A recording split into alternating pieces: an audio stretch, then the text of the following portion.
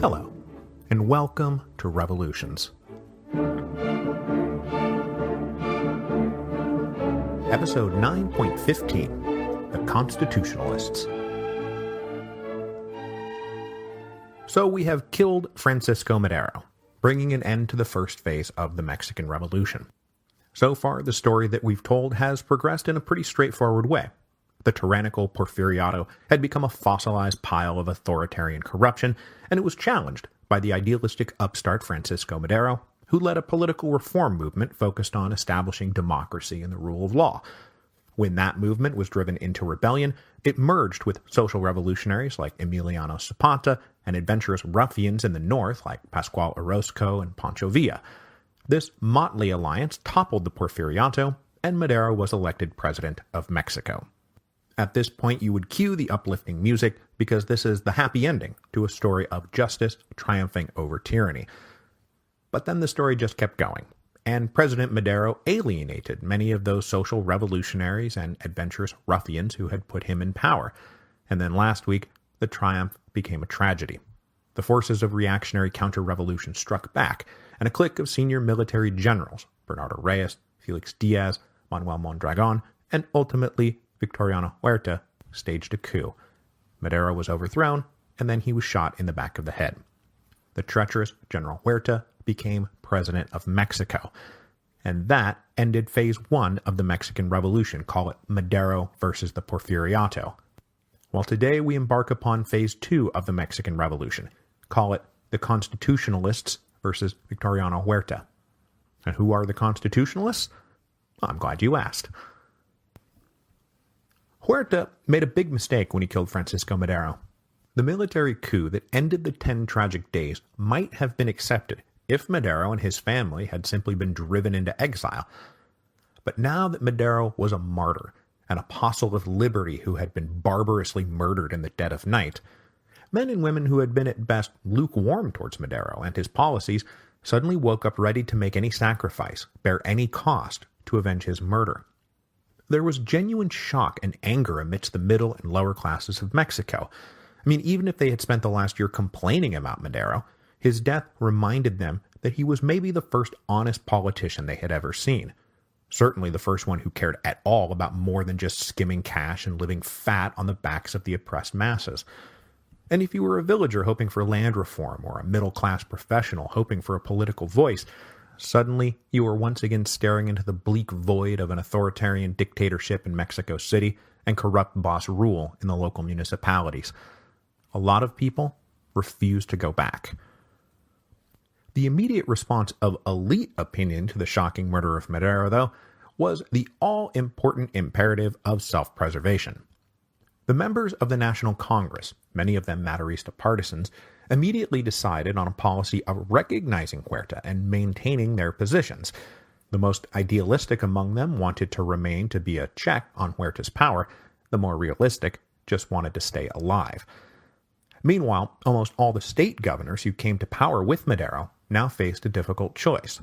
Most of them had signaled their support of Madero when he was fighting for his life in the capital, but a week and a half later, Huerta was proclaimed president, and Madero was dead. So they all woke up to the frightening reality that their lives were worthless. If Huerta was willing to execute Madero, how safe am I? Every state capital had some kind of federal army garrison, any one of which could stage a little mini 10 tragic days anytime it wanted. This was all made brutally plain when they heard what happened to Governor Abraham Gonzalez up in Chihuahua. Unwilling to take any chances with Gonzalez, who was, after all, the most reliable of Madero's allies, governing the state that had served as a Maderista stronghold, Huerta moved quickly to deal with the man most likely to lead a challenge to his regime. On February the 25th, Gonzalez was arrested and thrown in the basement jail of the federal palace in Chihuahua City. The same basement, I am obligated by law to mention, that had once held Father Hidalgo prior to his execution 100 years earlier. On March the 7th, Gonzalez was put on a train to Mexico City, but he never got there. 40 miles outside of town, the train stopped, Gonzalez was dragged out, and he was unceremoniously executed. In the long run, The murder of Abraham Gonzalez gave the coming revolutionaries another martyr. But in the short term, it did have a pretty chilling effect. Nearly every state governor and prominent politician in Mexico tripped over themselves, cabling to Huerta and telling him they recognized him as the legitimate president of Mexico. There were only two exceptions. Well, really just one, but it's easier for the moment to say two. Those two were the leaders of northern states, Governor Venustiano Carranza of Coahuila and Jose Maria Maturana of Sonora. Of the 27 state governors of Mexico, only Carranza and Maturana refused to recognize the legitimacy of Huerta. And really it was just Carranza, because while Maturana was a staunch Maderista and was surrounded by a state government and militia officers committed to resisting Huerta, Maturana balked at sticking his neck out too far. So he dodged the question and said that he was sick and he applied for a 6-month leave of absence so he could go convalesce in the United States. So that left only Carranza standing as the one elected governor opposing Huerta. Now we've mentioned him a few times in passing now, but it is time to formally bring Venustiano Carranza into the picture. Venustiano Carranza was born in Coahuila in 1859. So even though he had just turned 53 years old in December of 1912, if you Google up a picture of him, his comically exaggerated white facial hair and small round spectacles make him look like a 100-year-old wizard, and a particularly eccentric wizard at that. When Venustiano was born, the Carranzas were middling landowners, but the family happened to be die-hard supporters of Benito Juarez. So after the expulsion of the French and the triumph of the liberals, the Carranza family were rewarded with tracts of land that transformed them into rich hacendados. Not as rich as the neighboring Maderos, but then again, who was? Carranza would remain an acolyte of Benito Juarez his entire life, but his doctrinaire liberalism came with a very conservative bent. Carranza happened to share the belief that a strong central executive was necessary for Mexico, as liberal hero Benito Juarez had himself proven. So Carranza did not grow up like appalled by Porfirio Diaz, who presented himself, after all, as a liberal whose ability to establish order had led to great progress. Carranza did have one brief brush with opposition politics in 1893 when he joined a small revolt of landowners against the very unpopular governor of Coahuila. But this was back in Diaz's more nimble days, and Don Porfirio cut a deal to replace the governor rather than force the issue. Far from suffering for his part in this little revolt, Carranza made friendly contact with Bernardo Reyes, and after serving in local office was recommended for a seat in the National Chamber of Deputies, and then in 1904, Carranza was elevated to the National Senate. So at this point, Carranza is a pretty contented, if obscure, member of the Porfirian order. That all changed with the election of 1909. After President Diaz gave the Creelman interview, Carranza received permission to run for governor of Coahuila in what was supposed to be a fair election. But at the last minute, Diaz supported Carranza's less popular rival, who then won the election thanks almost certainly to fraud. This infuriated the proud Carranza, and he turned his attention to supporting his old patron Bernardo Reyes for the presidency of 1910. When Reyes dropped out of the race, Carranza then switched his support to Francisco Madero, though Madero, for justifiable reasons, never fully trusted this ex-Porfirian senator and well-known Reyista. But as the last opposition candidate in Coahuila, Carranza was appointed governor of the state under the Plan of San Luis, and then he secured legitimate electoral victory after Madero's victory in 1911. Now, if, instead of getting blasted off his horse, Bernardo Reyes had instead emerged from the 10 tragic days as president of Mexico, it is entirely probable that Carranza would not have gone into revolt. But as it stood, the new president of Mexico was General Huerta. Likely sensing the end of his own career for his links to Madero and Reyes, Carranza decided to refuse to recognize Huerta and instead take his chances with armed resistance.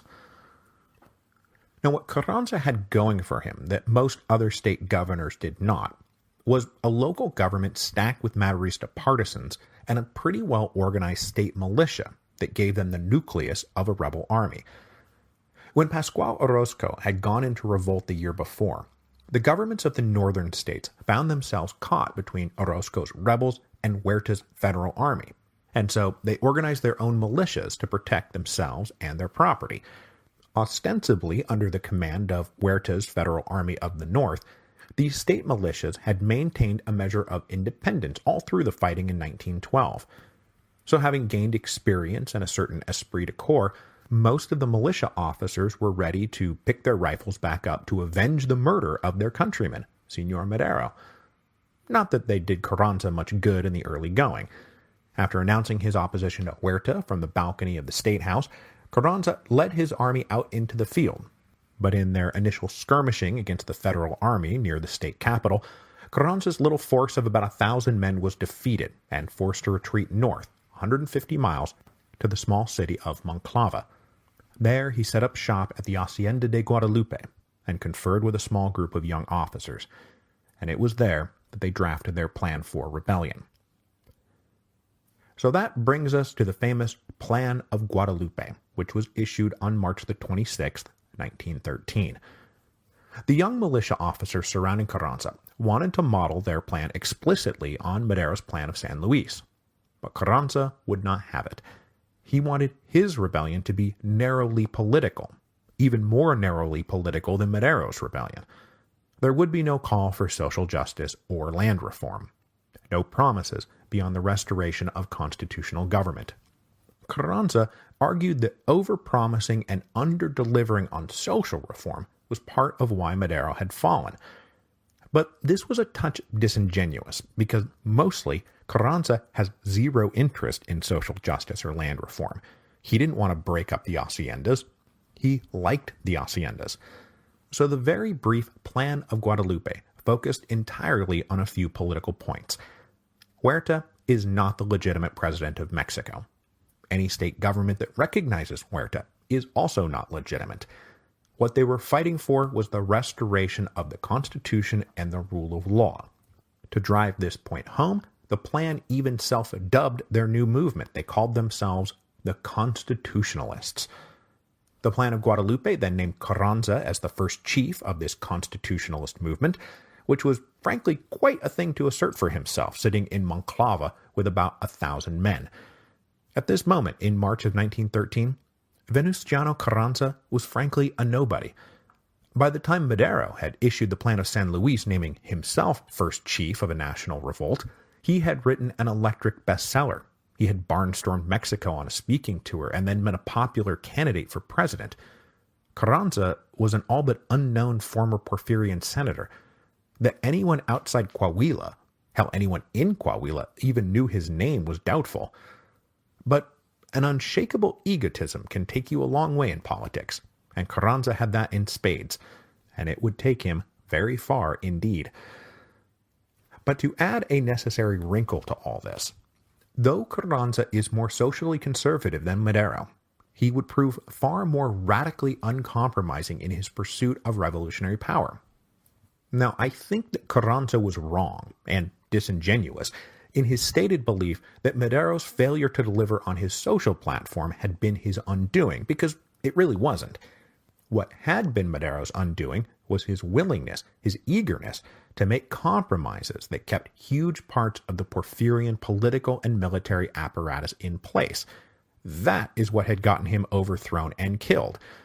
And that was not a mistake Carranza planned to make. He believed the revolutionary army he was about to put together must defeat the federal army in the field, and then, once defeated, that federal army would be totally dismantled. The same would go for the old conservative Porfirian political apparatus. Carranza planned to defeat them and then purge them. The lesson Carranza had learned from the tragedy of Madero was that you cannot let your foot up off the neck of your enemy. Carranza was right to take this approach, because it's certainly the approach that the self-installed President Huerta was taking. To secure his own position, Huerta adopted two distinct policies. Toward every man who had fired a gun in the last 2 years of running rebellion and civil war, Huerta offered blanket, no-questions-asked amnesty. He further offered cash inducements and official positions to senior leaders of various irregular rebel forces if they now agreed to fight for Huerta.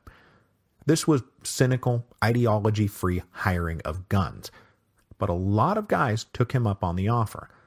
Men who had been fighting for allegedly ideological reasons were now happy to take cash and legal immunity to keep fighting, only now as hired mercenaries for Huerta.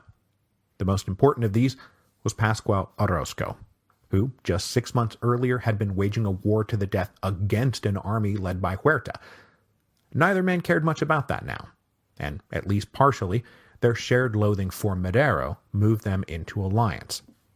The exiled Orozco accepted the offer of amnesty in cash. He returned to Mexico and was deputized into being the leader of an irregular army in Chihuahua, completing his transition from popular revolutionary hero to reactionary mercenary. But towards the civilians and politicians, Huerta took a markedly different approach. Despite watching them fall over themselves recognizing his regime, Huerta had no tolerance for Maderista politicians. He considered them all not just a personal threat, but a blight on Mexico. So in successive waves over the next weeks and months, Huerta systematically purged anyone who had come into power along with Madero. No other state governors were straight up killed, but plenty wound up arrested and at least temporarily thrown in jail. Others were simply intimidated into quitting office. This purge extended all the way down to small-time mayors and city councilors. Huerta knew you shouldn't try to govern with political enemies inside your own house. And he didn't just fill these now vacant positions with political allies. He filled them with military officers. By July of 1913, for example, 19 of 27 Mexican states had a general serving as their governor. Huerta was turning Mexico into a military dictatorship, even more of a military dictatorship than the Porfiriato had been. So though no state governors were assassinated, those who resisted or criticized the new regime did have a nasty habit of disappearing, and we're talking here about journalists and local officials, really anyone overheard speaking ill of Huerta. Huerta was ruthless, and these people were liable to be pushed into the back seat of a car one night and never heard from again. While he ruthlessly consolidated power and prepared to face off against Carranza's rebellion in the north, Huerta had one major problem he needed to deal with first, and that was the state of Morelos. Huerta bore a special grudge against Emiliano Zapata and the rebels in Morelos, who had personally humiliated Huerta during his failed pacification campaign in 1911. The general offer of blanket amnesty was offered to them, of course, but this was pro forma. Huerta told Henry Lane Wilson that the only way to deal with Zapatistas was an 18-cent rope and the nearest tree.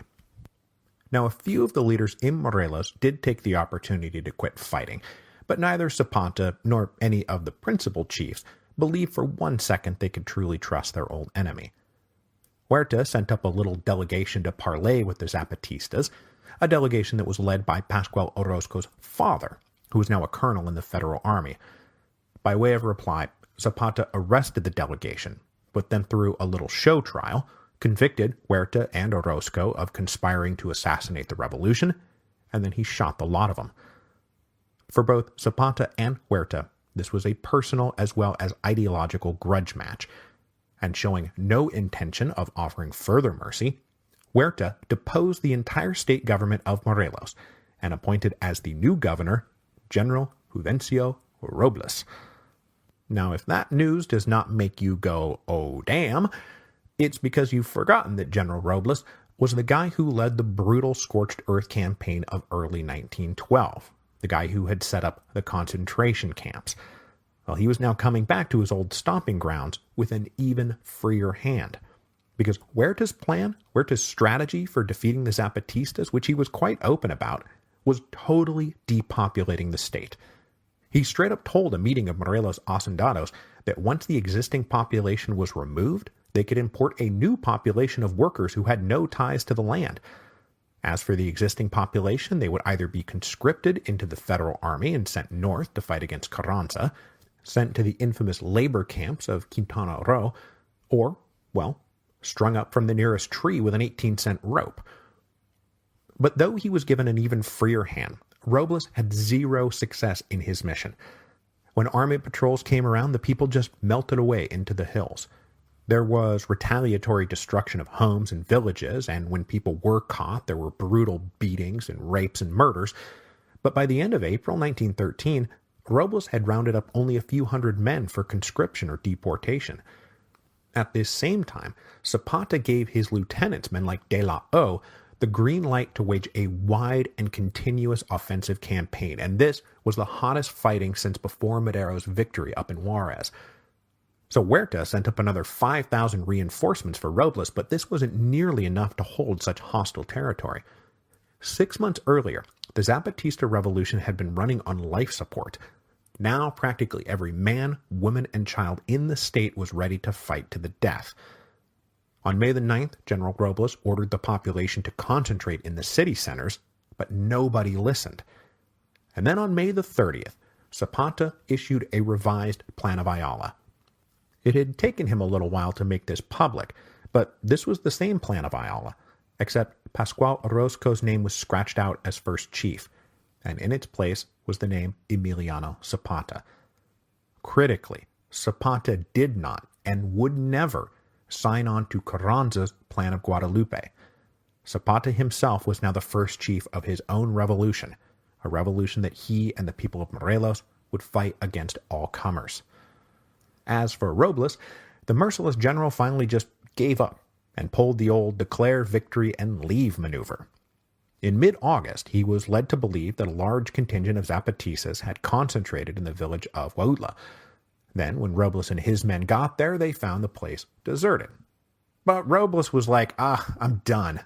He destroyed the village and then invited up some press to see the remains, and he just declared, contrary to all evidence, that he had defeated the Zapatista hordes, that they were no more. Then he staged some celebrations in Cuernavaca and staged some more in Mexico City. Zapata let Robles have his fun for the time being, as it was far better for the government to think them all broken up than to keep up the relentless fight. But the Zapatista revolution, despite being in the field now for 3 years, was really just getting going. So while Huerta faced rebellions in the north and in the south, he continued to consolidate his position in the center. And specifically, he moved against his erstwhile ally, Felix Diaz. The Pact of the Embassy had stipulated that Huerta would start out as president, then he would call elections and support Diaz's candidacy for the presidency. But Huerta was not interested in this at all. Probably he never was. He was just shrewd enough to walk out of the American embassy as president, not as the guy who had an empty promise that he might one day be president. So initially men flocked to Felix Diaz as he set up his presidential campaign, and they all expected Don Porfirio's nephew to be the future of Mexico. But by April, Huerta began isolating and forcing out cabinet members who were loyal to Diaz, and that included General Mondragon, who had orchestrated the barracks revolt and was now Minister of War. He was encouraged to take some time off in New York for his health. While he purged Diaz's friends, Huerta stocked every position of power with his own men, mostly, again, loyal military officers, and he still had yet to call for the agreed-upon elections. Diaz protested this slowly unfolding betrayal, but it also appears he didn't have much of a stomach for a real fight, because then Huerta made a final move. He appointed Diaz special ambassador to Japan, which may as well be special ambassador to the moon. Playing Bernardo Reyes to Huerta's Porfirio Diaz, Felix Diaz meekly accepted this political exile, no doubt suspecting that if he did not, he may wind up shoved in the back of a car one night. So by June of 1913, the Pact of the Embassy was done, and Felix Diaz was getting on a boat to Japan. Huerta's violent seizure of power, his dictatorial methods, his refusal to call elections, all brought him into conflict with the newly inaugurated American president, Woodrow Wilson. Despite his coup being carried out with critical help from Ambassador Henry Lane Wilson during the 10 tragic days, Huerta soon figured out that Ambassador Wilson had been freelancing for a lame duck Taft administration. The new President Wilson, and no, I'm not any happier about it than you are that these guys are both named Wilson, meanwhile was appalled by the 10 tragic days and Ambassador Wilson's role in it. Woodrow Wilson had genuinely liked Madero, or at least the idea of Madero. A political Democrat with progressive instincts was exactly the kind of leader Wilson thought the Latin American world needed. Now, this belief, as things always are with Woodrow Wilson, came from an incredibly condescending and paternalistic place that, like, the children of the world need good shepherds. But it's true that Wilson did not like the way Huerta had come to power. And he did expect elections to be called. He did expect democracy to be restored in Mexico. Ambassador Wilson had assured him that Huerta had promised to do it. But then Huerta kept not doing it. So President Wilson recalled Ambassador Wilson. And then he refused to send a new ambassador. The United States' new official policy was that they were not going to recognize the Huerta government. Instead, Wilson sent a guy named John Lind as a sort of personal emissary, and it was made clear to Huerta that unless he held elections and was not himself a candidate for president in those elections, that the Wilson administration would not recognize his regime. Now, this defense of democracy was all well and good, but there were other crasser motives at work. Huerta represented a return of all things Porfirian, including favoring European financial and business interests over their American equivalents. Huerta was nationalistic enough to fear domination by the Americans, and so quite readily renewed Porfirian-era oil and railroad deals, most especially with the British. And the British were eager enough to secure access to Mexican oil that they quickly extended recognition to Huerta, and the rest of Europe followed suit. Meanwhile, American timber, mining, and especially oil interests went back to feeling shut out of an unfriendly Mexico City. Now, since Woodrow Wilson had been guided to the presidency by Colonel House, a political mastermind and leader of a cabal of Texas Democrats, well, Wilson's democratic idealism was easily fanned by the ambitions of American businessmen. So recognition was withheld from Huerta, while friendly lines of communication were opened up with Carranza and the Northern rebels. Even if Carranza did not capture the whole country, there was a wild idea floating around out there that he might be able to lead the secession of northern Mexico, a state which could then either be dominated politically and economically by the United States, or, to simplify things, annexed outright. And that constitutionalist rebellion in the north was actually progressing better than its partisans could have reasonably hoped. But that was not really thanks to Carranza and his little army in Coahuila. Carranza is actually about to be driven out of Coahuila.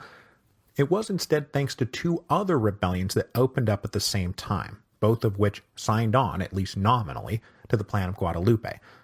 I'm going to pass over the more famous of these two because we will deal with the rise of Pancho Villa and his legendary División del Norte next week, a bottom-up insurgency of ruffians and social revolutionaries who would fight in alliance with, but in marked contrast to, the revolutionaries we are going to spend the rest of today with, and that is the rebellion in Sonora.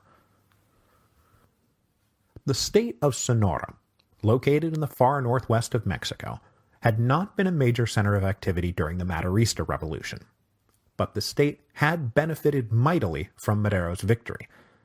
The new governor, Maturena, was a staunch Maderista, and all the way down the line the old Porfirian boss system was pretty well dismantled and repopulated with new men.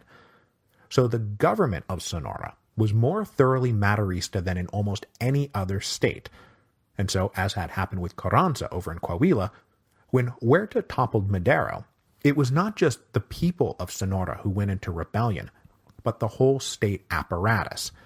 And this is critical to understanding the difference between their rebellion and the Villista rebellion over in Chihuahua, where, after the murder of Abraham Gonzalez, the state government had gone over to Huerta.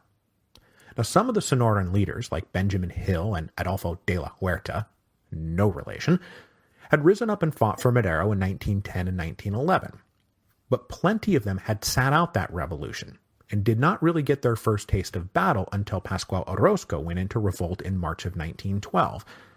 At that point, Governor Maturena, like his fellow northern governors, had raised a large state militia.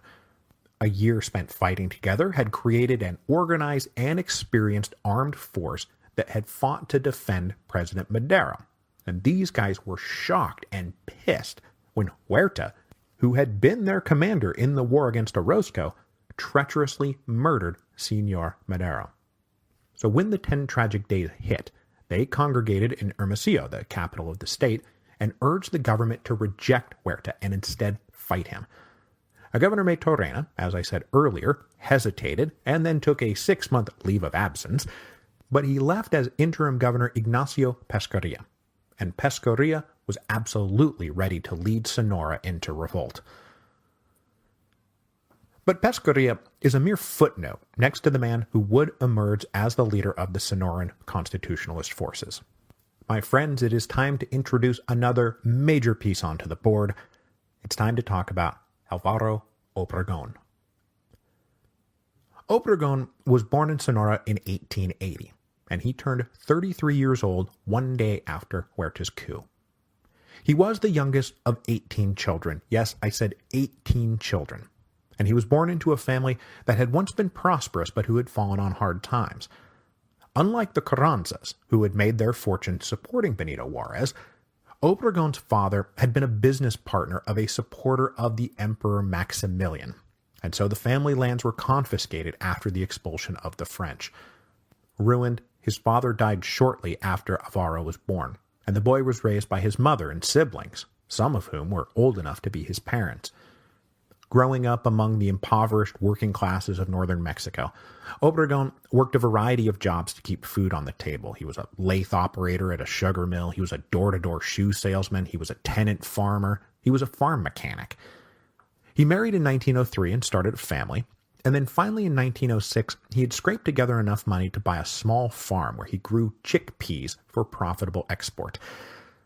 But he was hit with tragedy 2 years later when his wife and 2 of his 4 children died, leaving him an unhappy and depressed widower. But despite these tragedies, his farm did well, and being a bit of a mechanical genius, Obregón invented a new kind of chickpea harvester, and then he set up a factory to produce them, vaulting him into financial respectability.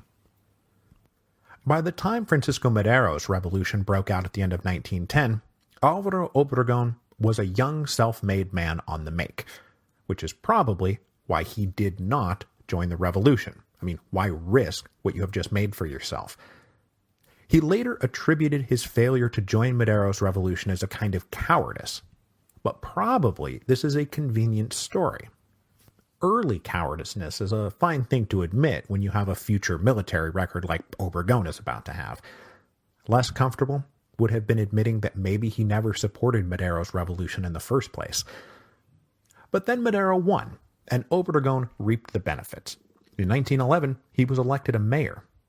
And then, he later said to make up for sitting out the initial revolution, he joined the Sonoran state militia to fight Orozco's rebellion.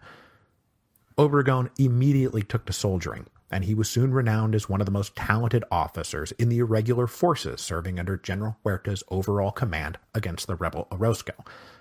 After Orozco was defeated, Obregón returned home as a colonel, and probably he never expected to fight again.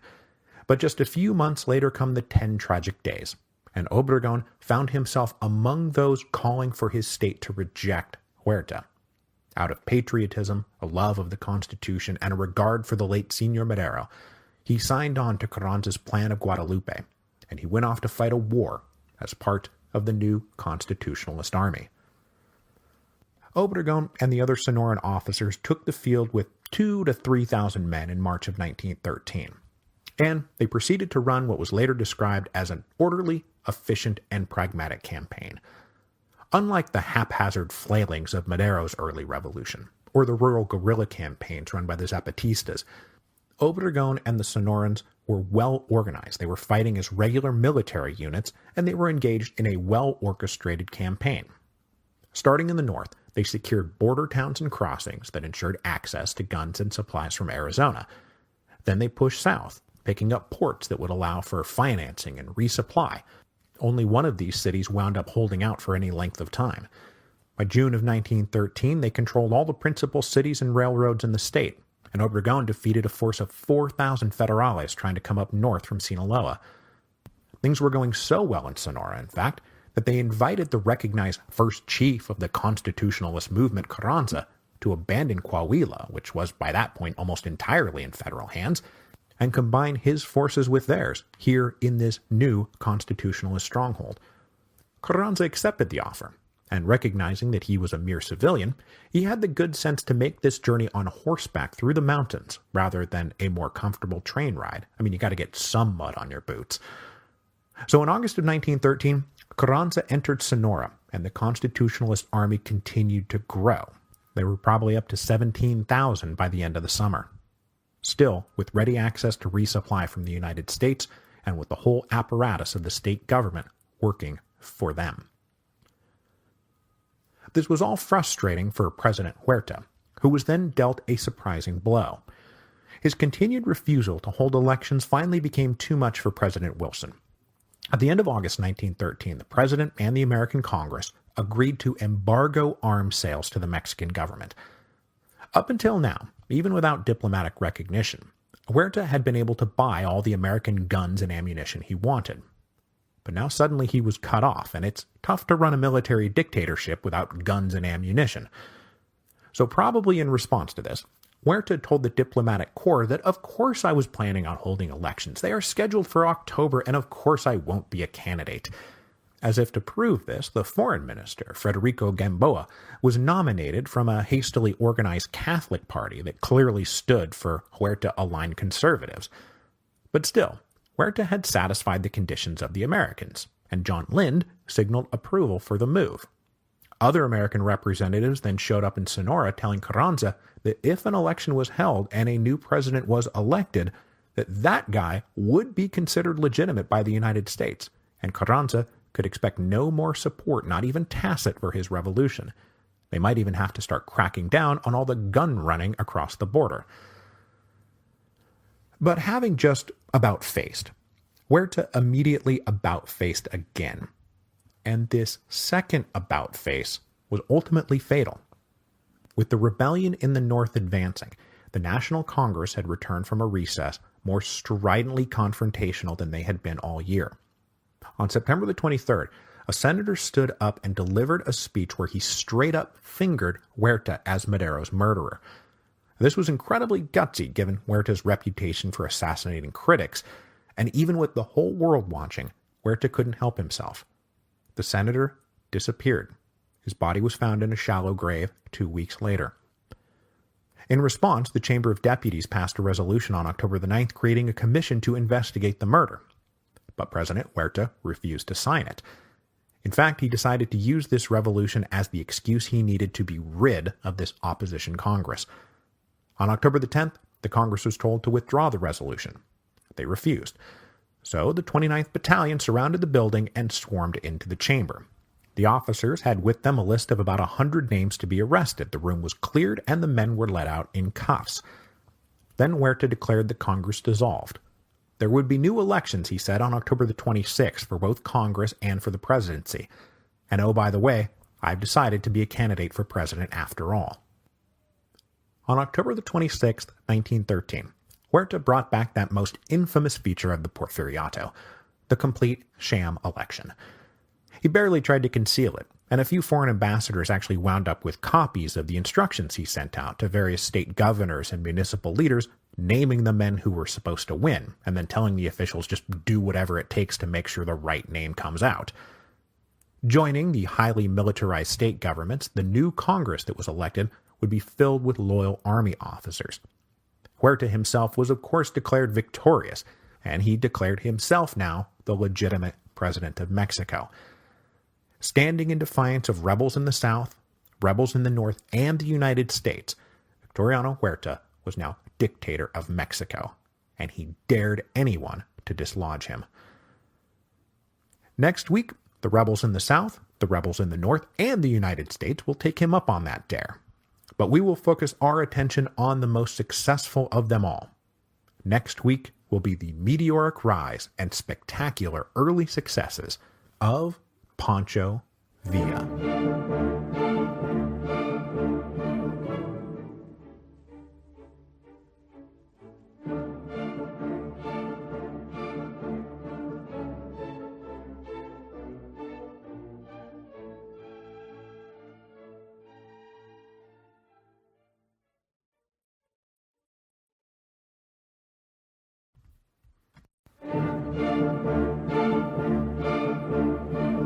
Hello, and welcome to Revolutions. Episode 9.16, The Legend of Pancho Villa.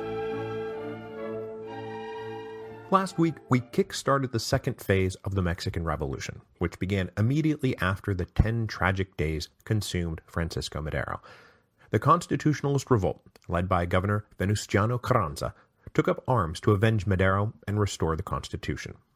But they were also aiming for a more thoroughgoing purge of the old Porfirian order, so this next phase of the revolution would be far bloodier, with no prisoners taken and no quarter given. The Mexican Revolution was now a Bolivar-style war to the death.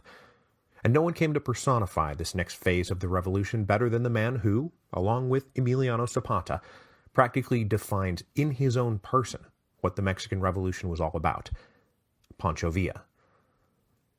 Pancho Villa has been kicking around our story ever since Abraham Gonzalez recruited him to fight for Madero way back in November of 1910. And though Villa was often frustrated with Señor Madero's delicate sensibilities, he never considered himself anything but a loyal Maderista. He did not follow Pascual Orozco into revolt, and instead joined the state militia as a colonel to fight for Madero and against many of his old comrades. But we saw his reward for this loyalty in episode 9.13. He was busted by General Victoriano Huerta on trumped-up charges in June of 1912 and sentenced to death, and it was while standing in front of the firing squad begging for his life that the stay of execution arrived from President Madero. 5 minutes later, and Pancho Villa would have been dead, a forgotten footnote in history. But that stay of execution was not a pardon. Still in custody and still accused of theft and insubordination, Villa was shuffled onto a train and sent to prison in Mexico City. And I should add, before we move on, that there is good evidence that Huerta ordered Villa executed on the way, and the officers down the line either ignored the order or did not receive it. Villa does have a knack for slipping the noose. Pancho Villa sat in jail for the next 7 months. This stint in the big house helped transform him from merely a loyal soldier to a particular set of politicians to the fully realized revolutionary caudillo that he would become. The federal district penitentiary was full of political prisoners from all over Mexico, and Villa was introduced to leaders and ideas he might never have encountered had they not all been locked in the same box together. Among those Villa met was the Zapatista leader Eduardo Magaña, who we'll talk about more down the line, because Magaña is one of the men Zapata himself trusted above all others. Magaña was the first to show Villa a copy of the Plan of Ayala, with its uncompromising call for land and justice for the people, and endless war against the corrupt hacendado bosses. With nothing else to do, Villa also had plenty of time for deeper reading. He read a long book on Mexican history and came to understand how things had come to be this way. He also knocked out Don Quixote and the Three Musketeers. So, even though Villa would never tire of portraying himself as just a poor dumb boy, his alleged illiteracy was always an exaggerated pretense. Villa also had a lot of time to stew. He wrote frequent letters to Madero being like, "Okay man, enough is enough, I'm your faithful servant, you can get me out of here any time now," which was true. Villa had not only been one of Madero's first supporters, he had stayed loyal even after most of those first supporters had followed Orozco into rebellion. Villa even stayed loyal when friends of Bernardo Reyes and Felix Diaz came around asking if maybe Villa would like to get out of jail if he supported their insurrection. But Villa rebuffed their advances. And for this, from Madero, who had the power to pardon and get Villa out of jail, Villa got nothing. Because unfortunately for Villa, this was the heyday of Madero screwing over his friends to please his enemies. General Huerta insisted on Villa's guilt, and Madero didn't feel like he could alienate Huerta by letting Villa go free. I mean, Huerta might, stage a coup or something. By the fall of 1912, Villa was still sending letters to Madero, but he was also starting to realize that he might have to take care of things himself. A resourceful bandit with a knack for slipping the noose can surely stage a jailbreak. So, Villa set about planning a jailbreak. His first attempt involved bribing his way into possession of key molds for the cell doors. That part worked fine, and Villa fashioned keys for himself and a few partners, at this point including Magaña. But on the day they were supposed to escape, the room full of guards that Villa believed he had made sure would be empty was, in fact, still full of guards. So the prisoners had to race back to their cells before they were discovered and executed. Villa was then transferred to another lower security prison, and he dedicated himself fully to the task of escaping. A gregarious and charming presence with access to a little bit of money on the outside, Villa befriended a clerk in the prison and started exchanging gifts for favors. "Oh, your boots are terrible. I'll arrange to get you some new ones if you whatever, give me extra rations," that kind of thing. After a while, the clerk wasn't just friendly with Villa, but he had decided he liked Villa more than he liked his job. So the clerk worked out how to smuggle in a saw and the kind of business suit worn by lawyers who were constantly coming and going from the prison. On Christmas Day, 1912, Villa finished sawing through the bars of his cell. He put on his new business suit, and then he met up with his buddy the clerk. Then the two of them walked out, side by side, right out the front door, pretending to be engaged in a deep conversation, with Villa sort of covering his face with a handkerchief in case he was recognized. Outside, a car was waiting for them that drove them to Toluca. From there, they boarded a train to the Pacific port of Manzanillo. From there, they got on a boat to Mazatlan, a trip which included bribing an officer to let them ditch off the ship in a boat when they suspected the authorities had been alerted and would be waiting for them at the docks. From there, they went overland up the coast to Hermosillo in Sonora, and then they went north, crossed the border, and finally wound up in El Paso, Texas. Villa's daring jailbreak was not just a hair-raising adventure. It also could not have come a moment too soon. Just 6 weeks later, Bernardo Reyes and Felix Diaz staged their own jailbreak, that of course ended after the 10 tragic days, with General Huerta seizing power and murdering Madero. There is a 0% chance that Pancho Villa would not have been among the first up against the wall had he not made good his escape. But when he got to El Paso, the 10 tragic days were still in the future, and Villa made contact with his old friend and mentor Abraham Gonzalez, telling the governor of Chihuahua about his escape and maybe now can we get working on a pardon. Unlike Madero, Gonzalez had spent Villa's time in prison doing everything he could to get Villa out of jail. But even though Gonzalez was as inner circle a Maderista as it gets, even he could make no headway with the president. Left with practically no alternatives, Villa was possibly flirting with the idea of going into open revolt, or at least he was threatening to, when word of the 10 tragic days came. When Villa heard about Madero's death, whatever bitterness he had had about his treatment over the past year vanished. From this day forward, whenever Villa talked about Madero, it was always with a sort of sorrowful fondness. Senior Madero was always remembered as a good man who had tried to do good things for Mexico. And now that Madero was dead, Villa had a martyr he could fight for, a cause that transcended whatever Madero may have been in life. Gonzalez, of course, contacted Villa immediately and said basically, get your stuff together, we're going back into revolt against Huerta. But within days, Abraham Gonzalez was also arrested. So Villa made contact with old Maderistas in El Paso, who gave him $1,000 to cover some expenses. Never a deadbeat, Villa paid off all his debts in El Paso for the hotel he was staying at and the food he had eaten, and then he put together a small crew to sneak back into Mexico. On March the 6th, 1913, Pancho Villa crossed back into Mexico. With him were 8 followers, including, I should mention, the friendly prison clerk, who was now a deserter and a rebel. They had with them 9 horses, 9 rifles, 4,000 cartridges, 2 pounds of coffee, 2 pounds of sugar, and 1 pound of salt.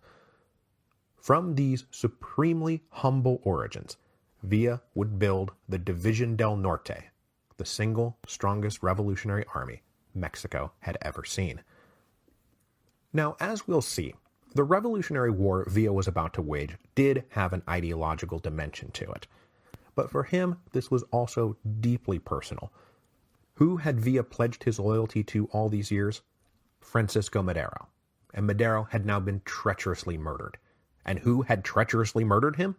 Victoriano Huerta, the man who had tried to kill Villa himself, and when that didn't work, made sure Villa stayed locked up in prison for 7 months.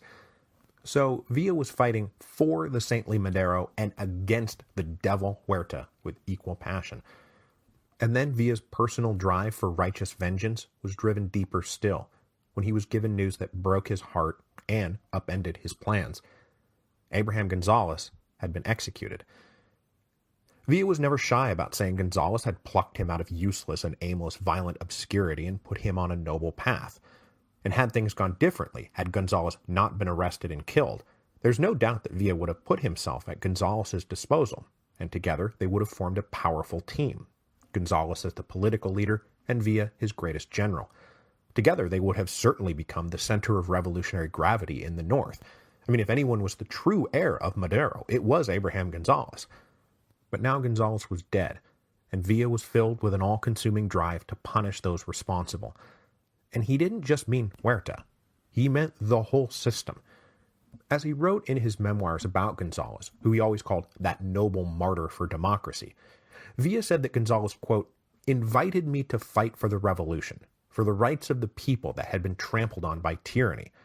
There I understood for the first time that all the suffering, all the hatred, all the rebellions that had accumulated in my soul during so many years of fighting had given me the strength of conviction and such clear will that I could offer my country to free her from the snakes that were devouring her entrails. Villa now found Chihuahua in a superficially similar state to what it had been when he first took up revolutionary arms back in November of 1910. Even though the 10 Tragic Days was just 3 weeks in the rearview mirror, dozens of independent insurgent groups had declared themselves in rebellion. But many things had changed in the last 2 years. The rebels who had fought together in 1910 and 1911 had been deeply divided between those like Villa who remained loyal to Madero's government, and those, like Orozco, whose resentful grudges and lust for riches had driven them back into revolt. The fighting in 1912 had in many ways been a Maderista civil war, with Villa fighting for the government and Orozco in rebellion against it. In 1913, that fratricidal war would continue, only now Villa was the rebel and Orozco was the one fighting for the government. As is ever the case in Mexican history, the difference between rebel and official forces is defined by whoever was the last president to get assassinated. The situation in Chihuahua also contrasted sharply with the parallel revolts opening up in Sonora and Coahuila that we talked about last week. In Sonora and Coahuila, remember, the whole states had rebelled as sovereign units, the entire state government declaring the central government illegitimate. So those rebellions were organized from the top down, elite leaders like Carranza recruiting armies to fight for him. But after the assassination of Abraham Gonzalez, the state government of Chihuahua had been broken and taken back over by the old Hacendado oligarchy who declared their support for Huerta. So the rebellion in Chihuahua was going to be built from the bottom up. As a result, it was marked by a distinctly more radical form of populism than the middle and upper class rebels currently forming under Obregón and Carranza. Carranza had no interest in overturning the social order. Villa, on the other hand, gleefully rode into battle aiming to do just that. Though he entered Mexico with just a handful of followers, Pancho Villa's name still had some cachet, and he started attracting recruits. With those recruits, he rode around deliberately adding new exploits to his growing legend. Villa had always left politics to Madero and Gonzalez, but now that those men were dead, Villa understood that it was up to him to now carry on not just the fighting, but the political work of revolution. But Villa had no interest in issuing manifestos or proclamations or like his own plan of yada yada. For Villa, actions always spoke louder than words. So he spent March and April 1913 riding around northwest Chihuahua with his little band, performing acts that fell into two broad categories. And I get this, as I get a lot of stuff on Villa, from Friedrich Katz's definitive biography, The Life and Times of Pancho Villa, which is like the only book about Villa you need to read. It's 1,000 pages long. Katz says that Villa engaged in performative acts of redistribution or retribution. On the redistribution front, Villa basically turned himself into Mexican Robin Hood, and that was a comparison that was repeatedly mentioned in the press, the contemporary press, both in Mexico and the United States. Villa would come into a town, he would be told about some corrupt merchant, he would go take over that guy's store and either give the inventory away to the poor or sell it at cut-rate prices. When Villa captured cash, he would often just hand it out to the poor. He would come to Hacendado and force the owner at gunpoint to open up the granary and give it to the workers and the local villagers. So what Villa is doing in these first months on campaign in the spring of 1913 is stealing from the rich and giving to the poor. But this was not just a cynical gambit to garner a popular following. This is kind of who Villa was at heart. Back in his old bandit days, he had once robbed a bank and wound up with a small fortune of about 50,000 pesos. But a year later, he was broke again, having given most of the money away to families he knew who needed the money more than he did. Unlike many of his comrades, who were straight up in this to get rich, Villa really did let cash and the spoils of war just pass through his hands without grasping it all for himself. One of his more greedy and unscrupulous generals later said, "This revolution, do not mistake, it is the fight of the poor against the rich. I was very poor before the revolution, now I am very rich." It wasn't like that for Villa, and for all the literally millions of dollars that would pass through his hands over the next few years, he himself wound up holding surprisingly little. Everything else was either given away or spent on furthering the revolutionary cause. Like, for example, during these early days, Villa and his men hijacked a train, and they discovered to their delight that it was loaded with silver. Now, Villa did not give this silver away to the poor, but he certainly did not keep it for himself. He used it to buy guns, ammunition, food, and supplies from American merchants on the border. Villa's armies would always be among the best supplied and best armed of the war. He always took care of his men. Now, aside from this redistribution stuff, there was a hard edge, and that is the retribution. Villa swept through Chihuahua like an avenging angel. He heard that a manager of hacienda was known to beat his workers and rape their wives. Villa's band arrived at the hacienda, they tossed the manager against the wall, and they shot him dead. A priest was accused of raping and impregnating a village girl. Villa ordered him executed, and only after others in the village interceded that Villa settled for forcing the priest to stand at a pulpit in the town square and declare his crime openly. Villa had no time or patience for corrupt bosses and police officers, for cruel hacienda managers, for rapacious merchants and bankers. And he also had no time for the formalities of the court system. Give him a few credible accusations, and that was all he needed. Villa's justice was swift, righteous, and permanent. And this combination of redistribution and retribution, Robin Hood and avenging angel, made Villa like a superhero to the people of northern Mexico. And he was as loved by those people as he was feared by the bosses and their lackeys. He added to his growing legend as defender of the honest Mexican by also not focusing his wrath just on the bosses, but also on truly criminal bandits who, no less than the hacendados, terrorized and robbed the honest folks of Mexico. Villa and his men relentlessly hunted down bandit gangs and with the same ruthless, avenging energy, executed them whenever they were caught. Pancho Villa was turning himself into the bringer of righteous justice, and the people loved him for it. The growing legend of Pancho Villa led both men and women to volunteer to join his little army. Mostly, Villa drew from the lower middle classes and the peasants of the region. Cowboys from the ranches, artisans from the towns, muleteers working the mountain trade routes, tenant farmers and miners. Villa especially loved miners because they never got homesick. But contrary to his reputation as a wild outlaw king, these new recruits found that Villa was very strict about discipline in his ranks. Unlike the other rebel leaders, he did not allow his men to loot and pillage. Pillagers were publicly executed. If you abused the local townspeople, you were shot. If you joined up with Villa thinking that you were going to run around smashing and grabbing things, you were probably going to wind up dead. This, of course, only endeared him further to the population. It also increasingly endeared him to potential supporters in both Mexico and the United States. And speaking of the United States, when Villa went around playing avenging angel and Robin Hood, stealing from the rich and giving to the poor, he studiously avoided Americans and their property. Villa was a smart guy, and he had been around the block. The quickest way to ensure that the supply lines to the United States would be shut down would be to threaten American interests. So he was very careful about avoiding the Americans. In Villa's army, if you messed with the Americans, you were probably going to get shot. His men, meanwhile, seemed to accept these rules with a shrug of their shoulders. It wasn't like Villa was a hypocrite. He always paid them on time. He was a poor boy from the mountains just like most of them, And he did not steal for himself, he gave it all away. If he can show restraint, so can I. And if you can't, well, then that's your problem.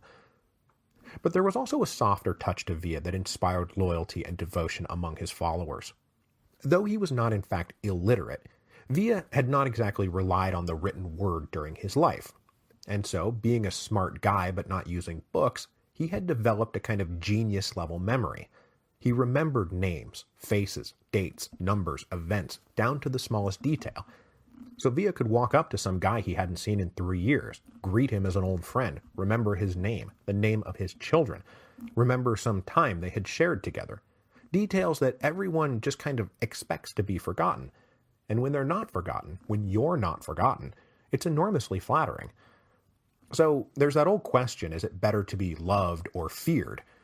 Pancho Villa said, why not both?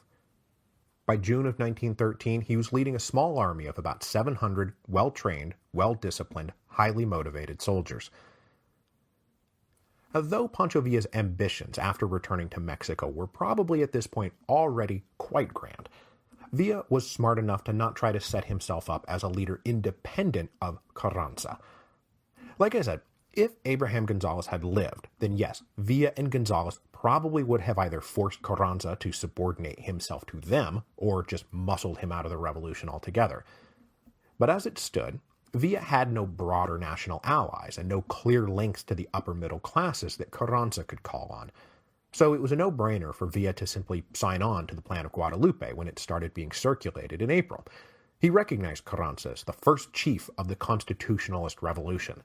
It's not like Carranza was giving him orders. But Villa did have grander ambitions, and he did not really trust Carranza. But before he could challenge Carranza, he needed a much larger army. 700 guys is not going to get the job done. So Villa set himself to the task of getting the other rebel leaders in Chihuahua to submit to his authority. Villa was far from the only rebel leader in the state. I mean, he wasn't even leading the largest army. Guys like Manuel Chao, a longtime Maderista, and Tomas Urbina, one of Villa's former lieutenants, were leading their own armies in the south and scoring larger victories against the Federale forces than Villa could boast. Urbina, for example, had already sacked the capital of Durango.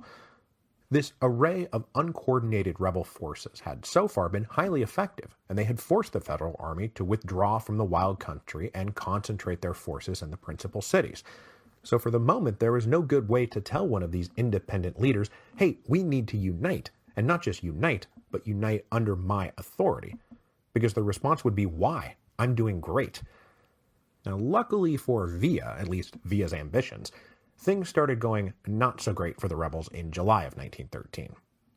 Huerta finally woke up to the fact that the rebellion in Chihuahua was every bit as dangerous as the rebellion in Sonora, and so he sent in reinforcements. Specifically, he sent in a man every rebel in Chihuahua knew personally, Pascual Orozco. Orozco is now acting not as a revolutionary hero, but as the strong arm of a military dictatorship. But though he was now a turncoat, Orozco was still the best of them. In July, he and about 1,000 men departed the key city of Torreon and marched north towards the capital of Chihuahua City. Up until now, the rebels of southern Chihuahua had mostly been dealing with unenthusiastic federal armies composed of timid officers and sullen recruits who were more than happy to just hole up in their cities. But Orozco and his men were of an entirely different sort. They were well-tested and experienced fighters who had little pity or mercy. They were brave in battle, and they were committed to winning, if only to gloat over their enemies and maybe plunder a nearby town.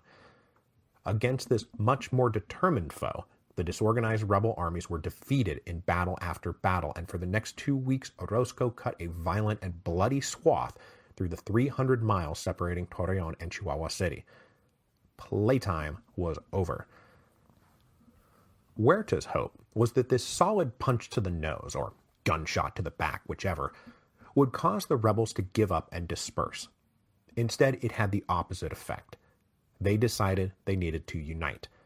And among them, there was only one man with the name, the reputation, and frankly the unblemished record to unite them under one banner: Pancho Villa. Not that they liked the idea. Every one of these guys fancied themselves a great caudillo warlord, and they enjoyed their independence. I mean, part of the fun of leading a revolutionary army into insurrection is that no one gets to tell you what to do anymore. But they also realized that a more concerted and more attentive counteroffensive from the federal government, now strengthened by Orozco's talent and veteran troops, meant that if they did not join together, they would be crushed separately, one by one. A few of the smaller-time leaders had already presented themselves to Villa and agreed to follow his orders. After Orozco's campaign in July, the pace of Villa's consolidation of power only quickened. Not that this was a frictionless transition. A personal meeting between Villa and Manuel Chao got heated enough that Chao went to pull his gun on Villa, only to find that Villa was quicker and already had his gun pointed at Chao's head. And that's how Chao came to submit himself to Villa's authority. But Villa wasn't dumb, and he allowed these various leaders to continue leading their own men, mostly in their own way, but with Villa ultimately calling the shots and directing a new and more organized revolutionary campaign. This was all formalized on September the 26th, 1913, when a large gathering of all the principal leaders in Chihuahua got together and elected Villa their leader. This was the official formation of what became Villa's legendary Division del Norte.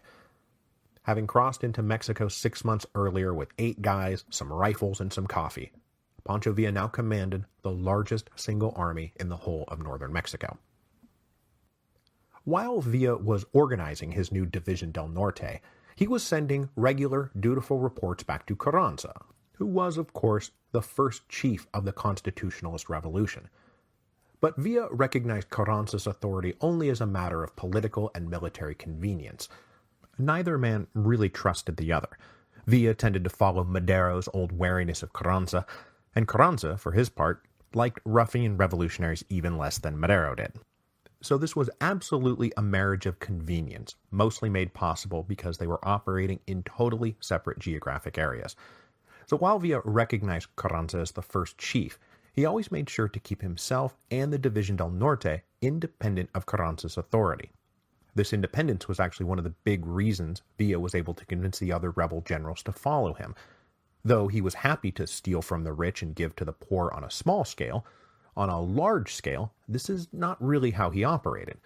If Villa came around and decided to confiscate an hacienda on behalf of the people, he would not break up its land and redistribute it. He would instead put the hacienda to work for the revolution.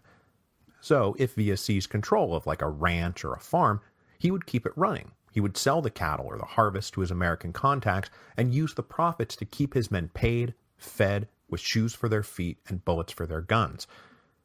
This system of confiscation and control of property was a hugely important part of bringing the Chihuahua Revolution under his command, because Villa might allow the other chiefs to keep leading their men in their own way, but he would always be the quartermaster and the paymaster.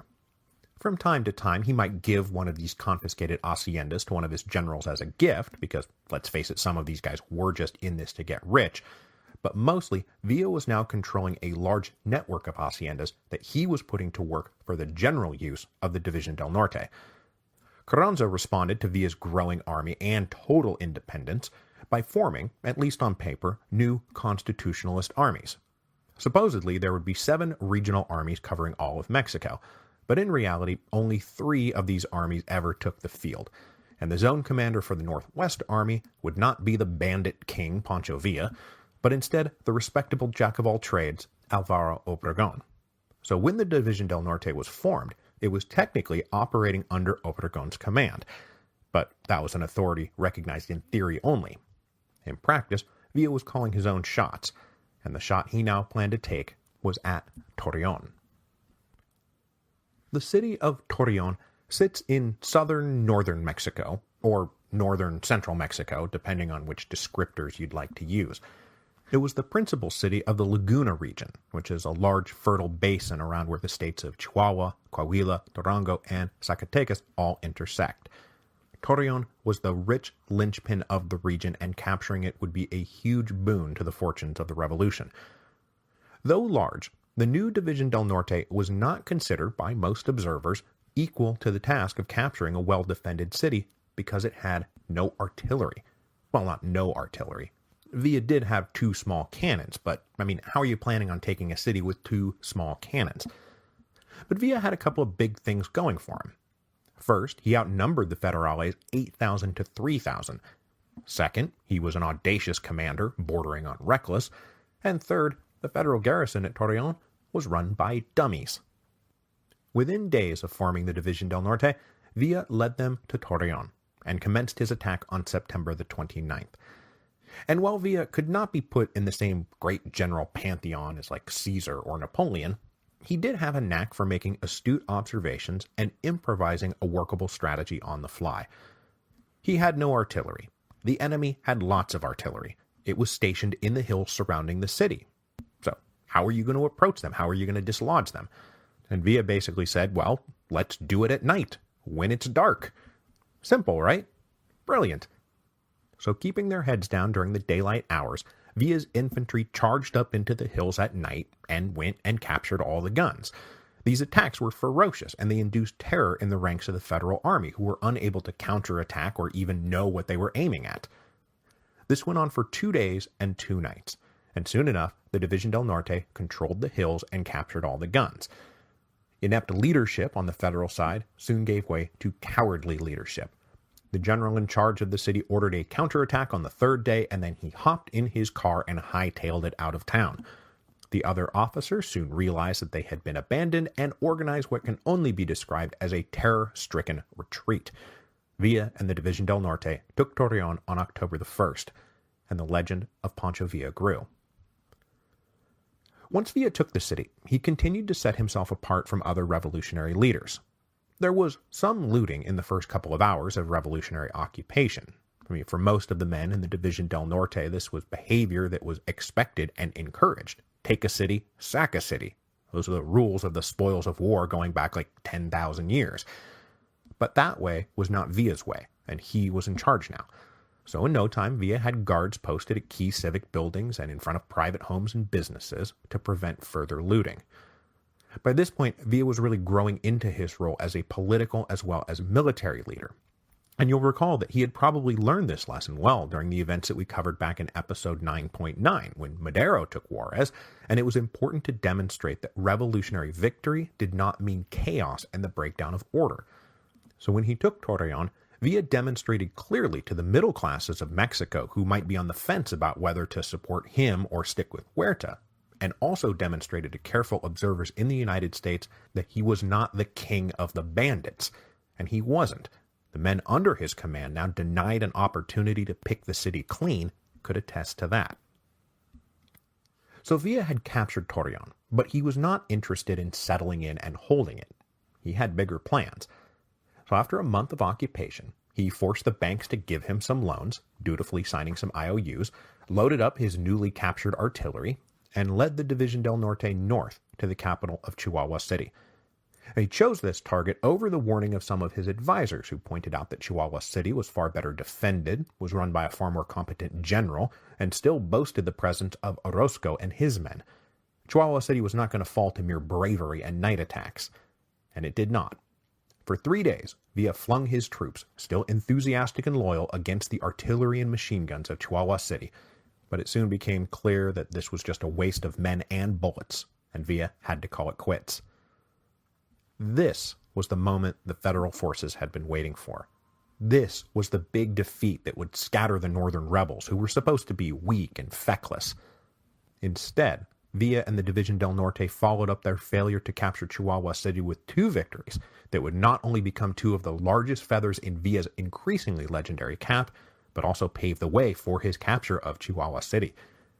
Pancho Villa started 1913 as a fugitive on the run from the law after a daring jailbreak. By the end of 1913, he's going to be the governor of Chihuahua. So, time to wrap this thing up. Without missing a beat, and giving his forces no further time to dwell on their defeat, Villa pulled out of Chihuahua City and pushed north. His intention now was to capture Juarez, which was still held by federal forces. His army surrounded the city and outnumbered the garrison, but Juarez was still very well defended, and the rebels had no clear path into the city. Tensions were beginning to fray the cohesion of the División del Norte. Was Villa in fact up for this? But then a bit of the old bandit cunning showed up. A train that regularly traveled between Juarez and Chihuahua City was located and followed. Villa's men hijacked the train and they got a hold of the conductor before he could report said hijacking. Then the conductor was ordered to send a telegram back to Juarez that read something like, "I've got credible reports Villa's forces are nearby. What should I do?" As Villa expected, the authorities in Juarez cabled the response. They said, "Come back." So the train started rolling back to Juarez, now of course loaded with 2,000 hand-picked rebel soldiers. At every station, Villa's men got out first, got a hold of the local telegram man, and forced him at gunpoint to cable Juarez that the train is coming and that there are no problems. So at about 2 a.m. on November the 15th, this train rolled into Juarez and no one suspected a thing.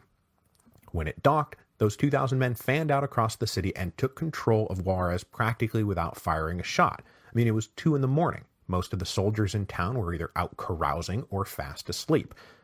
When they woke up the next morning, they blinked through their hangovers and discovered that Pancho Villa and a huge rebel horde controlled the city. And the legend of Pancho Villa grew still larger. The minute he took Juarez, Villa started getting reports that the garrison in Chihuahua City was preparing to head north and confront him. Choosing to make his stand in an open battle rather than hunker down to endure a siege, Villa moved his army about 35 miles south of Juarez near the Tierra Blanca railroad station. There, the División del Norte waited for a battle that would decide the fate of Chihuahua. Villa picked his ground well. It was on low hills overlooking sandy dunes that would bog down and infuriate his enemy. On November the 22nd, 11 federal troop trains rolled up from the south, and the fight was joined. The Battle of Tierra Blanca lasted for 3 days. Both the División del Norte and the Federal Army relentlessly attempted to outflank each other, but waves of infantry and cavalry running in both directions were unable to break the entrenching stalemate. Though he now did have some artillery, Villa and his men were not super adept at using it yet, so they endured far more pounding than they delivered. On the third day, Villa decided to launch an all-out attack. He sent his entire infantry right up the middle. Villa was a clever general, but no one ever accused him of being a subtle one. While this full frontal assault was unfolding, he led his cavalry in a double envelopment that hit both sides of the federal forces at once. This coincided with some well-placed dynamite that blew up one of the federal trains, causing panic and confusion in the ranks. The federal army broke and fled, leaving 1,000 men dead on the field. They retreated all the way back to Chihuahua City, but they had been forced to abandon their artillery and most of their baggage. The commander of the federal forces concluded that the capital could not be held, and he evacuated his forces north. The capital of Chihuahua was now wide open, and on November the 28th, 1913, the División del Norte occupied the city, and the generals voted to make Pancho Villa governor of Chihuahua. Now, being governor, being a political leader, had never been Villa's real ambition, and he would at first attempt to resist this political office being foisted upon him. But in the end, he relented and embraced the possibilities this new job presented.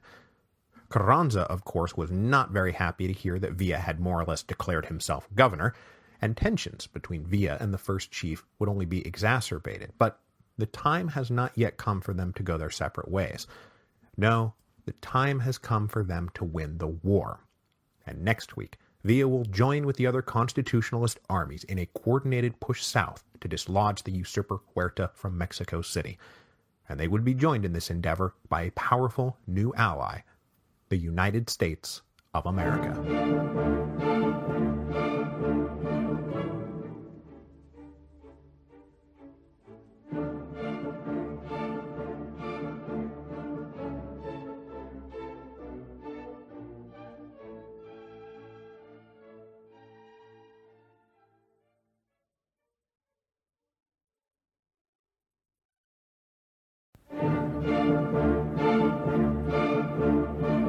Hello, and welcome to Revolutions. Episode 9.17, The Occupation of Veracruz. We ended last time with Pancho Villa and his increasingly invincible División del Norte smashing a federal army at the Battle of Tierra Blanca, forcing the remainder of said federal army to evacuate Chihuahua City. With the city wide open, the División del Norte moved down at the end of November 1913 and occupied the capital. Pancho Villa, who had started the year sitting in a dingy hotel room in El Paso, Texas, was then proclaimed governor of Chihuahua by a committee of revolutionary generals. With all their enemies on the run, the hacendados and the jefes politicos who had all evacuated with the federales, Pancho Villa was now the master of Chihuahua, and he had all the resources of the state at his disposal. But he faced an enormous task, made even more enormous by the fact that he and his friends had zero experience running a government, and he had to somehow deliver on the expectations of his people, manage his alliance with Carranza, calm the fears of the middle-class Maderista types who were scared of his reputation as a murderous, land-confiscating bandito, and of course, do nothing to upset the Colossus of the North, the United States. Villa's stint as governor was by far the most revolutionary of all the revolutionary governments that had acquired power since 1911. Without a hugely sophisticated ideological program, Villa mostly just went about expanding and entrenching his Robin Hood and Avenging Angel routine. The enemies of the people were identified, and when found, they were executed without fuss or apology, and with only the briefest of windows to lobby and appeal. He also confiscated cattle and supplies and sold them to the people at cut-rate prices. But there was now a limit to stealing from the rich and giving to the poor, because what Villa was mostly focused on was organizing Chihuahua levée en masse style to help him win the war. As we discussed last week, Villa's program was now to steal from the rich and then put their profitable estates to work for the revolution, and by revolution, Villa meant the Division del Norte. He established an Office of Confiscated Property and sent agents fanning out across the state to take control of haciendas, carefully, of course, exempting American estates and also middle-class holdings. He did not want to alienate either of those groups, and so he focused his attention on Mexican oligarchs. As long as the war was on, the state would then operate and exploit the profits of these estates to service the army. But critically, Villa did promise land would be redistributed after the war was won. In fact, he had a plan for it. 1/3 of the property would be put to use compensating veterans, widows, and orphans of the war. 1/3 of it would be given back to villages and colonies that had been encroached upon by the aforementioned Mexican oligarchs, and 1/3 would remain in state hands to generate revenue for the government. But all of this would happen after the war, and the principal beneficiaries would be those who fought in the war. If you sat on the sidelines, Villa promised you nothing. If you didn't fight, then why should you benefit?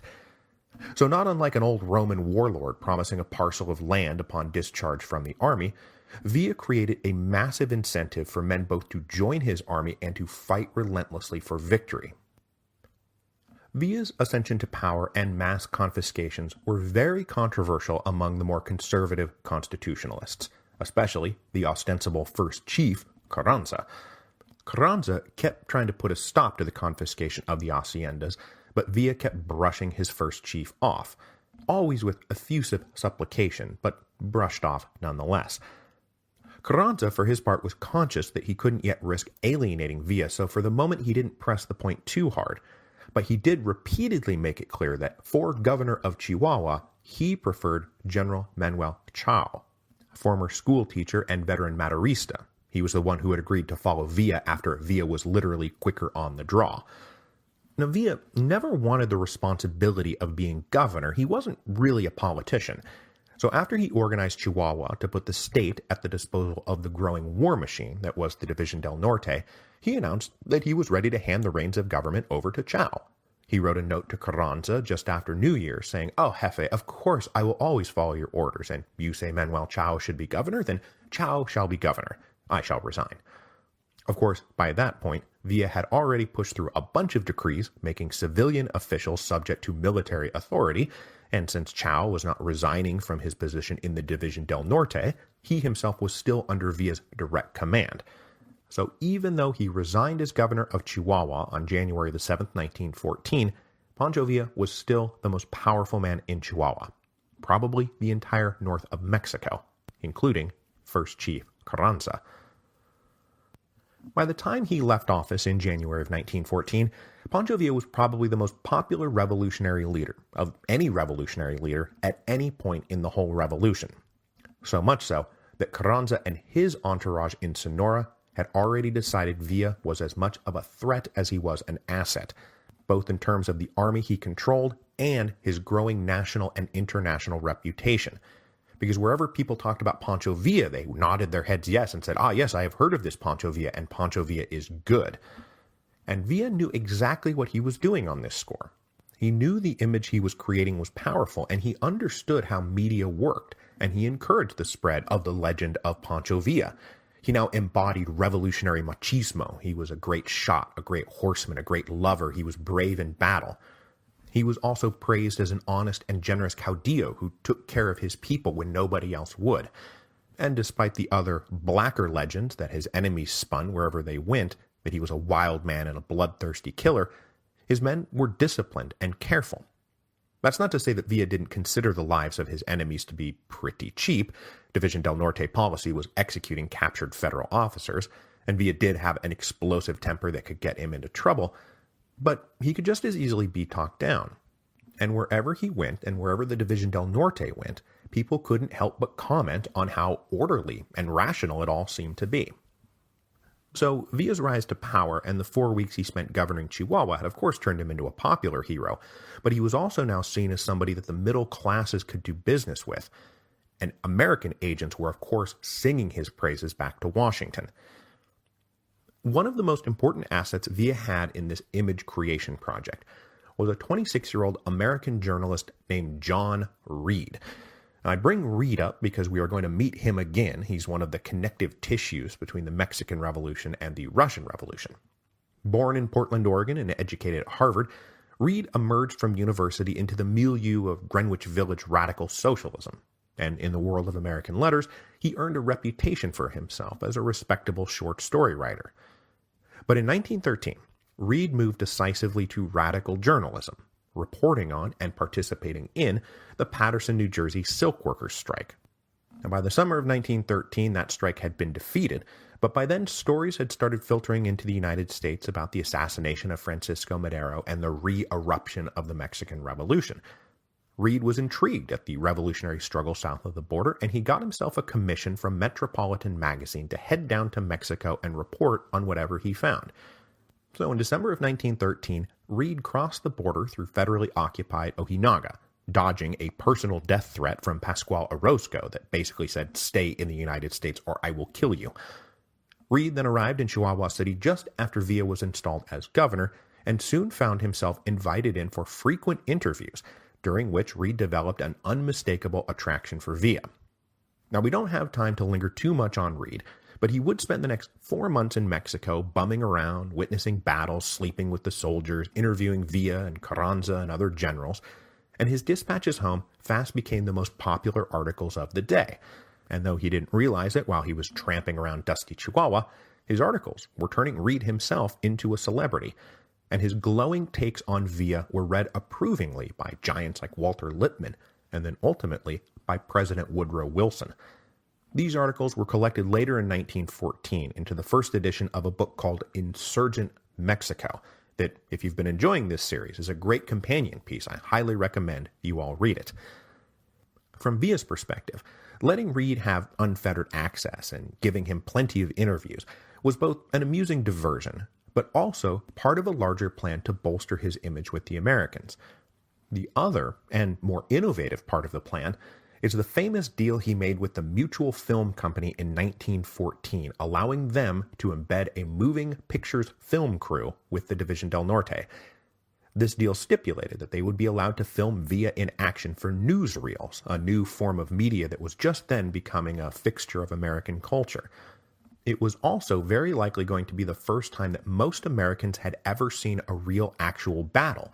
Unlike us today, who have piles of documentary footage and fictional reproductions to go from, most humans alive in 1914 had never actually seen a real battle. They had never seen war.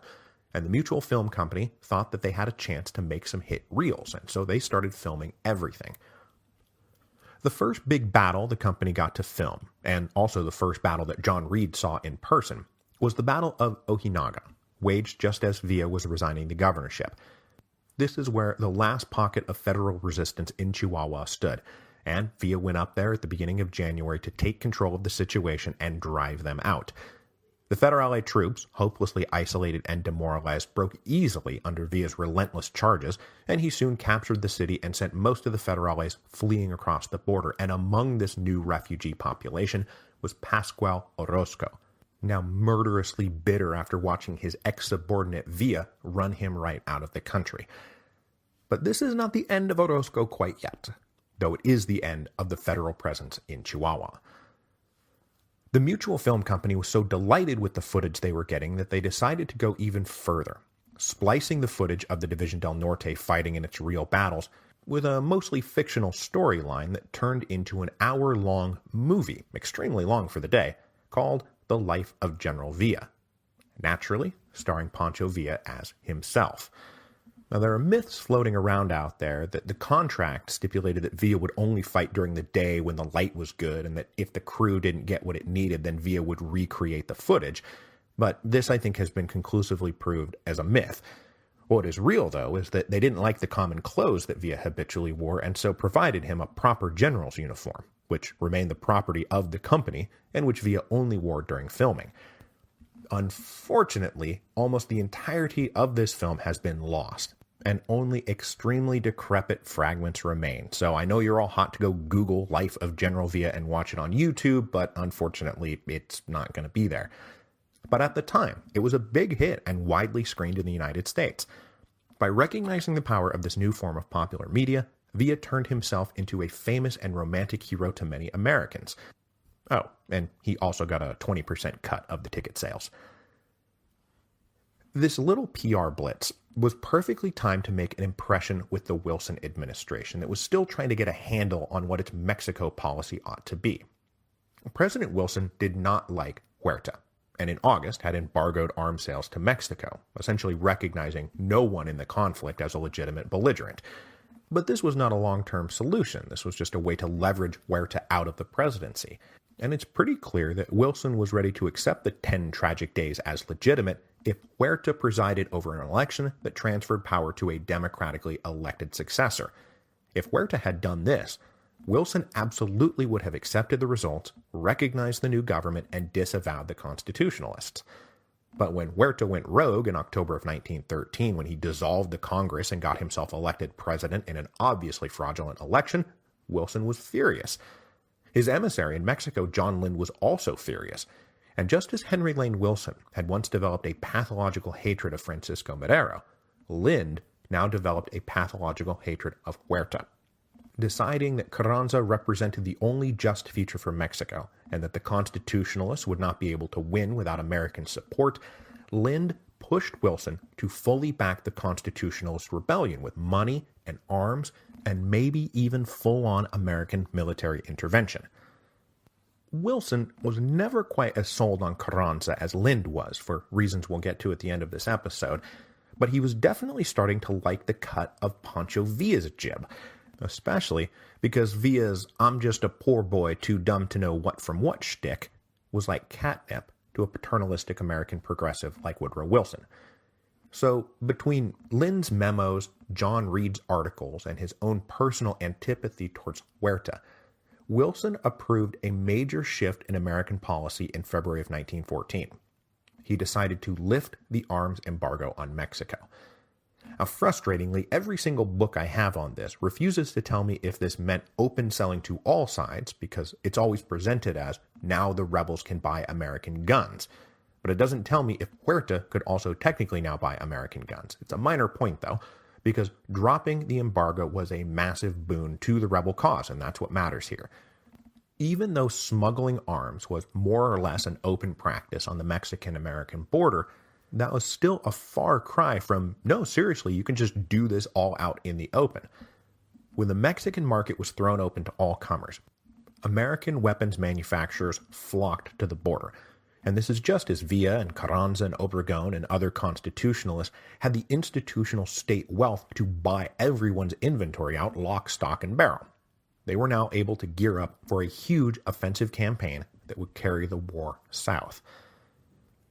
The constitutionalist strategy for the spring of 1914 then became a three-pronged march south. An army of the Northeast, led by a guy named Pablo Gonzalez, would come down the Atlantic coast towards Monterrey and then the oil fields of Tampico. Obregon's army in the northwest would make its way down the Pacific coast and then turn east towards Guadalajara when they got into Jalisco. But on the right, Pablo Gonzalez was not a particularly great general. And on the left, though Obregon was a great general, he was badly slowed by a lack of railroads, and he was doing a lot of this marching on foot, on horse, and using mule trains. So it's not like Obregon was like racing down the coastline. That meant that both sides recognized Villa's Division del Norte plunging down the central railroad line of Mexico as the key to this whole war. The army that Villa led south numbered, depending on the source, somewhere between 10 and 20,000. But that was just the men of fighting age, the actually enrolled soldiers and officers of the Division del Norte. But it wasn't just them who were now on the move.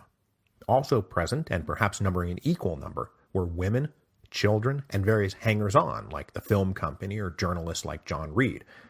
The Division del Norte was really a huge family affair. Now, Villa himself was never keen on it, but men often brought their families along with them on campaign, and other women just volunteered all on their own.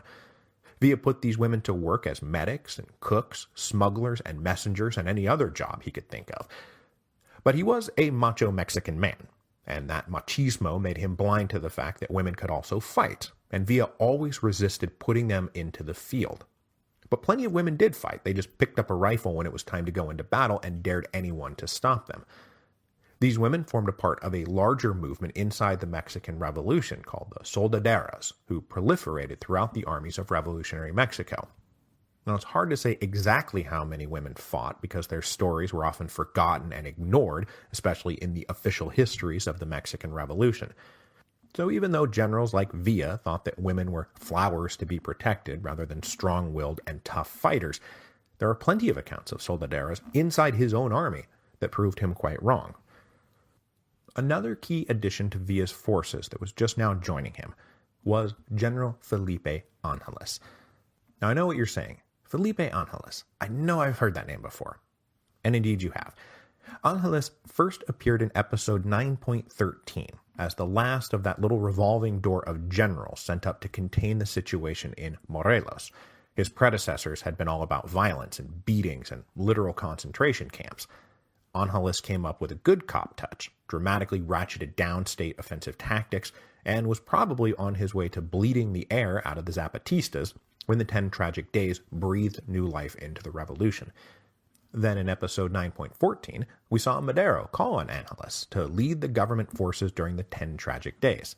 But the president was overruled by the officers surrounding him, who insisted it would be a provocative breach of protocol for the junior Angeles to be put in charge of officers who were senior to him in command.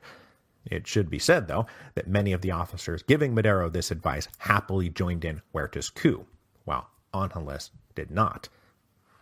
Unlike many of the other senior commanders of the Porfirian military, Angeles had come from an educated middle-class family, and he fancied himself something of an intellectual.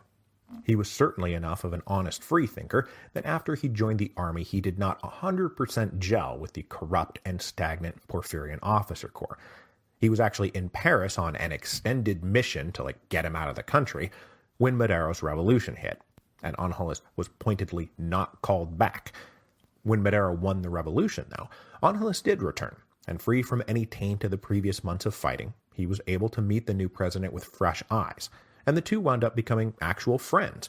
And Angeles himself was in favor of much of Madero's political platform and sharing his desire for some social reform, though of course similarly hesitant about top-to-bottom social revolution. Angeles was considered enough of a loyal Maderista that after Huerta betrayed Madero and seized power, that Angeles was quickly arrested and thrown in jail himself. He was not shot, though, and after a couple of days was told that it was time for him to go back to Paris for his health. But upon arriving in Paris, Angeles made contact with an agent of the new Constitutionalist Rebellion, and he offered the rebels his services. This made him one of the few, and by far the highest ranking, officer from the Federal Army to walk across the lines. When he arrived in Sonora in late summer 1913, Carranza was delighted and immediately made Felipe Angeles Minister of War. But this irked General Obregon and the other Sonoran leaders who did not entirely trust this ex-federale and were certainly not happy that they now had to take orders from him. So, facing a little mutiny, Carranza backtracked and demoted Angeles to Assistant Minister of War, a job that had few responsibilities and no power. As I said when I first introduced Angeles, though, he was one of the most ambitious generals in the Federal Army, and he thought of himself as something of a great man. So, seeing his path blocked with Carranza, he met with Villa and talked Villa into allowing him to transfer over to the División del Norte as head of the artillery. Villa had fewer doubts about Angeles than the Sonorans did, and mostly he needed somebody who knew how to make the artillery work. So in March of 1913, just as the División del Norte was preparing to move south, Angeles came over, beginning an enormously fruitful and mutually loyal partnership with Pancho Villa. Angeles provided not just immediate artillery expertise that Villa badly needed, but he was also brought into the inner circle, crafting strategy, suggesting tactics, helping organize the growing army. Thinking of himself as a philosopher soldier, Angeles also spent time crafting a coherent ideological umbrella for the División del Norte to fight under and to give Villa a platform to stand up on. And for sure by this point, Angeles could see a divide opening up between Villa and Carranza, and decided to stand shoulder to shoulder with Villa. Villa, meanwhile, saw in Angeles military acumen, sure, but also the potential for a national political leader that he could support. The alliance with Carranza had always been uneasy and necessitated by circumstances, one of them being that there wasn't really anybody else plausible that Villa could put into the presidency upon victory. But Angeles was a very plausible alternative, and Angeles made sure Villa knew it. Okay, so with Angeles now by Villa's side, the División del Norte, in total numbering as many as 50,000 people, equipped from the United States and controlling plenty of trains, were ready to roll south. Their first target would be the all-important city of Torreón. Now, Torreón, as we talked about last week, had been captured by Villa once before, but after he pulled out, federal forces reoccupied the city. As many as 10,000 federal troops now stood in Villa's way. And the men and officers in Torreón actually had pretty high morale. They figured they would be able to defeat Villa's rabble easily. His previous victories they chalked up to either luck or bad commanders on the federal side. But as at the First Battle of Torreón, Villa employed an aggressive strategy of night attacks on the federal positions, capturing first the very well-fortified city of Gómez Palacio that left 1,000 men dead and 3,000 wounded. Then he pressed on to Torreón to commence further withering charges and demoralizing night attacks. And this was coupled with more precise artillery bombardments thanks to the presence of Angeles. Facing a far better armed and organized army than they thought, federal soldiers and officers went from thinking this is going to be a cakewalk to wondering how they were going to get out of Torreón alive. Well, Villa gave them away. Rather than encircling the city, he left the road east to Saltillo open. So, if you want to run for it, be my guest. So on April the 2nd, the Federal Army took him up on this obvious offer and ran for it, evacuating the city and allowing Villa to capture it without having to fight street by street. Villa's victory at Torreón was a massive blow to President Huerta's fortunes, as the cause in the north was now all but lost, and Villa was preparing to drive even deeper into central Mexico. It had now been just over a year since the 10 tragic days, and initially, things had looked pretty good for Huerta. The army was with him, the old Porfirian oligarchy was with him, most of the European diplomatic corps decided to recognize his regime, and he successfully outmaneuvered his internal rivals like Felix Diaz and installed loyal military officers in every state governorship. Even the Northern Rebellion at first seemed like it was going to be easy. Carranza and a few bandidos running around. It was going to be more like a fox hunt than a war.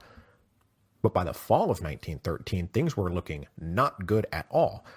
His relationship with the United States had deteriorated and led to an arms embargo, forcing him to rely on guns imported either from Europe or from Japan. Then the revolutions in the South and in the North just kept going and getting stronger, and soon Sonora and Chihuahua and other points north were lost, cutting his regime off from both tax revenue and the produce of all those haciendas. In response, Huerta decided to go double or nothing on the dictatorship, dissolving the Congress and getting himself elected president in a fraudulent election. But he also started raising other taxes to make up for the shortfalls in his budget, and he suspended payments on the Mexican national debt, which ran him afoul of his European supporters. So by the time Villa was being installed as governor of Chihuahua in December of 1913, Huerta's supporters were starting to think maybe they've backed the wrong horse here. Huerta was supposed to mean order and profits, I mean progress, and instead it was all chaos. And on a personal level, Huerta's alcoholism raged just as bad as ever. So John Lind was able to report gleefully back to Woodrow Wilson that Huerta's political base in Mexico City was cracking up. People were whispering that defeating the Constitutionalist challenge might mean dumping Huerta for some kind of compromise interim president. This then brings us to the climax of today's episode, which was not the death blow to Huerta, but it was the proverbial kick in the balls that made possible the final death blow to Huerta. After a great deal of hemming and hawing, President Woodrow Wilson decided in April of 1914 to invade Mexico. The pretext for this invasion was a little misunderstanding called the Tampico Affair. What happened is that the United States had, since the 10 tragic days, quite a few naval ships in both the Atlantic and Pacific just kind of hanging out in international waters off the coast of Mexico, just in case. The U.S. Navy and Mexican Army garrisoning the various Mexican ports were mostly on decent terms. And on April the 9th, the captain of a gunboat, the USS Dolphin, which was hovering outside of Tampico, sent 9 guys ashore to pick up some gasoline. But at that moment, Tampico was being besieged by part of the Constitutionalist Army of the Northeast, and things were pretty tense inside the city. And the depot these guys were headed towards was right near one of the main skirmishing lines at a very critical bridge. So these guys go into the depot in a small boat with their U.S. flag flying. 2 sailors stay on the boat, the other 7 start loading barrels. Now this had all been approved in advance, except that a company of federal soldiers who didn't know what was happening were awfully jumpy, and they converged on the Americans with rifles raised, shouting at them to stop. Now, of course, none of the U.S. sailors spoke Spanish, because that's exactly what you want to do when you're sending guys into a city that is under rebel siege. It's to make sure they can't communicate properly when jumpy soldiers are waving guns and shouting. So the 9 soldiers are rounded up, including the 2 still on the U.S. flagged boat. That's an important detail. And they were marched down to the Federal Army headquarters to get some answers. Now really, this was a big misunderstanding, and the commander of the federal forces cleared it up immediately. He apologized to the sailors, and he sent them on their way inside of a half hour. What takes this from little misunderstanding to the Tampico Affair is that the American admiral in charge of the U.S. fleet decided that the apology and release were not good enough, especially because Mexican soldiers had arrested U.S. servicemen while standing on a U.S.-flagged ship, which he took as tantamount to an invasion of U.S. soil. He demanded the Mexican army apologize by hoisting the American flag and firing a 21-gun salute. This demand wound its way up the chain of command to Huerta, who categorically refused to raise the American flag on Mexican soil.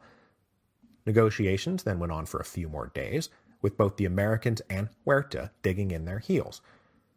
Meanwhile, John Lind was at that moment back in Washington, D.C., telling Wilson that the U.S. needed to now intervene to pry Huerta out and give the Constitutionalists the boost they needed to get rid of this guy. And Wilson finally agreed. But since there were logistical difficulties with occupying Tampico, Wilson instead asked Congress for authorization to seize and occupy the all-important port of Veracruz. And the other reason for targeting Veracruz was that a German ship loaded with weapons for Huerta was fast approaching. So Wilson decided to go for it, and on April the 21st, he ordered the invasion and occupation of Veracruz. After getting his orders at about 8 a.m. on April the 21st, the commander of the U.S. fleet notified the commander of the 1,000-man federal garrison in Veracruz that the Americans were coming. This gave the Federal Army commander plenty of time to clear out of town. Unless, of course, he wanted to get blasted into smithereens by big Navy guns. So the commander pulled his men out. At about 11 a.m., 500 Marines and 300 sailors landed in Veracruz and fanned out, occupying all the key buildings along the waterfront that you want to occupy when you're capturing a port. They took the customs house and the docks, the railway station, the telegraph office. Then they set up a headquarters in a central hotel, and so far faced no resistance at all. But the citizens of Veracruz were not thrilled about this invasion, nor were the cadets at the Naval Academy, who took it upon themselves to defend Mexico's honor. Some light skirmishing around sunset led to American fears that there was actually a much larger force in the city than they thought. So they waited nervously through the night. Then at 4:30 a.m. the next morning, additional waves of Americans landed, bringing their total up to about 3,500 men, and the complete occupation of Veracruz was ordered, not just the key points near the docks. But as these guys were marching in parade order down the main streets of Veracruz, they were hit by armed civilians and sniper fire from the windows. The Americans were not at all prepared for this and fell back. So then the Navy brought their heavy guns to bear, and they started shelling hotspots, especially around the Naval Academy.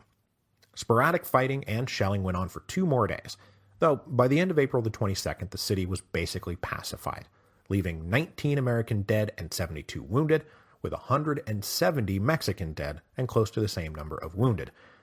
But Veracruz was now under American occupation. The occupation of Veracruz came as a huge shock to all of Mexico, and it played a critical, though not necessarily decisive all on its own, part in both the looming fall of Huerta and the future course of the Mexican Revolution. Huerta, though, initially thought that this temporary setback of being cut off from his most important port would be more than offset by the patriotic outrage it was sure to trigger. Everyone in Mexico was deeply offended by the invasion, and Huerta thought that this was his chance to actually bolster his regime.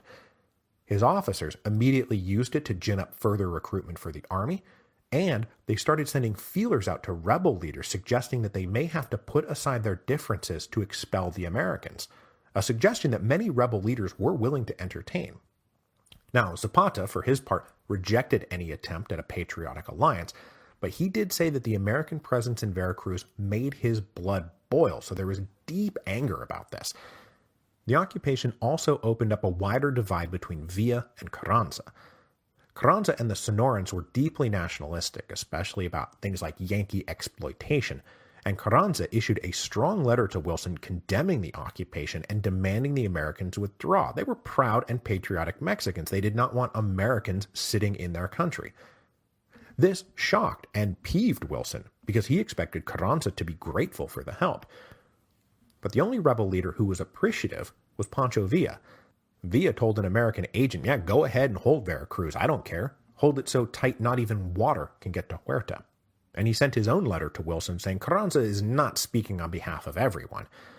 And when Carranza and the Sonorans found out, they were furious, not just that Villa was freelancing foreign policy, but also because they were now suspicious Villa was in fact a puppet of the Colossus of the North, and that if he was allowed to emerge from the war victorious, that he would happily sell them all out to the Yankees. So as I said, the occupation of Veracruz had major repercussions both for the immediate conflict between Huerta and the Constitutionalists, but also for the growing breach between factions inside the rebel camp. And next week we will cover both. As Huerta's regime continues to collapse, the rebels continue to advance on their way to becoming the latest victims of the entropy of victory. Now, before we go this week, I must tell you that we are running a special Saturnalia promotion for The Storm Before the Storm on Amazon. If you order the paperback from Amazon.com, you get an additional 30% off the customer price by entering the promo code 30ROME at checkout. That's the number 30, ROME. That again, it's 30% off the paperback by using the promo code 30ROME at checkout. This is a great way to save yourself from money while you buy all of your friends and family The Storm Before the Storm for Saturnalia, which I figured you were going to do anyway. This is a while supplies last offer, though, so please don't procrastinate. And I'll end by saying that next week we will be back for a new episode, but then I will be taking 3 weeks off for Saturnalia and adjacent family activities, and we'll be back again after the new year. So next week, we will end Phase 2 of the Mexican Revolution, and then I will be back on January the 13th for Phase 3, Villa and Zapata against the world.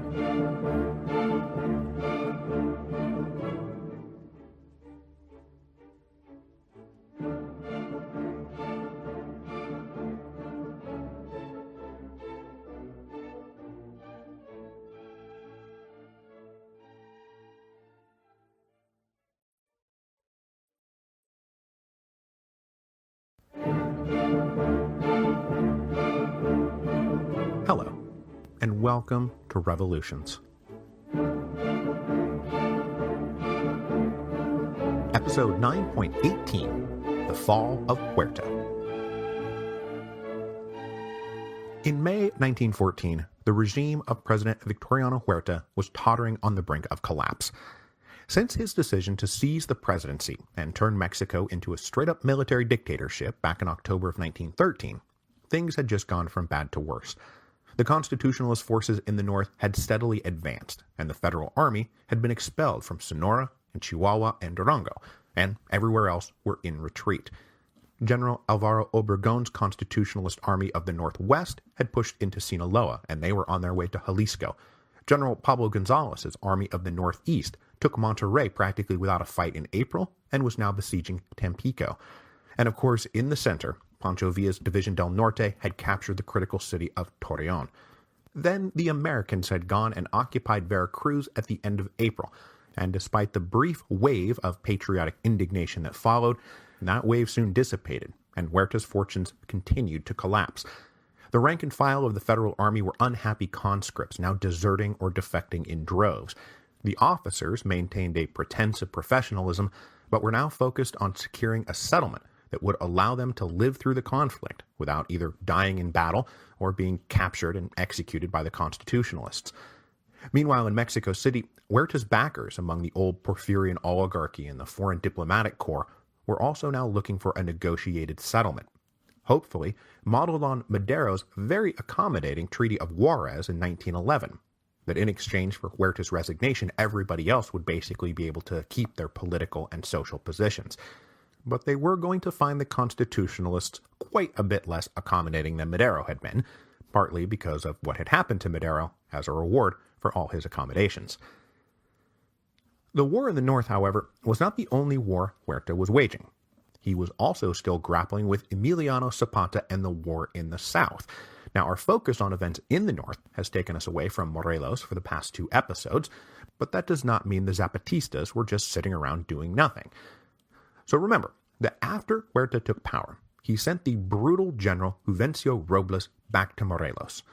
Far from pacifying Morelos, Robles' brutality helped turn the entire population of Morelos into Zapatistas. So great was Robles' failure that he was forced to declare victory and just leave the state at the end of summer 1913, and that's basically where we were the last time we checked in with Zapata. Well, after Robles left, the Zapatistas were actually facing a dire emergency because word was going around that Huerta was going to hold elections in October and hand power to a successor. If that happened, the United States would recognize the new regime, dealing a terrible blow to the revolutionary cause. But luckily, Huerta blew it. He instead dissolved the Congress and elected himself president at the end of October in a sham election, and so the revolution in Morelos rolled on. Going into the winter of 1913-1914, the federal forces in Morelos numbered about 3,000 or 4,000. But as we've seen often in the course of this series, these troops were holed up in the 6 municipal capitals, the troops getting drunk while the officers embezzled as much money as they could get their hands on. No longer waging an offensive war, they mostly left the villages and rural areas to the Zapatistas. With this advantageous stalemate in place, Zapata got more ambitious, and he started expanding his influence over a wider arc, hoping to bring all of south-central Mexico under the banner of the Plan of Ayala. So he spent these months traveling around and corresponding with leaders in the neighboring states of Guerrero and Puebla, and through a combination of personal magnetism, moral rectitude, the death of key rivals, and a general bandwagon effect, by the end of 1913, Zapata was not just leading one faction of rebels among many factions in Morelos, he was the acknowledged chief of a large coalition of forces spanning multiple states, and they all stood perched in the rugged mountains just south of Mexico City, filling the respectable residents of the capital with fear and dread. But the geographic and social realities of the Zapatista states hindered Zapata's ability to carry the war beyond the Zapatista states. For one thing, they were landlocked and forever hindered by supply issues. Unlike the constitutionalists in the north, who had open lines to the United States, the only way the Zapatistas could rearm themselves was by capturing stuff from the Federales. This is partly why Zapata so rarely attempted major assaults on urban areas. It was calculated that it took 200,000 bullets for 4,000 men to conduct a 5-day siege of a city. So Zapata had to be more careful about his operations because every bullet was a precious bullet.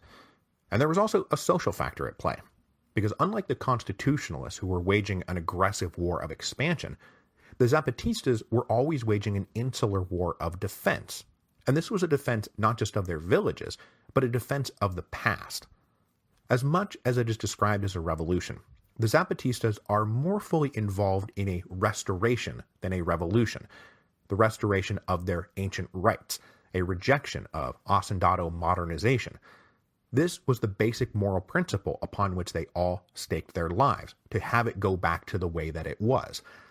So thanks to limited supplies and the very nature of the men's motivations to protect my village, Zapata would always be waging limited guerrilla campaigns. All of this meant that if Zapata wanted to ensure that the plan of Ayala spread to all of Mexico, which is what he wanted, he was going to need allies. But as we've already established, Zapata did not and would never sign the Plan of Guadalupe. He did not and would never recognize Carranza as first chief. Zapata was now firmly in the territory of fool me once, shame on you, fool me twice, shame on me. As we discussed at length in episode 9.13, Zapata felt personally betrayed by Señor Madero, and he vowed to never let it happen again. And Zapata was right to not sign on to Carranza's plans. Carranza considered the Morelos revolutionaries barbaric, barefooted heathens who would eventually have to be crushed once he became president of Mexico. But Zapata did need revolutionary allies in the north, and it was just here near the end of 1913 that he started hearing good things about this Pancho Villa character. But while some perked up when they heard Villa was a great general, or that Villa was Robin Hood, or that Villa maintained orders in the cities he captured, Zapata perked up when he heard that Villa was actually confiscating property. Not just saying he would confiscate property, but actually doing it. And as Villa's legend grew, and more stories started filtering down from the north, Zapata wondered if maybe Villa wasn't somebody he could actually work out a mutually beneficial alliance with. To check on the rumors, Zapata dispatched his close friend and Zapatista ideologue Hildardo Magaña to sound Villa out. Why Magaña? Well, mostly because the last time we saw Magaña was a year earlier, when he was sharing a prison with Villa and teaching him the finer points of Zapatista agrarian ideology. So in November of 1913, Magaña went on a very roundabout trip north, eventually coming back into Mexico through the United States to have a face-to-face meeting with Villa. And when they did meet, Magaña was thrilled to report back to Zapata that it was all true.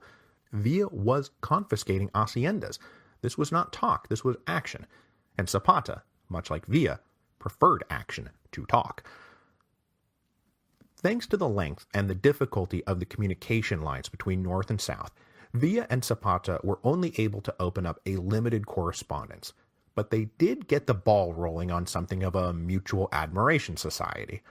Villa confirmed that his commitment to seizing property on behalf of the people was sincere, as was his desire to rid Mexico of the corrupt oligarchy. It was, in fact, one of his driving passions.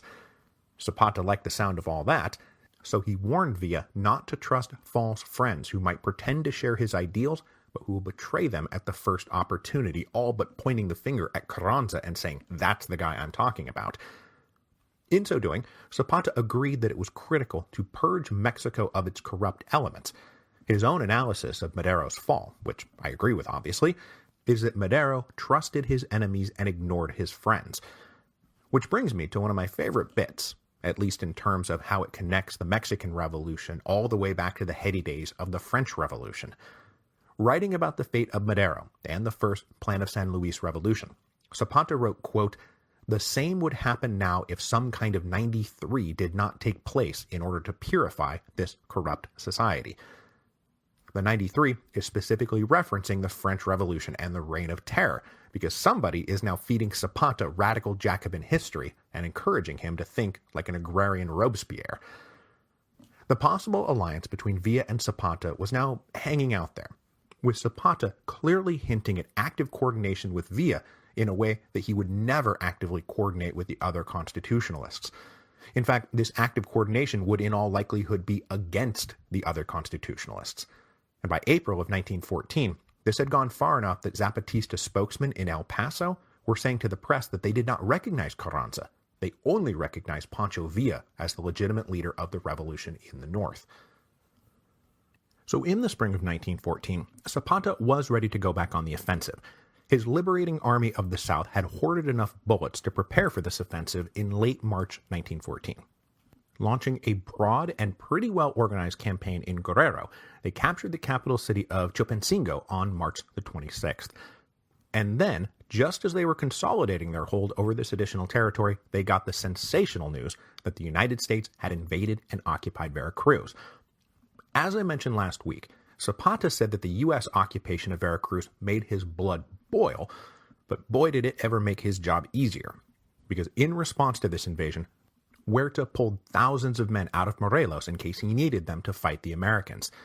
This left only 2 garrisons left in the state, one in Jojutla and the other in the capital of Cuernavaca. All other cities were just evacuated, including Cuautla. When the federal forces evacuated, they were joined by all the remaining hacendados and their managers, friends, the jefes politicos. All of them fled the state for good, leaving Morelos almost entirely in Zapata's hands. So facing no other opposition at the end of April, Zapata was able to concentrate his forces around that poor garrison trying to hold Jojutla. Demoralized and surrounded, they just gave up, many of the conscripts defecting to the Zapatistas, bringing all their weapons and supplies with them. The only federal redoubt left in Morelos was Cuernavaca. The rest of the state was in the hands of Emiliano Zapata. Just as Zapata was consolidating his hold over south-central Mexico, Pancho Villa was getting ready to plunge into north-central Mexico.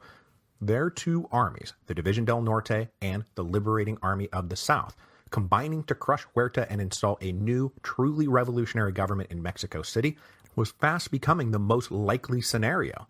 And this scenario scared the hell out of Carranza, and so Carranza did everything he could to hinder, hamstring, hobble, delay, and any other synonym you care for, to hold back the División del Norte.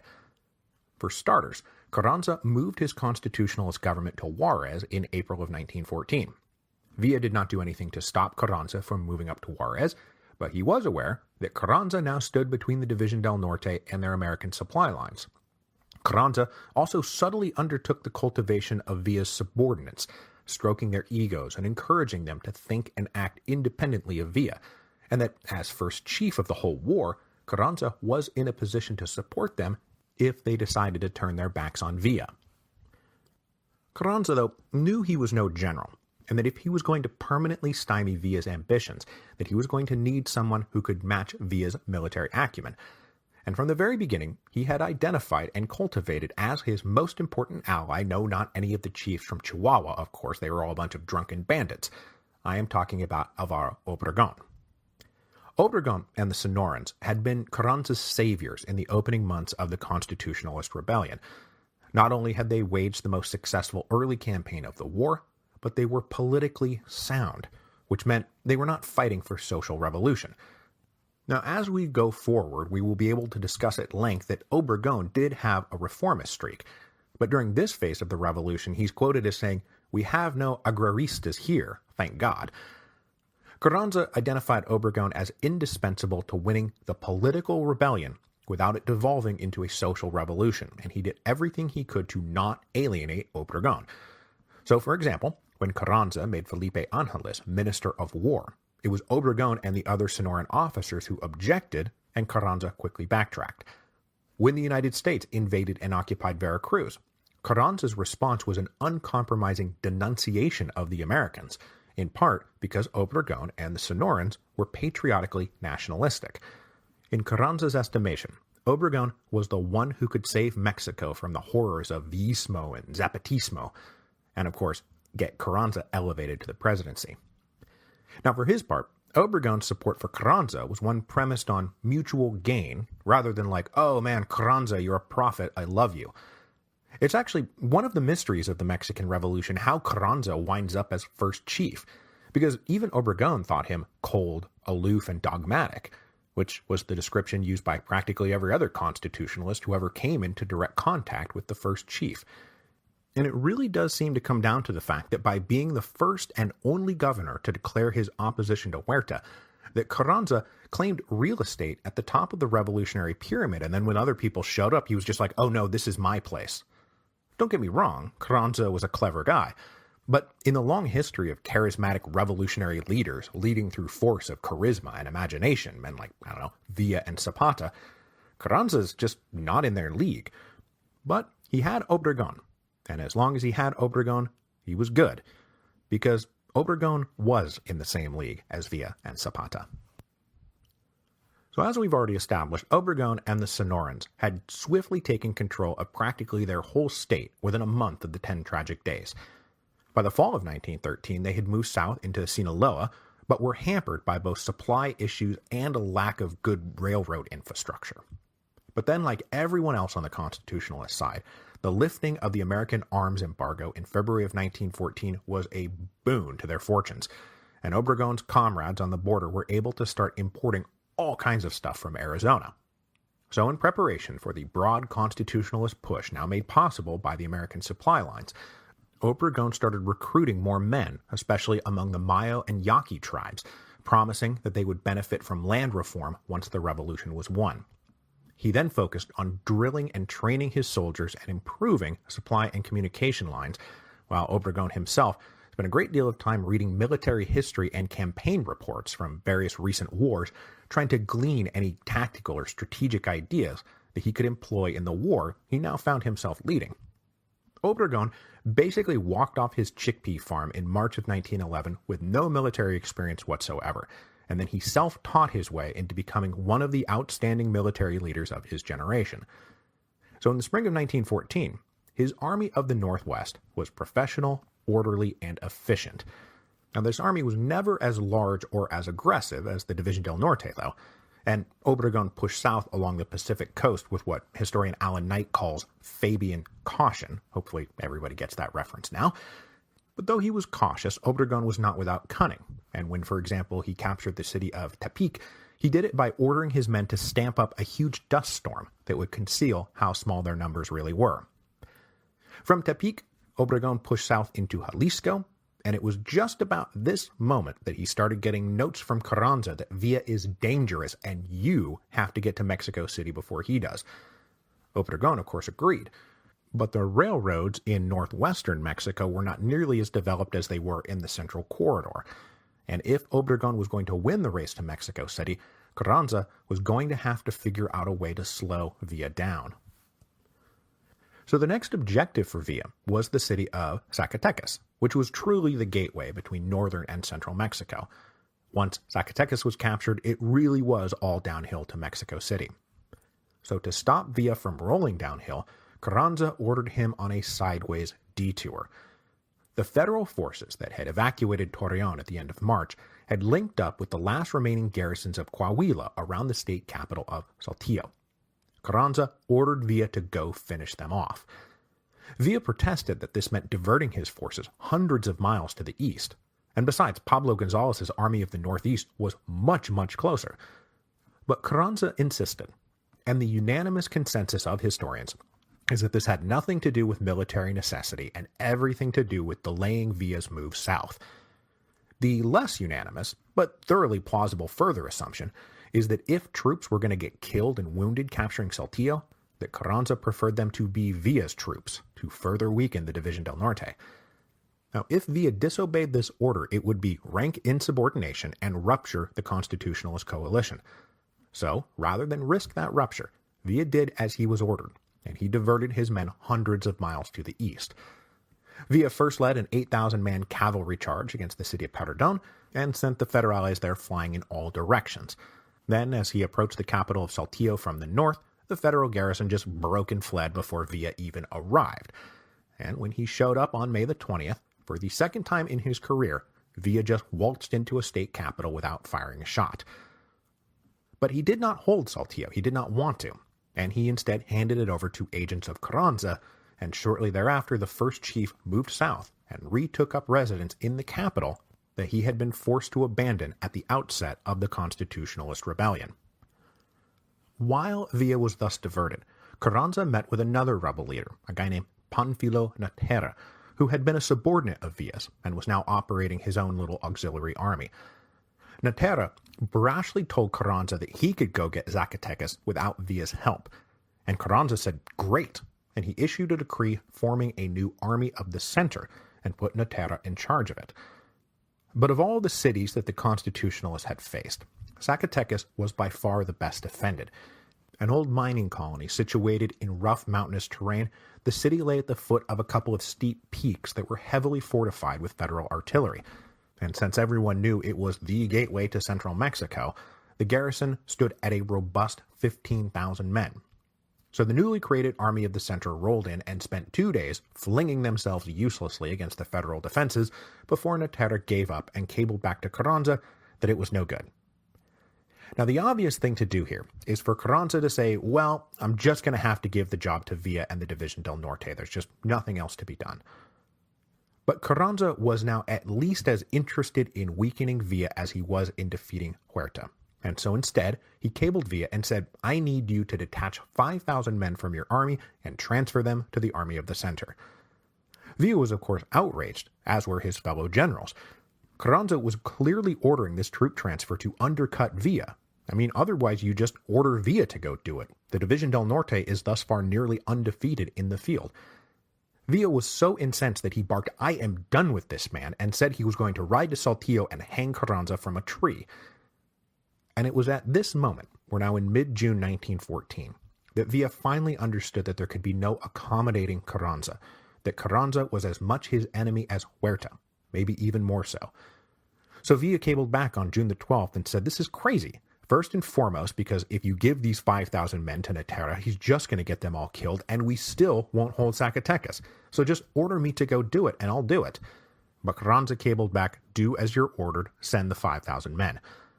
So Villa took a drastic step. On June the 13th, he dramatically cabled Carranza, I resign. Even Villa's own inner circle didn't quite know what was going on as Villa suddenly started packing up his stuff to leave. Felipe Angeles came in and was like, dude, what's happening? And Villa basically said, I'm done, I'm out, I'm going home, this is stupid. So Angeles sprang into action. For the sake of Villa, for the sake of Angeles' own ambitions, for the sake of the other officers, the men under their command, for the sake of the revolution, and for Mexico, this cannot happen. Angeles tried to get things sorted out, and he cabled Carranza and said, you don't know what you're doing. If you accept Villa's resignation, the Division del Norte will either revolt or dissolve, and that would be catastrophic. But Carranza really thought he had played this perfectly and that he had maneuvered Villa into quitting the field voluntarily. He knew there were plenty of chiefs, quote-unquote, under Villa, who had been unhappy playing a subordinate role, and he now expected them to come forward and say, yep, see you later, Pancho Villa. But the last 9 months had taught those generals that their combined strength was far greater than their individual strength. And besides, Villa had never let them down. He had always led them to victory, and those who wanted spoils and riches and special accommodations, Villa always gave them that. And now Carranza, who none of them really knew, was giving them this stark choice. It's either him or me. And they all saw Villa packing his bags and said, well, him, obviously.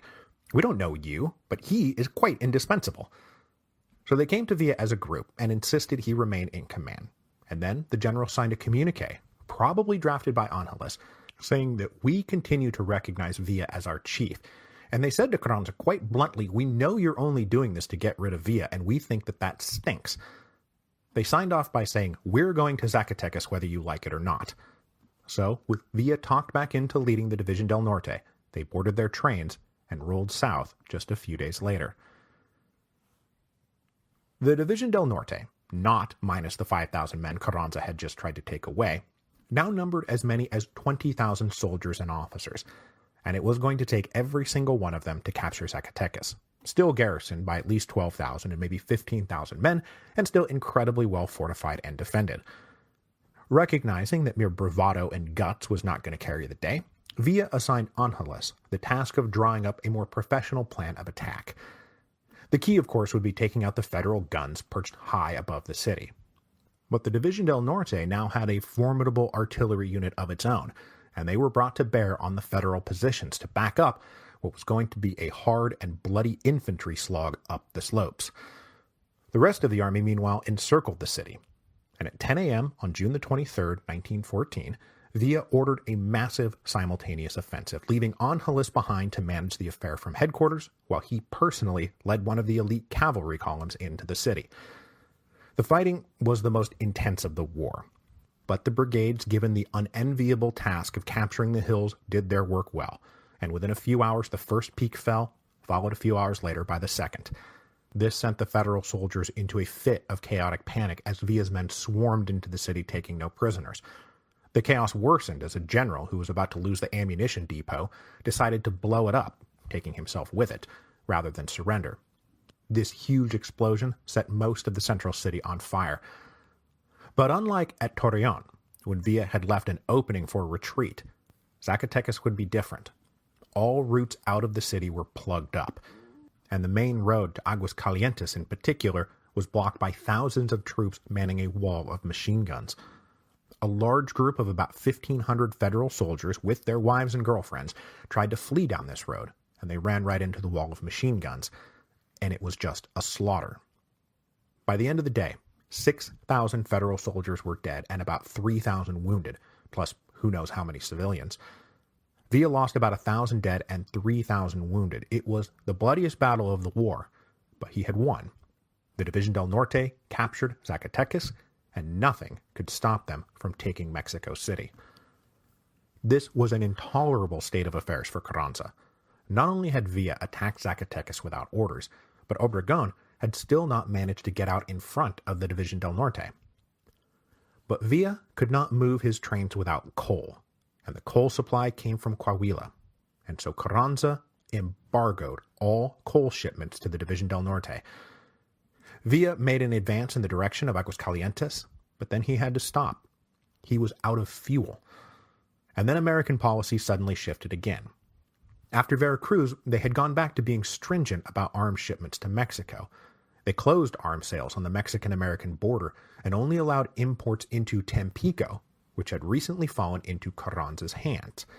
Now, this weirdly narrow policy was obviously aimed at disrupting Villa and strengthening Carranza, which is strange because not 6 weeks earlier, President Woodrow Wilson was clearly well-disposed towards Villa and none too happy with Carranza. The shift in policy is generally explained one of two ways. It either reflects divisions among Wilson's advisors, and that business interests friendlier to Carranza were now ascendant, and they warned Wilson about what would happen if Villa got a hold of Mexico, all of Mexico. The other explanation is that there was actually a consistent American policy here that emphasized making sure no one faction got too strong, so that American weight could tilt the post-war settlement in the most pro-American direction possible. And with the División del Norte probably the single strongest land army on the whole continent at the moment, Wilson decided to bleed off some of Villa's momentum. So with Villa stalled out, his trains unable to move, Obregón and the Army of the Northwest, now consolidating into a cohesive unit of about 15,000 to 18,000 men, made a left turn and moved into the Bajío and were driving hard at Guadalajara. All of Carranza's machinations were working. Villa was being held up long enough that Obregón was moving between the División del Norte and Mexico City and would be the general that Mexico City would now most likely fall to. With things basically going how he wanted now, Carranza decided he could be a bit more magnanimous towards Villa. Victory was now on the horizon, and the post-war settlement would have to be worked out. Carranza had pushed Villa right to the brink of open revolt, and now wanted to pull back. So he invited Villa to Torreon for a conference on July the 14th, 1914. At that meeting, Villa and Carranza made a public show of patching things up. Villa reaffirmed that Carranza was first chief and leader of the national revolution, but he extracted some concessions from Carranza in exchange, that his supply lines would be opened back up, that he would have far more autonomy and latitude in areas that were controlled by the División del Norte, and most importantly, that when the war was won, a national convention of all the rebel leaders would convene to jointly craft a future for Mexico. Unlike after Madero's revolution, when the quote-unquote respectable politicians had gone off to Mexico City and stopped returning the phone calls of all their soldiers, Villa insisted that his men have a real voice. So the Constitutionalists emerged from the Torreon Conference ostensibly united, on the brink of victory, and with an agreement to hold a convention after their common enemy was defeated. Meanwhile, what was left of the old Huerta government was trying to save itself. The senior officers of the army, the Porfirian oligarchs and their foreign backers, were desperately trying to find someone, anyone, who would be willing to cut a deal similar to the deal Madero had cut back in May of 1911, to accept ditching Huerta in exchange for keeping the army and the other elements of the regime intact. But no one would accept this offer.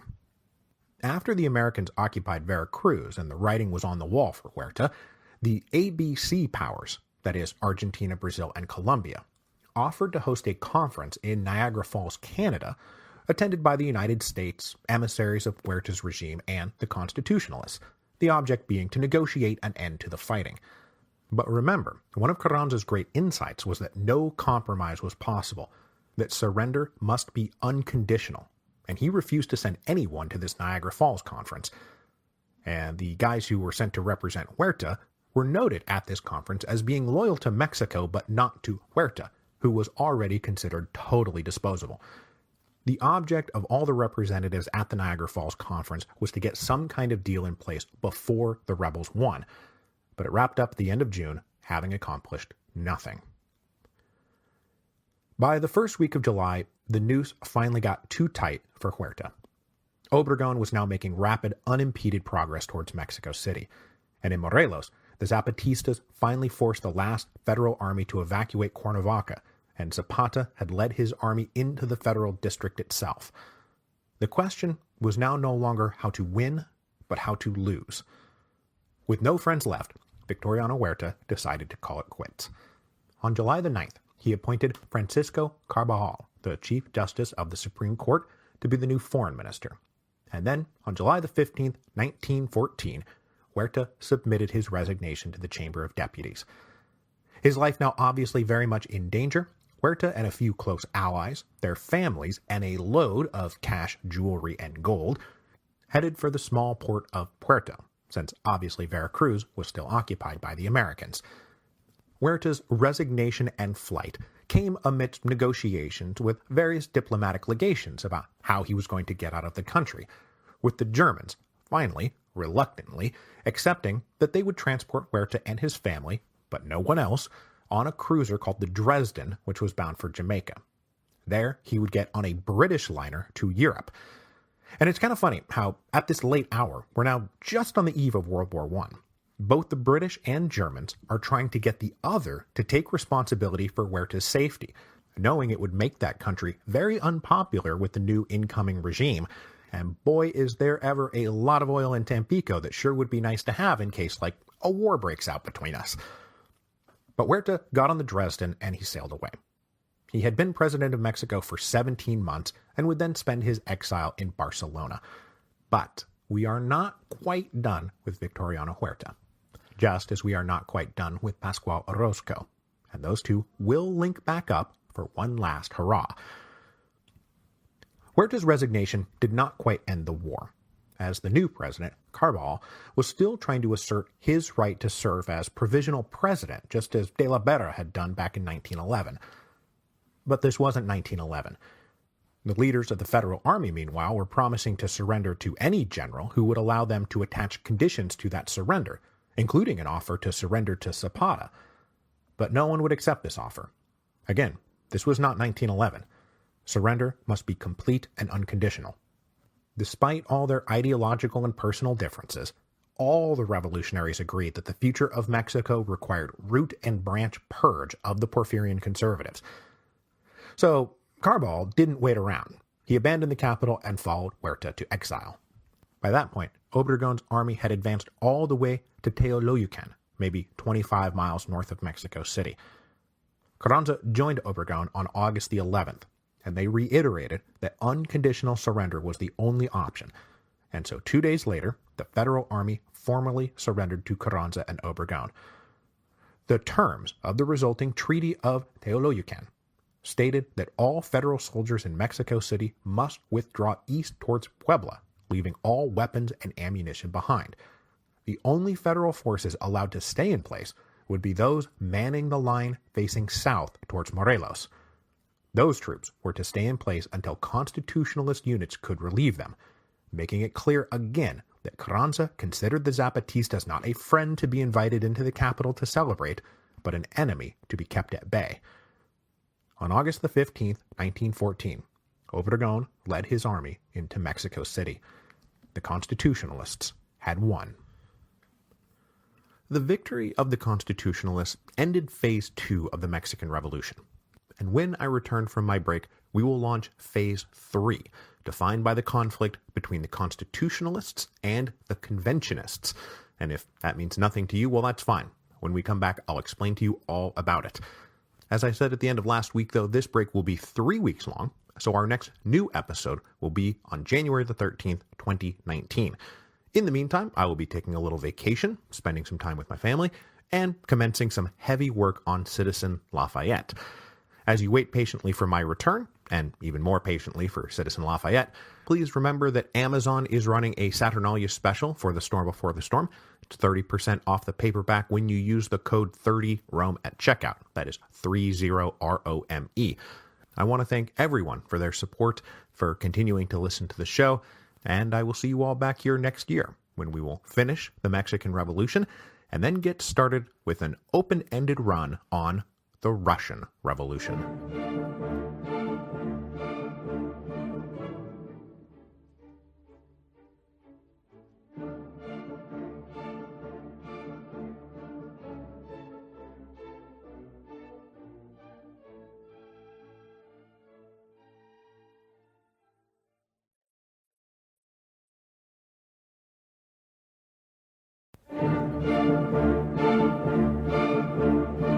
Hello, and welcome to Revolutions. Episode 9.19, The Conventionists. Welcome back to the show. My break was great. My vacation was great. I hope everyone out there is doing great. And let's just get right back into it. We left off last time with the fall of Victoriano Huerta, who had been president of Mexico from the 10 tragic days in February 1913 until his realization that he had lost the war with the Constitutionalists and needed to make a run for it in July of 1914. Huerta's usurpation of power had not returned Mexico to the Porfirian dream of order and progress. Instead, it had triggered further chaos and revolution. Huge Constitutionalist armies campaigned in the north. Zapatista guerrillas permeated the south. And as if that wasn't bad enough, the American army continued to occupy the port of Veracruz. By the time the Federal Army formally surrendered in August of 1914, Huerta was long gone. And as we have seen so often, the removal of a shared enemy led the victorious revolutionaries to turn on each other.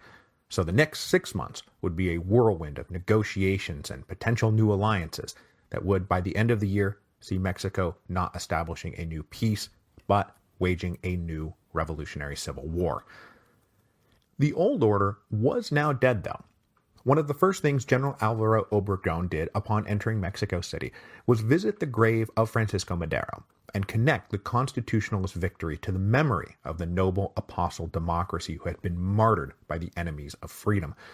But as I said a few episodes back when the constitutionalist revolt first got going, its leaders were not going to be following Madero's suicidal instinct for compromise and conciliation. Officials who had served under Diaz or Huerta were going to have no place in the new order.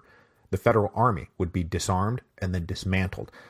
Unlike in 1910, when Madero had failed to make the revolutionary armies the armed forces for his presidency, the constitutionalist armies, most of them now operating under good discipline and clear chains of commands, would seamlessly become the armies of the Mexican state. Economic and social reforms would be implemented at the expense of the old Porfirian oligarchy. The refusal of Carranza and Obregón, Villa, and other constitutionalist generals to even consider a Madero-style compromise with their enemies led to an exodus of rich, conservative, elite families out of the country. Many packed their bags and headed for the relative safety of American-occupied Veracruz. Once there, many tried to convince the Americans to expand the scope of their operations to defend civilization from the hordes of barefooted, illiterate banditos marching into Mexico City. But when the Americans declined such further involvement, these families kept moving, and most fled to exile either in the United States or Europe. The surrender of the Federal Army and the revolutionary capture of Mexico City naturally led to some old scores being settled violently and a few necessary executions, but in the main, this would not be a violent and bloody purge. It would be a house cleaning, not a massacre. And though at least one radical paper suggested it, the guillotine would not be erected in the capital. It was, however, made very clear that the political and social dominance of the former Porfirians was over. The exact nature of the new order that would replace the old order, though, was not entirely clear yet. The remaining rump of the National Congress attempted to convene and assert some sovereignty in the political vacuum, but they were just ignored. In August of 1914, there was no government of Mexico. There was the chain of command in the constitutionalist armies and the authority of state governors who had been appointed by Carranza, but all of this was operating on martial law and arbitrary fiat. On what sovereign basis all of this rested, other than the assertions of the Plan of Guadalupe, no one could say. There were supposed to be elections, but when they would be held, who could be a candidate, and under what authority the elections would take place was not established. The only thing that had been established was the deal that had been struck at the Torreon Conference in early July. That was the little summit between the representatives of Villa, Carranza, and a few other generals, and they had agreed that after the war was won, that a convention of leading revolutionary officers would convene to shape the political future of Mexico. But this had been vague language meant to paper over divisions inside the constitutionalist camp in the final minutes before the sunset of the old order. Now that it was the dawn of the new order, they were going to have to start making specific decisions. It was at this uncertain moment that Obregón took his first real independent political steps of the revolution. Up until now, Obregón had been almost exclusively a military man. First a colonel in the state militia, then a general in the constitutionalist army. His days and nights had been spent focused on defeating his enemy. But now that his enemy was defeated, a different Obregón emerged. One clearly aware of the fact that he had become one of the 2 or 3 most powerful men in the country. He currently led one of the best trained armies in Mexico and controlled the capital. Now, thanks to the nature of Obregón's character, specifically that he was not an idiot, this did not lead him to declare himself dictator for life and dare anyone to dislodge him. I do feel comfortable saying, however, that by the summer of 1914, Obregón was looking around at the competition, his own record in the field, and now fancying himself a pretty plausible candidate for president. But first and foremost, Obregón wanted peace. And it was becoming very clear to everyone that the personal hostility to Carranza from a lot of other revolutionary leaders, most especially Pancho Villa, was promising nothing but future war. And so Obregón prepared to ditch Carranza in the interest of peace. And also, of course, in the interest of his own growing political ambitions. From this desire to not let the country fall back into civil war, Obregón took the bold step of seeking, if not an alliance, then at least détente with Pancho Villa, and he was willing to put himself at Villa's mercy to do it. Soon after taking Mexico City, Obregón took the train up to Chihuahua City, where Villa was making his headquarters, to embark on personal negotiations between the 2 best generals of the constitutionalist movement. For his part, Villa was amused that Obregón was coming up, and thought this was going to be nothing but a photo op, another show of fake constitutionalist unity for outsiders, as they both continued to sharpen the long knives. But Obregón surprised Villa with a real, tangible, and apparently sincere offer. If Villa was willing to not mess around with local politics in Obregón's home state of Sonora, which Villa very much was doing at the moment, then Obregón would support an initiative to force Carranza to relinquish power. Obregón said he and his fellow officers were prepared to force Carranza into becoming provisional president only for the purposes of holding elections that Carranza himself would not be allowed to participate in. Villa perked right up at this offer. This was not some staged photo op. This was a real opportunity to build a new revolutionary axis at the expense of the man Villa now hated more than anyone else in the world. Villa probably hated Carranza more than he hated Huerta at this point, which is really saying something. But this nascent Obregon-Villa alliance never really got off the ground because neither was able to deliver on the promises they made in Chihuahua City. Carranza outright rejected any notion that he could be removed so easily. I mean, Obregon was his best general, but not his only general, and Carranza was not about to be turned into a footnote in history. Meanwhile, in Sonora, the bargain agreed to by Obregon and Villa was ignored by all of their allies and proxies, and tensions and skirmishing in the state only escalated. So a few weeks later, Obregon went back to Chihuahua City, but this time he employed a different and more dangerous strategy. In between continued personal talks with Villa, Obregon met with other Division del Norte generals, telling them, not incorrectly, that the private conflict between Villa and Carranza was now becoming a public hazard. Obregon sounded out their willingness to defect away from Villa in the interest of peace, and more than a few of them indicated they were willing to do it. Villa caught wind of this, and believing Obregon's previous promises had been a pack of lies, he blew up into one of his towering rages at their next meeting and said, "I have a firing squad ready to go, so prepare to be executed."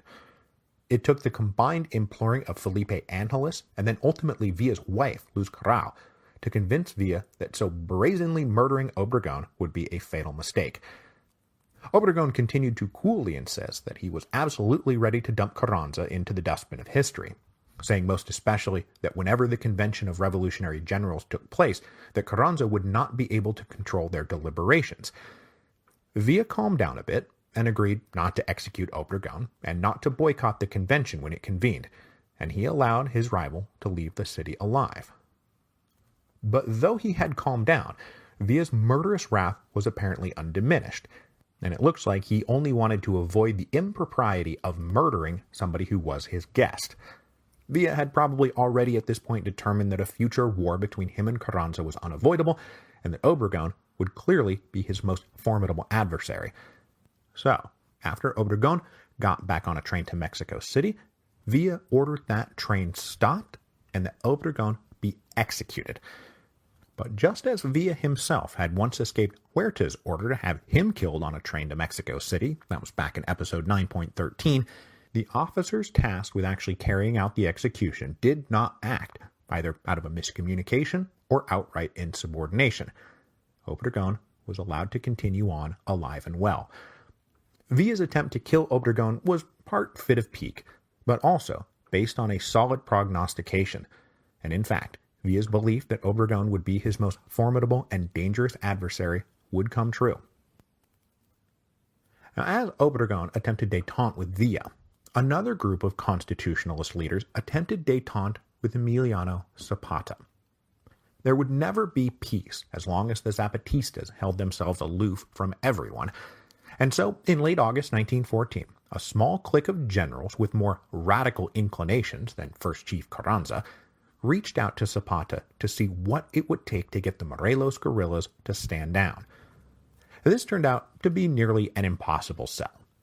Carranza considered the Zapatistas to be barefooted barbarians who were much more of a threat to civilization than the old Porfirian oligarchy. I mean, Carranza had political beefs with the Porfirians, and so was purging them from government, but he had, metaphysical disagreements with the Zapatistas.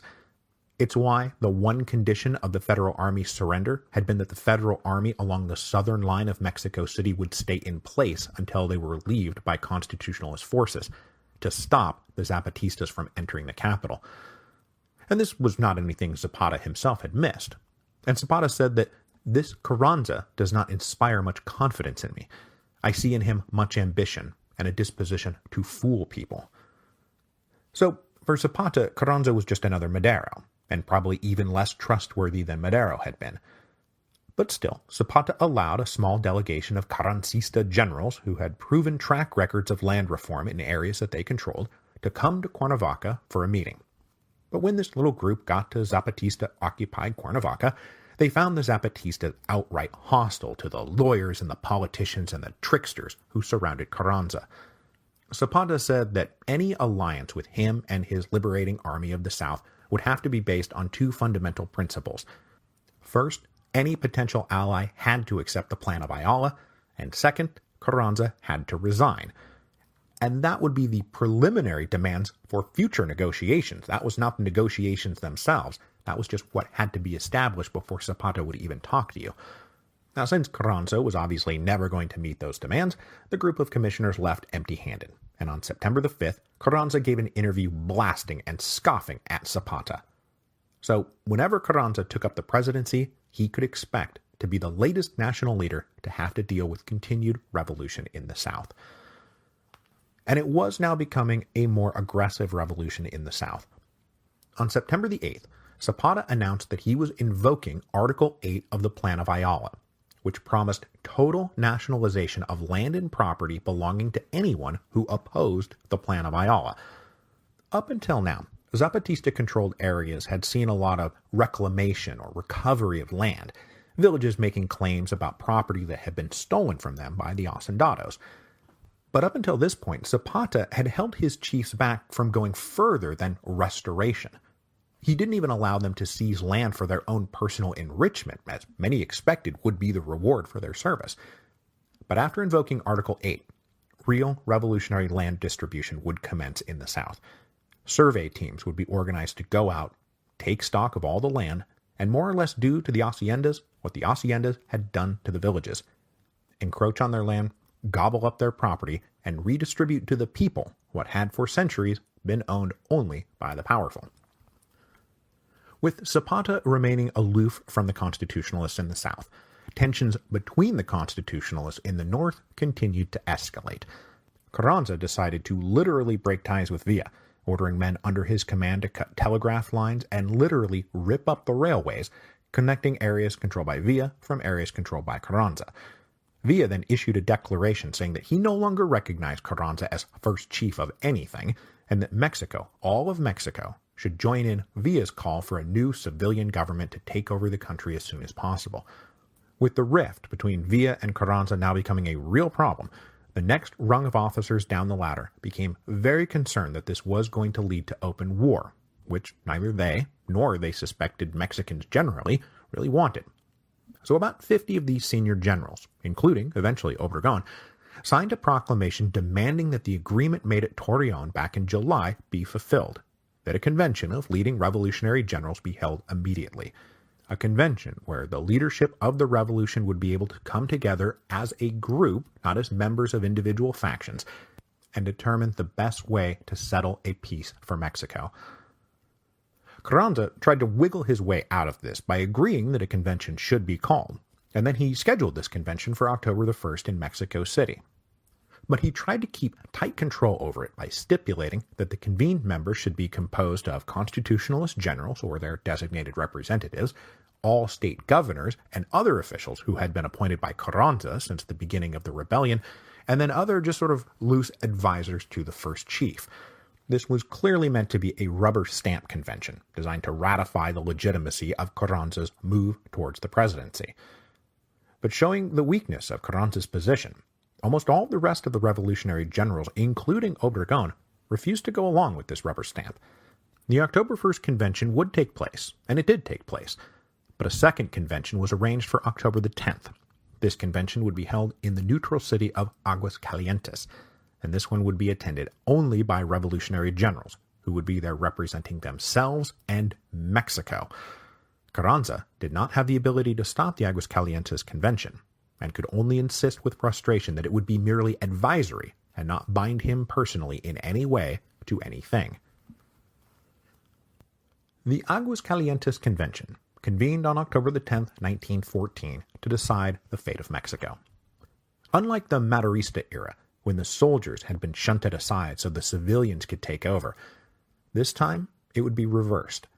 Civilians were barred from participating in the convention. The soldiers had risked their lives, spilled their blood, and won the war, and they were going to have the last word. About 150 total delegates showed up, either the senior generals themselves or delegates appointed to represent them, on the basis of one representative per 1,000 soldiers. Now, were there 150,000 revolutionary soldiers under arms at that moment? No, probably not, and credentials were inflated.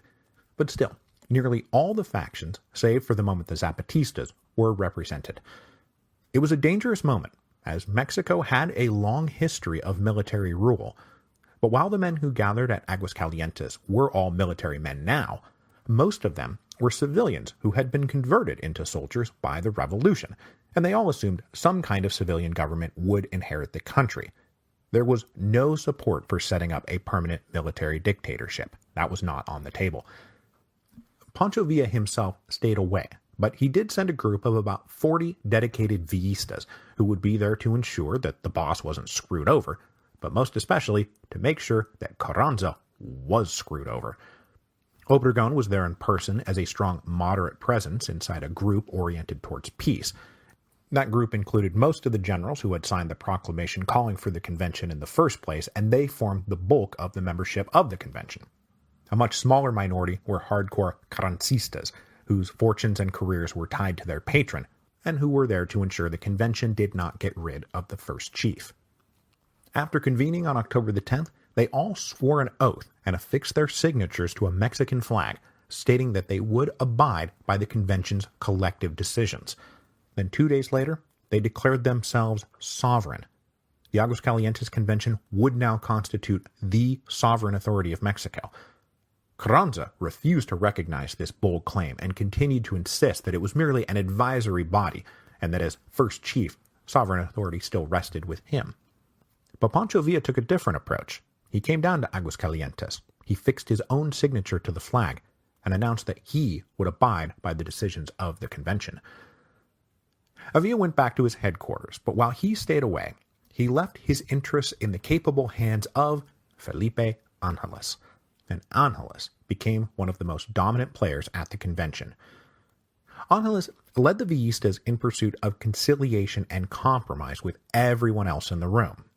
This was a cunning strategy that would further draw a contrast between Villa and Carranza, because the Carranza guys were there offering no compromise and no conciliation. They were there to insist that Carranza was now the supreme national leader of Mexico and demand that everyone else signal their due fealty and submission. The Villistas, meanwhile, had no such lordly demands. And the reason the Villistas had no such lordly demands comes down to one of the vaguely articulated, but still supremely relevant ideological distinctions between Villa and Carranza. Though he may himself had only been dimly aware of it, Villa was in the middle of trying to revive federalism as a major political philosophy in Mexico. As we saw way back in the first couple episodes of this series, and all of the Bolivar episodes, the conflict between centralists and federalists in the 19th century was the dividing line of any number of civil wars, coups, revolts, and revolutions in Latin America. In Mexico, federalism had been permanently abandoned when Benito Juarez and the liberals, in their struggles first against conservatives and then against the French, embraced strong central authority. This was obviously cemented by Juarez's successor, if not exactly heir, Porfirio Diaz. Federalism had been virtually extinct in Mexico since the 1860s, but now Villa was trying to bring it back, thanks mostly to his own natural proclivities. Pancho Villa does not seem to have had any national ambitions, and you can count me as among those convinced that Villa was not interested in becoming president. That was never his ambition. He wanted local power in Chihuahua, of course, but beyond that, he had no interest in imposing his will on anyone, and readily invited generals and other political leaders from various parts of Mexico to go home and do as they pleased. That's the future of Mexico that Pancho Villa envisioned. Carranza, on the other hand, was a strong executive centralist, whose hero was the liberal centralist Juarez, and who, in another life, probably winds up as an obscure minister in the cabinet of alternate reality President Bernardo Reyes. For Carranza, a strong central government was essential to order and progress. So Villa was able to compromise on all kinds of things, tell everybody, hey, go home and do what you want. Carranza could not and would not make those same compromises. Now, all of that said, Villa may not have personally had national ambitions, but his man Felipe Angeles sure did. And Angeles recognized a way to turn this vaguely neutral convention into a vehicle of pure villismo, a machine that would propel him to the presidency, and that would be to bring in the Zapatistas. With one delegate per 1,000 soldiers, a Zapatista delegation, aligned with the Villistas, could pop Carranza out of the leadership of the revolution and settle all things in their own favor.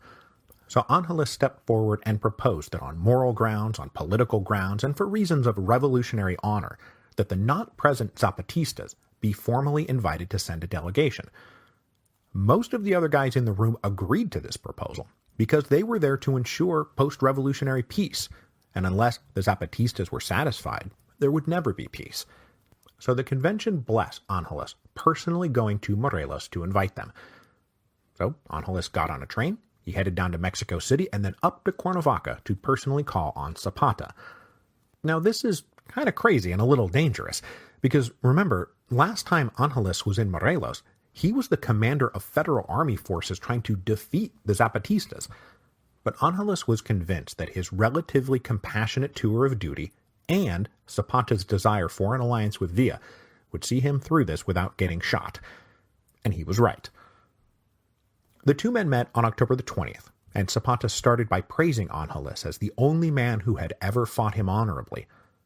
This was quite an endorsement. But Zapata was wary of doing anything that might compromise the plan of Ayala, and recognizing the sovereign authority of some convention of northern generals was a surefire way of doing just that. So the two men had to come up with a plan. And the plan was this. Zapata would send 26 delegates to represent the army of the South, but they would go merely as observers until the convention agreed to ratify the principles of the plan of Ayala. Angeles believed that he could pull this off, and so the delegates were appointed. But Zapata himself would not go, nor would any of the other principal chiefs of the army. None of them seemed to have much in the way of national ambitions.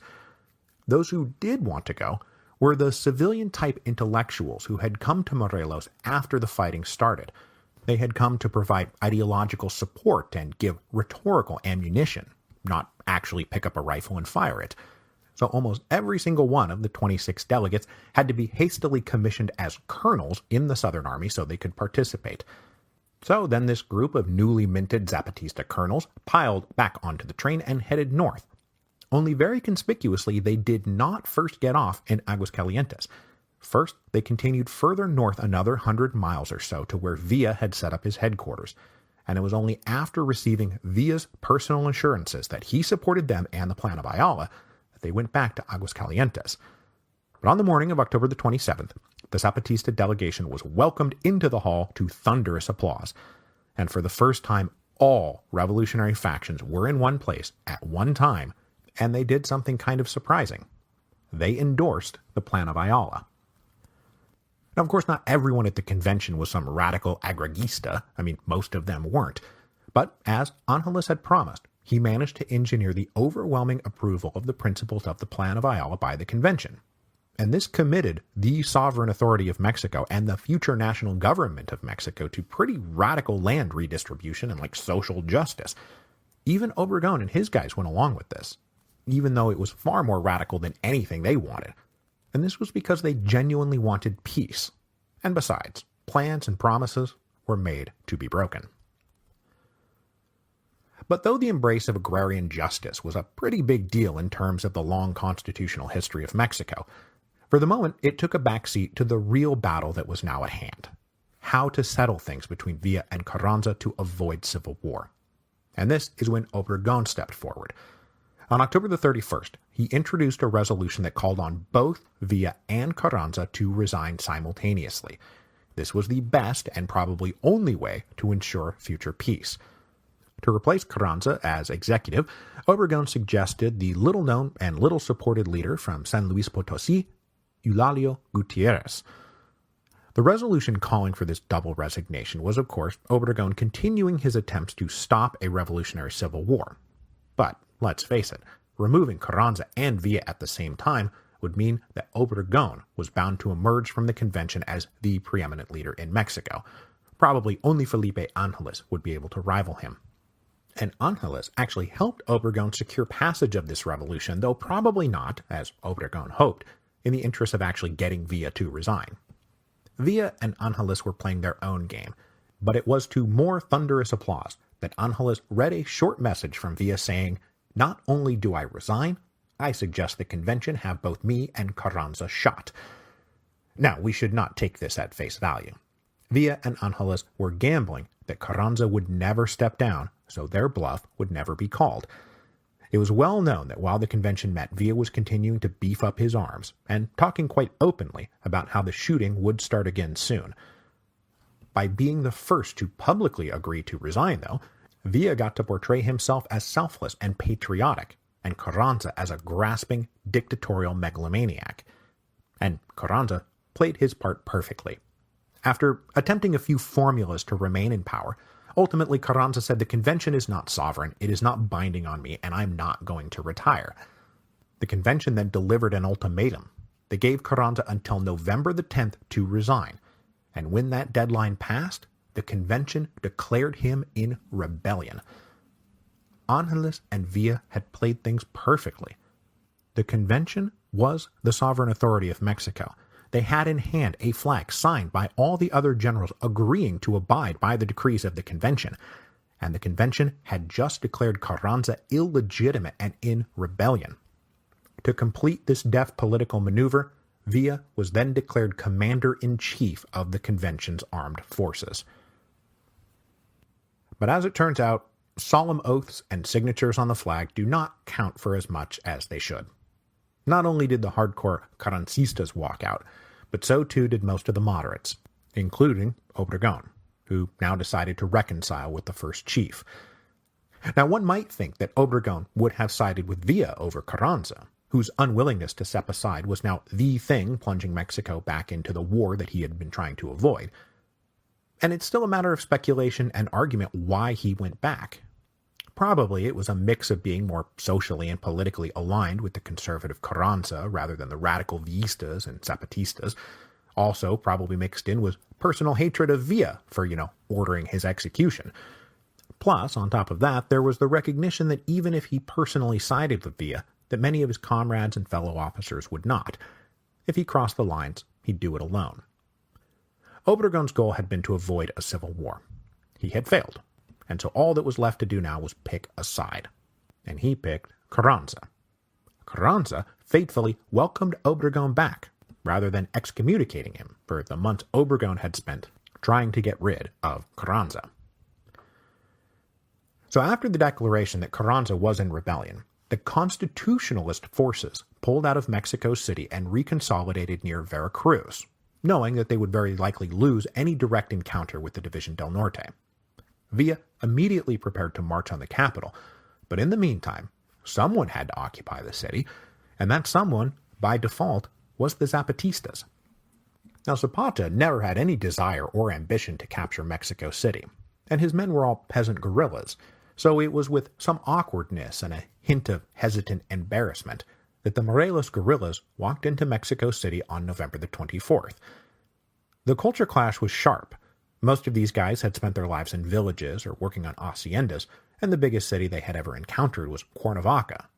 And here they were now technically in control of one of the great world capitals. They were unsure of exactly what was expected of them. And there's a story that one night a fire company went blaring off down the road, and a company of Zapatistas, having never seen such a thing, assumed it was some kind of enemy attack, and they opened fire. It'd be funny, except they killed all 12 firemen. Zapata himself was not thrilled about having to leave home, and rather than take up residence in some posh house, as all the constitutionalists had done after Obregón took the city back in August, Zapata pointedly occupied a small hotel room near the train station, so he could get back to Morelos as soon as possible. Press in the city swarmed him now, but Zapata mostly refused to give them more than a few monosyllabic answers, and it was with great relief that the first advanced divisions of Villa's División del Norte arrived at the outskirts of Mexico City on November the 26th. 2 days after that, Zapata was on a train to Cuernavaca, and most of his men soon followed. So that brings us to the great meeting that will conclude today's episode, the meeting of Villa and Zapata. Zapata agreed to host Villa at a small house in the small city of Xochimilco, which lays between Cuernavaca and Mexico City. And on December the 4th, 1914, Villa and his entourage arrived. About 60 men crammed into a large upstairs room, and we have a first-hand English account of the moment they met, and every book I read just quotes that in full, so I will do the same. And this comes from an American representative that Villa had invited along to witness. This witness said, quote, After the exchange of a few greetings, these men, who had never seen each other before but who had been working in accord for some months, locked arms and went to the municipal school building where they were to hold a conference. They were ushered into a large upstairs room, which was immediately crowded with about 80 persons intimate with the leaders. There were only a few chairs in the room. Generals Villa and Zapata sat at a large oval table, the two men making a decided contrast. To my left sat Paulino Martinez, one of General Zapata's confidential men and a delegate to the convention. Next to him was General Villa, tall, robust, weighing about 180 pounds, with a complexion almost as florid as a German, wearing an English helmet, a heavy brown sweater, khaki trousers, leggings, and heavy riding shoes. Zapata, to his left, with his immense sombrero, sometimes shading his eyes so that they could not be seen, dark complexion, thin face, a man very much shorter in stature than Villa and weighing probably around 130 pounds. He wore a short black coat, a large light blue silk neckerchief, pronounced lavender shirt, and used alternatively a white handkerchief with a green border and another one with all the colors of the flowers. He had on a pair of black, tight-fitting Mexican trousers with silver buttons down the outside seam of each leg. Villa did not have a sign of jewelry on, nor any color in any of his personal adornment." End quote. They sat awkwardly together, and Zapata decided to loosen things up a bit by ordering some cognac. But there is a little quirk to Villa that I have somehow managed to not tell you about yet, and that is that he did not drink and he did not smoke. Now, if you walk into the Mexican Revolution with some minimal amount of information, you probably assume that Pancho Villa must have been some cigar-chomping, tequila-swigging wild man, and it certainly fits with his cultivated public persona. But he never drank, and he never smoked. He was stone sober. And he didn't go around dressed to the nines. He was going around in, frumpy khaki clothes. It would be easier to imagine Zapata this way, as a peasant warrior, bread, water, sackcloth and ashes, that kind of thing. But he was the one who liked fancy clothes and enjoyed drinking.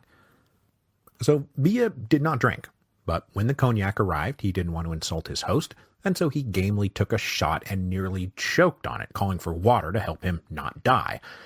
Now this no doubt shocked Zapata, because how is the legendary Pancho Villa, the northern bandito, choking on a little swig of cognac? It's ridiculous. But he played it cool and diplomatic and tried not to make Villa feel too bad or embarrassed. So the cognac didn't really loosen things up, and ultimately after about a half an hour or so, the halting conversation turned to Carranza, and it was here that things finally lubricated as Villa and Zapata bonded over complaining about Carranza. Villa said that Carranza was high and mighty, and Zapata replied, "I always said so. I always told them that Carranza is a son of a bitch." Thus, their alliance was cemented by a mutual loathing of a shared enemy. And probably a third of all friendships in human history have been cemented the same way. Now, what helped them also cement their alliance was the fact that they shared a common federalist vision. Neither one of them wanted to be president of Mexico, so there would be no contest for that office. Both wanted local power and what was best for their own people, but that meant they did not want a strong central executive. And they agreed that the national government, such as it was, should focus on foreign affairs and a few other small administrative things, which neither Villa nor Zapata really cared about. In this, Gutierrez was a great choice for president because he had no national following of his own, and as Villa put it, would make no trouble. After they concluded their initial talk in the big group meeting, the two leaders retired with just a few others to plan a joint military campaign against Carranza and the Constitutionalists. Zapata would attack and capture Puebla City, while Villa and the Division del Norte would move against Obregon's army in the vicinity of Veracruz. Villa promised Zapata ammunition, supplies, artillery, whatever he needed. And how could they lose? After this meeting, the one time the two legendary revolutionaries met face to face, they traveled together down the road to Mexico City and called on Gutierrez in the presidential palace after parading their joint conventionist army through the streets of the capital. In a famous photograph, staged after the repeated pleadings of journalists and photographers, Villa sat in the presidential chair, looking jovial and laughing, while Zapata leaned next to him in his signature dour slump. This was only for a minute, but Villa in the president's chair was a signal to Mexico and the world that Pancho Villa was now the preeminent warlord of Mexico. And at that moment, He was. But to offer some foreshadowing, without spoilers, this is the peak of Villa's career. This is the peak of Villa's life. Sitting there for that 1 minute in the presidential chair with a big grin on his face and victory against his enemies surely just a battle or two away. He was, after all, undefeated in the field, and he did not anticipate any blemishes to his unblemished record. But that is not how it went, and despite so much that was working in Villa's favor at that moment, his long-term prospects were not nearly as bright as everyone seemed to believe. And this was thanks in part to the Americans deciding to throw their weight decisively to Carranza. And next week, the civil war between the Conventionists and the Constitutionalists will fully erupt, and Villa will have to face an enemy armed to the teeth with the guns of Veracruz.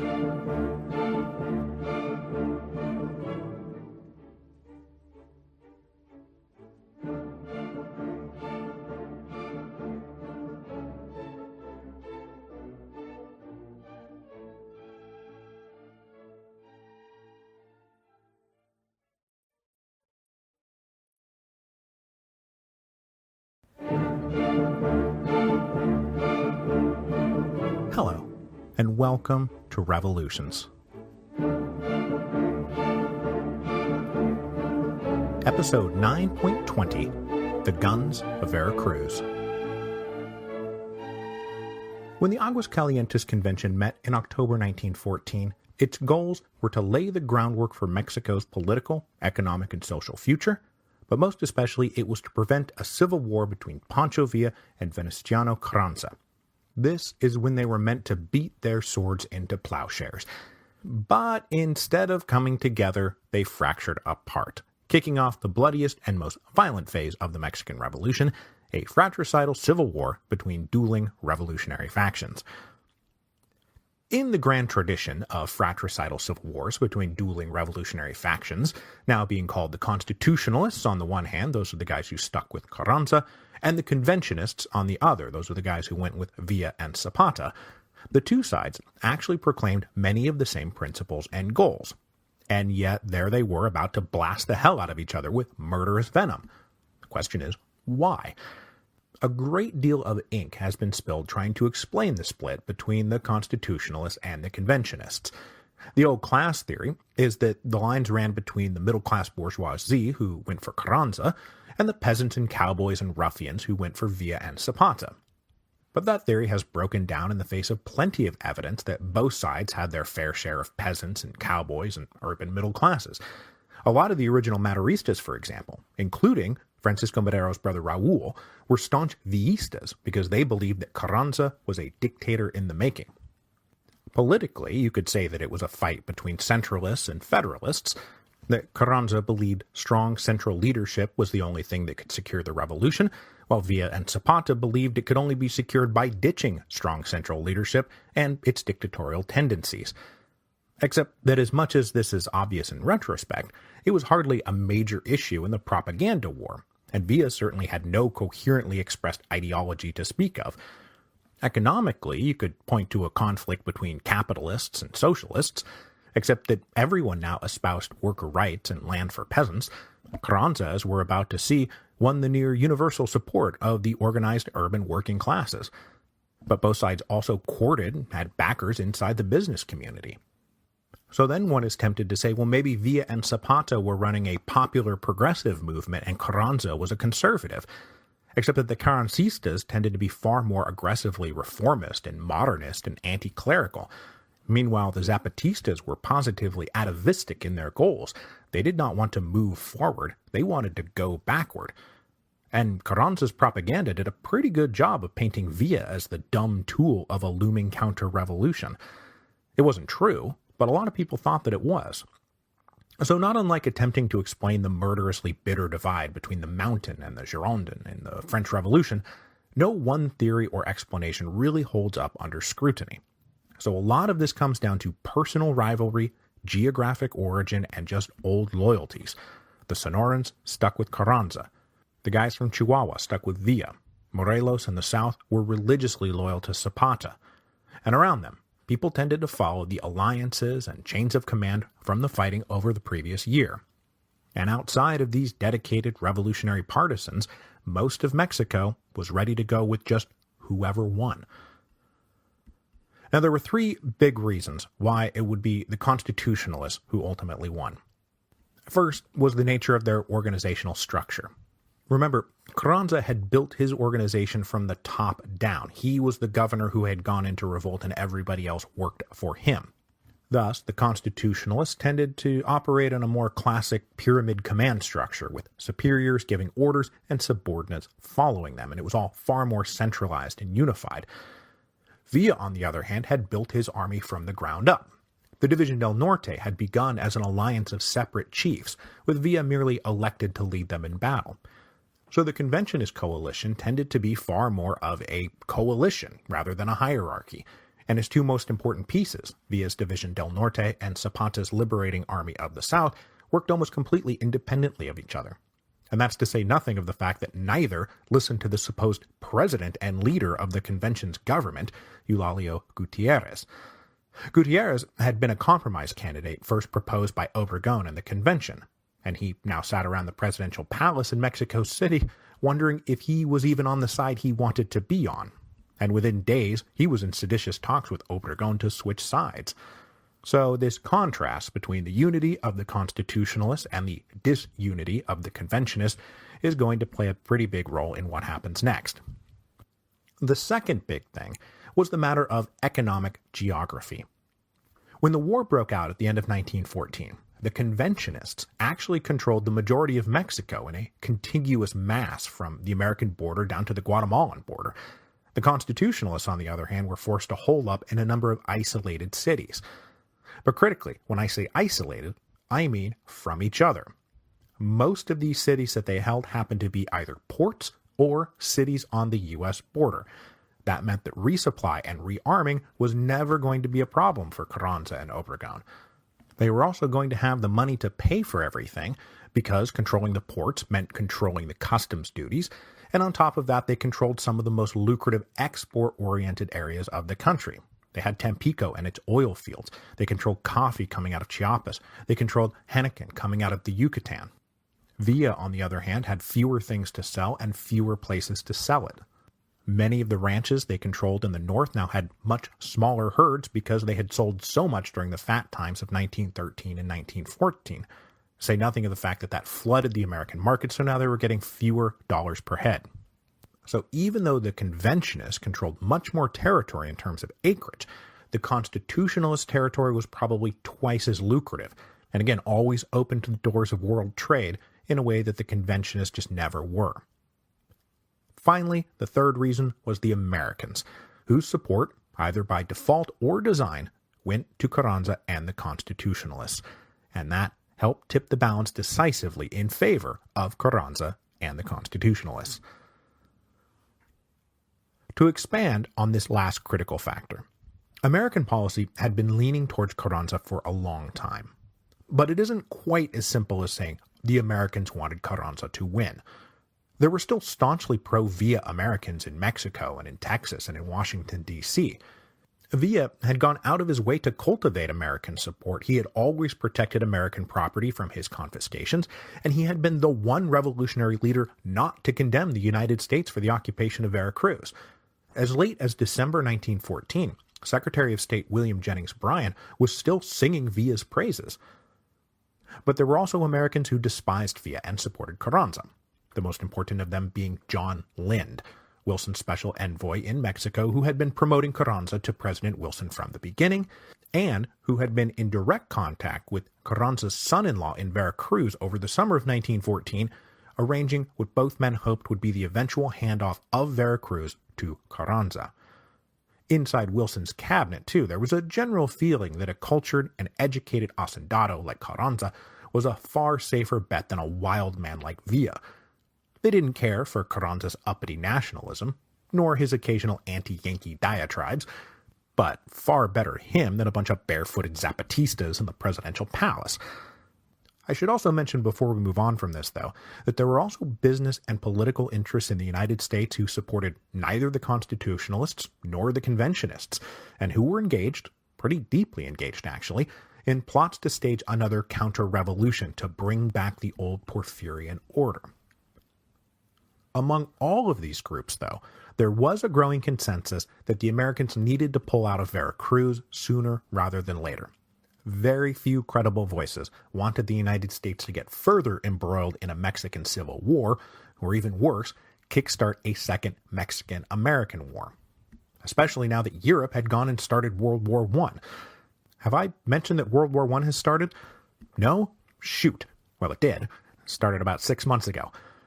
With the Aguascalientes Convention coming together in October of 1914, it seemed like there was about to be a legitimate sovereign government to hand the keys of the city to.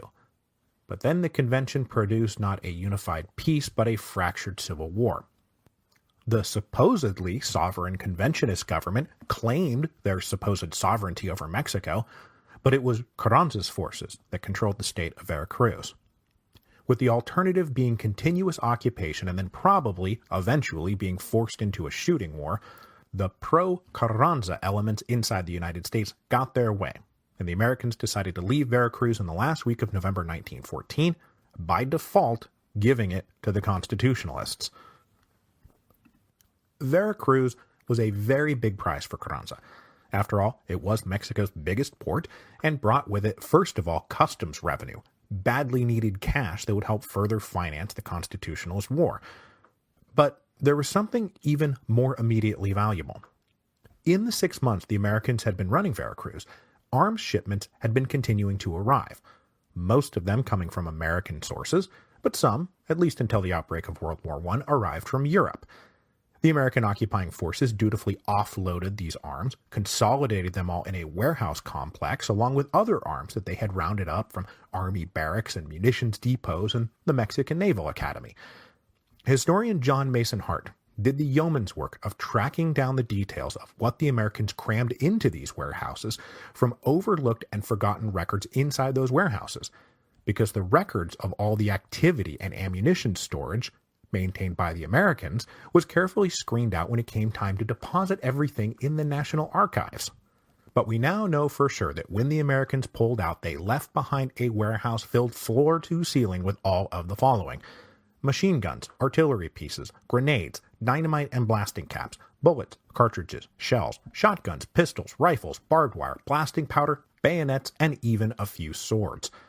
And this was not old leftover Civil War surplus. This was the newest and most advanced weaponry of the age, and it was enough to comfortably outfit an army 13,000 strong for a prolonged campaign.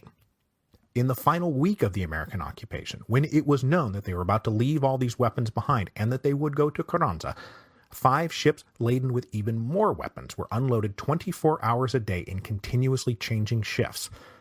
Then, on November the 23rd, 1914, the American occupation authorities left the keys on the table, they boarded their ships, and they sailed away. Carranza now controlled the guns of Veracruz. Now, one thing the Americans did not leave behind, though, is the 2.6 million pesos worth of customs money they had also diligently collected during their 6-month occupation. This money was deposited in a bank in New Orleans, and Carranza was told he would be able to open a line of credit against these funds as long as he behaved himself. Specifically, as long as he protected Americans and other foreigners, and took no reprisals against Mexicans who had collaborated with the occupation of Veracruz, or against any of the now 15,000 refugees in the city, most of whom came from old conservative families who were enemies of the revolution. Carranza took the deal, and he took the money, though this was studiously kept secret from everybody. So this is all a boon to the Constitutionalist forces.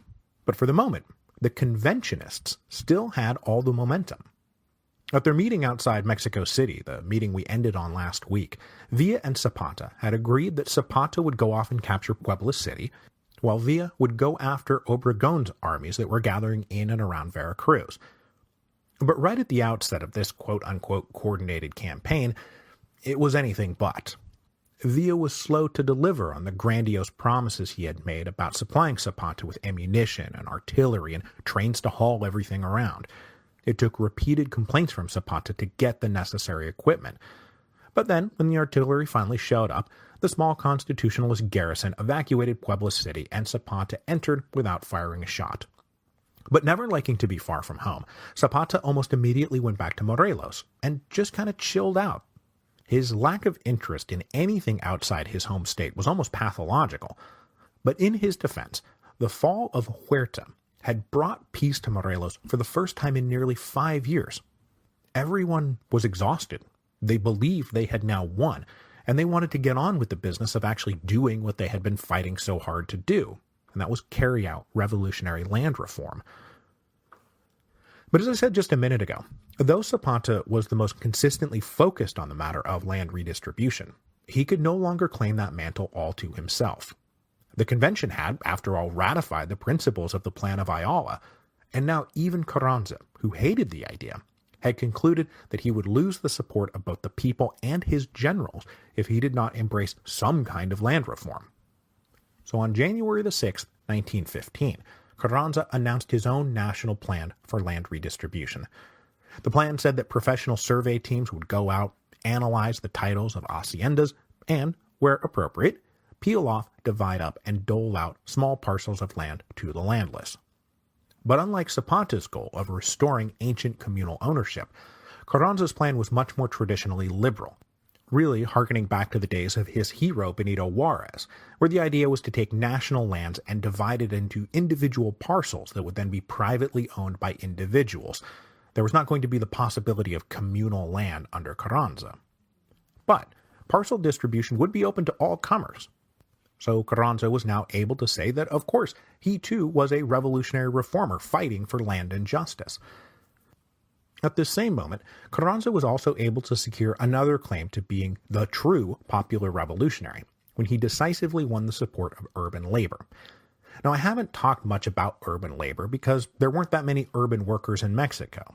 The country was overwhelmingly rural and agrarian, with miners making up the bulk of the quote-unquote industrial working classes. But there were urban industrial workers, and a union had been founded in 1912 called the Casa del Obrero Mundial, or the House of the World Worker. Known shorthand as the Casa, or the COM, they had done a pretty good job organizing urban labor. The urban workers did not share much in common with the landless peasants in terms of their needs or their worldview or their goals, and indeed many workers feared the invading hordes of peasant revolutionaries as much as the rich boys on the rich side of town.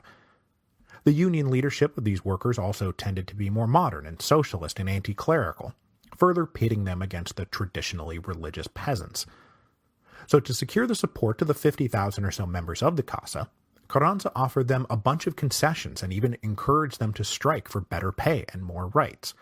In exchange, the Casa promised to raise men to fight under Carranza's banner, and 6,000 men quickly signed up for service, forming the so-called Red Battalions that were about to go out and add some much-needed manpower for the war against Pancho Villa. And it would be Pancho Villa they would be fighting. Everyone else, including Zapata, was of secondary importance. General Obregón knew that the key to victory would be defeating the undefeated División del Norte. Which, luckily for Obregón, we are now arriving at the tragic part of the legend of Pancho Villa, when that which had made him great is now going to destroy him. The reckless élan, the macho self-confidence, the stubborn bravado, all of it was about to blow up in his face. By January of 1915, Villa had come to buy his own hype, and basically was now infected with a fatal case of hubris. Where he formerly took the advice of professional soldiers, most especially Felipe Angeles, he now listened only to himself. Villa had once trusted Angeles' judgment so much that he let Angeles drop the battle plan for their great victory at Zacatecas. But now Villa ignored Angeles, who was telling him that though it looked like the Constitutionalists were the ones backed into a corner, in the long run, their position was actually quite strong. Angeles recommended striking now at Veracruz and crushing Carranza and Obregón before it was too late. But Villa dismissed Obregón as a real threat. He called Obregón the perfumed one, and instead decided to divert his attention to Constitutionalist armies operating around Guadalajara in the west and Monterrey in the east. This change of focus was Villa's first great mistake. Obregón, scrambling to reorganize his forces and utilize all the guns he had just gotten from the Americans, was bracing for an attack any day now. He was shocked and thrilled when he was told Villa wasn't coming. It gave Obregon precious time to prepare and plan. Now, Villa was not merely being dumb and pig-headed here, though he was being kind of dumb and pig-headed. Enemy forces in Guadalajara threatened to block his access back to his home base in the north, which he simply could not tolerate. And as for Monterrey, well, controlling Monterrey meant controlling the coal fields of northeastern Mexico. And remember, it was lack of access to coal that had been the thing that had ground Villa's last campaign to a halt. Plus, for Monterrey, the next step would be Tampico and its oil fields. So while Angeles was right to suggest plunging the knife into the heart of Carranza right now, Villa wasn't necessarily wrong about what he thought he was trying to do. The real out-and-out self-destructive wrongness of Villa doesn't come until a bit later. So Villa divided his army in two. He took half to Guadalajara and entrusted Angeles to go capture Monterrey.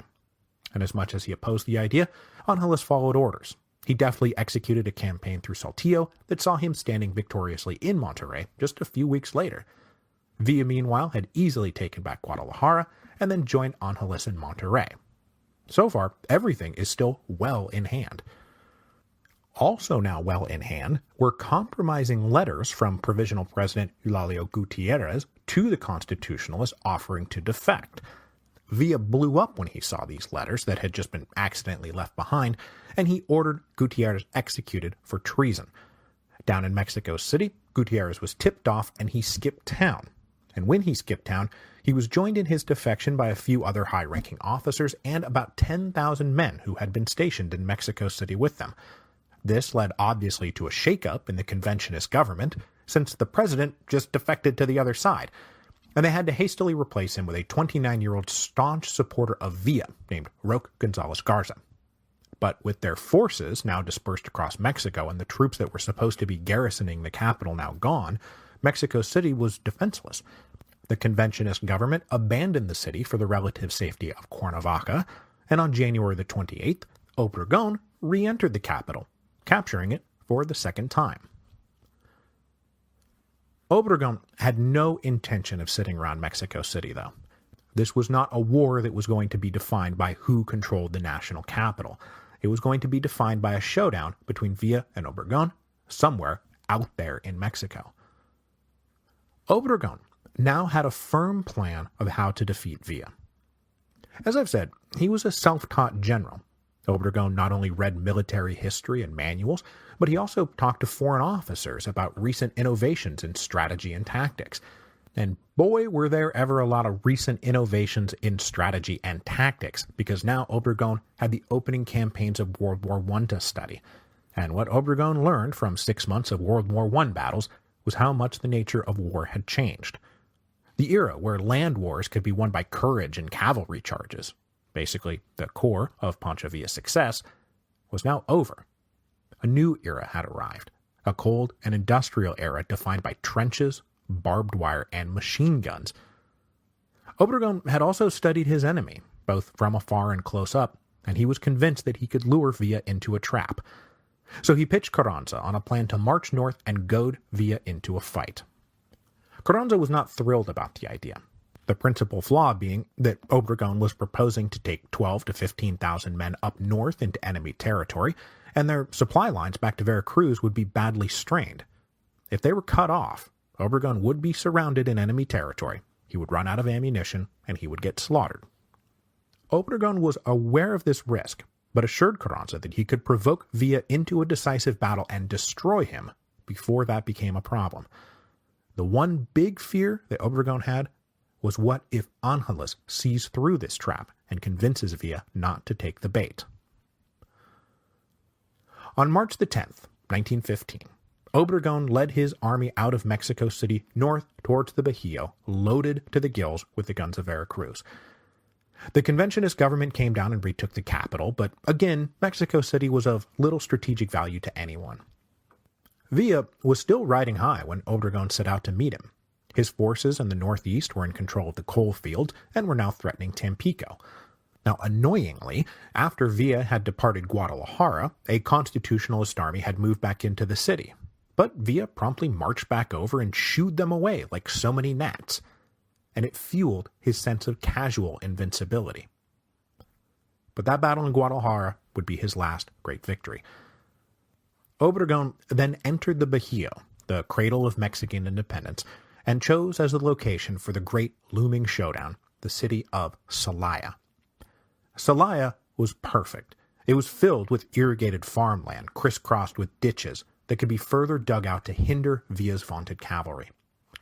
Angeles advised Villa that the best thing to do would be to draw Obregón further north, to extend his communication and supply lines even further, then cut him off and annihilate him. And if nothing else, at least don't let him pick the field of battle. But Villa refused to listen. He thought such games would make him look weak and cowardly, like he was trying to avoid a fight. The División del Norte had always gone looking for the enemy. That is what his men expected him to do. Villa just didn't understand the merits of a strategic retreat. And then, as if the gods really were intervening to punish Villa for his hubris, Angeles fell from his horse and was too injured to accompany the army when Villa rode off towards Celaya to grapple with Obregón. Now, I'm not sure Angeles' presence would have really made a difference given Villa's current attitude, but it certainly removed the only thing resembling the voice of reason. So that brings us to the great turning point of the Mexican Revolution, a 3-month campaign in central Mexico between April and July 1915 that decided the fate of the Mexican Revolution. 4 great battles would be fought over these 3 months, with about 50,000 men total participating in the action. Pancho Villa will lose all 4 battles, and thus he will lose the Mexican Revolution. Now, this did not have to be so. Both sides had their strengths and weaknesses. Sometimes those weaknesses were the same. Both sides were running on limited supplies of ammunition, and both generals feared running out of ammunition in the middle of the battle. Obregón commanded probably 12 to 13,000 men at the beginning of April 1915. Villa outnumbered him, with numbers reported anywhere from 20 to 40,000, but the conservative side probably being closer to the truth, at least at the beginning. But Obregón was armed with more advanced and better weaponry. So, on paper at least, the pluses and minuses kind of added up to the two sides being equal. The most decisive factor, though, was that Obregón's cool professional competence, if never exactly rising to the level of genius, was being pitted against Villa's reckless machismo. As Villa approached Celaya, his tactical and strategic mistakes started multiplying. He did not, for example, even bother to scout the area or attempt to pick the field of battle. He just went to wherever Obregón was. He also made no effort to reconnoiter or cut off the telegraph and rail lines that linked Obregón back to Veracruz. He certainly underestimated Obregón, who, remember, he's calling the perfumed one in a not-so-subtle dig at Obregón's manhood. It just did not occur to Villa that he was being led into a trap, nor that even if he was being led into a trap, that he wouldn't be able to just fight his way out, like he always had. In probably the most damning indictment of Villa's generalship, after the fighting in Celaya had ended, Obregón cabled back to Carranza, quote, "Fortunately, Villa directed the battle personally." Ouch. On April the 6th, 1915, Obregón opened the first battle of Celaya with a mistake of his own. He sent a 1,500-man advance force to a hacienda that he thought was unoccupied, but which turned out to be, in fact, very occupied by the bulk of Villa's forces, who then immediately attacked and overwhelmed this little advance force. Obregón, no coward himself, personally led an armored troop train up to rescue and evacuate these men. But while engaged in this action, he spied an opportunity to lure Villa into the trap he had so carefully laid, because waiting in the fields of Celaya just a few miles away were a network of trenches lined with barbed wire and machine guns and manned by sturdy infantry. Predictably, Villa's cavalry came chasing after Obregón's retreating force, riding into the fields at full speed, where they ran right into this wall of trenches and machine guns. Villa's cavalry endured heavy losses while inflicting almost no damage. Villa then became stuck in a terribly unimaginative place. Cavalry charges had won nearly every battle Villa had ever fought, and so he just needed to keep at it, and eventually the cavalry would break through just like it always had. This is probably an exaggeration, but it is reported that Villa sent no less than 40 charges against Obregón's trenches and machine guns, and only once in one place did they briefly crack the line. by the end of the day, Villa was running out of ammunition, and what was left of his bloody and exhausted army retired for the night. The next day they woke up to a sudden counterattack by Obregon's infantry that sent them falling backwards. The Division del Norte was dealt their first defeat in open combat. Villa managed to learn nothing from this defeat, and he blamed it principally on a shortage of ammunition. So a week later, after rearming and resupplying, he went back to work on April the 13th with the same simple idea. My brave and glorious cavalry will eventually overwhelm the enemy. But in that week, Obregon had only dug in deeper and had concentrated even more machine guns. Further, Obregon held back 6,000 cavalry of his own in a forest out of sight that Villa did not even know about. Obregon had studied Villa, and he knew that Villa never used reserves. Everyone in the Division del Norte always went out all at once. So the second battle of Celaya was 2 more days of relentless slaughter. Now this was a near-run thing for Obregon. He too was running low on ammunition, and had Villa, or more precisely Villa's ally Zapata in the south, done anything to cut the rail lines back to Veracruz, we'd be sitting here talking about what a dummy Obregon was for marching into enemy territory and allowing himself to be surrounded and annihilated. But that never happened. On April the 15th, Obregon sent in his 6,000 fresh cavalry reserves, and that was the end of that. The Division del Norte broke and fled in disarray.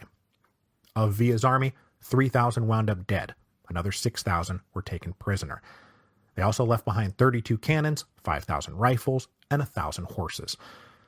Of the prisoners taken, Obregon asked the officers to step forward and identify themselves after promising that they would not be shot. About 120 stepped forward. They were immediately lined up against a wall and shot. Villa, meanwhile, retreated northwest in the direction of Leon with his senior staff and what was left of his army. He then called in all hands from the various armies he had campaigning out along the coasts, and within a week he had as many as 35,000 men back under his command. At this point, Angeles rejoined Villa and implored him again that the situation could be salvaged if they retreated north and overextended Obregon's lines. But again, Villa wouldn't do it. He wouldn't quit his bravado. He told Angeles, "If by attacking today I am beaten, by attacking tomorrow I shall win." So, instead of retreating and regrouping, Villa planted himself and prepared for another battle. He did, however, learn at least one lesson from Celaya. It admitted that he may have to defeat Obregon at his own game. So Villa entrenched 15 miles of road near the town of Trinidad. He hoped to turn the tables and force Obregon into his waiting arms. But Obregon was too smart to take this bait, and he too entrenched along that same line at Trinidad. On May the 7th, what is somewhat erroneously called the Battle of Leon, but should more accurately be called the Battle of Trinidad, began.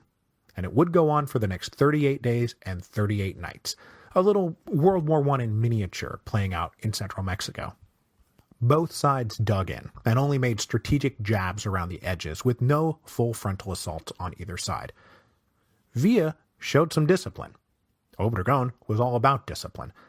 But they were both starting to hear it from the officers and men under their command that this way of fighting was cowardly. It was not what they wanted to be doing. So it was really going to come down to who would lose their patience first. I will let you guess who it was. That's right, it was Villa. Obregon had been under pressure himself and promised his generals that on June the 5th, if Villa had done nothing, then the Constitutionals would launch an attack. But Villa snapped first. 3 days before Obregon's deadline, Villa launched a wide offensive aimed at coming around Obregon's rear. But Villa's forces were unable to crack Obregon's lines, and a critical part of Villa's offensive got bogged down, and the whole operation turned into a bloody fiasco. But this offensive nearly saw the end of Alvaro Obregon. On June the 3rd, he was surveying the battlefield from the tower of an hacienda when it was hit by a shell. The explosion tore Obregon's right arm off. He was hustled out of the blast zone, but as he lay there, one arm gone and in agony, he thought he was bleeding to death and that this was the end. So to cut to the chase, he pulled out his pistol, put it to his head, and pulled the trigger. But the night before, his aide had cleaned the pistol and not reloaded it. So it just went click. The medics then patched Obregon up, and he managed to escape without it getting infected. So he lived. The lost arm was then found and later embalmed, and would become a potent symbol of Obregon's sacrifice and patriotism. It was a huge part of his propaganda machine, a reminder of the sacrifices that he had made for Mexico. I should also note that in the future, Obregon always made sure to tailor his suits not to conceal the lost arm, but to highlight it. He never wanted anyone to forget that he represented courage and sacrifice and patriotism. So Obregon lived, and his men fought on, and they went ahead with their plans that they had already laid for a June the 5th offensive, which was now thankfully a counterattack against a much weakened opponent. So they charged out and once again broke Villa's army and sent it flailing backwards. Historians love attaching the name Waterloo to anything that resembles someone's final great defeat.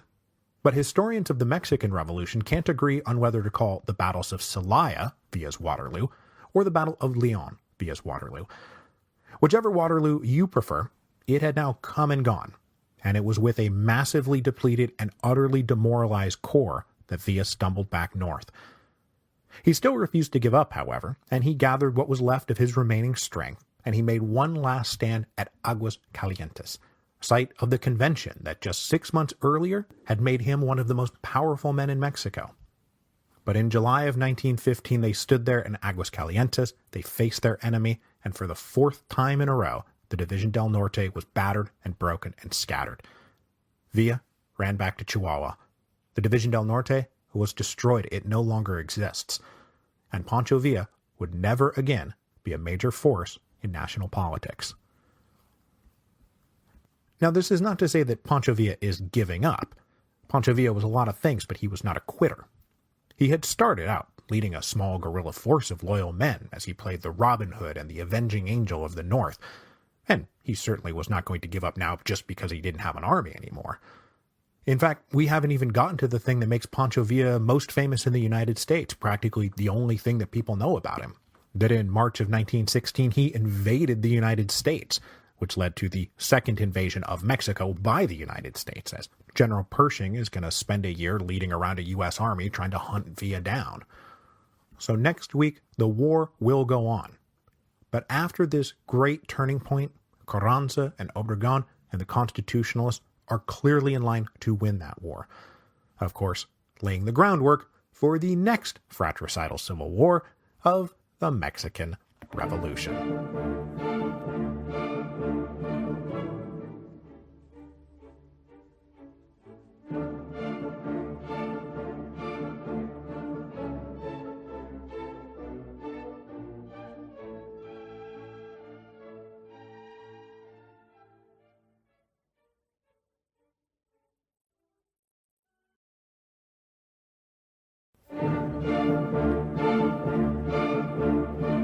Hello, and welcome to Revolutions.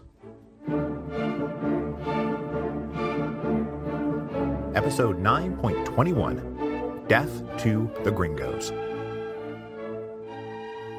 Since the beginning of Francisco Madero's revolution back in 1910, Mexico had been consumed by 5 years of civil war and chaos.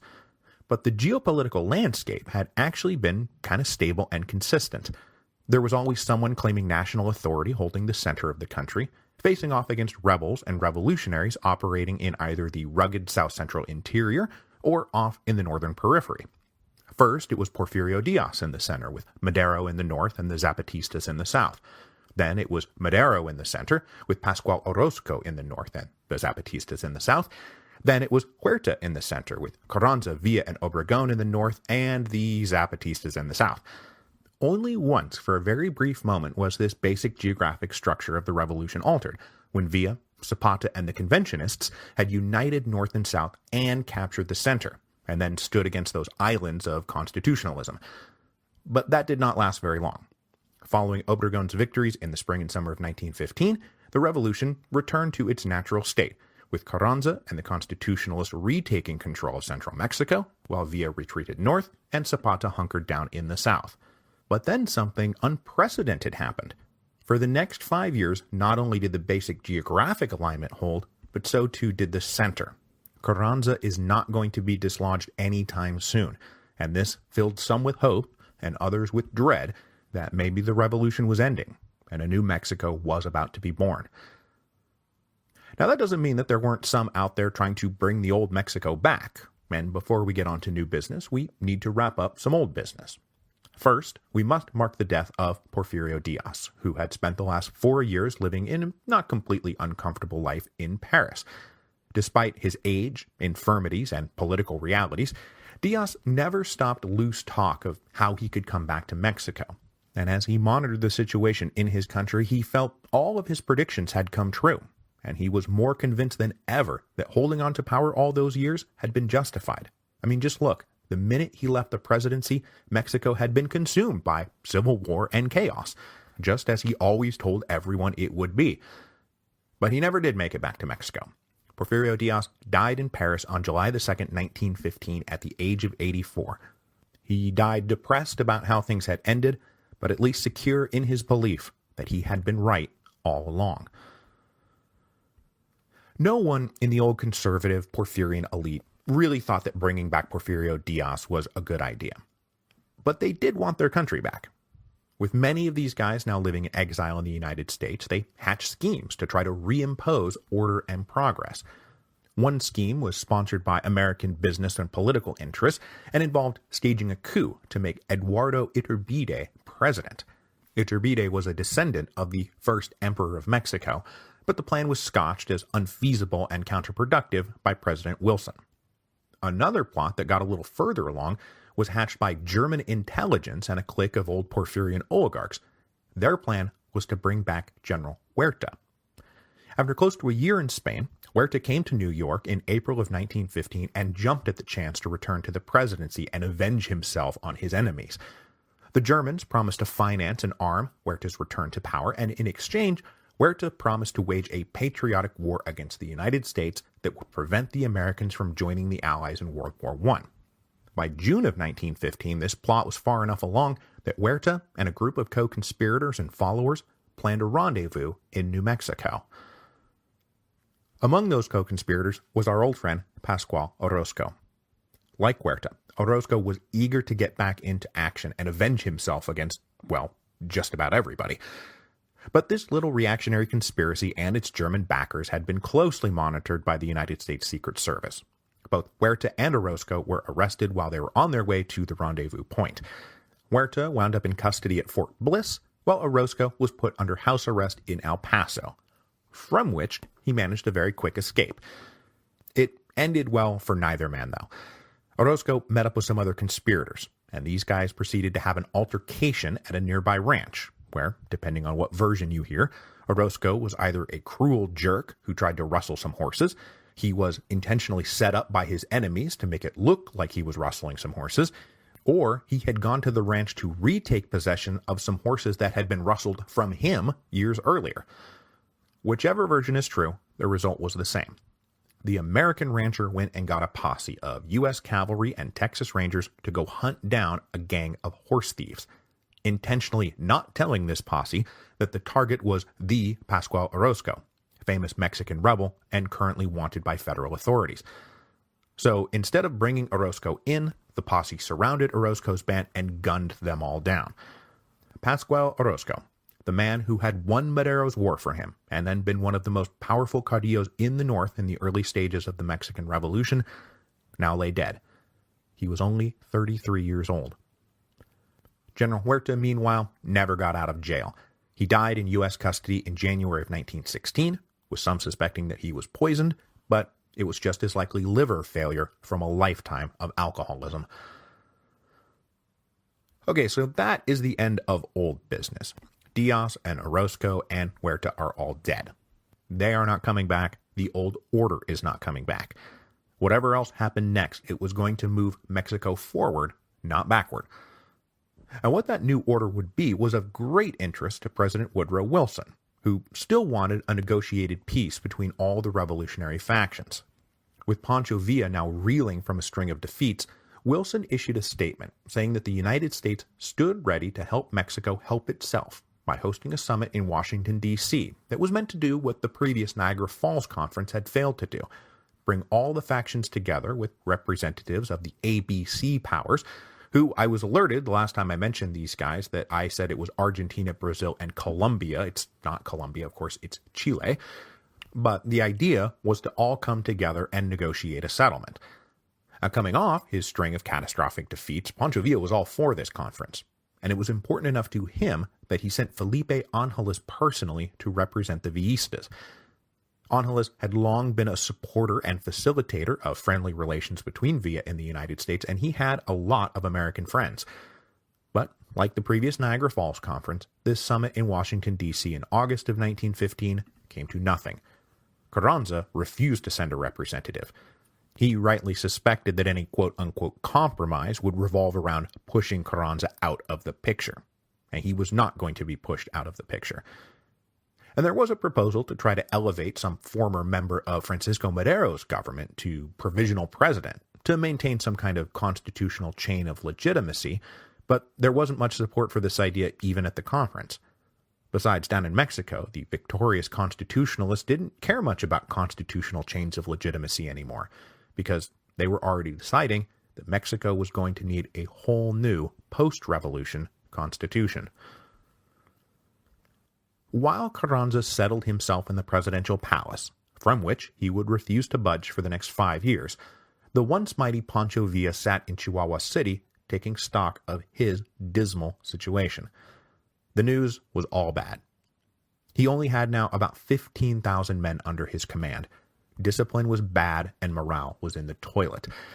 Now, back in episode 9.16, we talked about how Villa was able to rise to power after starting out with 8 followers, 9 horses, 9 rifles, 4,000 cartridges, 2 pounds of coffee, 2 pounds of sugar, and 1 pound of salt.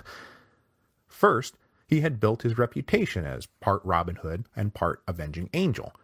Then, once he had gathered an army, his ability to always pay his men on time and keep them fed and armed had promoted enthusiastic discipline in the ranks that earned plaudits from military and civilian observers and attracted additional recruits. Once the Division del Norte was formed and really got rolling, then Villa's string of victories had built up a reputation for invincibility. But having ascended to the summit, he now came tumbling down the mountain. His reputation for invincibility was destroyed by this run of cataclysmic defeats. Then, when Villa got back to Chihuahua City, he found his economic base in shambles. They had sold all the cattle, the mines had mostly closed down, and he was getting reports that it was going to be a bad harvest. For the first time, Villa had trouble paying his men and his creditors. These financial problems then brought out the meaner and more extortionist side of Villa. There was no more stealing from the rich and giving to the poor. There was no more generous magnanimity.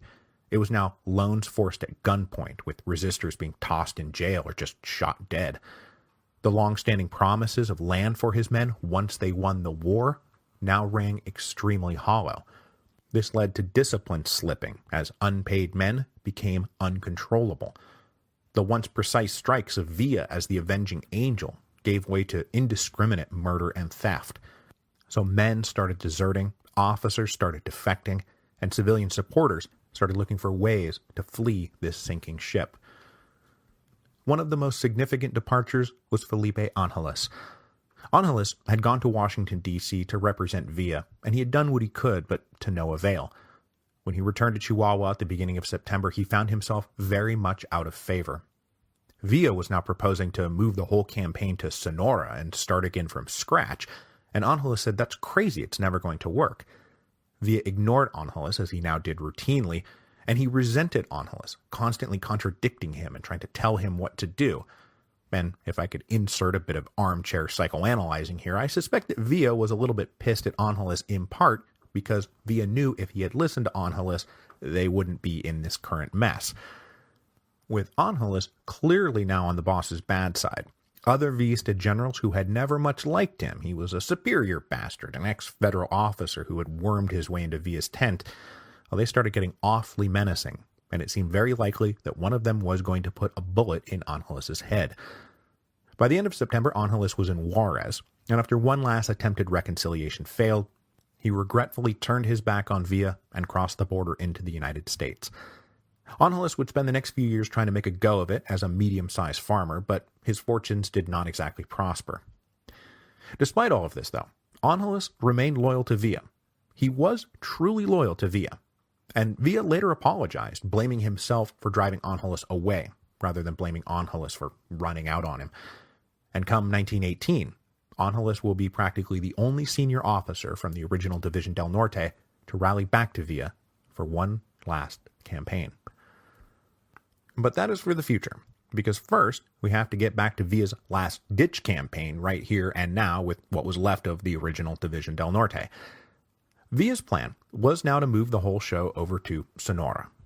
Now, at this moment, that is the late summer and early fall of 1915, Villa believed he still had a strong ally in Sonora in Governor Maytorena, who had long been Villa's ally in the general fight against the Constitutionalists.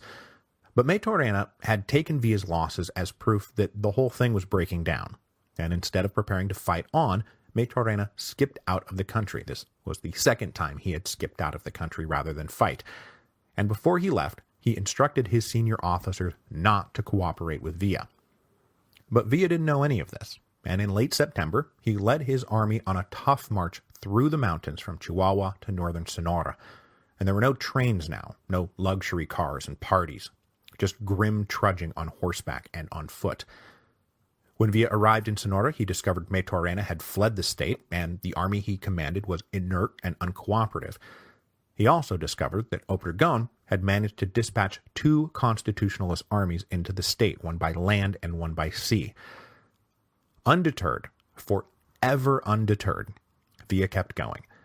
His plan was to first capture the border town of Agua Prieta, which had been a constitutionalist stronghold and their principal source of supplies from the United States going back to the very beginning of the rebellion against Huerta. Villa had been told the constitutionalist garrison was only about 1,500 men, certainly no more than 3,000, and he believed it would be possible to take the city and then use it as a source of revenue and supply as he rolled slowly south. He said as much in a letter to Zapata, where Villa still insisted that it was just a matter of time before they rid Mexico of all their enemies. But events beyond his control were now moving faster than Villa could ride, because while he was off in the wild north and cut off from the latest news, he did not know that he had been dealt a political body blow. On October the 19th, 1915, the United States extended de facto recognition to Carranza's government. For President Wilson, recognizing Carranza was now simply the least bad option. It appeared that Carranza had decisively won the Revolutionary Civil War, and what Wilson wanted now above all was peace and stability on the southern border, as it was becoming likely that the Americans would eventually get sucked into World War I. Once Carranza gave assurances that American lives and property would be protected, Wilson gave the go-ahead for recognition. Now, it would be another couple months for formal legal recognition to come through. But with de facto recognition, Carranza got two major immediate bonuses. All American arms sales to Mexico now had to be made to agents of Carranza and no one else, and he was promised a loan of $500 million to fund his government and start rebuilding Mexico. For the United States, this was the first time there had been a legitimate government of Mexico since February 1913, and everyone else in the world followed their lead. Most of the other Latin American countries, as well as almost all the European powers, extended recognition to Carranza. American recognition of Carranza was the final death blow to the short-lived conventionist government that had been claiming for itself sovereign national authority since the Aguascalientes Convention the year before. One last meeting of the conventionist government was held on October the 10th, and after they disbanded for the day, they never reconvened. The Villistas headed back north, while the Zapatistas retreated into Morelos. But though the convention coalition was dead, the Zapatistas were never going to quit. They were even more stubborn than Villa, and frankly, they figured that Carranza would not last long. They had successfully staged rebellions against Diaz, and then Madero, and then Huerta, and there was no reason to think that Carranza would be any different. So Zapata led his men back out into active campaigning in the fall of 1915, and they ran skirmishing lines all along the border with the federal district. But they had difficulty pushing any further than that line, and Carranza was now offering amnesty to any chief who wanted to take it. And plenty of chiefs, especially along that main northern skirmishing line, were ready to say, "What are we even fighting for anymore? I'll take the amnesty and I will go home." But the hardcore Zapatistas of Inner Morelos were never going to take that deal, and they issued a new manifesto to the nation on October the 26th that outlined a litany of revolutionary reforms, and most especially called again for the death of all the hacendados. It was a fiery denunciation of the old order. But the problem was, they weren't fighting the old order anymore. The old conservative hacendados weren't the issue, and Carranza's agents and the press were able to quite accurately point to all of Carranza's very similar reforms and promises, including a pledge to redistribute land. Now, whether it was cynical co-option or sincere belief that reform was needed, Carranza had relentlessly positioned himself as no less a reforming revolutionary than anybody else. So support for the hardline, uncompromising, radically agrarian Zapatista program was increasingly scarce.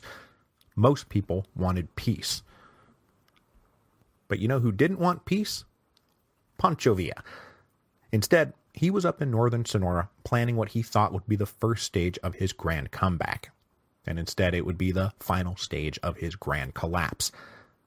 The leaders in Agua Prieta knew Villa was coming, and they had fortified themselves with the now proven-to-work anti-Villa cocktail of trenches, barbed wire, and machine guns. Villa surveyed all of this and figured, well, what the heck, I'll just go to one of my most famous moves, the night attack. You can't shoot what you can't see, right? Except that the guys in Agua Prieta knew that trick too, and as soon as Villa launched this attack on November the 1st, the whole battlefield was lit up with massive floodlights, and Villa's men were once again mowed down. And on top of that, Agua Prieta was swarming with more like 6,000 Constitutionalist soldiers. Where had all of these reinforcements come from? After Villa's army endured its now depressingly routine massacre, Villa ordered a retreat, and only later did he find out what had gone wrong. Out marching in the middle of nowhere, he had not heard of America's recognition of Carranza, and he did not know that the United States had granted a request from Carranza to ferry reinforcements from far-off Coahuila to Agua Prieta on American trains on the American side of the border. Villa was floored when he got this news. He still believed there was a chance that the Americans would stick with him. He was, after all, the one who had gone out of his way all these years to protect them and their property. And he had allies in the United States who had assured him that they wanted Villa to win, that they did not like Carranza. And now, here Carranza and the Americans stood in active alliance against him. He had been double-crossed. This was a massive betrayal, and Villa now burned with a sort of cold fury. And he told an American doctor, "I will devote my life to the killing of every gringo I can get my hands on, and the destruction of all gringo property." Villa now completely flipped his strategy. Where once he had gone out of his way to protect Americans and curry favor with the Wilson administration, he would now attack them wherever and whenever he could. He would use American recognition of Carranza as proof that Carranza was the enemy of Mexicans everywhere. This new orientation was made plain in Villa's own manifesto to the nation, which he published on November the 9th, 1915. In this manifesto, he denounced Carranza for making a secret pact with the Americans to sell Mexico out to the Yankees. And he made these accusations in very specific terms.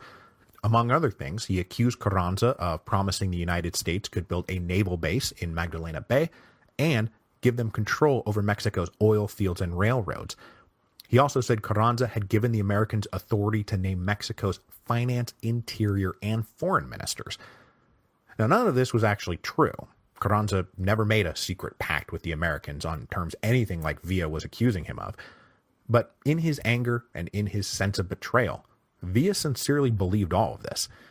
He then made one last futile attempt to carry out his plan for a war in Sonora by attacking the capital of Hermosillo, but he was once again repelled and forced to quit. By the beginning of December, Villa was marching back towards Chihuahua City, his men more depressed and demoralized than ever.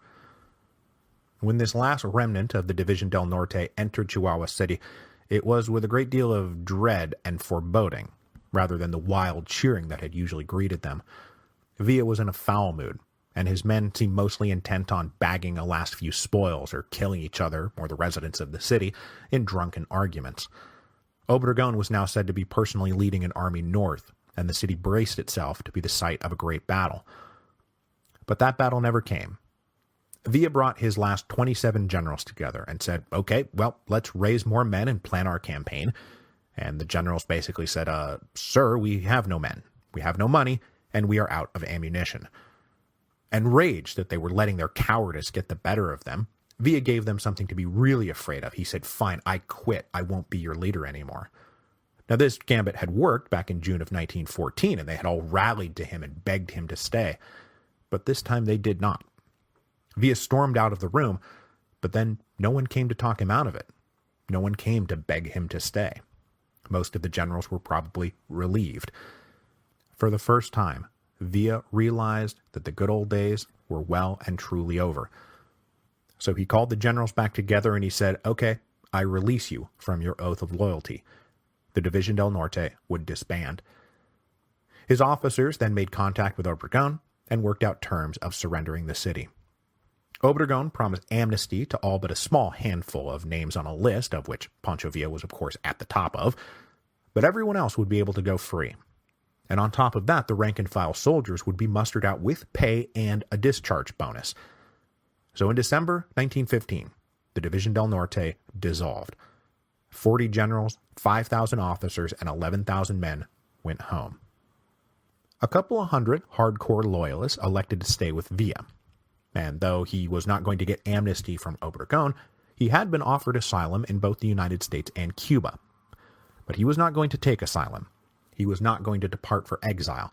He swore that he would never leave Mexico. Instead, he was going to go to the mountains and keep fighting. From his new base in the mountains, Villa was now contemplating what seems at first glance to be a completely insane new plan. He was going to invade the United States. Many observers, then and now, really do chalk this up to a kind of insanity. That Villa was now completely irrational and driven by wild rage and hate, and no longer motivated by anything but revenge. And certainly when this pops up as a trivia question, when was the last land invasion of the United States, and the answer turns out to be Pancho Villa and a couple of hundred guys, you're like, wow, that's adorable, what a crazy idiot. But this isn't true. Villa wasn't crazy. Villa had a plan. He was going to invade the United States to hopefully provoke an American invasion of northern Mexico. Now wait a second, you might say. I thought you just said he wasn't a crazy idiot, and he's down to a couple of hundred guys and he's going to try to bring the U.S. Army down on his head? That kind of sounds like being a crazy idiot. But look, an American invasion of Mexico would put Carranza in a very tough spot. If Carranza followed his own nationalistic impulses, he would denounce and protest the violation of Mexican sovereignty, and this would open up a rift between him and the Americans. On the other hand, if Carranza did nothing, or supported the American invasion, he would be exposed as the Yankee puppet Villa now accused him of being. Either way, Carranza's legitimacy would take a major hit. Villa also remembered that after the American invasion of Veracruz, federal army officers and constitutionalist officers had communicated across the lines about how they might have to team up and form a patriotic front to fight the foreign invaders. So a second American invasion might provoke the same kind of cross-factional patriotic reaction. In fact, it might reorient the political map enough that Villa himself would go from hunted outcast to highly valuable asset and leader. His popular support would surely rebound if he was out there leading his armies against foreign invaders, and he could reemerge as a popular hero. Now, was some of this about vengeance for Agua Prieta and other insults and slights from the United States? Yeah, of course, Villa was super pissed. But he was not crazy like a rabid dog. He was crazy like a sly fox. Just a few weeks later, though, it seemed like Villa might not even need to invade the United States to get them to invade Mexico, thanks to the massacre at Santa Isabel. Villa was nowhere near the scene of this massacre, but an officer operating under his command found out that a group of American mining engineers would be heading south on a train to reopen an American mine in Chihuahua. Carranza had been in touch with the owners of the mine and assured them that he was in control of Mexico now and it was safe to come back. The overconfidence on Carranza's part was such that he did not even order guards or soldiers to accompany this passenger train as it ferried, along with its regular Mexican passengers, 18 Americans. On January the 10th, 1916, this train lurched to a stop near Santa Isabel. The mystery of the abrupt stop was the worst-case scenario for the Americans on board. A company of Villistas were there, and specifically there, to target the Americans. Assuring the Mexicans on board the train that no harm would come to them, the Villistas entered the car carrying the Americans, and along with a torrent of taunts and verbal abuse, proceeded to beat them and then ordered them to strip naked. We know all of this because an Italian was in their midst, and when he protested that he was Italian, the Villistas left him alone and basically said, "Oh yeah, okay, you're cool. You're not a gringo." The American miners were then ordered off the train, and as they stepped off, they were executed one by one. Only one of the Americans managed to survive. He and a few others had gotten out when the train had stopped to see what was the matter, and so did not get trapped in the train car. When the shooting started, these guys broke and fled in different directions. His two companions were gunned down, but this one guy managed to get away. The massacre at Santa Isabel instantly became an international incident. Newspapers in the United States, particularly Hearst papers — Hearst was, after all, a major owner of timberland in northern Mexico — started clamoring for American revenge and intervention. Now later, the Villista commander said that they did not mean to kill all the Americans and that things just got out of hand when they started trying to run away, but that doesn't really quite jibe with other eyewitness accounts. Now Villa did not specifically order this massacre, but it is on his head, and any subsequent American intervention would also be on his head, exactly as he wanted. Just a week after the massacre, Villa prepared to follow up and was ready to do this insane thing of actually invading the United States. On January the 18th, he led a couple of hundred men north to the border with a plan to cross and attack the town of Presidio, Texas. But the men left under Villa's command were not thrilled about the idea of attacking the Colossus of the North, and each morning dawned with a few more men having deserted overnight. There was, in fact, so much angry and fearful grumbling that Villa was prevailed upon to call the operation off. Now, he was not going to quit his plan to invade the United States. He was just going to have to set it up differently. So he spent February building his forces back up and forcing old soldiers and officers from the now decommissioned Division del Norte back into service. The pain of not answering the chief's call would be death. Then, having built himself back up a bit, Villa led maybe 500 to 1,500 men. It's really hard for anybody to settle on a number. But as they started marching north on February the 24th, Villa pointedly did not tell them where they were going or what they were doing. Villa was now traveling at night to avoid detection and lying to his men to avoid desertions. This is a far cry from his heyday, on a huge noisy caravan of railroad trains rolling south in broad daylight, with Villa himself surrounded by 50,000 soldiers and officers, artillery, horses, doctors, women, children, reporters, film crews, and the eyes of the whole world. Those days were over. After 2 weeks, Villa's forces — you can hardly call it an army — camped about 3 miles south of the border across from Columbus, New Mexico, a town that had been planted in the 1890s and was at that point little more than a collection of shacks. It only had a few hundred permanent residents. A variety of theories have been thrown out there to try to explain why Villa chose Columbus, New Mexico, of all places, including that this was a personal vengeance trip against an American named Sam Revell, who had taken money from Villa to buy ammunition, but who had kept the money and not delivered the ammunition. But the most likely reason is that also in Columbus there were non-permanent residents, specifically a garrison of the 13th Cavalry Regiment. They had a camp just south of town. This garrison was small enough that Villa would be able to defeat it, but large enough that the United States would not be able to ignore the attack. Unfortunately for Villa, his spies had told him the garrison was only about 50 men, when in reality it was 12 officers and 341 men.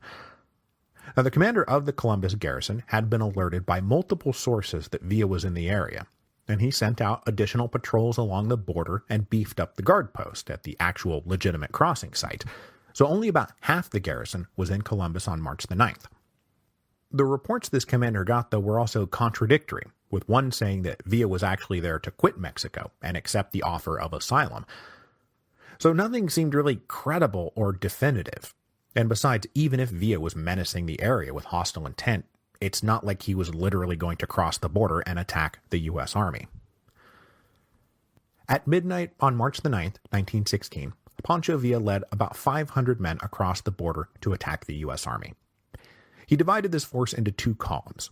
One would hit quote-unquote downtown Columbus, which is an extremely generous way to describe the area where some buildings happen to be clustered.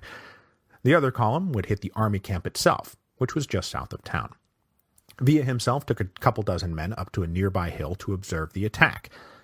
At about 4 a.m., when it was still dark, the Villistas crashed into Columbus. With whoops of Viva Villa and Viva Mexico, they ran around shooting off their guns and kicking down doors. The whole town was asleep, so this was a big, loud surprise attack that had them falling out of bed. In the army camp, the few officers rallied their men to the lockers where they kept the machine guns and hastily made a defensive line. Luckily for them, Villa's scouts had misidentified some stables as a bunkhouse, and so the Villistas focused a lot of time, attention, and bullets murdering horses while the U.S. soldiers were able to collect themselves. Elsewhere in town, looting and home invasions were met by civilians with their own rifles and shotguns, and for the next 90 minutes or so, Columbus was in the throes of a running gunfight. Then Villa ordered the retreat bugle sounded, and his men skedaddled out of town. When they left, the U.S. cavalrymen mounted their horses and took off in pursuit, now completely ignoring the invisible line in the desert that demarcated the border between Mexico and the United States.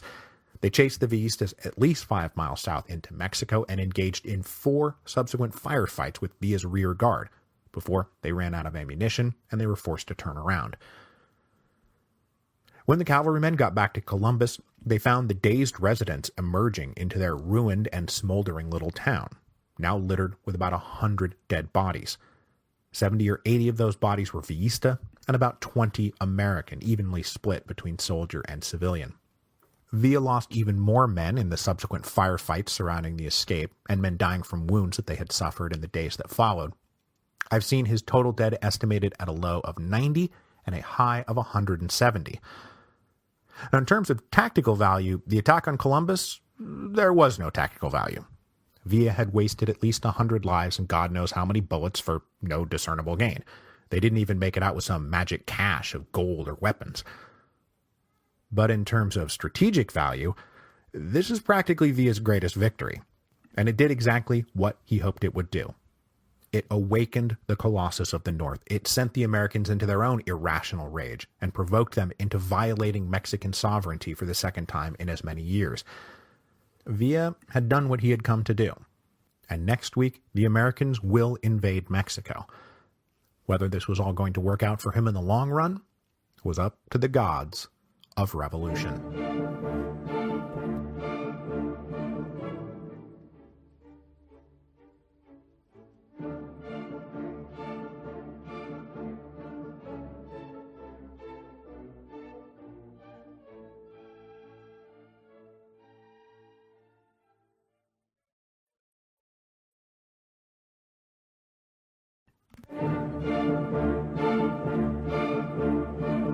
Hello, and welcome to Revolutions.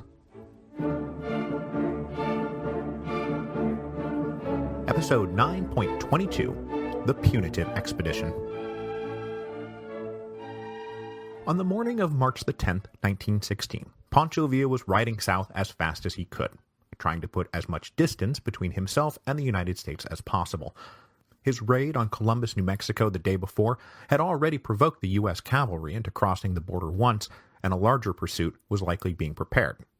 That's what Villa was gambling on anyway.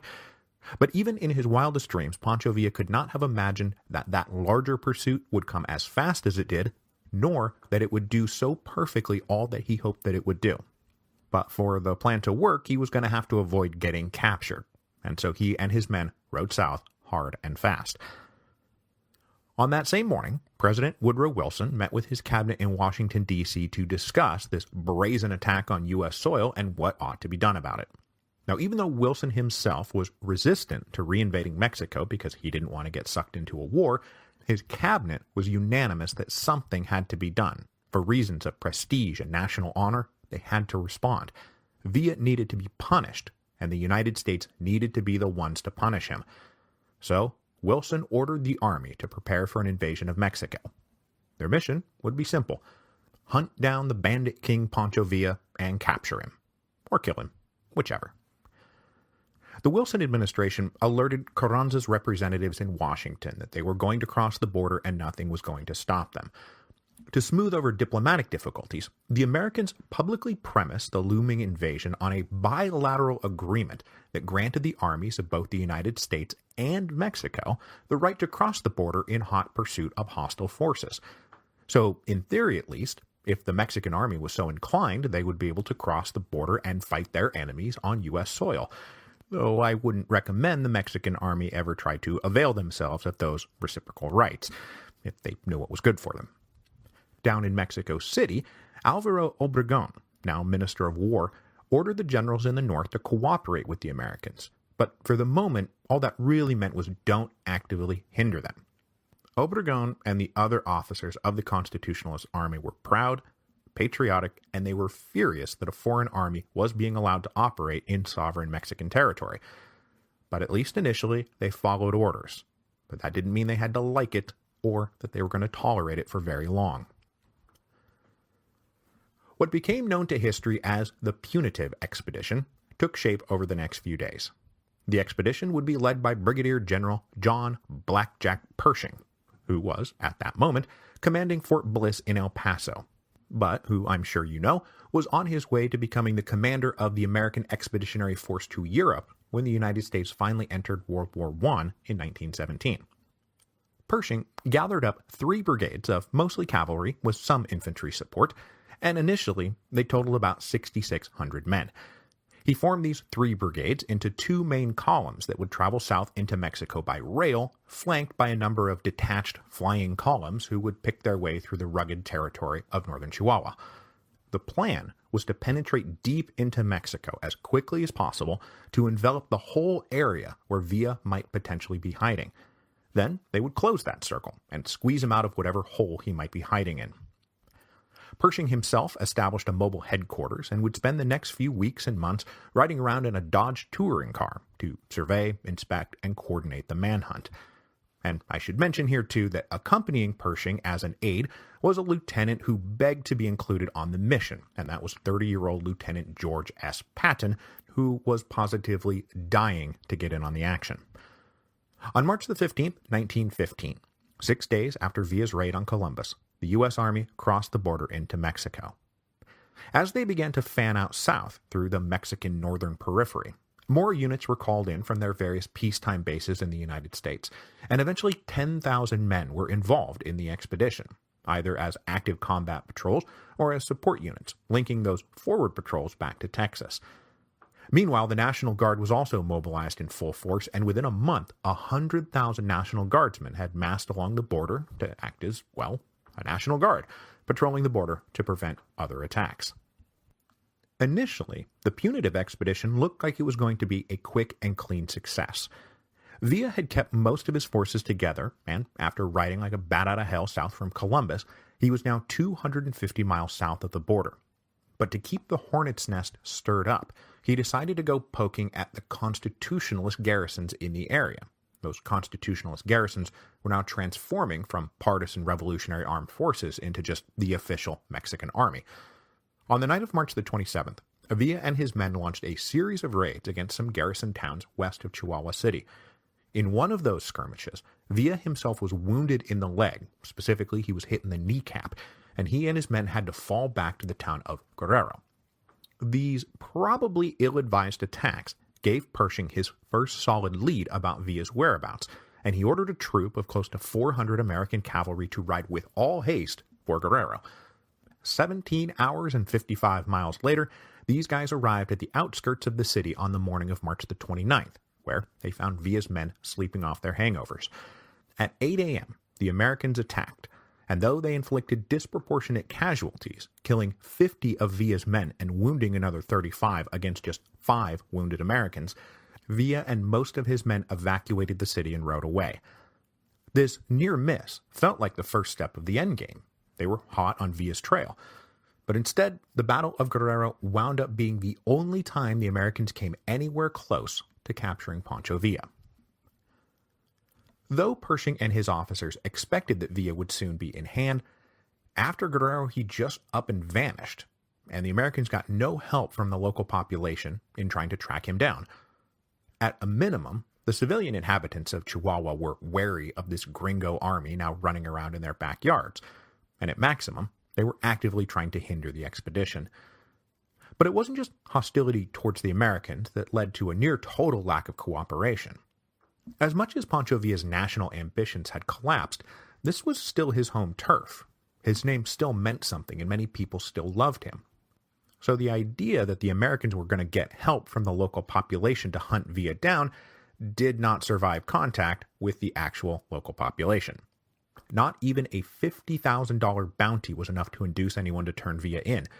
And I mean, $50,000 is a boatload of money.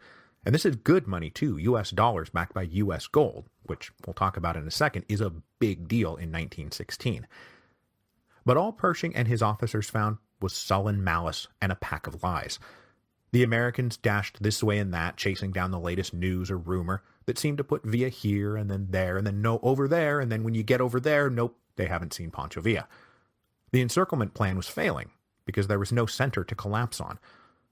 The Americans even used newfangled aeroplanes to go out on reconnaissance flights to try to spot Villa and his vanished army, but they found nothing. Villa could be anywhere, and so he was nowhere. The punchline, of course, is that Villa was not leading Pershing around on a merry wild goose chase, always one step ahead of his pursuers, laughing like Bugs Bunny and waggling a carrot like it was a Groucho Marx cigar. After retreating from the Battle of Guerrero, Villa had broken up his army into dozens of small bands and ordered them to disperse into the mountains or any safe spot they knew about and just sort of lay low for a couple months until the heat was off. Villa himself, now injured, couldn't even ride a horse, and he confined himself to mountain caves, where he just sort of hung out while the Americans scoured northern Mexico looking for him. There is at least one story, probably apocryphal but totally plausible, that on at least one occasion Villa watched an American cavalry patrol go by from his cave, and they had no idea how close they were. So instead of capturing Villa quickly and withdrawing from Mexico, the American punitive expedition stayed and stayed and stayed. And by mid-April, they were not just hovering around the border. American units went wherever they wanted, and they wound up as far south as the border between Chihuahua and Durango, some 500 miles south of El Paso. And every day they stayed, and every new place they went, resentment at their presence grew, and pressure on Carranza to do something grew. It was having exactly the effect that Villa hoped that it would. Carranza was getting frustrated with the Americans for not departing quickly, and to hasten their departure, he actually forbid further use of the Mexican railways. The Americans, meanwhile, were getting frustrated with Carranza for not supporting them more. The Mexican army was getting frustrated with both the Americans and Carranza, the former for humiliating Mexico, the latter for letting Mexico be humiliated. The Mexican people were generally frustrated with everyone, and Villa just sat in his cave and laughed and waited. With Villa nowhere to be found, conflict finally erupted between the Mexicans and the Americans. On April the 12th, so just about a month after they first crossed the border, an American cavalry unit passed near the town of Parral, deep in southern Chihuahua. They were looking for some food and forage, but the local constitutionalist garrison was hostile and uncooperative. A fight broke out between some of the men, and soon the two sides were shooting at each other. Now, the American officer was under strict orders not to be fighting with the regular Mexican army, and so he retreated quickly. But it was still a bloody wake-up call to the Americans that their presence was not going to be tolerated indefinitely. Pershing was furious that his men had been attacked, though, and he recommended that he be allowed to occupy the whole state and put it under martial law. But the politicians back in Washington wanted no part of that. Remember, as a rule, the Wilson administration thought that a second Mexican-American war was a bad idea. So instead, they ordered Pershing to briefly halt offensive operations. Offensive in both senses of the word. A few weeks later, on May the 9th, Obregon traveled up to El Paso for direct talks, during which he told the Americans, "Pull out of my country or I will attack your supply lines." Now, this was partly a bluff. Carranza and Obregon did not want a war with the Americans any more than the Americans wanted a war with the Mexicans. So the Mexican army did not attack, but Pershing was ordered to pull all of his men back into the far north of Chihuahua. But they did not order him to pull out of Mexico, at least not until American honor was satisfied. Through May and June, there was light skirmishing between the Americans and various Vista guerrillas and bandits that they happened to come across. But though the fighting was supposed to be confined to Americans against Vistas, tensions with the official constitutionalist garrisons remained very high. In fact, tensions rose so high that the Second Mexican-American War very nearly broke out on June the 21st, 1916. Seriously, all the pieces are in place for me to be delivering my oft-repeated line about how all the gunpowder was in place and all it took was a spark. The Mexican resentment, American frustration, the concentration of stressed-out troops on both sides, the scheming politicians, officers eager for action. On June the 21st, a contingent of about 200 Americans approached the city of Carrizal. They wanted to pass through the town moving south, but the Constitutionalist garrison commander refused them permission, so the American commander said, "Screw it, I'm going through anyway." When he did, the Mexicans opened fire. The resulting Battle of Carrizal was the single hottest engagement of the whole punitive expedition, and it wasn't even fought against Villa. In the fighting, 50 Americans were killed, another 39 wounded, and 24 captured, so that was like half the force. The Mexican list was 27 dead and 11 wounded. The leadership on both sides were absolutely outraged. Pershing demanded that Wilson untie his hands so he could go occupy the whole state. The Constitutionalist generals were now begging Carranza for permission to expel the gringos. But this was not the opening shot of the Second Mexican-American War, because neither Carranza nor Wilson wanted it to be. It instead marked the end of active American campaigning. Instead, they would sit tight, they would not move, but they also would not leave. At this point, General Pershing was very frustrated because of the constraints Wilson had now put him under. And for the rest of his life, Pershing would always be annoyed that the punitive expedition was portrayed as a failure and his officers and men as hapless bunglers. He believed that they could have accomplished their mission if their hands had not been tied. At least, that's what he said later. It is worth pointing out, though, that at the time, he was privately admitting that the Americans had been, quote, outwitted and outbluffed at every turn. Pershing also kept his frustrations with Wilson mostly to himself, though, because he was angling for a promotion to Major General and possibly command of the American Army in Europe, should the Americans enter World War I. Lieutenant Patton was much less diplomatic, and he wrote to a friend that Wilson, quote, has not got the soul of a louse, nor the mind of a worm, or the backbone of a jellyfish. But in the ensuing tense and recrimination-filled talks that followed, the Americans were aware that things might still devolve into war. So for about the 47th different time during the Mexican Revolution, the Americans embargoed all arms sales to Mexico. And Pancho Villa sat in his cave and laughed. While Carranza dealt with the punitive expedition in the north and cursed the name Pancho Villa, he also had to deal with the thorn that had stuck in the side of every national administration for the past 5 years. And Carranza was learning, too, to properly curse the name Emiliano Zapata. Here Carranza was trying to project an image of a leader of a stable regime providing over a now peaceful and stable Mexico, and Villa, the Americans, and Zapata were making his pretensions and proclamations into a joke. So to turn back to Zapata and Morelos, who we've been neglecting a bit, partly because they're up to the same thing they've been up to since they first signed on to the Plan of San Luis back in March of 1911. By the fall of 1915, Zapata and his guerrilla army were back out on campaign. And even with the victories against Villa having freed up an additional 10,000 troops that Carranza then placed under the command of General Pablo Gonzalez, the Zapatistas were able to hold them all at bay. Then in December of 1915, the old reliable Zapatista chief De La O launched a campaign southwest that successfully carried them all the way to Acapulco. But the Zapatistas faced a real crisis in January of 1916, when Carranza broke out Porfirio Diaz's old pan o palo policy, right, the old bread or stick. Carranza announced a revision to his land redistribution plan that would allow villages, and most especially the old villages of southern Mexico, the right to keep their communal lands and hold them as a community without them being broken up into individual private plots. For most Zapatista rebels, this was the thing they had been fighting for. It was their single issue. And when Carranza made the announcement, it undercut Zapatista's estimation that Carranza could not be trusted and that they all must fight on. So that was the bread that was meant to lure them out of the fields. The stick that was meant to hurry them along was the announcement that joining the 10,000 troops already maneuvering around Morelos would be another 20,000, and they would be executing a full encirclement of the tiny state. So January and February 1916 were troubling times for the Zapatistas. Many leaders openly wondered if they shouldn't be making a deal with Carranza to sign on to his land redistribution plan, to recognize his national authority in exchange for some local autonomy. The nervous tension and long years of fighting also started to crack their unity, and old grudges and hostilities between Zapatista's lieutenants started to break out into the open. Zapata himself was gloomy and moody, and he refused to consider a deal with Carranza. Zapata managed to remain in control of Cuernavaca until the end of April, when General Gonzalez renewed his advance.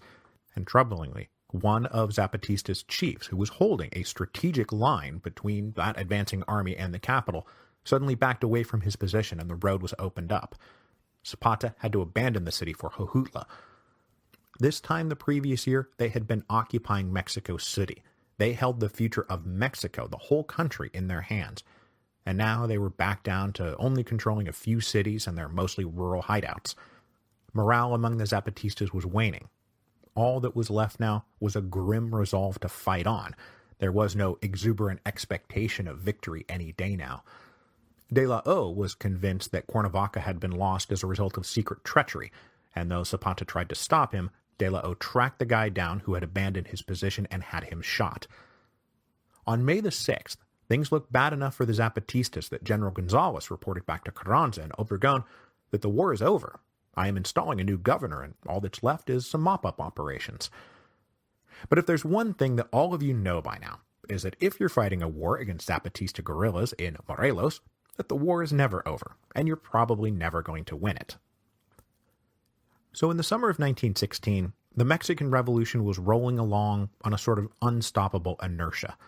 Civil war was now the default state of being, and the country was paying a price for it. Civil war is the greatest social and economic cataclysm that can befall a country. There is no natural or man-made disaster that quite rivals it for the scope and reach of its destructive power, made all the worse by the fact that civil war rarely brings people together as other shared disasters do. Hurricane, foreign invasion, flood, epidemic, whatever. Instead, civil war forces everyone to retreat inward into isolated bitterness, or crash them outwards, angrily seeking revenge against all their enemies. Civil war is atrocious. It wrecks the physical, social, and economic connections that make a society possible. Now, in the early days of the revolution, the fighting had often been a mass popular surge against the federal army and a small group of elite oligarchs in Mexico City. So there was a lot of optimism and unity of purpose. Well, leading up to the expulsion of Huerta, the split among the revolutionary factions had created a real, bitter, and destructive civil war. By 1916, the Mexican economy was in the process of tanking, and everyone was now as miserable as they had been during the recession years that immediately preceded the overthrow of Porfirio Diaz in the first place. So what we're going to do is run through some of the miserable things that the Mexicans were enduring to get a sense of just how bad things had gotten. To start off with, Mexico is an agrarian economy that needs to grow things, both to feed itself and have a stable economic base. Well, unfortunately, the recent wars had done huge damage to the breadbasket of the country. Those campaigns in the Bajío, where Obregón was picking battle sites in the irrigated fields because they made for good trench building, yeah, you can just take all that out. Nothing's growing there. But that was just the beginning. The chaos and mutual destruction had led to huge swaths of cultivatable Mexico simply going unplanted in 1914 and 1915 and 1916. And then on top of that, what was harvested would for sure just be confiscated or seized if an army happened to be in the area. It would be consumed by requisition and without profit. Then, on top of that, the 1916 harvest and coming 1917 harvest would be subjected to severe weather, droughts in the summer, cold snaps in the fall, and at least one random massive hailstorm. It's estimated that in 1917, Mexico harvested about 35% of what they had harvested in 1910. That is very bad. Adding to this agricultural crisis is what I might with some understatement call the currency issue. The currency issue is that Mexico no longer had a currency. I haven't talked much about this, but throughout the revolution, there stopped being one single Mexican peso. There was, of course, the one that would be issued by whatever government happened to be in Mexico City, whether it was Diaz or Madero or Huerta. But their revolutionary enemies always had competing currencies that they would issue to pay their own bills. So there were villa pesos and constitutionalist pesos, backed by the land and resources that their armies had gotten control of. But mostly, like all revolutionary currencies, these pesos were backed by the promise of victory. And it's one way that you can actually kind of put a quantitative measure on Villa's fortunes. In 1914 and 1915, he was printing out Villa pesos that were accepted not just in Mexico, but also the United States, and traded solidly at about 30 cents to the US dollar. Well, after Obregón kicked the hell out of Villa in the summer of 1915, the value of the Villa peso crashed. If it was even now accepted at all, it was trading at slightly more than 0 cents on the dollar. Though I did read that you could get a tortilla for 20,000 Villa pesos in the summer of 1915. The new worthlessness of these Villa pesos joined other worthless paper money that was floating around out there. Huerta had printed millions upon millions in paper money. None of it was now any good. Old Porfirian notes? No good. They're not backed by anything anymore. Carranza and the Constitutionalists had their own currency, but to pay their bills, they had printed out just unlimited reams of paper. And you add to all the counterfeit bills that were, of course, also now circulating, and there's just no good paper money in Mexico anymore. Gold and silver were being hoarded and driven out of circulation, so there's practically no means of exchange. Barter and in-kind payments became the order of the day. Carranza tried to fix this by saying, okay, all the paper money out there right now is worthless. You can just burn it.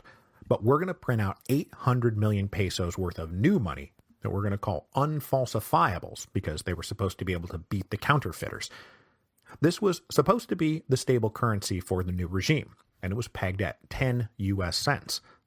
But after being rolled out in May of 1916, these unfalsifiables also became basically worthless, and they had to be abandoned by the end of the year.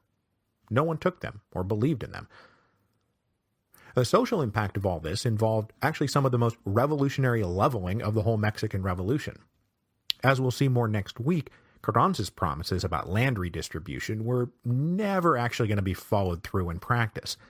But the uncontrollable hyperinflation and destruction of the national currency wiped out the savings and material wealth of most of the old Porfirian oligarchy.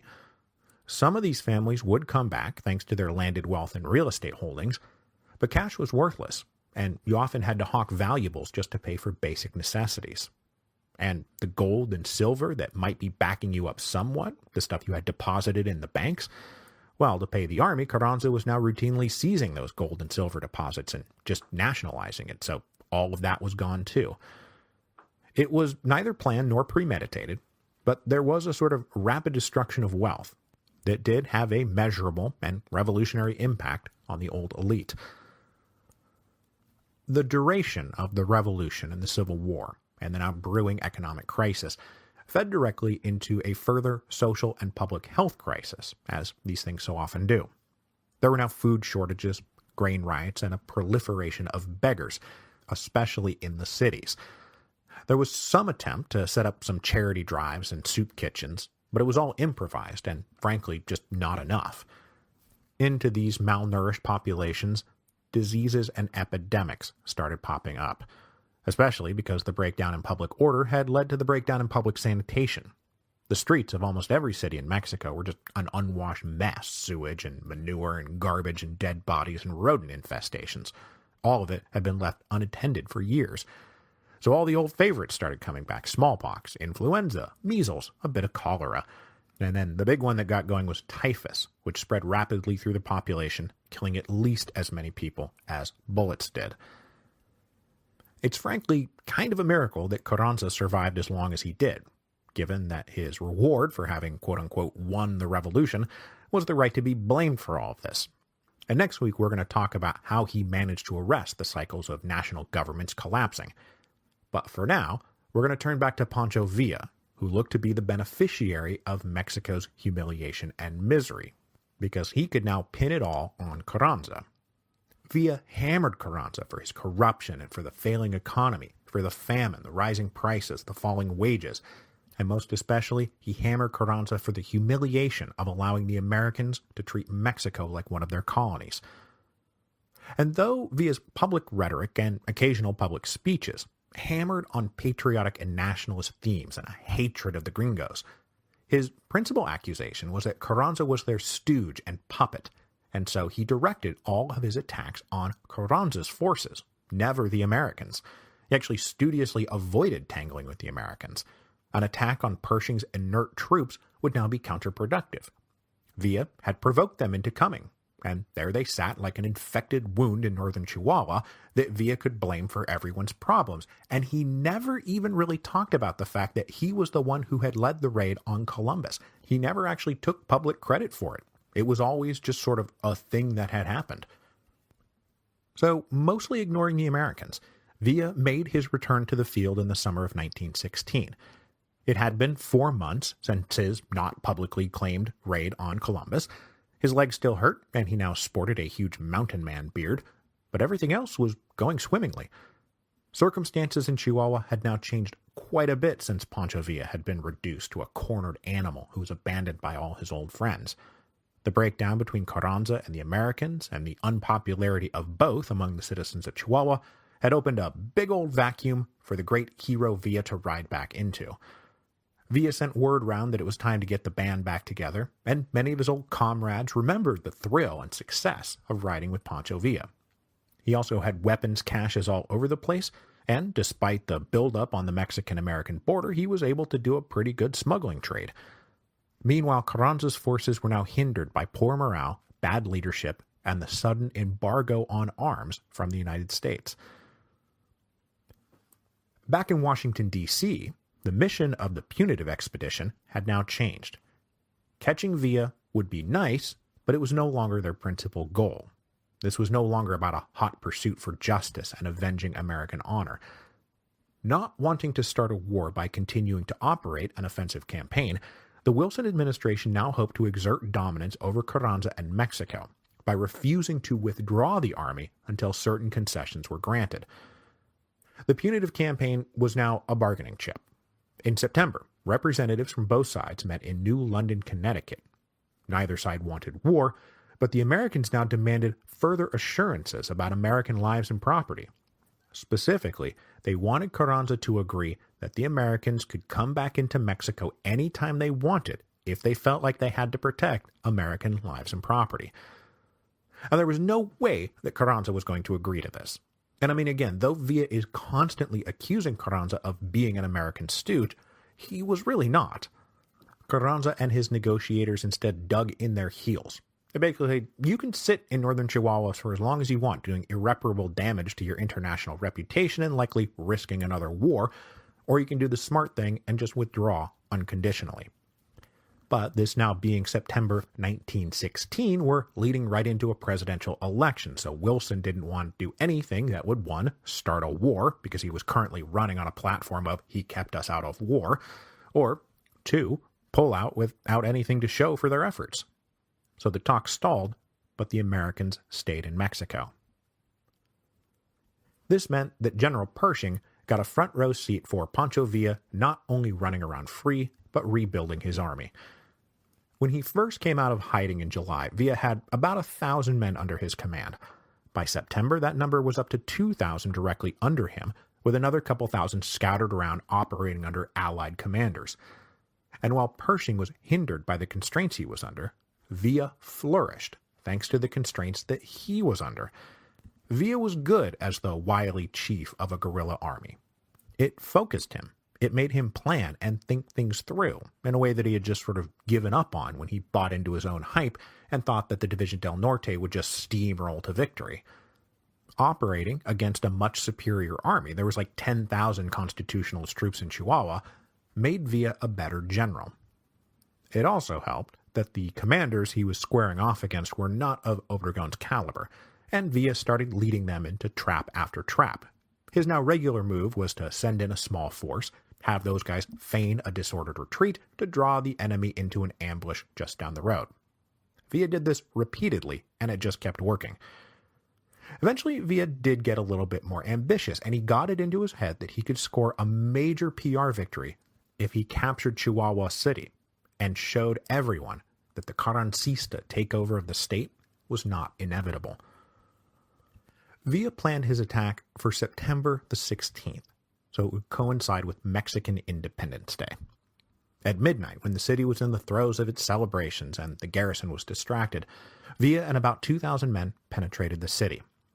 Their targets were the barracks, the government palace where Villa used to sit in his days as governor, and the penitentiary, where they planned to spring all the prisoners. The Constitutionalist garrison was completely taken by surprise, and for at least a few hours, Villa successfully occupied most of the key parts of the capital. But this plan was never to hold the city for any length of time, and by dawn, Villa and his men were pulling out. But as they rode off, they left in their wake the unmistakable impression that had been growing since summer, that Pancho Villa was back. And it was true. For a bit, Pancho Villa was back. Villa's re-ascendancy would last at least through the end of 1916, and the next few months would see him victorious in battle after battle. By late November 1916, he probably had 10,000 men under his command throughout the state, and he decided to make a second and even more direct assault on Chihuahua City. Over the course of 4 days, from November the 23rd to November the 26th, the city was engulfed by a running battle, and eventually the garrison commander decided he was running too low on ammunition and pulled out with his senior staff, not telling many of the men under his command that he was giving up and leaving. When the men realized that they had been abandoned, they surrendered, and Villa was, for the second time, master of Chihuahua City. This comeback would be short-lived, however. Many of the same factors that were contributing to Carranza's unpopularity would also contribute to Villa's unpopularity. The population was sinking more and more into resigned exhaustion, rather than a desire to really go set the world back on fire. The inertia of revolution and civil war was starting to find some resistant friction. So next week, we will talk more about how Carranza managed to ride a kind of cynical exhaustion to power. Though there was something of the old spirit left, and certainly when Carranza convened a constitutional convention at the end of 1916 to make some cosmetic alterations to the old Constitution of 1857, he did not anticipate just how radical and visionary the result would be. Before we go this week, I do want to mention that I recorded one of my most favorite podcast interviews that I've ever participated in last week. You guys know that I am a baseball fan, and specifically a Mariners baseball fan. Well, me and the guys at the Dome and Bedlam podcast recorded an episode where we talked about the long overdue election of Edgar Martinez into the Hall of Fame, and then we did a draft of our favorite Mariners of all time, which started out very normal and predictable. You know, I take Randy Johnson and then you take Ken Griffey Jr., but then it devolved into a lot of silliness. And I'm just happy to say that I got Ricky Henderson in left field, because I love Ricky Henderson and technically he played for the Mariners. So if you want some unscripted Mike Duncan baseball content, please check out Dome and Bedlam. They're on iTunes, they're on Stitcher, they're on SoundCloud, and I will put a link in the show notes. Until then, I will see you next week for the Constitution of 1917.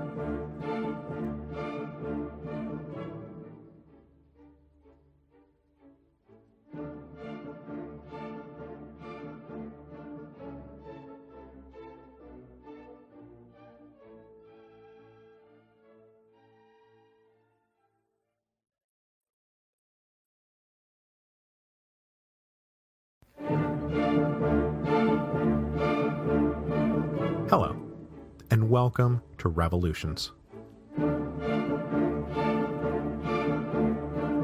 Episode 9.23, The Constitution of 1917. In hindsight, we know that 1915 marked a great turning point in the Mexican Revolution. Looking back, it's easy to see that the revolutionary chaos had peaked, that the era of the Year of the Four Emperors style cyclical regime change had drawn to a close. But as we discussed in last week's episode, in 1916, Mexico was in pretty bad shape and the revolution seemed very far from over. Pancho Villa was resurgent in the north, the Zapatistas continued their determined rebellion in the south. The American army remained planted on Mexican soil, humiliating Mexican national honor.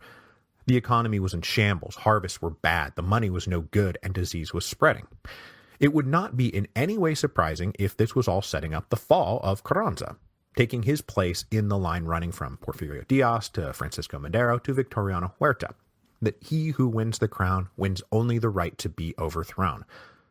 But Carranza is going to stick, and today I want to talk about how and why he managed to pull that off, as Mexico begins the slow, halting, and painful transition from revolution to reconstruction. At the core of his ultimate success was that the Constitutionalists drew from a broad base of support, both in terms of class and geography, and this broad base of support was kept intact when Carranza moved into the presidential palace. Porfirio Diaz had led a narrow oligarchy, Victoriano Huerta a narrow military dictatorship. Neither of them had any real popular support.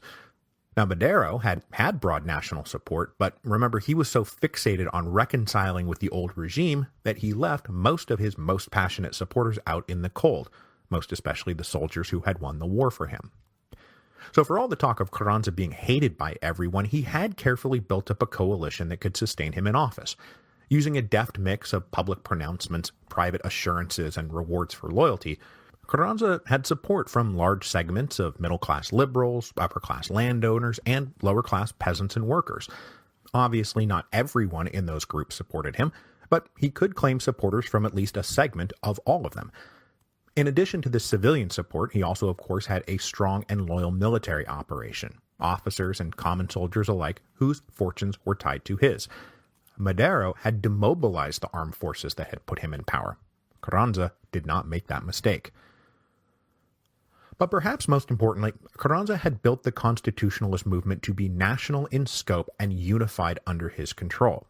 Carranza's rivals like Villa and Zapata had only limited interest in national power. Their outlook was so federalist that the conventionists wound up being little more than a loose coalition of allies rather than a single unified force. In contrast, when Carranza had gone out looking for allies and supporters in different parts of Mexico, he looked for men willing to sign on to a more centralized chain of command. So, when the Constitutionalists defeated the Conventionists, it wasn't like, okay, we won, everyone retreat to your corners and look after your own affairs. It was, okay, we won and we have a centralized organizational structure, let's consolidate our hold on the whole country all at once. Remember, Carranza had very little time for people who did not bend the knee to Carranza. It's why he had enemies in Villa and Zapata. But it did mean the Constitutionalists were more internally cohesive and unified when they took over. Now those were the sort of positive reasons Carranza was able to succeed. But there were also negative reasons too, most especially corruption and repression. To keep all his underlings and supporters happy and loyal, Carranza was happy to turn a blind eye as his men rewarded themselves for their efforts. Nearly everyone in the Constitutionalist leadership, civilian and soldier alike, took the opportunity to skim, plunder, profit, and extort from anything that was under their control. And upon their victory, they were in control of a lot. The food supply, the railroads, all nationalized property. Anywhere that anything went, or anything that was bought and sold, somebody was taking a cut. And that was just the above-board stuff. Below board was the ever-present economies of vice, right? Gambling, prostitution, drugs, and alcohol. Constitutionalist leadership took their cut of that too. Constitutionalist corruption was widespread and a constant source of complaint and unpopularity, but it was also a means of keeping all of those leaders out there loyal to the regime. Then there was the active repression of those who might threaten the new regime. This repression now targeted not just old Porfirians or Huerta stalwarts, but also Villistas and Zapatistas. Carranza adopted the familiar tactics of Mexican dictators: intimidation, arrests, disappearances, deportation, up to and including assassination. These were heady days for spies and informants who could make a little cash ratting out on their neighbors. Oh, you see that guy over there? I once saw him cheer for Pancho Villa. Or saying, oh yes, I know where the local rebel band is, let me tell you. This too was a source of persistent unpopularity, but dictators wouldn't repress their people if it didn't often work. This too contributed mightily to Carranza's unpopularity, and not just out there with the people of Mexico who were being repressed, but also inside the ranks of the army who were the ones doing the repressing. Those soldiers had once been part of a noble cause, fighting the forces of tyranny and oppression. Now that they had won, they were forced to sink into the dull realities of garrison duty, defending the corrupt local magistrate, not fighting against him, and it started to dawn on many in the army that they were no longer the good guys. Now, this is going to have long-term repercussions for Carranza, but in the short term, repression did help Carranza consolidate his hold on power. This repression, though, was meted out not just on Carranza's enemies, but also on those who thought that they were his friends. And specifically here I'm talking about organized urban labor. Remember, in the fight against Pancho Villa, Carranza had painted himself as the friend of labor. He had promised them rights, encouraged their strikes, and secured an allegiance with the House of the World Worker, the CASA, that radically anarchist labor union. And they provided him with the famous Red Battalions, who then went off to serve under Obregón in the battles of the Bajío. Well, now that these guys had served his purposes, Carranza turned on them quite ruthlessly. Given the dark economic times that had taken hold by 1916, there was obviously a lot of labor unrest to go along with it. And in the spring of 1916, talk of a general strike was heating up. There was some expectation from the labor leaders that Carranza would be supportive of their efforts, but instead they got the other thing. Carranza had no interest in establishing the principle that labor wielded independent power inside the state. So, when the CASA started planning its general strike, Carranza ordered the police and military to take action. They shut down union meetings, arrested leaders, and banned publications. Though this anti-labor crackdown was not the end of the CASA, they would go into sharp decline, and would be eclipsed by the coming Regional Confederation of Mexican Workers, a new union which was more moderate in its goals and tactics.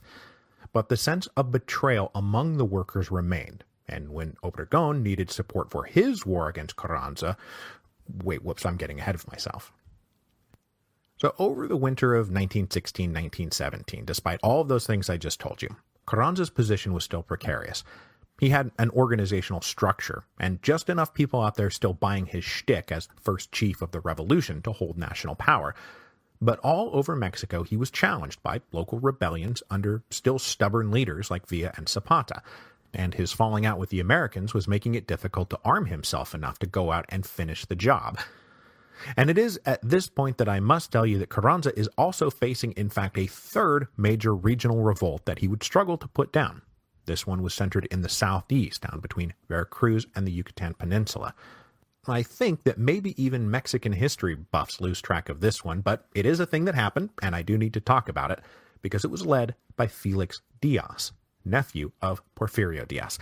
Yes, that's right, Felix Diaz is back. Last time we talked about Felix Diaz, he was at the center of the 10 Tragic Days coup. He walked out of the infamous Pact of the Embassy meeting with Huerta and U.S. Ambassador Wilson, believing that he would be elected president in the fall of 1913. But then, remember, Huerta double-crossed him, forced all of Diaz's allies out of the government, and sent Diaz himself on a special diplomatic mission to the moon. Then, in episode 9.15, Diaz returned briefly to contest the presidential election of 1913, but by then, Huerta was putting the country on lockdown and dissolving the National Congress. So Diaz went into meek exile and spent the next few years bouncing between Havana, New Orleans, and New York. As the nephew of Porfirio Diaz, Felix was still a valuable conservative asset, and during his time in exile, he was the center of his own reactionary plots to bring the old Porfiriato back. When the plot surrounding Huerta and Orozco got going in 1915, though, Diaz understandably refused to have anything to do with it because he now hated Huerta as much as anyone. Good thing he did, too, because Orozco and Huerta boarded a train to their doom while Felix Diaz lived. In fact, now that Huerta was out of the equation, Felix Diaz became the great focus of a would-be counter-revolution. So Diaz spied his opportunity to get back into the thick of things in early 1916.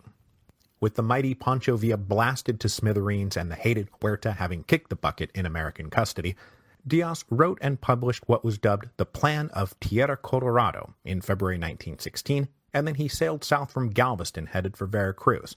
From there, he planned to move on to Oaxaca, the ancestral homeland of the Diaz clan.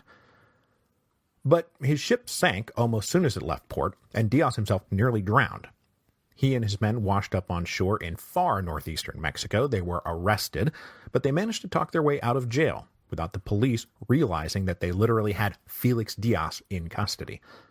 From there, he made a dangerous journey south, passing through Carranza's Mexico City, still bound for Oaxaca, and he managed to slip through the capital undetected. When Diaz got to Oaxaca, he found plenty of men willing to rally to his banner.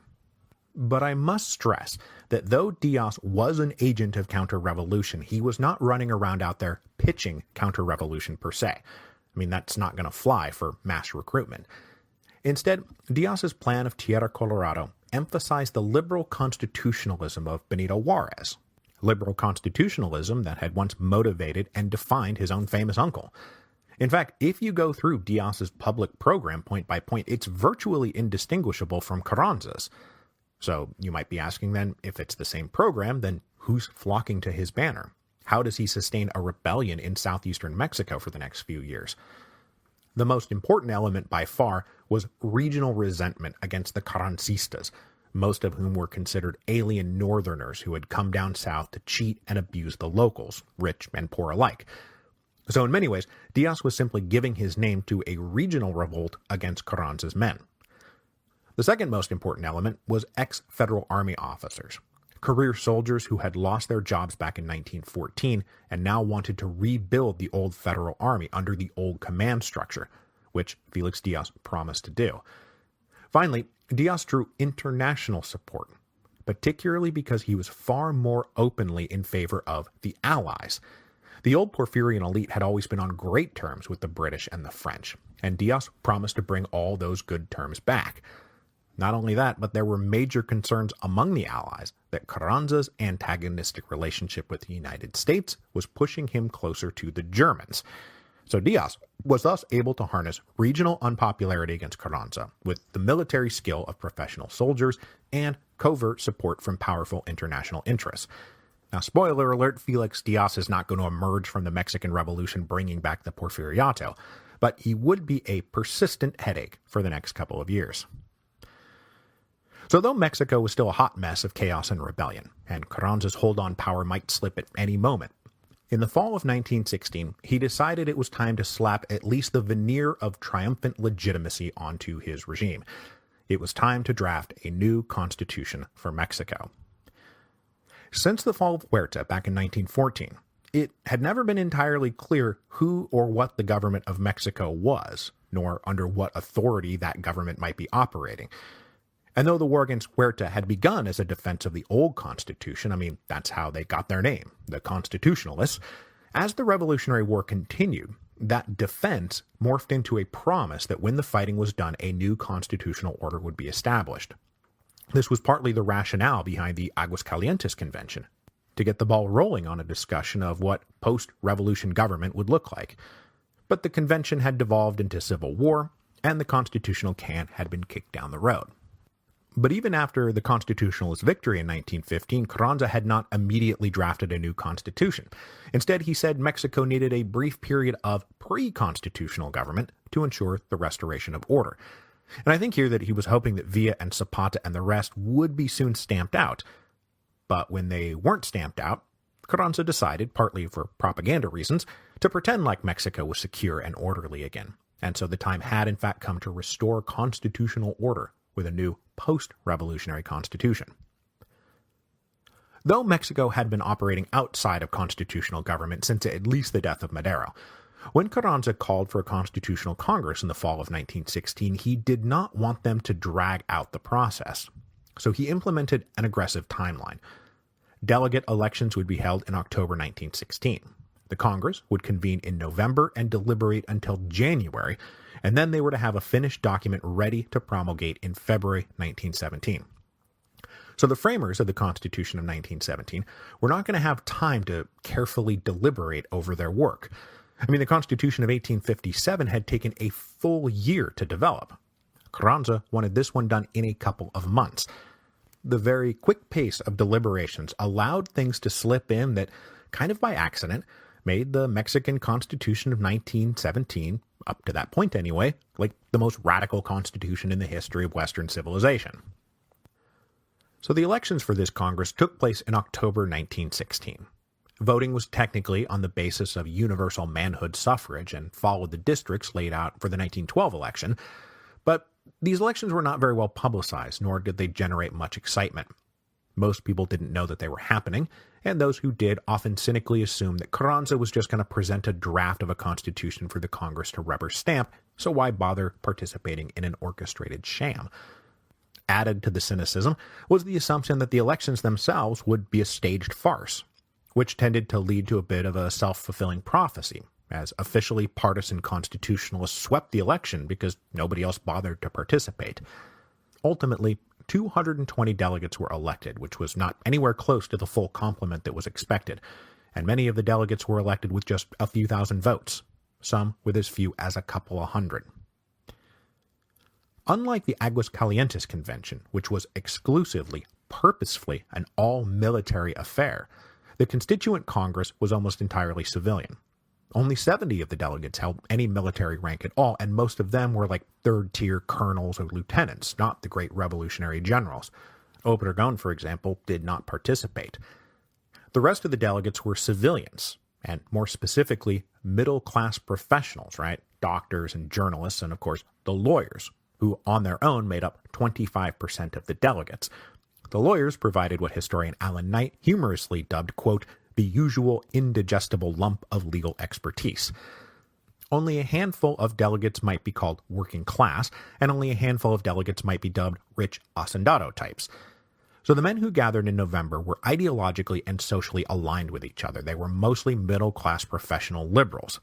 It's hard to say that they came in with a broad democratic mandate or represented the population of Mexico, and many of them were well aware that the constitution that they were about to write might just land with a hollow thud. The Congress opened in the city of Querétaro at the Palace of Fine Arts in November 1916, and after the usual fights about credentials and who would be sat, they finally got down to real actual business. On December the 1st, Carranza himself delivered an opening draft that was based on the liberal Constitution of 1857. I mean, it basically was the Constitution of 1857, just reworded and reworked a bit. It had all the hallmarks: a federal system with a division of power between the national government and individual states, each with their own rights and responsibilities. In keeping with Carranza's own philosophy, his constitution had a strong presidency at the center, but it was checked by a two-house legislature on one side and an independent judiciary on the other. The draft also included the standard list of liberal civil rights and private property guarantees. Elections would be broadly democratic and based on universal manhood suffrage, and because this all goes back to the very, very, very beginning of the revolution, written into the Constitution was the principle of no re-election. But despite the cynicism that surrounded the Congress, Carranza presented his draft as a starting point that he expected would be amended to reflect current realities. But though his critics were wrong that Carranza would demand his draft simply be rubber-stamped, they were right to be cynical and doubt his sincerity. Carranza knew it would be political suicide to not take some constitutional notice of the expectation of the population after years of revolution. He just figured that anything that went into the Constitution that he didn't like could just be quietly rewritten, amended, and ignored as he and his advisors saw fit in the years to come. Which is exactly what's going to happen. But in being flexible about what went into the Constitution now, some stuff slipped in that turned out to be incredibly radical. With this starting point in hand, the delegates then got to work in committees, working as fast as they could to go through everything line by line and approve individual articles by the February 1st deadline. Now, a lot of what comes out is just a rubber stamping of the 1857-style liberal framework, so I won't go through all of that, and instead, we're going to focus on the two famous articles that wound up making the Constitution of 1917 so radical, and then dwell on one very contentious point that would have a major impact on post-revolutionary power consolidation in the 1920s. So first of all, we have Article 27. That again is Article 27, which dealt with the all-important question of land. Article 27 asserted, among other things, that state and federal governments could confiscate and distribute land as they saw fit if they deemed it to be in the national interest. This first clause was rooted in a bit of ex post facto CYA. Carranza and the gang had confiscated a lot of property during the revolution, and they were still holding it. They wanted a firm constitutional basis to legitimize those confiscations. Article 27 then went on to say, though, that the government could seize land in the future if it was just sitting idle and unused.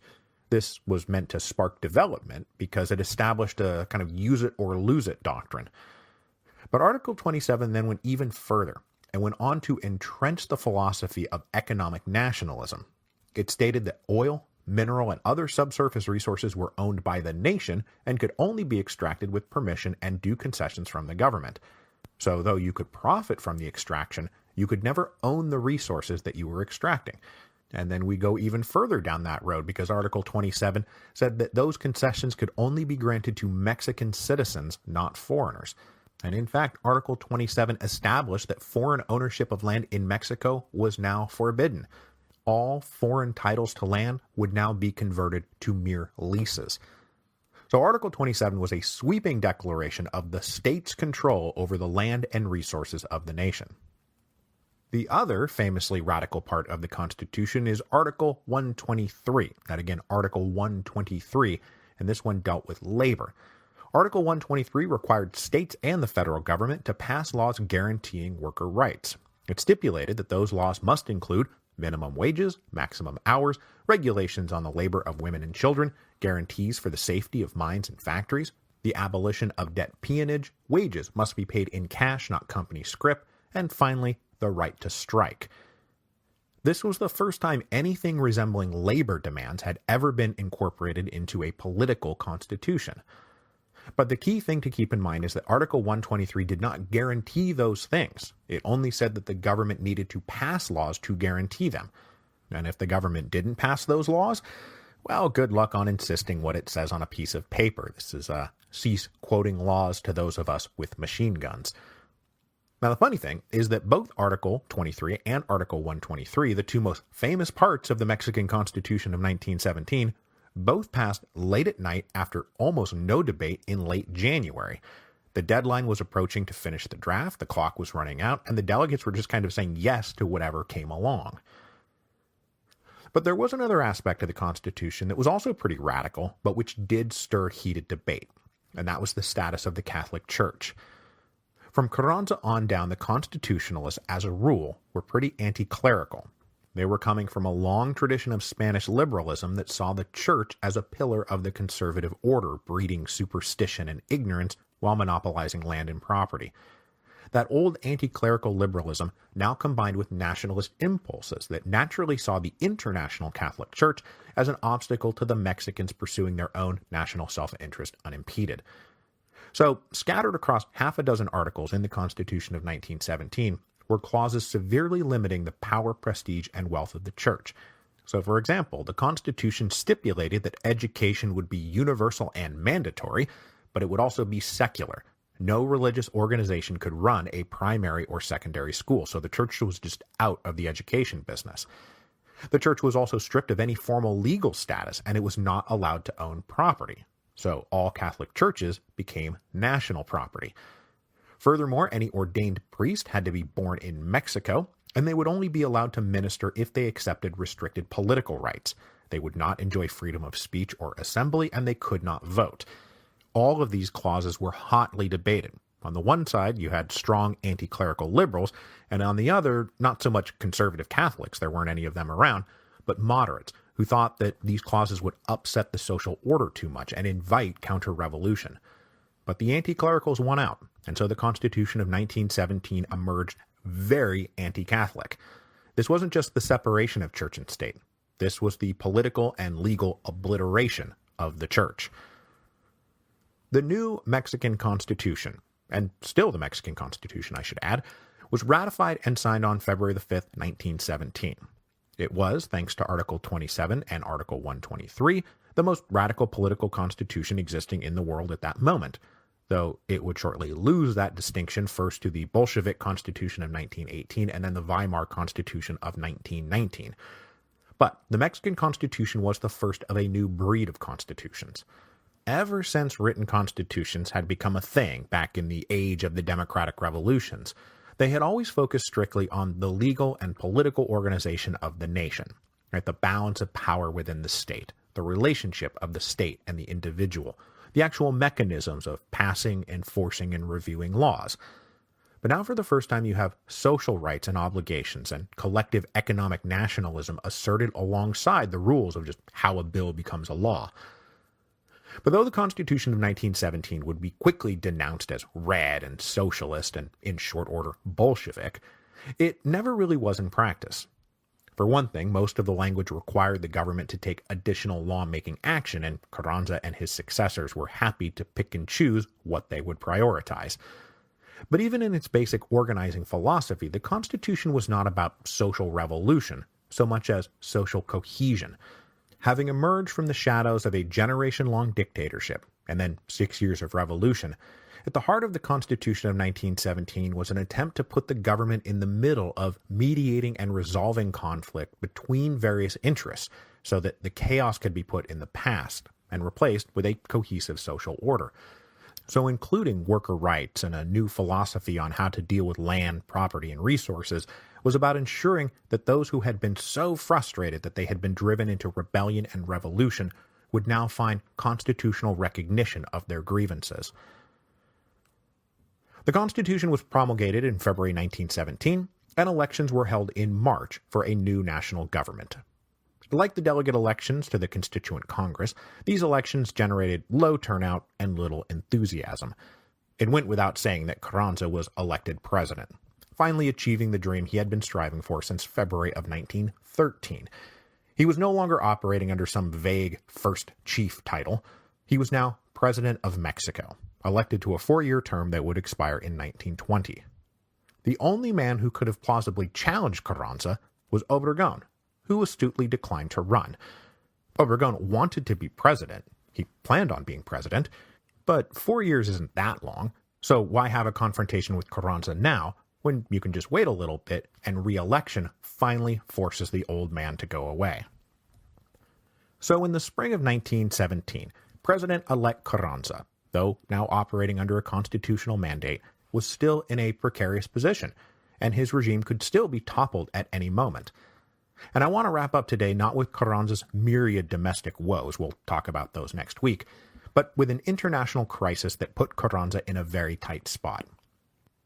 The Americans were still, as we know, not very happy with Carranza because he refused to show them his belly when they had demanded the right to invade Mexico whenever they wanted. General Pershing and his punitive expedition continued to sit up in Chihuahua, but it became increasingly clear that Carranza was never going to give in, and increasingly likely that the United States was headed into World War I. So President Wilson ordered Pershing to withdraw once and for all. And on February the 7th, 1917, the U.S. Army pulled back across the border into the United States. The punitive expedition had been a complete failure.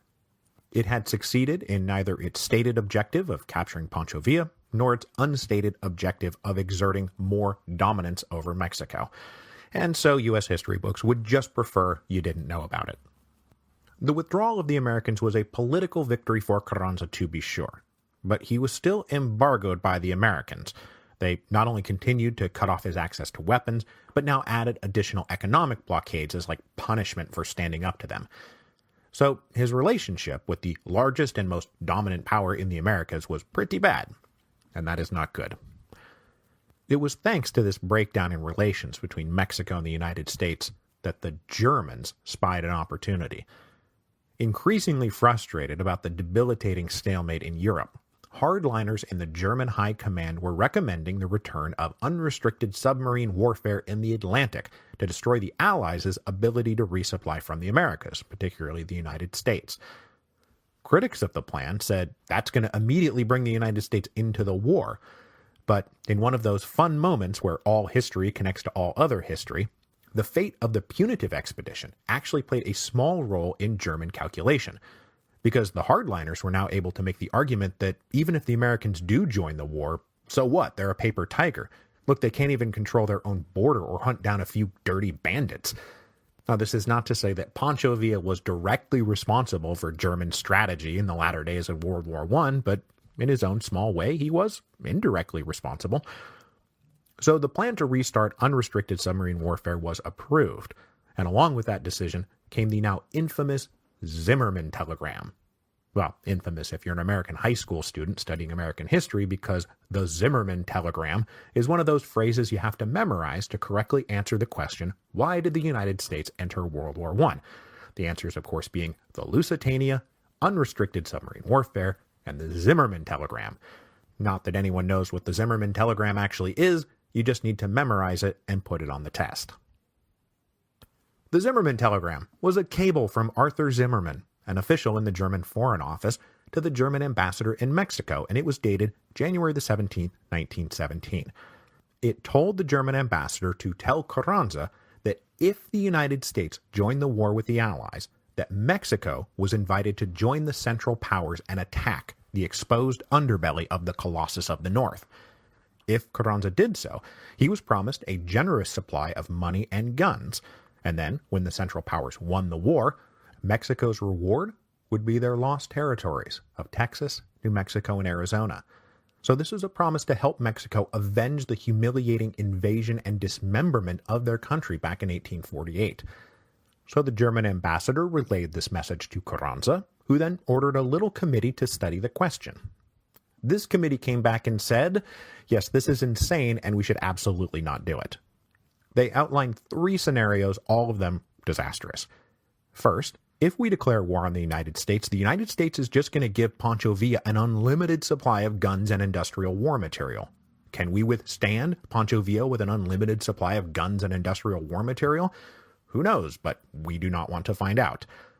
Second, if, God forbid, we actually get into a war directly with the U.S. Army, a fully mobilized and very angry U.S. Army, can we win? No, of course not. And third, if by some miracle the Central Powers win and we survive and we get Arizona, New Mexico, and Texas, what are we going to do? Occupy them? Occupy Texas? How the hell are we going to do that? And just a note, if anybody's listening out there and working for a foreign power who's thinking about invading and occupying the United States, good luck occupying Texas. So the unanimous conclusion of this committee was the German proposal was crazy, and Carranza agreed, which was smart, especially because the Zimmerman telegram had been intercepted by British intelligence and shown to the Americans. It sparked immediate outrage, and combined with the February 1st, 1917 declaration by the Germans reinstating unrestricted submarine warfare, the United States entered World War I on the side of the Allies. Oh, also because of the Lusitania, even though that was back in 1914, but you still got to put it on the test. Carranza was then able to parlay his own desire to stay neutral in the war into a promise of recognition and normalized relations with the United States.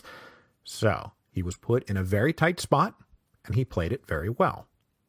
But the United States was still not thrilled with him personally, and after World War I was over, they would go looking for viable alternatives. On May the 1st, 1917, Carranza was formally inaugurated as President of Mexico, a country that was still riven by conflict. And next week we will continue the seemingly endless rounds of domestic rebellion and foreign meddling. Carranza's inauguration also coincided with the retirement, or at least alleged retirement, of his most important, if not exactly most faithful general, Obregón. Obregón and Carranza had been through a lot together, and their fortunes were tied to one another. And Obregón had been smart enough to not try to run against Carranza for president now. But when he resigned as Minister of War in May of 1917 to go home and be a chickpea farmer, which he said was all he had ever wanted to be, he was transparently setting himself up to be called from his pastoral retirement like Cincinnatus or George Washington. And though this pastoral retirement was calculated, I do think that Obregón truly hoped that he would never have to pick up a gun again. But, spoiler alert, he is again going to have to pick up his gun.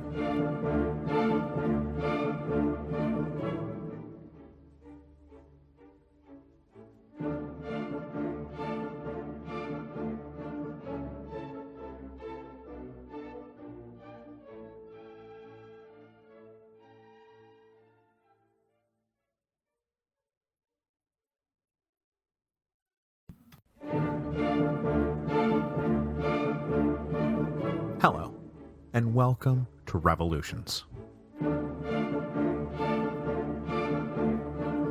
Episode 9.24, Swinging from a Tree. Last time, we covered the creation of the new Mexican Constitution, which was promulgated in February 1917. After that, it did not take long for the revolution to really kick into overdrive. By this point, the people had completely lost faith in the Tsar. The crushing demoralization caused by World War I, combined with anger over corruption in the government and food shortages across the country, to spark riotous demonstrations in St. Petersburg that quickly spiraled out of control. And even though all of this began on March the 8th, 1917, by the old calendar, Russia was still in February, and so to this day, we still call it the February Revolution. Oh, wait, whoops, wrong revolution. But all of that is happening just now on the other side of the world, and we will of course come back to all of that in our next series. So, leaving these terrible jokes that I do sometimes behind us, we will now carry on with our last few episodes on the Mexican Revolution, which, just so you know, will wrap up in a few weeks at episode 9.27. So, Venustiano Carranza has become president of Mexico in the spring of 1917, and he is now operating under the official political umbrella of a new constitution. But his domestic troubles were far from over. Carranza had personal enemies who were not just going to quit trying to topple him, most especially Villa and Zapata, but there was also a host of other minor rebellions flaring up out there, including the one led by Felix Diaz down in the southeast, which aimed not at advancing the revolution, but at reestablishing the Porfiriato. But in many ways, Carranza was already sort of doing that. The only real difference between Diaz and Carranza was the specific set of men who would compose the ruling elite.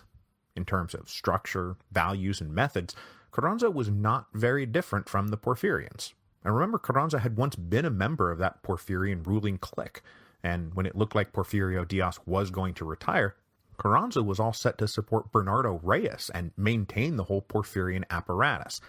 He certainly had a lot more in common with those guys temperamentally and ideologically than he did with, like, the Villistas and the Zapatistas. So while Carranza had spent his revolutionary career painting himself as the leader of a popular reform movement, as his presidency unfolded, it became clear Carranza was in fact setting about establishing at least his version of a conservative regime. He was no less than the Porfirians aiming at those two magical words, order and progress. Carranza's ultimately conservative program is most blindingly obvious when it comes to the all-important question of land. The land question was probably the defining catalyst of the Mexican Revolution. Abstract theories of freedom and democracy and constitutional rights appealed to middle-class intellectuals, but most of the men and women who picked up a rifle after 1910 were ultimately fighting for control of land. From the Zapatistas in Morelos, to the Yaqui tribes who fought for Obregón, to the volunteers who had joined the Division del Norte, the most broadly shared motivation was that the rich bosses controlled too much land and some of it needed to be redistributed to the people, either in private plots or in communal village lands. So it is one of the bitter ironies of the revolution that the guy who was claiming victory, Carranza, did not broadly share that broadly shared motivation. Now, of course, like every other revolutionary faction, Carranza and his generals had confiscated a lot of land since they had first gone into rebellion back in 1913. First from the old Porfirian oligarchs, then from supporters of Huerta, and then from supporters of Villa. But unlike the other revolutionaries who thought that these confiscations would be permanent, and kind of the point of all this, Carranza did not. He believed enough in private property rights as a matter of principle that he only considered these confiscations temporary, that they were economic expedients or a tactical way to punish his enemies during these revolutionary wars.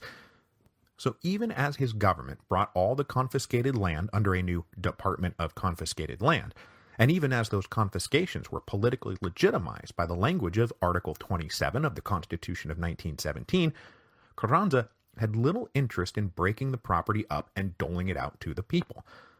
And it wasn't just that Carranza thought breaking up the haciendas and large productive estates was bad in principle. He thought that on a practical level it would be an economic disaster. As we discussed last week, now President Carranza had inherited a country whose economy was in the tank, and which could barely feed itself. Carranza believed that the large haciendas needed to get back up and running. They didn't need to be broken up into a million little pieces. He believed in the productive power of large consolidated estates, so the people could clamor for parcels of land, but they would not be coming anytime soon. So, if Carranza believes in private property rights and keeping the haciendas intact, who is going to assume control over the millions of acres the Department of Confiscated Lands now controlled? Well, first, the victorious generals, obviously. None of the high-ranking Carrancistas are going to walk out of this without adding considerable acreage to their personal portfolios in the form of plantations, ranches, farms, and haciendas. When Obregón resigned as Minister of War to head off into temporary retirement, he was not going back to being a middle-class ranchero. He walked onto the battlefields of the Mexican Revolution as a middling chickpea farmer, and he now retired from those battlefields controlling extensive estates all over northwestern Sonora. Somehow, Obregón and his friends wound up holding the deeds to most of the best land. Now, this is eyebrow-raising, but hardly surprising or controversial. To the victors go the spoils. But what was surprising and controversial was that the other main group that's going to benefit from Carranza's land allocation policies is the old Porfirian oligarchs. Like Napoleon welcoming back the émigrés, Carranza's agents reached out to the original exiles of the revolution with an offer to restore them to their estates. They were invited to petition the Department of Confiscated Lands, and if their claims and titles were in order, Carranza was prepared to let them have what was once theirs. Now, this offer did not come without a few caveats. If you petitioned for your lands and it was discovered that at any point you had backed Huerta, or even worse, Villa, then you were screwed. Carranza's offer was only for the Porfirians, or people who had been run off defending the Constitutionalist cause. Even the Maderos were denied their petition because the Madero brothers had thrown their lot in with Villa rather than Carranza. So that was one caveat. The other was that your family had to pledge itself to being non-political. This was an offer of economic restoration, not political restoration. And many of the old families jumped at the opportunity, and 1917 saw the slow but steady return of the old bosses to their haciendas. This obviously generated resentment and resistance, and would help ensure Mexico would never be without rebellion during Carranza's tenure in office. But a lot of the workers and villagers out there were actually glad to see their old patrons and landlords come back. In many places, the Constitutionalist generals who had taken over these estates had proven themselves greedy and neglectful, more interested in short-term looting than long-term development. At least with the return of the old bosses, work, wages, and food might become steadier and more reliable. In the final analysis, widespread exhaustion and a desire to return to normalcy were Carranza's most potent political allies. Up in the north, this resignation to the economic retrenchment of the Porfirian hacendados was bad news for Pancho Villa, because it meant that the rebellious fire that had fueled his revolutionary career was dying out. There was nothing that helped Carranza stave off his various enemies more than weariness with fighting and a longing for an end to all the destruction. But still, Villa rode around Chihuahua trying to relight the fire in 1917. And at the end of 1916, Villa had managed to capture the city of Torreón, which, remember from our earlier adventures with Villa, was a key gateway to the south. But this was a very different incarnation of Villa than the one we had known previously. He might be able to attack and briefly hold a city, but there was no more long-term occupations. All he could do now was catch and release. He simply did not have the men, money, or weaponry to actually hold ground for any length of time. So though his capture of Torreón sent nervous ripples through the delegates hammering out the Constitution, within days Villa had withdrawn back into the mountains. Not that Villa had any illusions about holding Torreón. The purpose of his raids was to acquire some money and supplies, but most importantly, to embarrass Carranza's government and put lie to the notion that they actually were in control of Mexico. But aside from this, Villa wasn't even really fronting much of a political platform anymore. He was driven instead by this feverish mix of pride and honor and revenge, and as 1916 gave way to 1917, Villa said, "We shall fight on until Don Venustiano is swinging from a tree." But this lack of any kind of coherent political platform or wider social goal hurt Villa's cause, because there wasn't a cause anymore. Especially after the Americans withdrew in February 1917, Villa was having a hard time explaining to anyone why they were still fighting or what they were fighting for. He could vaguely point to the social and economic misery, but as I just said, social and economic misery was no longer sparking rebellion, as it had in 1910. It instead lay over the people like a heavy blanket. And it was not without good reason that this blanket now lay heavily upon them. Basically, we've been fighting and dying and seeing our homes destroyed and our families scattered, and it was all supposed to have been for something. But look around. It's all just the same, maybe worse. And now you want us to remount our horses and follow you back into the crummy existence of a guerrilla army hiding in the mountains because you personally hate Carranza? I'm sorry. No. Now, there was a broader political case to be made here, probably, but by now Villa had lost most of his best political advisors, most especially Felipe Angeles, and so Villa failed to fully exploit the very real unpopularity of Carranza's government. Villa had successfully provoked the Americans into invading, and it had done all he hoped that it would. It had angered the people and driven a wedge between Carranza and Woodrow Wilson, but then the Americans had stopped moving, and Carranza had publicly stood up to them, and now the Americans were gone. So, for as brilliant an idea as the invasion of Columbus was, it didn't pan out. Villa also failed to take advantage of the returning hacendados. He never so much as issued a proclamation trying to use Carranza opening the door to the return of the old Porfirian devils as a political wedge he could use to his advantage. So Villa failed to make his case to a population that was, for good reasons, becoming more insular and defensive. And not only were his words failing to rouse them, his actions were making them resent him even more. Villa was working with a very quick trigger these days. As I mentioned, the old Robin Hood and Avenging Angel routine had devolved into furious violence and indiscriminate confiscation. This had really begun back in the dark days after his great collapse at the hands of Obregón. When returning home from his failed campaign in Sonora back in January 1915, Villa had massacred all the men in a small town because a group of them had mistaken Villa's scouts for bandits and fired on them. Through 1916 and 1917, Villa continued to be fast and loose with his gun. After capturing a town while its constitutionalist garrison was out on patrol, he got infuriated when the women of the town started barking at him. He killed the leader of these women with his own pistol and then ordered another 90 summarily executed. These are massacres, and word of these massacres spread, and hatred of Villa started to become as common as love of Villa. It wasn't just what Villa himself did, though, but also what was required to fight him. As long as Villa was riding around, the violent and abusive weight of federal army garrisons also remained. Most of the federal army soldiers were from out of state and not very happy to be stuck out here fighting scruffy rebels who refused to get with the program. So from the senior officers on down, these soldiers aimed to plunder, loot, extract, and abuse as much as they could as compensation for their miserable assignment. This feeling throughout the civilian population of being trapped between these two sides in a war that they no longer wanted any part of did, however, help Carranza solidify some popular recognition for his new regime, because he willingly made deals with local municipalities that said if they raised their own militias and pledged them to fight Villa, that Carranza would not find it necessary to house a regular army garrison amongst them. So in defense of their families and homes, they turned away from Villa and towards Carranza. These very real political problems for Villa compounded his military problems. Recruitment was difficult, arming and supplying himself was nearly impossible. Provoking the Americans into invading may have had points in its favor, but it played hell on Villa's ability to get guns and ammunition across the border.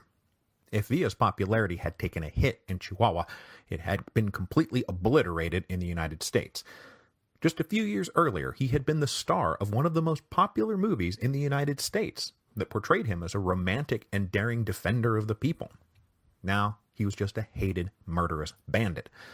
So, while clandestinely running guns to Villa in 1913 and 1914 had been a fun adventure that was profitable, winked at by the authorities, and would later be a good story to tell, by 1917, it was a dangerous game that was very unpopular. Besides, thanks to the punitive expedition, the border was lined with National Guardsmen, and all the regular checkpoints were closely monitored. Only a few really die-hard supporters of Villa continued to be willing to supply him. Villa's ammunition problem then became very acute when one of his senior officers was captured by the regular army. To save his own life, this guy spilled a secret that only a handful of men were privy to: the location of Villa's largest weapons cache, where he had stockpiled literally millions of rounds of ammunition. Thanks in part to this shocking betrayal, Villa's attempted raid on Chihuahua City on April the 1st, 1917, failed. Then he was dealt another debilitating blow. Just a few weeks later, he led his men up to the border, where they were supposed to receive a large shipment of arms, but the shipment just never showed up, and Villa had to retreat. And not only were the barrels of their guns now empty, so too were their bellies.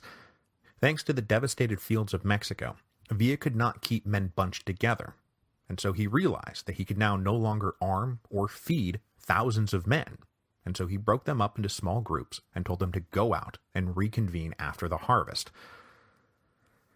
So by the summer of 1917, Villa was back to directly leading no more than 100 men. And it was with these men that he embarked on one of his more harebrained schemes. In August of 1917, Villa led this small band south. The plan was to ride all the way to Mexico City, kidnap Carranza, take him to Morelos, where he would be put on trial and executed. Okay, so this plan is nuts, and it's not going to work, but like the raid on Columbus, there was a method to Villa's madness. Executing Carranza would not just be personally satisfying, it would open up a power vacuum on the constitutionalist side that would almost certainly lead to some kind of succession battle amongst the various rival civilian and military leaders. Maybe Villa and Zapata could then emerge triumphantly from the subsequent chaos, or something. This idea came to Villa when he found out that Carranza liked to take daily rides accompanied by just a single aide. Villa erroneously believed this information meant he would just be able to, bushwhack Carranza in the middle of Mexico City, as if there was not some kind of large and well-coordinated security perimeter around the president's route, which of course there was. So, even had he gotten to Mexico City, Villa's plan likely never would have worked. But Villa never got anywhere near Mexico City. Not wanting to be found out, Villa and his men dressed up in uniforms from the regular army, and they rode south pretending to be an official patrol. But we're now at the point where army patrols are as despised by the townspeople as anyone, and the locals became increasingly hostile wherever Villa went. Many of them had their own militias now, and they didn't want the army around. So at one town, Villa and his men were greeted by armed men on all their rooftops. Then a little further down the road, they ran into a posse of about 30 guys hunting a gang of bandits. Not wanting to be reported, Villa captured this posse and had everyone killed, which then set off alarm bells throughout the region that a murderous gang was on the loose. With thousands of miles still left to travel, Villa ordered his men to halt and go back, breaking them into two groups of about 50 men. But on the way back, the group that was not under Villa's direct command mutinied, and when Villa found out about this, he had to order executions, this time killing some of his longest-serving comrades. When he returned to Chihuahua, for the first time, Villa's mood changed to depression. He had done exuberant, he had done arrogant, he had done angry, but now he too was running out of fuel. Now there was no way he would ever cut a deal with Carranza, nor Carranza with him, but Villa's object now seemed to be just stay in the field long enough to outlast Carranza, to either see him dead or deposed, so Villa could cut a deal with his successor. I mean, even Villa didn't know what the point was anymore. Unfortunately, the failure of this plan means that we don't get the fun version of history where Villa takes the kidnapped Carranza to Morelos, where Villa and Zapata preside over a revolutionary tribunal and then restart the revolution together, now with the two great caudillos fighting side by side. Not that this version of history would have ended well, one of them would have eventually killed the other, but still, it would have been some fun Butch Cassidy and the Sundance Kid stuff, at least for a little while. But we don't get that. Instead, Zapata had to carry out the revolution in the South without Villa's help, and he was finding it only marginally easier than Villa was up in Chihuahua. Zapata at least continued to have something resembling a political program that a large swath of the population believed in. But Morelos was a microcosm of the terrible economic conditions that were plaguing the rest of the country. As the years had gone by and the fighting had just never stopped, villages had been torched and destroyed, homes were lost, people were killed or ran, many of the traditional village leaders had died along the way. It's estimated that the state lost a good 20% of its population. The hacendados and their managers had all been driven off, and so the haciendas had fallen into disrepair. Where fields had once been planted with crops, they were now planted with weeds and dirt. The sugar mills had all been broken or abandoned, and they produced nothing. Various livestock and animals, pigs and goats and chickens, had all but disappeared. Most of the people were down to subsistence farming. And yet the Zapatistas refused to give up. Part of their endurance was thanks to the fact that even more than in Chihuahua, the stick part of the old bread or stick routine fell very heavily on Morelos. By the fall of 1916, the Zapatistas were dealing with the single largest army ever arrayed against them. As many as 30,000 men surrounded the perimeter of the state or occupied its principal towns and cities. Against them now stood just a few thousand Zapatista guerrillas, mostly operating in small groups of 50 to 100. But this was a way of fighting that suited them. They were close to home and they were working in small guerrilla bands. They could hit and run and harass, but never surrender. And they were massively helped by the fact that the constitutionalist forces had learned nothing. The enveloping army seemed to be operating on a program of just violent corruption. Morale among these troops was no better here than anywhere else, and the day-to-day occupation of Morelos was about drunkenness, gambling, plundering, and abusing the local population. The task of defeating the Zapatistas had been given to General Pablo Gonzalez, who I've talked about only a little bit in passing, but he was a Carrancista general going all the way back to the original plan of Guadalupe days. He had in fact been in charge of the eastern leg of that three-pronged advance south against Huerta in 1913, when Obregón had led the west and Villa the center.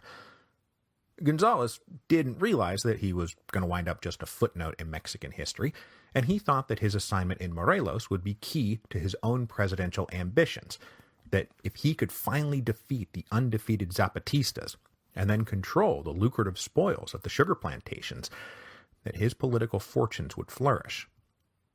But like every other general who had been sent to Morelos, he found himself in a frustrating quagmire, and despite declaring victory in May 1916, the fighting in Morelos only got worse. As the Constituent Congress was getting ready to convene in the fall of 1916, Zapata led his men back out on a wide campaign. But facing off against so many troops, Zapata, for the first time, conceived of a campaign less in military terms than in political terms, which is to say that he was not focused so much on winning territory or defeating enemy forces as he was on wrecking the political legitimacy of Carranza. And he was pretty successful at this. On October the 4th, the Zapatistas successfully captured the water pumping station that supplied Mexico City with clean water. Then a week later, they attacked a suburb of the capital and stood just 8 miles from downtown. This blew up the official press accounts that the Zapatistas had been defeated, because clearly they had not been. Then Zapata moved on to overt acts of terrorism.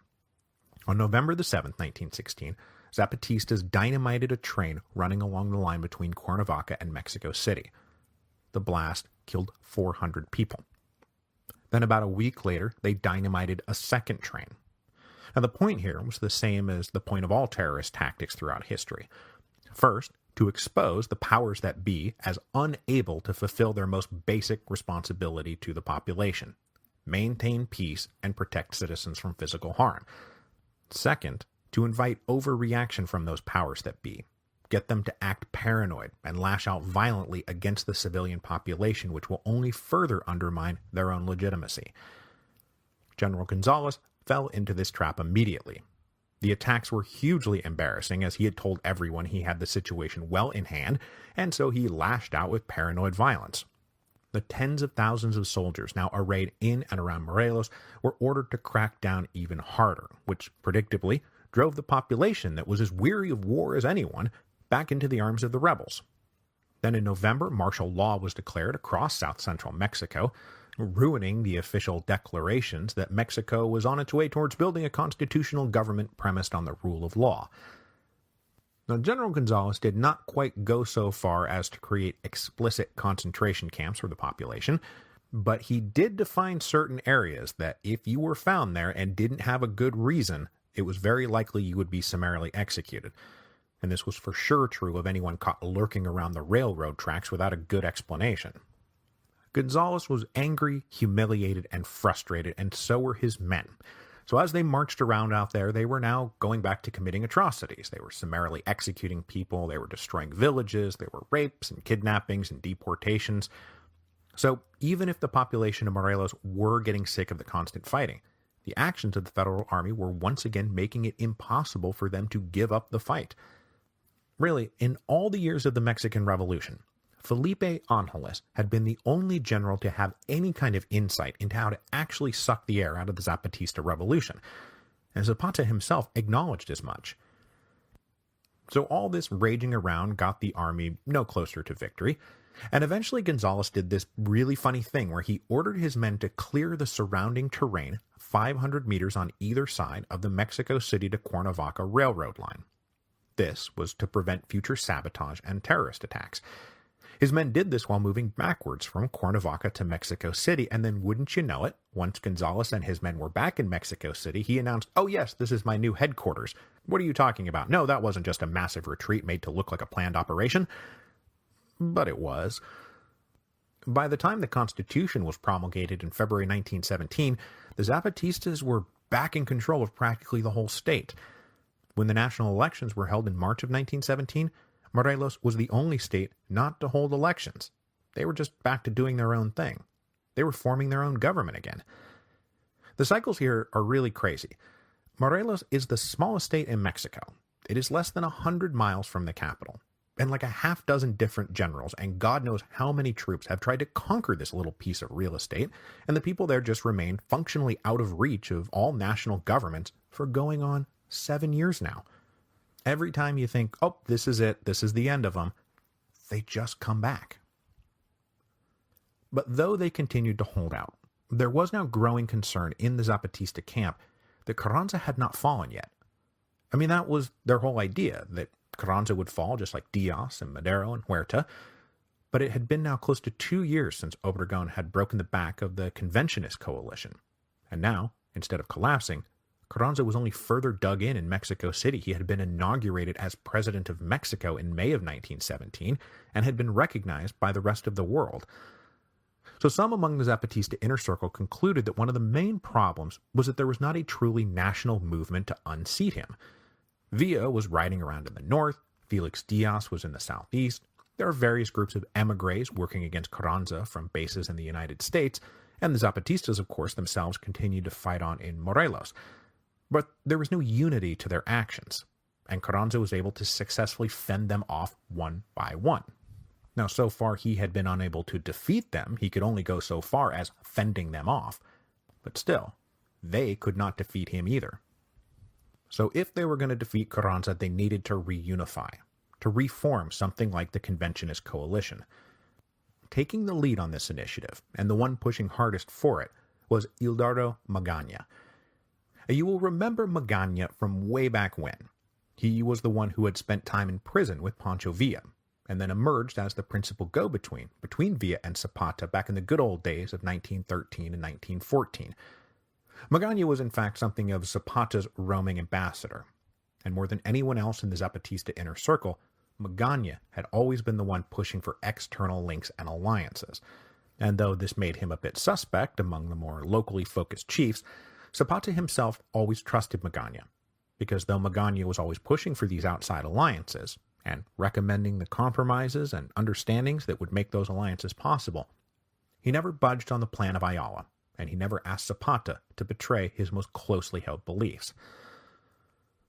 So here now in 1917, Magaña began to take on a larger role inside the movement, and Zapata gave his blessing for Magaña to start arranging a new pan-Mexican anti-Carranza alliance.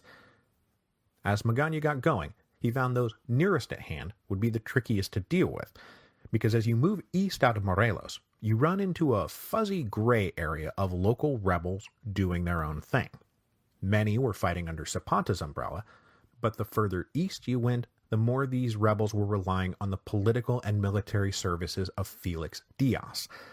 Now, Diaz was no better than Carranza, obviously, but that didn't mean they couldn't coordinate around the edges if they happened to all be pointing their guns in the same direction. Besides, most of these felicistas were that in little more than name, hardly ideological bent. This budding alliance had to be handled delicately, though, and their cooperation was never publicly acknowledged. But they did start respecting each other's terrains and sphere of influence and helping each other out. Most especially, though, Zapata insisted that they needed Villa back in the fold. Pancho Villa was still one of the few guys out there who Zapata thought was fighting the right fight for the right reasons. But unfortunately, Villa was very hard to locate in the summer of 1917. He's down to running 100 guys out of a mountain base. And he was never in contact with Zapata, even as he was dreaming up this scheme to kidnap Carranza and bring him to Morelos. Magaña also reached way, way, way into the Wayback Machine, and he wrote letters to Emilio Vasquez Gomez, who was then living in exile in Texas. You remember the old Vasquez Gomez brothers? They had been the ones who thought they could replace Madero as the head of the original revolution. Since nobody really wanted Felix Diaz to replace Carranza, Magaña wondered if maybe Vasquez Gomez wanted another crack at it. But these talks went nowhere. Vasquez Gomez was interested, but he had no resources and he commanded no support. So the question of who could possibly succeed Carranza as president was still to be determined.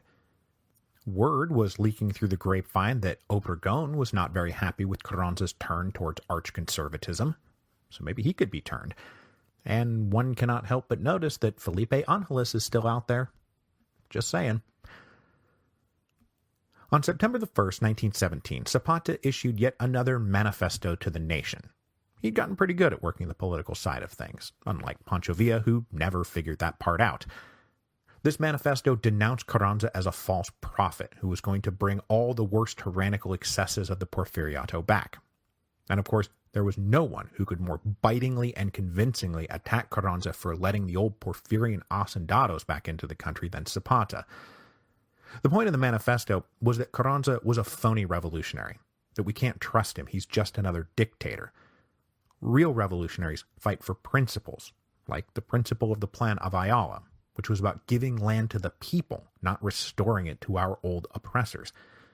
And finally, when we win the revolution, we are going to re-expel the returning hacendados. We are going to take their land, and we are going to use it to fund the restoration not of the oligarchs, but of the common people of Mexico. It was a stirring call to arms, and there were still plenty of arms out there to be stirred. But we are approaching the final few episodes of this series on the Mexican Revolution for a reason. The Mexican Revolution is not about to catch a second wind, or fifth wind, whichever wind it happens to be trying to catch right now. And as we proceed through our final 3 episodes, tragedy is going to far outweigh triumph.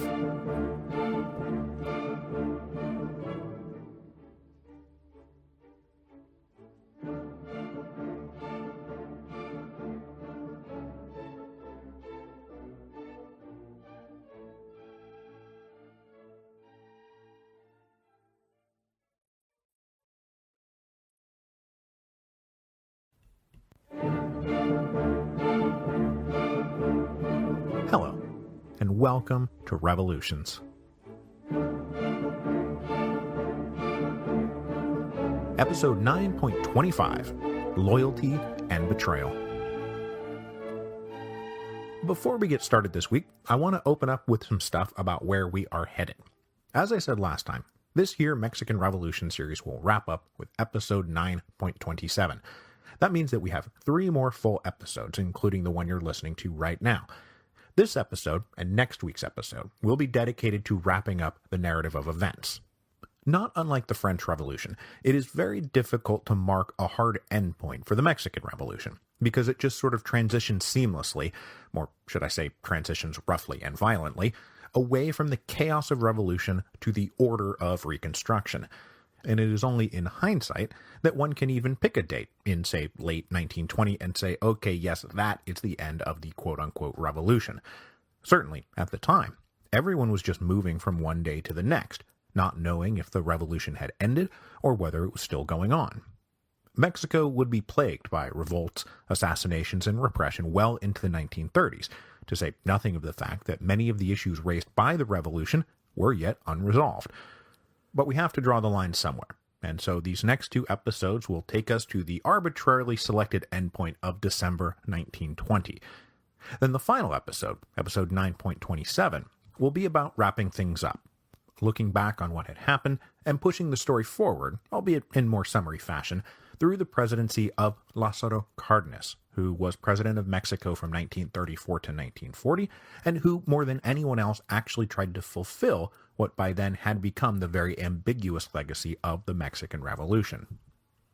After episode 9.27, I am going to go on hiatus to continue my preparations for the Russian Revolution and also spend a bunch of time writing Citizen Lafayette. Now, I'll have more to say about how all that will unfold in next week's episode, but I will tell you right now that when the Mexican Revolution wraps up, I have scheduled for myself my longest hiatus yet. It pushes the limit from being a long break to being a short sabbatical. My last episode of the Mexican Revolution will post on March the 10th. The first episode of the Russian Revolution will not post until May the 19th. So, enjoy these next few episodes, because there is a 2-month break coming up. Okay, so that's all I have to say about that. Oh wait, one more thing. Since the Mexican Revolution got going, you may have noticed that each episode has covered roughly 6 months worth of events. Well, these last 2 episodes are going to involve longer strides, because though up to this point the action has been coming fast and furious, between about the spring of 1917 and the spring of 1919, Mexico sunk into a kind of equilibrium, or perhaps more accurately, a stalemate. Carranza solidly controlled the center of the country, and he had garrisons spread out across the rest of the country fighting with peripheral regional rebellions. Pancho Villa had been reduced to being little more than a bandit up in the north, running around with never more than 500 men. The Zapatistas in Morelos continued to come under heavy pressure from the federal armies led by General Pablo González, but they too continued their obstinate resistance. Felix Diaz led a rebellion in the southeast that both never really heated up nor ever died down. But because they were all geographically and sometimes ideologically separated from each other, all these rebellious forces could not combine to defeat Carranza, nor could Carranza muster the strength to defeat them. So the main question of today's episode is, can these disparate revolutionary forces still out in the field combine against Carranza to defeat and overthrow him? Or would he just stay president forever and slowly but surely entrench a new authoritarian regime? Playing very much against type, the man who was now working hardest to forge a national revolutionary alliance was Emiliano Zapata. Given Zapata's own preoccupations and worldview, it's kind of crazy that he should be the one now to attempt to spearhead this project. From the very beginning, all the way back to his first rebellious attacks against the Porfirian oligarchy in 1910, Zapata had been laser-focused on the rights and well-being of the villagers of Morelos. Thanks to this focus, he never lost the support of those villagers during all these long years of endless, destructive fighting. Zapata's authority over Morelos had waxed and waned over the years. Sometimes he was little more than a fugitive in the hills, other times he sat in Cuernavaca and was the center of government for the whole state. But he always kept his focus on the state, never trying to jump out onto the national stage, and he was conscientious of his responsibilities. It was well known that whenever and wherever he exerted some administrative control, that Zapata took pains to be just, reasonable, and fair. And though he was, of course, running an army, he expected the civilian village councils to have final authority, and he routinely disciplined his chiefs and soldiers to stop them from abusing the people. If theft or rape or murder were reported, the perpetrators were tracked down and punished. And then, of course, unlike every other revolutionary caudillo who made grand proclamations about redistributing land, Zapata actually did it. So it's fair to say that by 1918, the ongoing war was unpopular. Everybody was sick of fighting. But Zapata himself remained very popular. He was beloved. He was a near mythic figure. But importantly, he never lorded it over anybody. He was never the father of the people of Morelos. He was always the son of the people of Morelos. And there was a distinction there, and it mattered. Zapata's obsession with local affairs, though, sometimes hurt the greater cause, and certainly his unwillingness to move decisively against Obregon's supply lines in 1915 was a major factor in the downfall of Pancho Villa's Division del Norte, and by extension, the whole Conventionist alliance. Maybe Zapata had learned from this great mistake, because here in 1918 and 1919, it would be Zapata, under the increasing influence of Hildardo Magana, who would be producing a steady stream of letters and proclamations trying to rally Mexico behind the necessity of joining together to overthrow Carranza, who was clearly a dictator in the making. Now, naturally, he addressed these letters to the other rebellious caudillos and exiles out there, but by the summer of 1918, he was for the first time able to make his pitch to unhappy members of Carranza's own political apparatus. Many of those who had followed Carranza into power actually were committed reformers and revolutionaries. It wasn't just a front for them. They expected big changes, and they expected those changes to be for the benefit of the people, not the powerful. These were the type of sincere liberal reformers who wound up producing the Constitution of 1917 with its radical articles about land and labor. These honest reformers were at the moment coalescing into a bloc that would become known as the Liberal Constitutionalists. After the first election following the promulgation of the new Constitution, the Liberal Constitutionals held a majority in Congress. But when they got down to the business of actually governing Mexico, they wound up very unhappy with Carranza's high-handed conservatism. Carranza, as we know, is a big believer in a strong central government with a strong executive at the center of that central government, and Carranza alienated those who expected more power sharing with the legislative branch. In August of 1918, so just a little over a year after the National Congress first convened, a new round of elections led to more conservative delegates being elected, and the Liberal Constitutionalists losing their majority.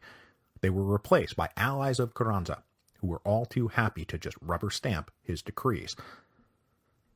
So in the summer of 1918, Zapata started writing to these disaffected members individually and published open letters to all of them collectively that said basically, Carranza is a dictator in the making, surely you can see that. If you love Mexico, you will consider renouncing him and helping the people of Mexico overthrow this new would-be overlord. The most important member of this disaffected liberal wing of the Constitutionalists was a man currently pretending that he had no opinion about any of this whatsoever, that he wasn't interested in politics, and that he was loyal, forever and always loyal to Carranza, and that is Alvaro Obregón. After defeating Pancho Villa in 1915, Obregón was promoted to Minister of War in Carranza's pre-constitutional government. Obregón spent most of his time in office either dealing with the United States or trying to systematize and organize the army, as it made its transition from constitutionalist army to the federal army. But for a variety of reasons, Obregón decided that after the Constitution of 1917 was promulgated, elections were held, and a new national government was sworn in, that he would resign. And so, on May 1st, 1917, the day Carranza was sworn into the presidency, Obregón resigned. And he did not resign just as Minister of War. He also resigned from the army. He wanted to go home to Sonora as nothing more than a civilian private citizen. Now, once back in Sonora, he really leaned into the Cincinnatus George Washington routine. He devoted himself almost exclusively to his family and his estates. And as I said last week, thanks to being the victorious general of the Revolution, Obregón's estates had grown from about 200 hectares to more than 3,500 hectares. All of it some of the most fertile land in the state. He also involved himself in cattle ranching, mining, and import-export schemes, which involved a lot of dealings with business and government types in the United States. And he positioned himself as a business leader and pillar of the local community. And if anybody asked, that's all he planned to be for the rest of his life.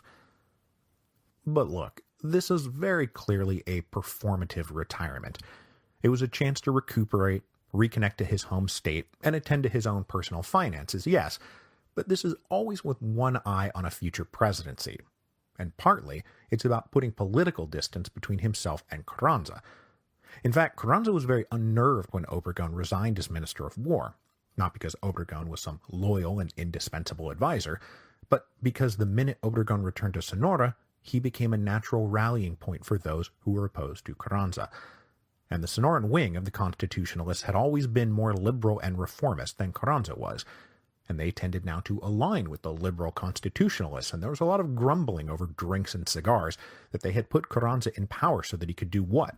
Bring the old Porfiriato back? Obregón wasn't any happier about it than they were. He was also hearing from his American contacts that they were not happy with Carranza's brand of nationalism, especially Article 27 of the Constitution that stripped foreigners of their private property rights. In talking to the Americans, Obregon casually but persistently let it be known that he had always been a friend of the United States, and he was somebody who they could depend on. When word of Obregon's unhappiness with Carranza started filtering out, Zapata took the initiative to write Obregon personally and publish an open letter to the revolution's most successful general, urging him to declare his opposition to Carranza. Part of the pitch was now patriotic. The Americans hate him, and we need to topple him, or they will invade and impose their own stooge. But if Obregon ever replied to Zapata or even considered making a deal with the Zapatistas, he never put it down on paper, possibly because he had no intention of leaving a paper trail. Obregon made no move at all from his retirement in 1918, though, so we'll leave him in Sonora until next week. But he was not the only potential leader of a national revolutionary movement that Zapata and Magaña were trying to coax back into service. Another big one was General Felipe Angeles. Now, we last left Angeles in late 1915, forced out of the crumbling Division del Norte after Villa stopped taking his advice, and it was strongly hinted that he might soon lose his life. Since then, Angeles and his family, wife and 4 kids, had taken up residence on a small ranch in Texas. Now, during his service, both in the old Porfirian army and with Pancho Villa, Angeles had been a pretty honest guy, and he had not done much to personally enrich himself, and when he crossed the border, he had practically nothing in his pocket. When the ranch failed to be very profitable, Angeles went north to New York, where, at least for a while in 1916, he took a job doing manual labor just to make ends meet. Now, this is quite a tumble socially and economically, but Angeles claimed that he didn't mind, that it kept him in touch with the common people. I do, however, get the feeling that he was hoping that this period of slumming it would be temporary, and it would make for a good story once he returned to the prominent place a man of his education, experience, and stature deserved, once the despised Carranza had been gotten rid of. And boy, did Angeles ever despise Carranza. Angeles did a lot of writing and corresponding during his years in exile, and he held Carranza personally responsible for just about everything that had gone wrong since the assassination of poor Señor Madero. Angeles had come to loathe Carranza so much that he blamed him for how the punitive expedition had unfolded, even though Villa was the one who had provoked it originally. Angeles focused not on the invasion itself, which was a humiliating stain on national honor, but in how Carranza handled it, blaming Carranza's rudeness and megalomania for the poor relations with the United States. Shortly after his arrival in the United States, Angeles joined the Liberal Alliance, an organization of Mexican exiles who wanted to join the old Maderistas with the newer and more radical Villistas to plot Carranza's downfall. Being both a Maderista and a Villista, Angeles of course joined this Liberal Alliance, but he wanted to take it even further. He wanted to bring in old reactionary conservatives if using their resources would bring an end to Carranza that much quicker. By 1918, Angeles' great fear was that when World War I ended in Allied victory, that the United States would bring home its large, well-trained, and experienced army and invade Mexico. The offending Article 27 had sent shockwaves through the American business community, and talk of regime change in Mexico was in the air. Angeles wanted to harness that too. And thanks to his plentiful contacts, both among the Americans and exiled Mexicans, Angeles positioned himself as a viable, pro-American alternative to Carranza. But the idea was to so position himself to prevent the United States from invading for the 3rd time in 5 years. But that would mean that Angeles himself would have to return to Mexico to self-organize a viable native alternative. And Angeles did represent an alternative to the regime Carranza was building. And to explain himself, Angeles wrote up a manifesto that would wind up being published in January 1919. First, he wanted to get rid of the Constitution of 1917 and bring back the Constitution of 1857, not just because he thought Article 27 was excessively nationalistic, though he did, but because the process by which it had been created was illegitimate. Angeles wanted constitutional change to come only after legitimate, real, nationwide elections were held. And for him, that meant first elections at the local level, and then at the state level, and then at the national level, including those for Congress and president. This would prevent whoever became president from imposing their will on the people. Ever since he had gotten to know Madero back in 1912, Angeles wanted to fully realize Madero's dream of a free and democratic Mexico. But like Madero himself, Angeles' vision of democracy was often undermined by his actual feelings about the people. Angeles was a progressive reformer, and he even claimed at times to be a socialist, but really he was a classical patrician liberal. He never shook the idea that the wealthier and better educated and more responsible citizens must be the stewards of the nation, that they must run things for the protection and benefit of all those ignorant, scruffy, poor people. So even as he wrote of the necessity of democratic reform and universal suffrage and local elections first, you get the feeling like he just sort of assumed that the people would then naturally vote for exactly the kind of candidates and policies Angeles himself supported. And one wonders how he would have responded if the people had democratically voted for something or someone else. More than anything else, though, the theme Angeles hammered on was that Mexico needed peace and reconciliation, and he thought that that was impossible with Carranza in power. But he also thought that it was impossible if any of the old revolutionary caudillos wound up in office. So he proposed that when post-Carranza elections came, that no officer from any revolutionary army, and that included himself, would be allowed to stand for political office. Now this was both to undercut the militaristic power of the caudillo warlords, but also to hopefully elevate a new generational cohort that might be free of the bitter personal baggage and rivalries and rage that kept Mexican revolutionary leaders bound in these endless rounds of fighting. So by 1918, Angeles is no longer aiming to be president of Mexico. He was aiming for something a little more glorious. He wanted to go down in history as the great peacemaker. But before he could bring peace to Mexico, Angeles first needed to make peace with his old friend and comrade, Pancho Villa. In the summer of 1918, Angeles wrote Villa a letter. The gist of it was, "I'm thinking about coming back to Mexico. What would you say if I wanted to rejoin you?" Villa jumped at the chance to patch things up. He wrote a letter back to Angeles full of adoration and praise. Of course you can come back. Of course we've always been friends. In a further exchange of letters, the two men established that they were both still loyal to each other and respected each other. And Villa even accepted some responsibility for pushing Angeles away. With assurances in hand from Villa that he would be welcomed with open arms and his counsel listened to again, Angeles made preparations to cross the border. His final decision to return home was spurred in part by the official end of World War I, which came in November of 1918. The end of World War I meant peace in Europe, but possibly the start of a ticking clock that was counting down to an American invasion of Mexico. On December the 11th, 1918, Angeles was met by one of Villa's secretaries at a ranch in Texas. Together, they crossed the border back into Mexico. Angeles followed this secretary for the next few days, and they were forced to camp at night in cold, fireless secret to avoid being picked up by a patrol. When Angeles arrived in Villa's camp, he and Villa embraced each other and called each other, "My general, oh my general," and then they sat down to replot their return to glory. Initially, Angeles insisted that he was there to make peace, not war, and he wanted to go around with an olive branch, not a machine gun. But Villa scoffed and said, "Look, what you're proposing is impossible without some kind of military force behind us, and that is what I want you to help me rebuild." Villa had not been able to do anything ambitious since he had lost all his ammunition back in the spring of 1917, but he had not been inactive. Though he was now little more than a bandit, Villa had always been a pretty good bandit. He organized a protection racket targeting foreign-run mines, who considered payments to local bandits and rebels simply the cost of doing business in northern Mexico. With a steady stream of cash, Villa was then able to slowly overcome his ammunition problems, in delicious fashion. Given his own supply problems thanks to recurrent American embargoes, Carranza had expanded domestic manufacturing operations to produce bullets and gunpowder for the Federal Army. But since the Federal Army was full of corrupt officers and suppliers, especially up in Chihuahua, much of this wound up on the black market and purchased by Villa.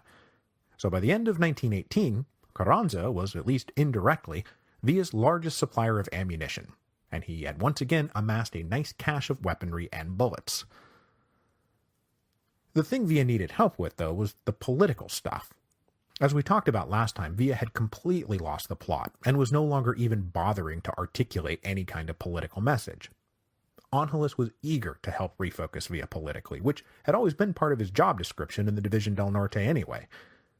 First, Angeles said, you gotta pivot off this whole death to the gringos thing, and get back to who we were back in 1913 and 1914, reliable friends of the Americans. That way they'll support us. It's hard to remember after the Columbus raid and the punitive expedition blot everything else out, but for a long time Pancho Villa was the favored caudillo of the Americans. And since Angeles was in Mexico in part to give the U.S. government a viable alternative to Carranza, Angeles insisted that they had to go back to courting the gringos, not killing them. Villa grudgingly accepted. 2 years of death to the gringos hadn't really gotten him much anyway. Angeles also started delivering speeches in towns they passed through to give their activities a political purpose. That this was about the revival of freedom and democracy, reclaiming the original dream of Señor Madero from the hated clutches of the authoritarian Carranza. Most especially, though, Angeles insisted that Villa curb his more recklessly murderous impulses. No more casual brutalization, no more summary execution of prisoners. Now, Villa had been fighting a literal take-no-prisoners war with the federal army for years now, and they were only too happy to summarily execute his men.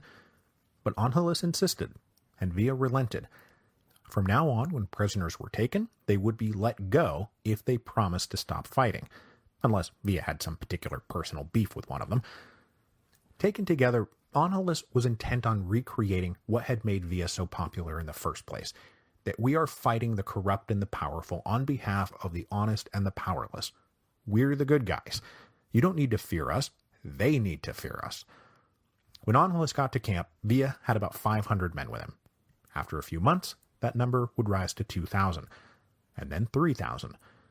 Would 1919 be 1913 all over again? Villa and Angeles returning to form in the north was great news for Emiliano Zapata down in the south. So far, his efforts to forge a grand revolutionary alliance had come to naught, and when the rainy season ended in Morelos in December 1918, General Pablo González went back out on the offensive. González had now been leading federal operations in Morelos for nearly 2 years, and all he had to show for it was that maybe he had learned some lessons. This time leading just 11,000 men, González focused on securing the cities and towns of the state and forcing Zapata and his men to take to the mountains. But as he did so, González ordered not destruction, but construction. Instead of crashing around burning things down, soldiers and engineers were tasked with rebuilding everything. The infrastructure, the roads, the railroads, the mills, the stables. They worked on getting the haciendas planted and running again. And González also initiated a repopulation campaign that offered incentives, wages, and jobs to anyone who wanted to move to Morelos. This would further revive the state economically, and, side bonus, bring in people who were not quite so loyal to Emiliano Zapata. During these months, Zapata and what was left of his forces were now more fugitives than they were a proper army, but they still managed to stay one step ahead of González, much to González's great frustration. During this period, though, Magaña opened up negotiations with a couple other high-ranking generals in the federal army who leaned, like Obregón, in a more liberal constitutionalist direction. If they could be convinced to defect, then that would reverse the whole situation almost overnight. One in particular was quite close to Carranza. His name was General Castro, and he was running the garrison in neighboring Puebla. Magaña pitched him not just on the justice of their cause, but also on the growing belief that Carranza's hostile relations with the United States was going to lead to yet another invasion. But after a few months of clandestine talks, and earning the trust of Magaña and the Zapatistas, Castro came back and said, "I have been authorized to make an offer of amnesty. I agree that the threat from the United States is real, and that's why you need to lay down your arms. If you do, you'll be pardoned and allowed to go home and live in peace." He also said that he could probably get some of the Zapatistas into positions of local leadership inside the new constitutional order, so their interests would be looked after. When news of this offer spread, some took the deal. Some always took this deal. But Zapata and Magaña and the other core group that had been in revolt since 1910 refused to even consider it. When Zapata realized that the talks with Castro were not about Castro defecting, but trying to get Zapata to quit, all contact was broken off. Instead, on New Year's Day 1919, Zapata issued yet another proclamation to the people calling for them to overthrow Carranza. The response from the Federal Army was a redoubling of their efforts to track him down. Zapata was driven from the last little bits of territory he controlled, and he now was very much on the run.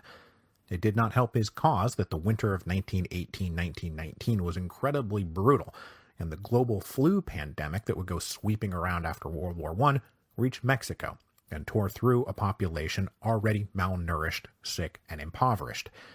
The people of Morelos were dying, and the hardcore remaining rebels died with them.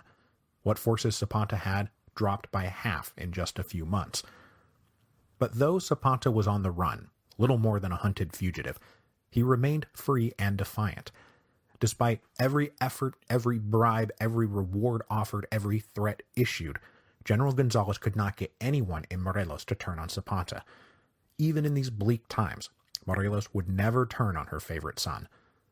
The final betrayal could only come from outside the family. In mid-March 1919, a colonel in the Federal Army named Jesus Guajardo got in trouble with General Gonzalez. Colonel Guajardo had been ordered to go out on patrol in the mountains, and instead, officers found him drinking in a local bar and he was arrested. When Zapata found out about this, he sent a letter to Guajardo saying, "Hey, why don't you tell your boss to shove it and defect over to my side?" But this letter was intercepted by General Gonzalez's spies, and Gonzalez hatched himself a little plot. He showed the letter to Guajardo and said, "You, sir, are a drunk and a traitor, and if you don't do what I tell you to do, I'm going to have you shot for treason." Guajardo said, "I'll do anything." And Gonzalez instructed the colonel to write a letter back to Zapata saying, "You know what? You're right. I'm ready to defect." This kicked off a little flurry of letters between Zapata and Guajardo in the first week of April, and plans were laid to effect Guajardo's defection to the Zapatistas. On April the 8th, Zapata ordered a series of attacks that diverted federal attention, and Guajardo led his company out of Cuautla. The next day, Guajardo attacked a small federal garrison and drove them into retreat, and this attack made his alleged defection very believable. But the battle had been staged, the officers had been warned, and the only soldiers actually put in harm's way were men who had once defected from the Zapatistas. These men were left behind for Guajardo to capture and execute in yet another show of good faith to Zapata. Convinced by this bloody proof of Guajardo's honest intentions, Zapata rode down and met him, and they spent the rest of the day making plans. At the end of this conference, Guajardo said he wanted to go back to a nearby hacienda, which was about 10 miles away. He said it was where he had stashed all his munitions, and he wanted to make sure that it was safe and protected. Zapata agreed, and they made a plan for Zapata to come right out and meet him the next morning. Accompanied by about 150 men, Zapata himself spent the night camped in the hills. The next morning, April the 10th, 1919, Zapata and his men rode to the hacienda, where they were greeted by no outward signs of trouble. But almost as soon as they arrived, a scout came in warning that federal forces were nearby. So Zapata ordered Guajardo to guard the munitions, while Zapata himself went out to investigate. By mid-afternoon, though, Zapata had stumbled across no federal soldiers, and so he made his way back to the hacienda. This time he took only 10 men with him. The plan was to just go inside and have some lunch. When Zapata rode in, he found Guajardo's men waiting at parade attention. As Zapata approached, a bugler blew 3 notes for them to present arms. Now, this wasn't especially suspicious. It appeared to be a mere formality, maybe a sign of respect for their new chief. But as Zapata dismounted his horse, the lined-up soldiers suddenly raised their rifles. They pointed them at Zapata and his escort. They opened fire at point-blank range. Zapata was blown backward by the force of God knows how many bullets, and his body crashed on the ground. He was dead before he landed. Emiliano Zapata, the favorite son of Morelos, intractable, legendary revolutionary, the face, the heart, and the soul of the Mexican Revolution, was dead. He had been ambushed and murdered. He was 39 years old. The hours that followed were a scramble of confusion as the Zapatistas who had not been killed in the ambush fled south down a river, but they were not relentlessly pursued. The consuming action for the federal officers was to confirm, document, and publicize that Zapata was dead. His body was thrown over a mule and carried back to Cuautla, where General Gonzalez was there to personally view his dead enemy. The body was then propped up, labeled, and photographed. Soon enough, everyone in Mexico would know that Emiliano Zapata was dead. By this point in the Revolutions podcast, you've probably picked up on the fact that I prefer flexibility to inflexibility, compromising to uncompromising, adaptable to stubborn, that getting most of what you want is better than holding out for all of what you want and winding up with nothing.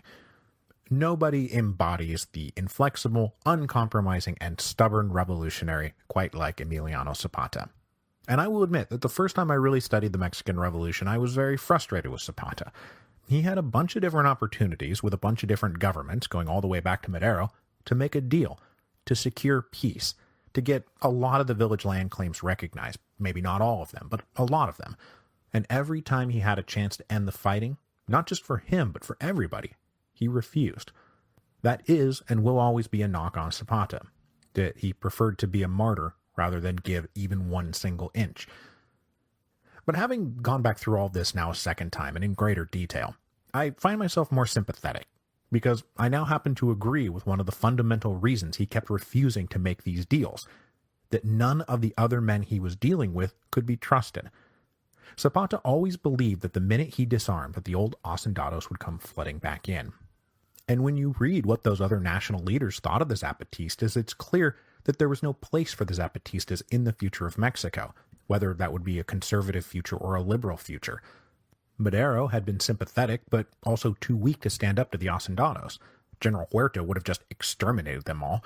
Carranza thought the Zapatistas little better than savages who needed to be disarmed or enslaved. I mean, show of hands for anybody who thinks that Carranza's declarations that the villages would be able to keep their communal lands was sincere. Even Felipe Angeles, who thought Zapata was an honorable man fighting an honorable war, happened to be fighting for a terrible idea that Angeles would have never allowed if he had been president. Zapata understood that he and his people were fighting for something that nobody else wanted them to have. That maybe not today or maybe not tomorrow, but someday, any promise made to them about their lands would be broken. And so he did not trust these dishonest men, and he never stopped fighting. And the people of Morelos never stopped following him because Zapata was an honest man. People always trusted Zapata, and he never broke his promises to the people, and they loved him for it. As I mentioned when I first introduced him, Zapata was never Don Emiliano. He was never the father figure. He was always the beloved son. He was forthright and honorable. He was brave and resilient. He believed the sacrifices that they were all making were necessary, and in the end, he sacrificed his own life for what he believed in. Like so much about the Mexican Revolution, Zapata has a complicated legacy, and because of that, he embodies the Mexican Revolution like almost no one else besides Pancho Villa, and he remains today a potent symbol of resistance, rebellion, and revolution, and he always will. And oh, also, the mustache. That is one hell of a legendary mustache. Next week, we will bring the Mexican Revolution to a close, almost exactly 10 years after it began. We will see the last hurrah of Pancho Villa and Felipe Angeles. We will see the resilient survival of the Zapatistas, now led by Eduardo Magaña. But most importantly, we will see the last campaign of Álvaro Obregón.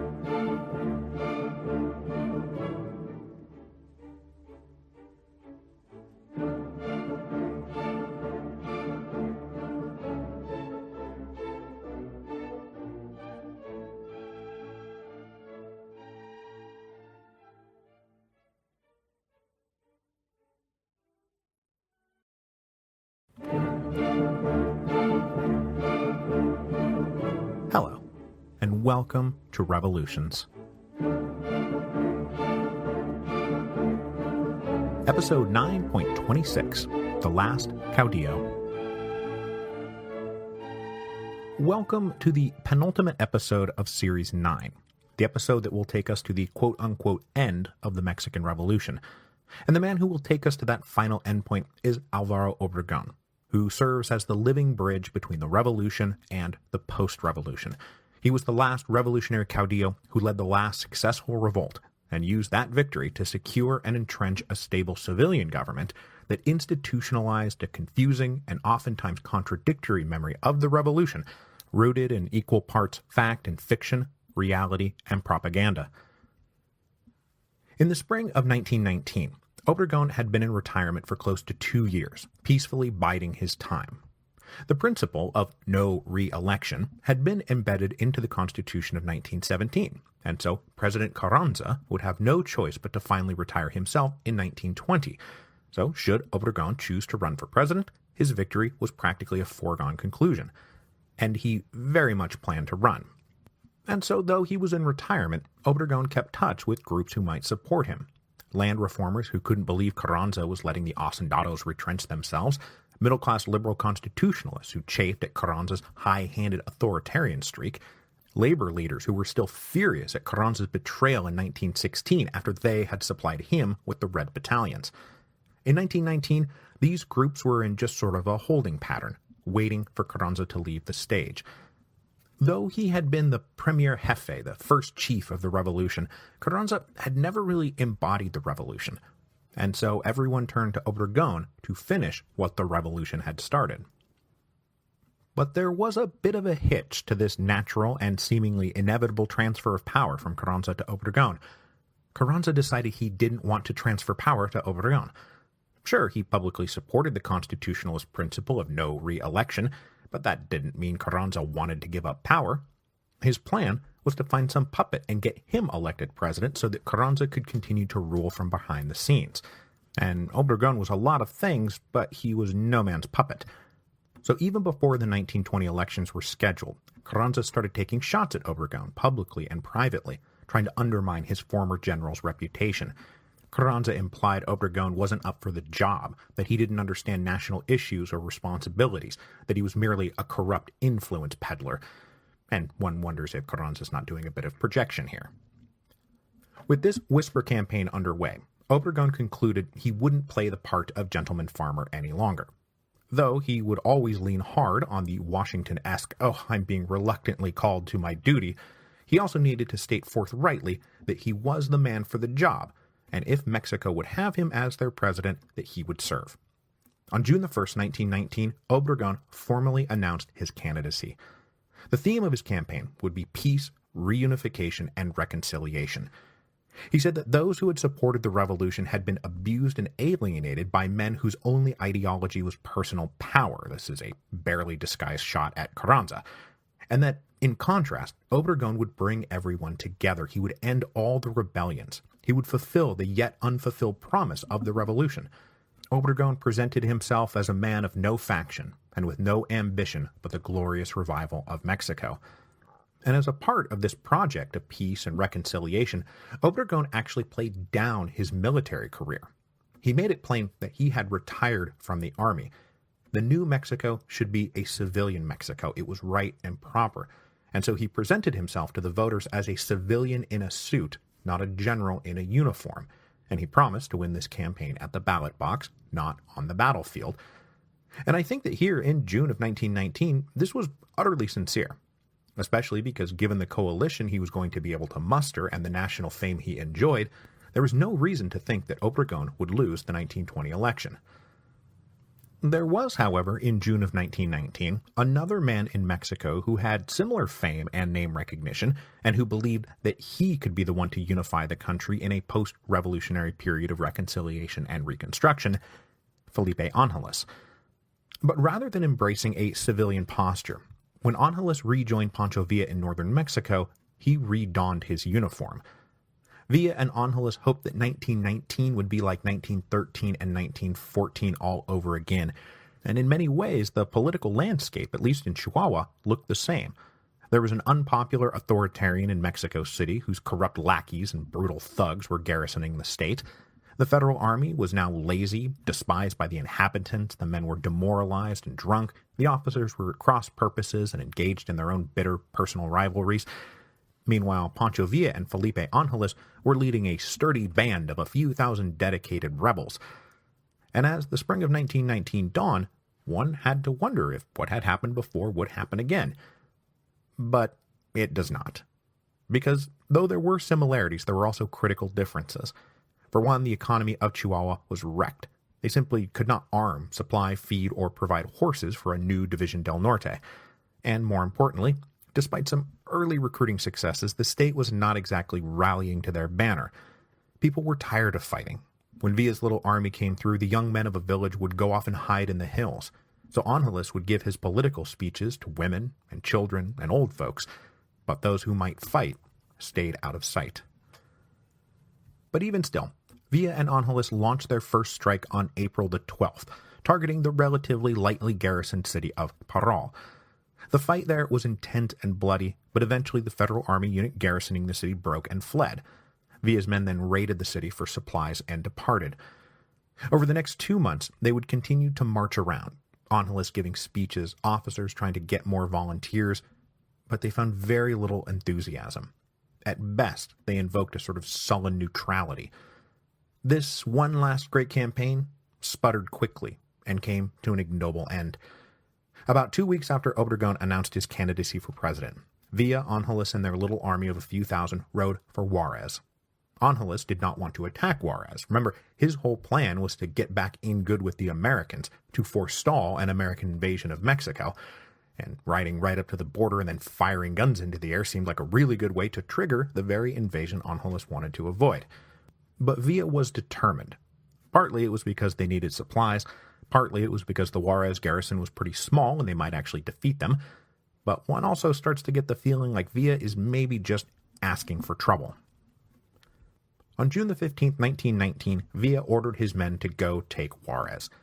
After a short and confusing battle, Villa's men took the city and forced the Federal Army units into a nearby army fort. On June the 16th, Villa planned to storm the fort, but the bullets flying into El Paso had brought down the worst-case scenario on his head. The U.S. Army received permission to cross the border and drive Villa off. Facing the full force of the U.S. Army, Villa ordered a retreat. He couldn't beat them, and he would never again threaten a major city. This did not, however, turn out to be the American invasion Angeles and so many other Mexicans dreaded, and once their mission was complete, the U.S. Army went home. But the fact that they had even joined in the hostilities was the death of Angeles' dreams. There could be no reconciliation between Villa and the Americans. Villa hated the gringos as much as ever. The Americans thought Villa a bandit and a criminal, not a potential ally. In the aftermath of the debacle at Juarez, Villa and Angeles did not even have the food or supplies necessary to all stay together, so Villa once again scattered his forces into small bands. Angeles, despondent, told Villa, "I am going to leave," and Villa said okay. They departed as friends and comrades with no hard feelings. Villa gave Angeles a small bodyguard to escort him around. Both men could not have known that this would be the last time that they would see each other, but they likely suspected as much. And it was. The partnership of Villa and Angeles was one of the most successful partnerships of the whole Mexican Revolution, but that was a lifetime ago. It was all over now. Meanwhile, the real, actual movement towards a unified post-revolutionary peace was getting going just next door in Sonora, with Obregón's campaign for president, and he was building up a base of support out there. Though he took his oblique shots at Carranza, Obregón didn't want to be too provocative. Unlike Angeles, for example, who kept pitching the abandonment of the Constitution of 1917, Obregón believed it legitimate and believed that it should be kept. And being a pretty skilled politician, Obregón said that he was happy to implement Article 27 as much as possible, and that some land redistribution was necessary, but he also let it be known through private back channels that he wasn't going to upend the world here. There would be no more confiscation of property, and to the Americans he said, look, I'm not going to go crazy nationalizing everything. As for the labor rights that would be guaranteed by Article 123, Obregón was a free market capitalist, but he believed that there could be no peace unless some labor demands were recognized. This can't be owners and bosses exploiting poor workers. I mean, that's how we got into this mess. So in April of 1919, Obregón signed a secret pact of mutual support with the leaders of the union that had succeeded the Casa. Obregón said that he would implement laws that would make the promise of Article 123 a reality. In exchange, they would support his candidacy for president with organization, money, and votes. Obregón could also, of course, count on support from the middle-class liberal constitutionalists who were aiming at something more like a parliamentary democracy for Mexico and certainly wanted more radical social reforms. Carranza had left them frustrated and dissatisfied. But Carranza's strongest support came from the clique of Sonoran leaders who had been together since the first shots of the revolution. I've only mentioned them in passing and haven't gone into detail on them, but this is Benjamin Hill, a guy named Adolfo de la Huerta, and most especially Plutarco Elias Calles. These were the men who had organized and led the revolution that put Carranza in power in the first place, and they were now almost to a man ready to pitch him overboard. Obregón was also going to get critical support from one group that had battled him in the original conflict between the Constitutionalists and the Conventionists, and that is the Zapatistas. It is remarkable that the Zapatista movement held together after the death of the man who had given them their name. But hold together they did. Because though there was always rivalries and infighting, jealousy and bickering, it turns out that there was a lot more holding the leaders of Morelos together than just mutual loyalty and respect for the man, Zapata. So the death of Zapata was shocking, but it was not the end of the line for the movement he had started. In fact, even as General Pablo González once again believed that he could declare victory, the assassination of Zapata, such an act of dishonest treachery, hardened public opinion against Carranza and General González and softened it towards the guerrillas who were still out there fighting. In the weeks and then months that followed Zapata's assassination, the fighters retreated into the hills and now numbered no more than 2,500 active soldiers. But though small, out of power and with only limited military capacity, the Zapatistas fought on. Much of the credit for this goes to Hildardo Magaña, whose own skill as a political leader now fully revealed itself. Magaña spent those weeks and months after Zapata's death continuing his unceasing efforts to link the Zapatistas to a wider national cause, but also to solidify his own leadership in Morelos. If the various Zapatista chiefs splintered, that really would be the end of them, and the fact that Magaña managed to talk them all into letting him be their leader was pretty remarkable, especially because Magaña wasn't even a fighting man. He was on the intellectual side, the political and diplomatic side. But Magaña wrote and met with and talked to various Zapatista generals, and in early September he called a junta of all the recognized chiefs, many of whom, like De La O, had been fighting from the very beginning, and they had been there when they all got together for the first time and elected Zapata to be their leader. In another small vote of 32 assembled leaders or their surrogates, Magaña secured votes from 18 of them. His next closest rival got just 11. So with Magaña now officially head of the Liberating Army of the South, he proceeded to republish manifestos, reiterate their commitment to land and justice and the Plan of Ayala. And 6 months after Zapata's death, the Zapatistas were all mostly working together towards the same goal under a single leader. It's amazing how much they held together. But like I said, they believed in the movement enough to subordinate their own individual egos. With his new mandate for command, Magaña continued his courtship of other potential national leaders and rebels. He talked to Felix Diaz, Pancho Villa, a guy named Peleas who had opened up his own little rebellion around Tampico. And then, of course, when Obregón announced his candidacy for president in June of 1919, he automatically became the leader of anti-Carranza anything, anywhere. Obregonista agents and Magaña began their first tentative talks with each other.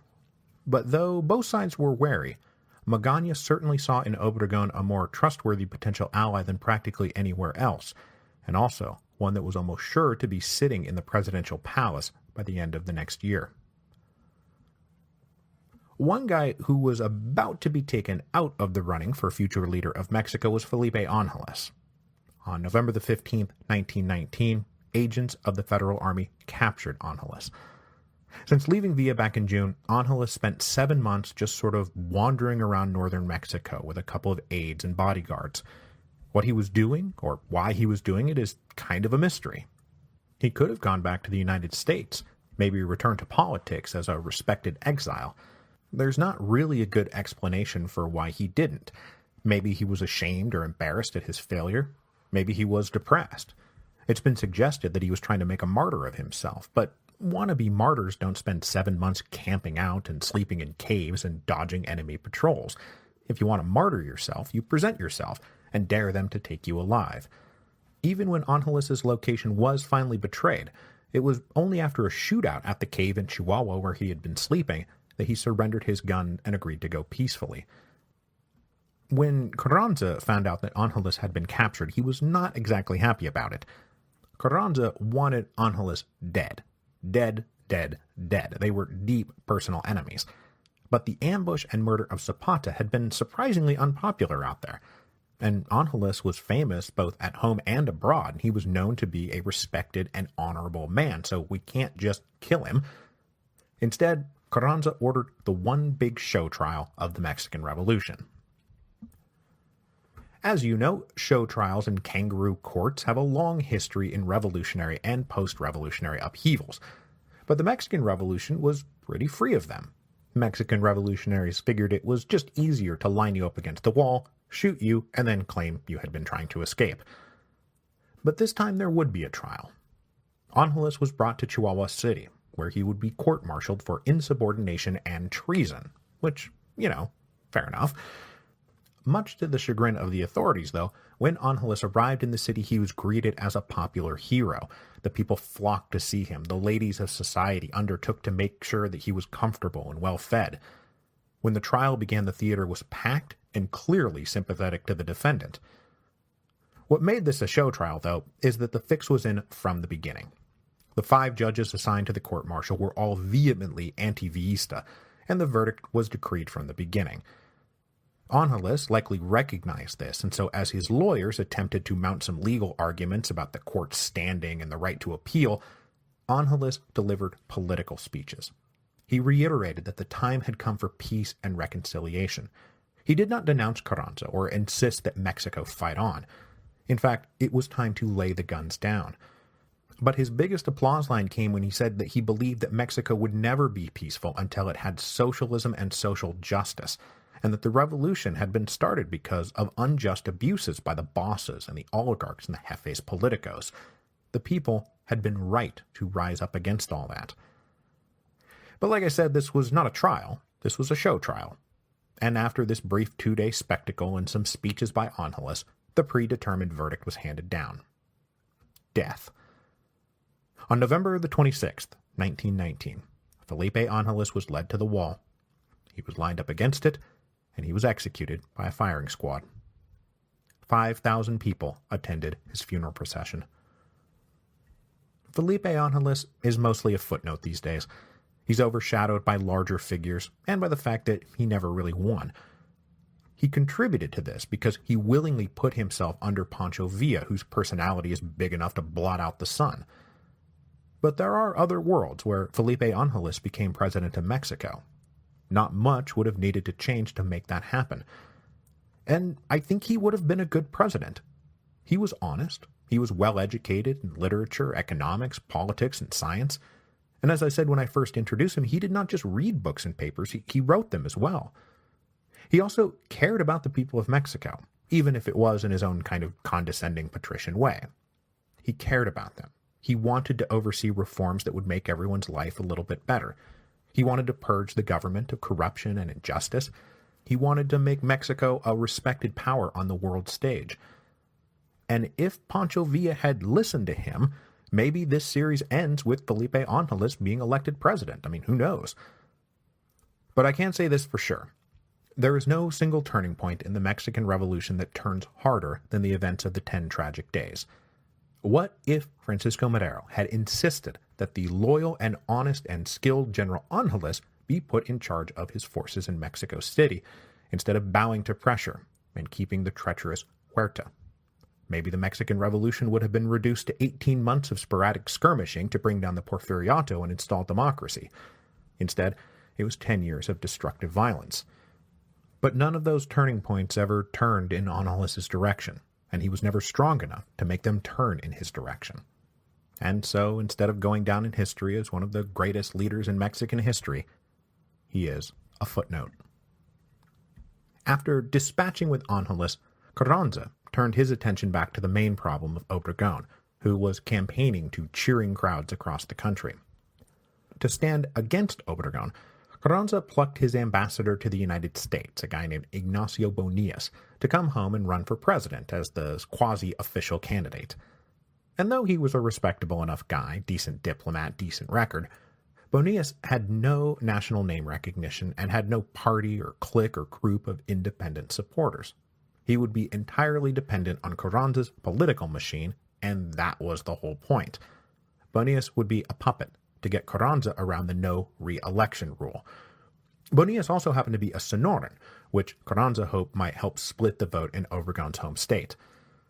The nomination of Bonillas was the signal to Obregon and his friends that Carranza was really going to contest the election and try to halt Obregon's ascendancy, and they were worried he might not even accept the results if Obregon won.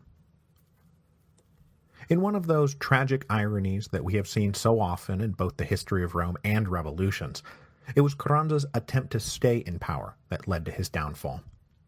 Sensing that Bonillas might not win, and that the Sonorans were sure to organize a resistance if Carranza tried to use force or fraud to install his man in office, Carranza started to make preemptive moves. Exercising dubious executive authority, Carranza replaced generals in Sonora with men who were loyal to him. He reorganized the military zones and transferred more troops into the state, and it was really super obvious that these moves were in preparation for maybe needing to strangle a revolt. Carranza did not understand that these moves were probably going to provoke that very revolt, and they did. There were a flurry of moves in the first week of April 1920. Carranza ordered Obregon to come testify in a trial in Mexico City involving some conspirators who had worked with Felix Diaz, without mentioning that Obregon was not being called as a witness but as a defendant.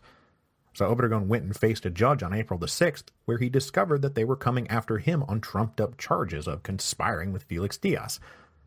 In the meantime, Carranza unilaterally dissolved the power of the Sonoran state government and assumed political and military control of the state, which was of course vehemently opposed, and on April the 10th, the entire government of Sonora, from Governor de la Huerta on down, announced that they no longer recognized Carranza's authority. Here, finally, it was 1913 all over again. A state, as a sovereign unit, was now in revolt against an executive that they did not recognize. In Mexico City, Obregon was not happy at all about how this was playing out. He really did want to win at the ballot box, and he was furious that Carranza had forced this crisis, and furious that his own supporters in Sonora had embraced such an extreme response so quickly. But what was done was done. Obregon had a quick dinner conference with General Pablo Gonzalez, who agreed that Carranza had finally gone too far, and the time had come to overthrow him. Correctly believing he was on the verge of being arrested and maybe winding up like Felipe Angeles, Obregon got help from some railroad workers, and on April the 13th, they snuck him out of the city on a train bound for Iguala, the capital of Guerrero. Over the next few days, Sonora was joined by other Mexican states who denounced Carranza and withdrew their recognition from his government.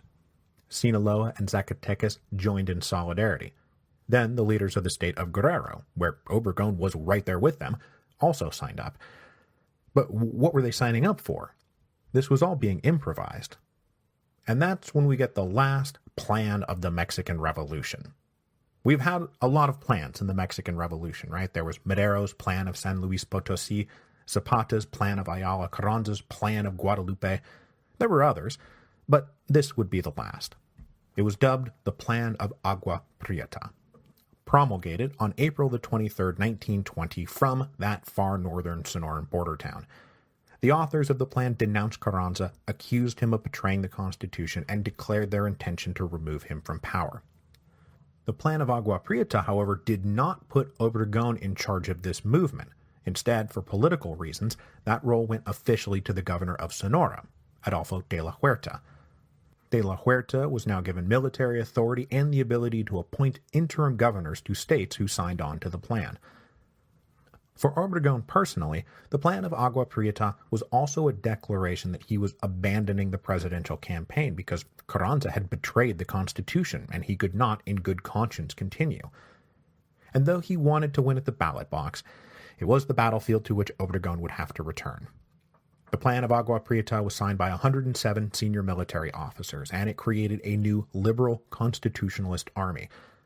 Pablo Gonzalez signaled his support while holding personal authority over 22,000 troops in the vicinity of the federal district. The bulk of the political and military leadership of Mexico was lining up against Carranza. In Morelos, the Carranza-appointed governor called for an assembly of municipal leaders, and they were supposed to vote a show of support for Carranza, but instead they voted to back Obregon and the Plan of Agua Prieta. Magaña and the Zapatistas were overjoyed by this shockingly widespread and immediate rejection of President Carranza. It only confirmed that he had done the right thing by working to align the Zapatistas with Obregón. So up in the hills, the Zapatista rebels applauded this vote by the official state authorities, the very state authorities they had just been fighting. Suddenly, they were on the same side. On May the 2nd, Obregón departed Iguala, headed north towards Mexico City. And to get there, he had to pass through Morelos, where he was met by a mixed group of civilian officials and Zapatista chiefs, including De La O, though Magaña himself was elsewhere. This group then moved as one towards the capital, with Obregón being escorted by De La O's little Zapatista guerrilla army, which is a crazy turn of events, the implacable rebel now providing the personal bodyguard for the future president of Mexico. Recognizing that he could not hold Mexico City, Carranza decided to reestablish himself at Veracruz, which had served so successfully as his base of operations in 1914 and 1915. He still had a core of supporters with him, and they spent the first week of May 1920 loading up every rail car they could find with every valuable thing they could find, from food to gold to bullets and ammunition. When it was all lined up, this convoy stretched out over 8 miles. On May the 7th, the convoy departed the capital. But the trains never made it to Veracruz. Under sustained guerrilla attacks the whole way, the train eventually had to stop when the lines were cut in the state of Puebla. Facing certain capture, Carranza and a small group of aides took off on horseback into the mountains heading north, probably with half a notion to make it to his old home state of Coahuila, where he might muster some last well of support. But he never made it there either. And while Carranza took off for the hills, Obregón and his entourage entered Mexico City on May the 9th, and if there was one thing Obregón knew how to do, it was enter Mexico City as a conquering hero.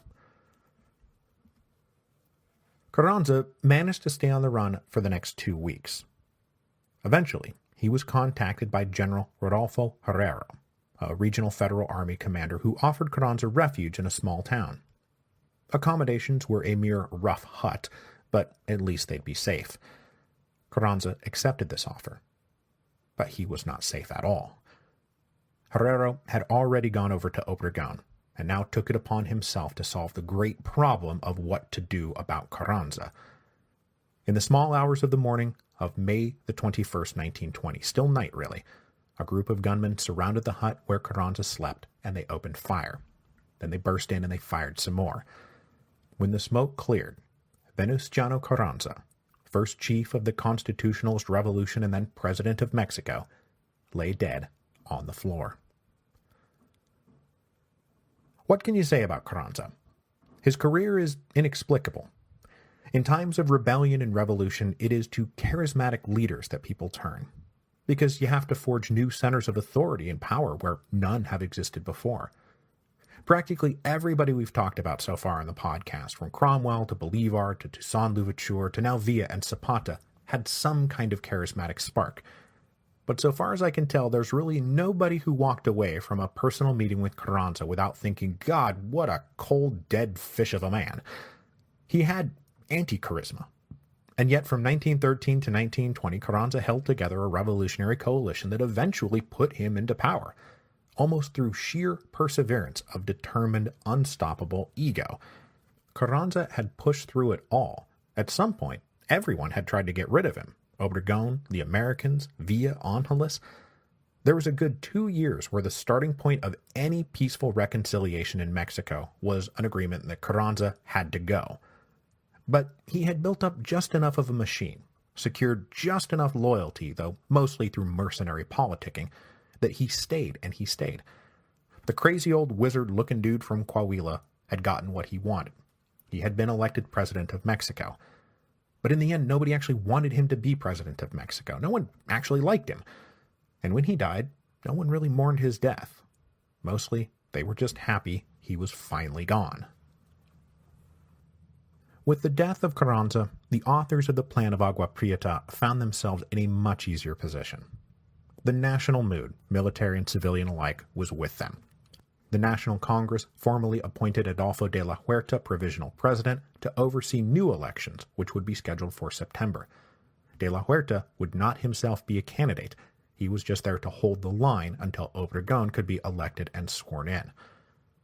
De la Huerta's brief term as provisional president was mostly about doing whatever it took to bring peace and stability after the latest round of armed rebellion, to have a sort of grand reset and refound a new post-revolutionary Mexico.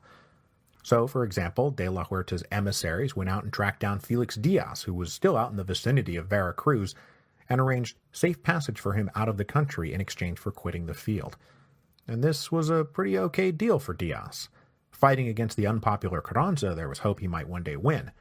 Fighting the popular Obregón, who the whole nation had just rallied to, not so much. So Diaz took the deal and he left for exile. He would remain in exile until he was finally allowed back into the country in 1937, and he would die in Veracruz in 1945. De la Huerta was also able to effect the end of the Zapatista rebellion. In an abrupt change of fortunes for the Zapatistas, Magaña's support for Obregón had paid off, and in a deal to bring peace finally to the tiny, troubled state of Morelos, various Zapatista chiefs were given commands in police or militia forces, while the soldiers were formally incorporated into the federal army as the Division of the South. Magaña and De la O were both made divisional generals. After 10 years out in the cold, the Zapatistas would finally be working in concert with and under the auspices of a national government who was making more or less sincere promises. Now, Obregón was no radical land reformer, but he wanted peace, and the people of Morelos rejoiced that they now had the opportunity to do what they had always wanted to do, which was just peacefully tend to their villages and families. In late June 1920, one of the greatest obstacles to peace for all those same long 10 years came calling. Pancho Villa sent a message to De la Huerta. He said, "I'd like to negotiate a peaceful retirement for myself and my men." Villa had waited long enough. The despised Carranza was now in the ground. It was time to lay down his arms and retire.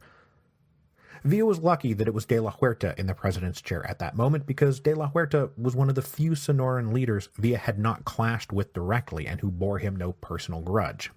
But it would still be a difficult negotiation because Obregón had a deeply personal grudge against Villa. He believed Villa needed to be shot or imprisoned or exiled, certainly not allowed to retire in peace. But De la Huerta exercised some independence, with the suspicion being that he had his own future career to think about, and he wanted the prestige of being the one to tame Pancho Villa, and possibly to be the one who could call on Villa down the road. So what De la Huerta offered was that Villa could have an hacienda for himself and for his remaining men to settle on. Villa requested maybe a command in the local rurales to assist, as he said, in the curbing of banditry in the region. De la Huerta refused to allow Villa to hold any kind of military command, but after a few weeks of back and forth, they finally came to an acceptable agreement. Villa would get a large and secluded hacienda in northern Durango. Ultimately, 800 of Villa's men would be granted a year's salary and given land to settle on near Villa. Villa himself would be granted a large pension and allowed to keep 50 armed men as a bodyguard, and that bodyguard would be paid for by the government. Obregón was furious when he heard these terms, and when a formal written agreement was drawn up at the end of July, he refused to sign it. But the other leaders of the Agua Prieta coalition, this was a price they could pay. If it would get Villa to retire and make no more trouble, let's do it. And Villa seemed sincere. Carranza was dead. What would he even be fighting for if he kept fighting? The brief De la Huerta administration thus succeeded in corralling and pacifying the most violently rebellious parts of Mexico and get them to accept the legitimacy of the coming post-revolutionary regime. De la Huerta and his administration did not enjoy the same recognition from the United States, then in the throes of their own presidential election, and seriously ticked off there was yet another rebellion/armed coup, and that a democratically elected president of Mexico had once again been assassinated. So the United States refused to recognize De la Huerta's legitimacy, though it was indicated through channels that the United States might overcome their democratic scruples if, say, De la Huerta annulled the offending Article 27 of the Constitution that so threatened American business interests in Mexico. De la Huerta refused. So Mexico braced again for an invasion, but that invasion did not come. and a nationwide democratic election was about to give Obregón an unignorable mandate. On September the 5th, 1920, Mexico once again went back to the polls for the democratic coronation of Álvaro Obregón. He secured 1.1 million votes. His next closest rival secured all of 47,000. President-elect Obregón then wrote a note to Pancho Villa, saying that his administration would honor its side of the bargain if Villa honored his side. It was time to end the Mexican Revolution, to end the cycles of violence and revenge, to bury all hatchets, to now rebuild and reform Mexico. The revolution had made both of them, but it was time to leave that in the past and, like Mexico, become something new. On December the 1st, 1920, Álvaro Obregón was sworn in as President of Mexico. And that is where we will arbitrarily mark the end of the Mexican Revolution. It had begun almost exactly 10 years earlier with the publication of Francisco Madero's Plan of San Luis Potosí. The elevation of Obregón begins a new era. It marks the end of the revolution and the beginning of the so-called Sonoran dynasty, which would control national politics for the next 14 years. And that is why this is such a convenient place to mark the end of the revolution proper. Obregón and the Sonorans would pick through the rubble and stabilize Mexico using a mix of pragmatism, improvisation, and not a small amount of corrupt hypocrisy, which is what we will be talking about next week in our final episode. What had the Mexican Revolution meant? What would it mean in the future? What does it still mean today?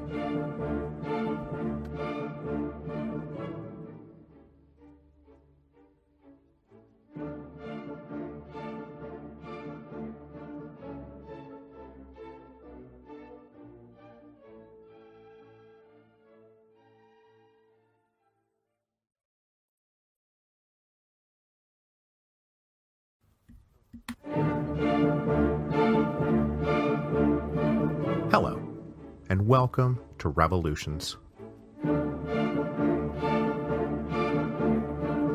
Episode 9.27, The Institutional Revolution. Well, it's hard to believe, at least for me, that we have reached the end of the line of the Mexican Revolution. I have been aiming at it since I first got the idea in my head to follow up the history of Rome with a show examining great political revolutions in short 12 to 15 episode long series. So since I started, the Mexican Revolution has always been way ahead down the road in the future, and now suddenly it's disappearing into the rearview mirror. It's all in the past. So today we're going to wrap it all up. And as you can see, this episode is gargantuan, so let's just get to it. Oh wait, first, 2 quick personal appearance notes before we move on to this final summation. I have accepted an invitation to speak at the 2019 Copenhagen Documentary Film Festival about Roman history and the fate of democracy in Europe. That will be on March the 26th, so it's just a few weeks away, and I will post a link in the show notes, but I'll be in Copenhagen in just about 2 weeks. And then also to my UK friends, please put this on your calendar. I will be at Waterstones Gower Street on Tuesday, 28th of May, giving some version of that same presentation. I also hope to add a few other UK dates to revolve around that. Those possibilities are still up in the air, but May the 28th in London at Waterstones Gower Street is firm. So please mark that on your calendar, and hopefully I'll see some of you either in Copenhagen in a few weeks or London in a few months. Okay, now let us close out the Mexican Revolution. For reasons that should become clear in today's episode, we wrapped up the detailed narrative of the Mexican Revolution last week with the inauguration of Álvaro Obregón as President of Mexico in 1920. The country he and his Sonoran allies inherited was in very bad shape. 10 years of chaotic violence had thrashed the Mexicans economically, politically, socially, physically, and emotionally. Some areas were, of course, harder hit than others. Some parts of Mexico never saw a gun fired in anger for the whole 10 years. But just because you weren't confronted by the direct violence of the revolution and the Civil War, no part of Mexico escaped without feeling some related consequences. Between 1910 and 1920, Mexico lost about 7% of its population. Depending on the count you want to use, the country suffered close to 2 million dead, combining civilian and soldiers, give or take a couple of 100,000. Probably another 300,000 or so migrated north into the United States, either as temporary refugees or political exiles or permanent immigrants. And on top of the general fallout from their own revolution, by 1920 the whole world was reeling from the global flu pandemic that killed close to 50 to 100 million around the globe and claimed at least 500,000 lives in Mexico. The direct human cost of the past 10 years was shocking, and the tools available to rebuild the country were in shambles. The economy was wrecked, the fields were unplanted, mines and factories were shuttered, its political institutions had no legitimacy. And on top of that, everyone still seemed to have a gun pulled on everyone else. And this is the country new President Obregón inherited. It was a far cry from what Mexico had been just 10 years earlier when it was entering the 35th year of the Porfiriato, arguably the most stable regime in Latin American history since the Spanish had been kicked out a century earlier.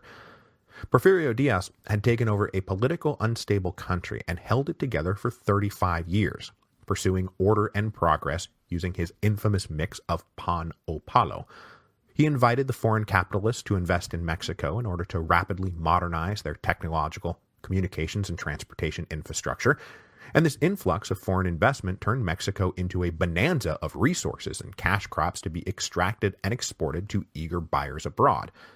Meanwhile, Diaz and his cronies oversaw the large-scale acquisition and consolidation of property. What had been free land or communal land from time immemorial was now claimed, merged, and ringed with fences or barbed wire. From 1876 to 1910, close to 130 million acres of land was expropriated, and the era of massive, quasi-feudal haciendas peaked. All of this was justified in the name of increased efficiency and modern development, and by any economic measure, Mexico was a success. And if you kept your eyes on the progress, you hardly noticed what it took to maintain order. The political repression, the corrupt bargains, the silencing of dissent, the intimidation, threats, and violence. This was all tolerable as long as times were good. But after 20 years of high-flying progress and growth, things turned stagnant. When the global economy started taking downturns after the turn of the century, spiking dramatically with the crash of 1908 and the subsequent recession, the progress and prosperity that had justified Diaz's authoritarian order disappeared. Suddenly, hungry peasants were growing cash crops to ship to the United States while their families starved. Workers lost their jobs and had wages cut just as prices for basic necessities were rising.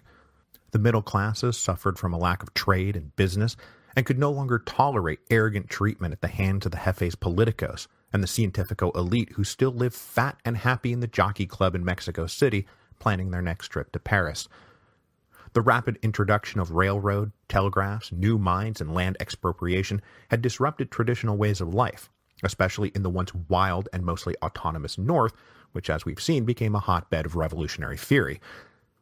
But still, right up until the very end, the Porfiriato seemed stable, secure, and unassailably permanent. Then, all at once in a rush, Diaz, his fossilized cronies and cientifico advisors, discovered that the base upon which the Porfiriato rested was not a fat pyramid, but a narrow pole. When Francisco Madero marched around the country channeling the grievances of an entire nation, the Porfirians discovered their allegedly invincible political machine was rusted down and broken. With a swiftness that shocked everyone, including Madero and his allies, the Porfirian regime was toppled, and Diaz was put on a boat to Europe. To many observers at home and abroad, that seemed like it would be the end of it, that the quote-unquote Mexican Revolution would go down as roughly 6 months of skirmishing over the winter of 1910-1911, which paved the way for a more open and democratic government. But while he sailed for exile, Porfirio Diaz had his last dark laugh. Madero has unleashed the tiger. Let's see if he can control it. Madero could not. The Mexican Revolution transformed from one isolated event into a series of rolling conflicts across time and space. And as the historical event we call the Mexican Revolution progressed, it progressed through stages, the opposing sides changing about every 18 months or so. First, the democratic reformer Madero against the calcified autocrat Porfirio Diaz, then the counter-revolutionary ex-Porfirians toppling the idealistic but weak and naive President Madero, then the constitutionalists of the North rebelling in the name of democracy, civil rights, and the rule of law against General Huerta's military dictatorship. Then after Huerta was overthrown, the centralist and increasingly conservative constitutionalists fighting the more populist and federalist conventionists. And then when the constitutionalists won, scattered and disparate regional rebellions fighting against the entrenching authoritarian regime of President Carranza. Then finally, a split among the constitutionalists coalesced around the Agua Prieta coalition, which ousted Carranza in 1920. And of course, present for every stage of this, from 1910 to 1920, the Zapatistas were waging their own guerrilla war in the South for land and justice. It took us 20 episodes to cover the twists and turns of those 10 years, and there was no guarantee that the Plinko ball of history was inevitably going to land on Obregón and the Sonorans winning and consolidating power in 1920. There are so many what-ifs to choose from. For starters, what if Diaz had just handled the succession crisis better back in 1908? What if he had not been such a doofus and arranged to transfer power to Bernardo Reyes? It's entirely possible the Porfirian regime would have just kept right on chugging. What if Madero hadn't been so quick to turn his back on his friends and embrace his enemies after expelling Diaz? What if Madero had kept Felipe Ángeles at the helm during the 10 tragic days instead of trusting his life to General Huerta? What if Huerta had stuck to the terms of the Pact of the Embassy and backed Felix Diaz for president in 1912? Would the quote-unquote revolution have gone down as a brief chaotic storm in a sea of Porfirian order and progress? What if, after they combined to defeat Huerta, Villa and Carranza had agreed to mutual retirement rather than force everyone to choose sides in a civil war that was far more personal clash than ideological struggle? What if, and this is a big one, Villa had listened to Ángeles in early 1915 and lured Obregón away from his supply lines, cut him off, and annihilated him? I think at that point we're talking about President Ángeles inaugurating a new constitution written to be purposefully decentralized and federalist. And this is not even counting the number of times and places the United States could have chosen to become more or less involved and change the course of events in entirely unpredictable ways. All of these what-ifs had very plausible alternatives that would have changed what post-revolutionary Mexico would have looked like, politically, economically, militarily, socially. How land would have been redistributed or not redistributed, whether they still would have had a strong central executive political system or gone with a decentralized federalist system, whether they would be free market capitalists or something resembling anarcho-socialists, whether they would have been ruled by soldiers or civilians, whether they would have been democratic or authoritarian, whether they would have been turned into an American protectorate or maintained their sovereign independence. The winds that swept Mexico were truly a tornado with dozens, hundreds of possible outcomes being spit out the other side. Revolutions are like that. The Mexican Revolution is really like that. And even though Obregón and his Sonoran allies are ultimately what got spit out the other side, it's not like they couldn't have been swept right off again. For the entirety of the 1920s, armed revolts against the central government continued to erupt. Executions, assassinations, and pitched battles continued to play a regular role in Mexican politics. The only major difference is that this time the new regime managed to survive. It was, without question, their single greatest accomplishment. Obregón laid the groundwork for this survival because he was a skilled natural politician who was described in one biography as, quote, fanatically pragmatic, which pretty much gets to the heart of it. When he assumed the presidency, Obregón's principal aim was stabilizing the national government so it could be the vehicle of national reconciliation and reconstruction. And, catching a few lucky breaks along the way, he pretty much managed to do what he set out to do, though not before the revolution ate a few more of its children. Obregón came into office needing to placate a whole lot of people. The political coalition he had cultivated during his presidential campaign, and who then rallied to him after the plan of Agua Prieta was declared, was a mix of middle-class liberal reformers, veteran revolutionary soldiers, organized labor, and common peasants. Obregón's seemingly impossible task was to organize, lead, and satisfy the various expectations of these groups. And this is where his fanatical pragmatism served him so well. Obregón promised more land redistribution under Article 27 of the Constitution of 1917, and labor laws that would fulfill the expectations set by Article 123. But he also didn't want to antagonize landowners and mining companies and factory owners. So he only pushed things as far as absolutely necessary, so that he could say, yes, see, I'm doing something, without causing a conservative backlash. So, for example, he formed land commissions that went out in survey teams to dole out 6 million hectares of land. But only 1 million of that was ever actually distributed. Now, this is 7 times what Carranza had done in his 4 years in office, so it took a while for people to notice that Obregon's redistributions were neither as sweeping nor as drastic as he had promised. The thing, though, is that Obregon was a free market capitalist at heart, no less than Carranza. Obregon thought maintaining large estates was key to economic rebuilding and feeding the people. He just wasn't so stubborn about it that he was going to refuse to do anything for the people. Obregon was trying to head off both revolution and counter-revolution at the same time, and he definitely managed to satisfy his friends just enough and avoid pissing off his enemies just enough that he threaded that needle. In some places, Obregon's fanatical pragmatism led him to just throw in the towel and embrace agrarian revolution. For example, in Morelos. Obregon believed that ending the endless Zapatista rebellion was critical to the project of reconciliation and reconstruction, and that meant letting them have their own way. Obregon brought Zapatista leaders like Magaña and De La O into the official government fold. Former Zapatista secretaries were given real administrative responsibilities, and it was probably their continued insistence that even the 1 million hectares of land were ever doled out. And certainly it was Obregon's pragmatism that led Morelos to be one of the areas in Mexico that you could really say was truly transformed by the revolution. They had fought for 10 years, and they were now a long ways from where they were 10 years ago. If we go back to episode 9.7, we talked about how, over the course of the Porfiriato, Morelos was defined by the steady encroachment of village land by expanding haciendas. By 1910, maybe 20% of the old villages had been consumed or just wiped off the map. 17 families owned 36 haciendas that controlled 25% of the land, and all of the good land. By the 1920s, that had all been undone. In April 1922, the National Congress passed an agrarian regulatory law that confirmed redistribution undertaken during the Revolution and allowed for even further redistribution in the future. This did not just halt the growth of the haciendas, it radically shrank them down to size.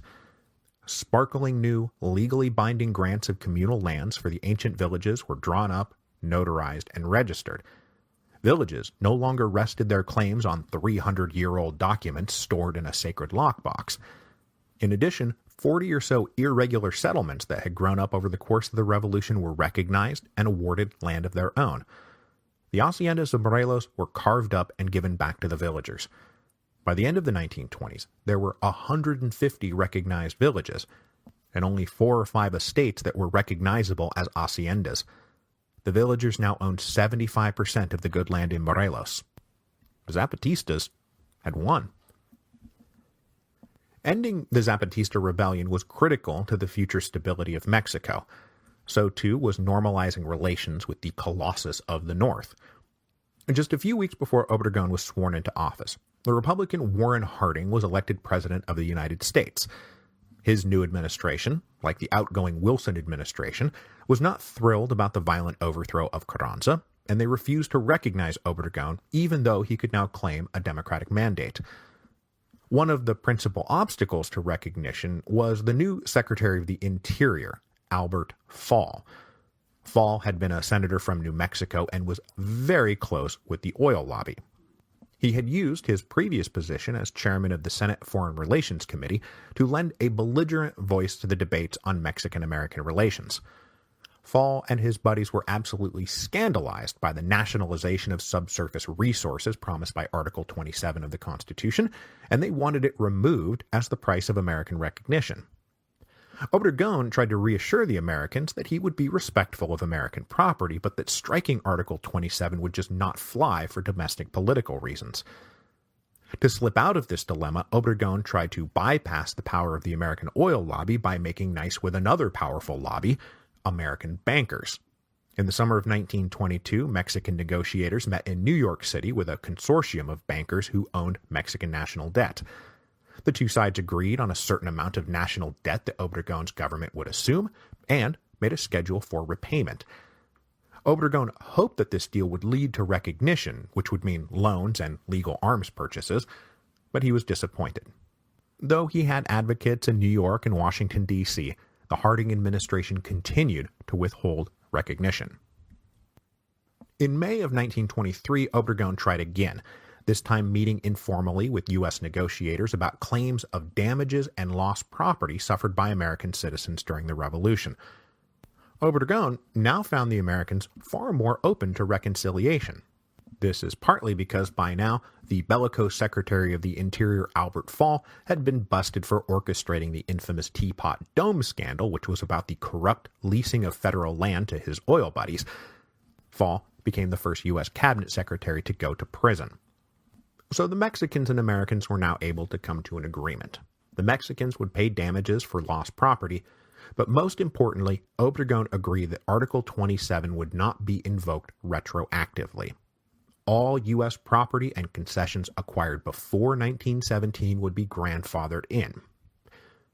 Though neither Congress actually wound up ratifying the so-called Bucareli Accords, which is what this is called, it still led to official American recognition of Obregon's government. The United States sent an ambassador to Mexico City for the first time in 3 years, but more importantly, Obregon now had legal access to American loans and weaponry, which was just in the nick of time to save his regime. Since Mexican leaders didn't know that future historians would be putting a closing bracket on the Mexican Revolution back in 1920, they were still resorting to armed rebellion to oppose a regime in Mexico City they opposed.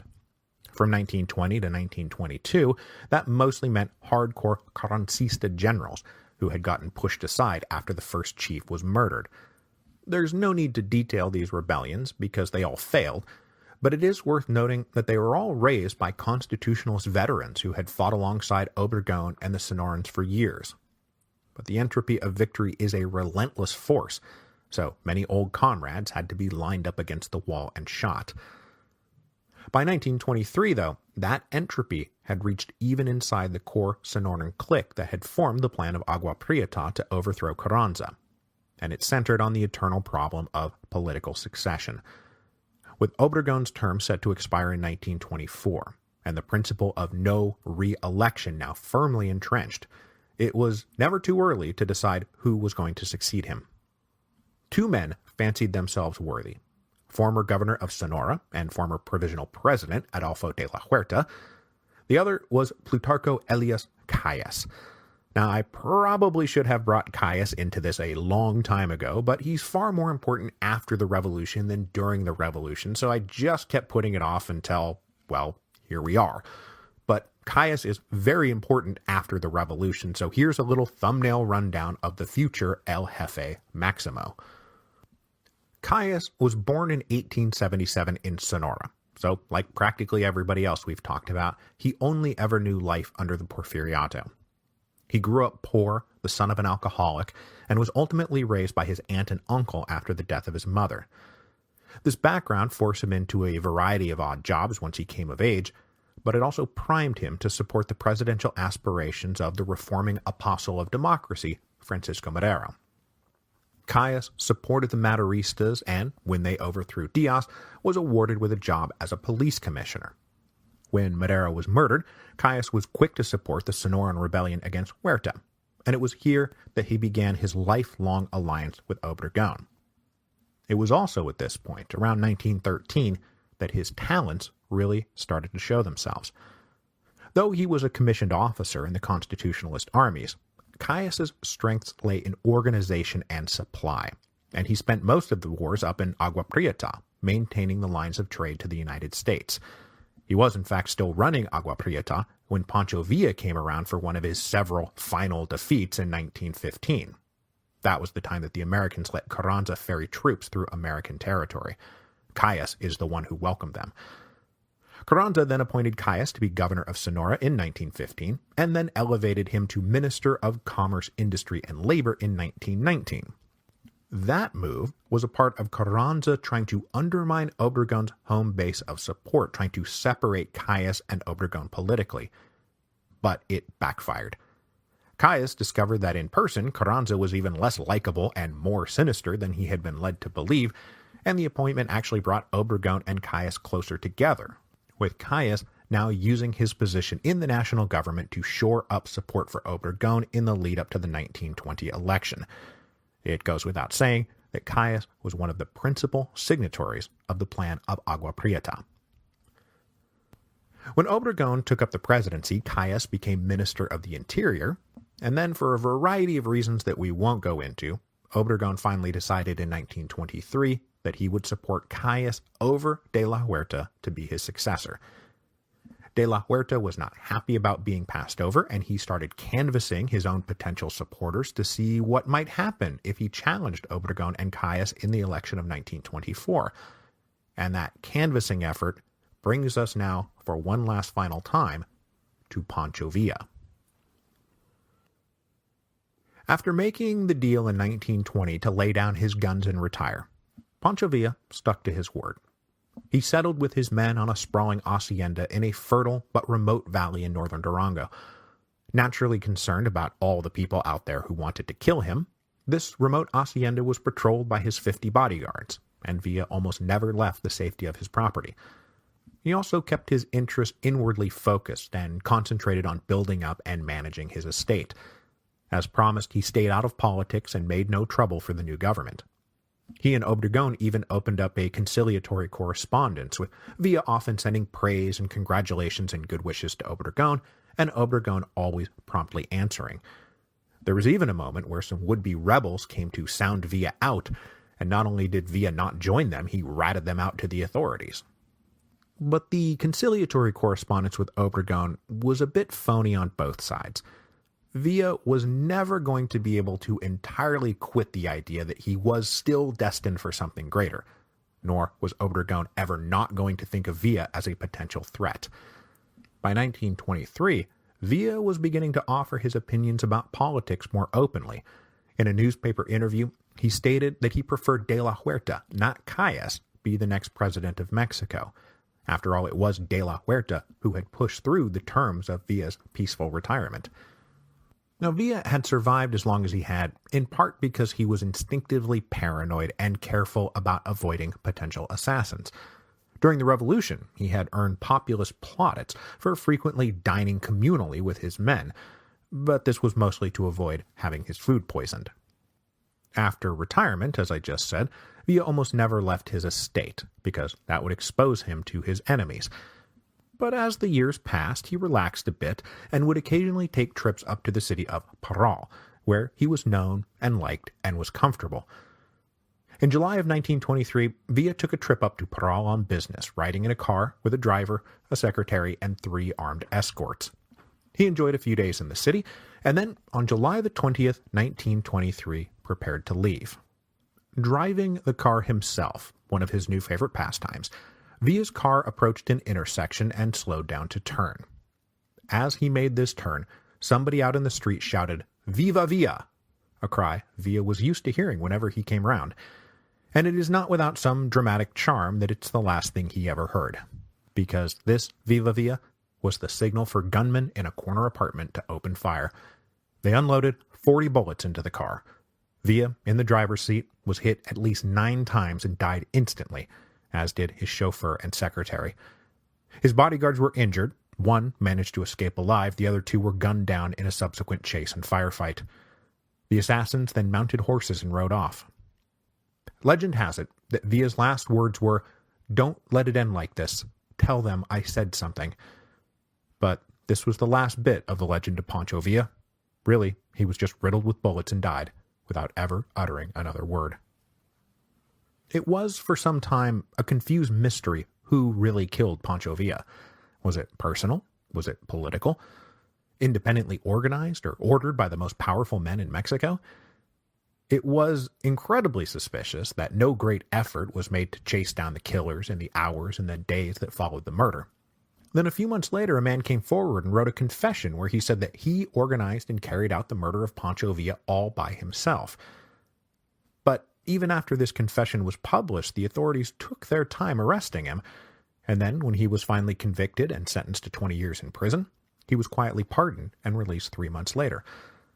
So to cut to the chase here, though nothing official has ever been acknowledged, there is a mountain of evidence that points to Caius initiating the assassination, with Obregon maybe being aware of it from the start, and definitely helping to cover it up.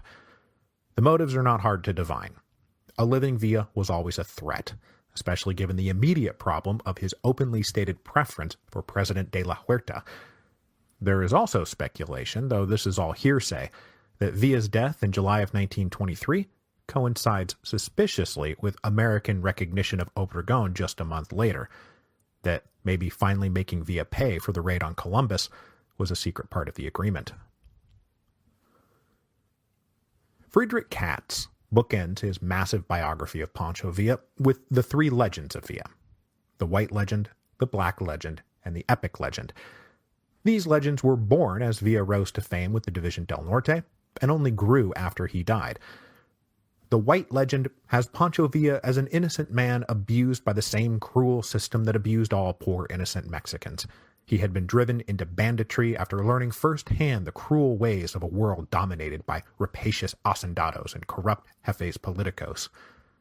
The black legend portrays Villa as a cold-blooded murderer from the start, a psychopath whose only object was death, destruction, and personal enrichment. He started out an evil bandit and grew to become the fifth horseman of the apocalypse. The epic legend, meanwhile, has Villa transcending white and black, and turns him into a mythical folk hero who starred in 1,001 adventures told in songs and stories around the campfire. This is where the Robin Hood and Avenging Angel anecdotes grew and were exaggerated, and then eventually were just invented out of whole cloth. Now, as everyone has probably picked up by now, I'm a bit partial to Villa. This is partly because in the United States he's typically portrayed as a dumb, wild, reckless bandit, and when I started studying the Mexican Revolution, I discovered instead an incredibly complicated man who was one of the great charismatic revolutionary geniuses, not just of his generation, but just in the history of revolution. But I hope, too, that I have not ignored his complications. His easy generosity was widely documented. So, too, was his casual cruelty. Pancho Villa killed a lot of people, not just signing execution orders, but with his own hand, often simply in a flash of momentary anger. He is also guilty of ordering massacres. There is no moral paradigm you can draw up that makes Pancho Villa a good man in any reasonable sense. And now it has all passed into myth, with the angelic and demonic parts of Villa still battling in the historical imagination. So which is true? The white legend, the black legend, or the epic legend? All you can say is yes. The death of Pancho Villa marks another great what-if point in the history of the Mexican Revolution, because he was not there to join Adolfo de la Huerta when he went into revolt. Denied his shot at the presidency and now accusing Obregon of capitulating to the Americans and selling out Mexico, de la Huerta declared himself in rebellion in December of 1923. But now enjoying open and legal access to American loans and American arms, Obregon was able to pretty easily suppress de la Huerta's rebellion by the spring of 1924. De la Huerta went into exile. A bunch of the generals who followed him, all old constitutionalist comrades, were shot. A few more children fed into Saturn's ever-gaping maw. The victory paved the way for Caius to be overwhelmingly elected with 84% of the vote in July of 1924.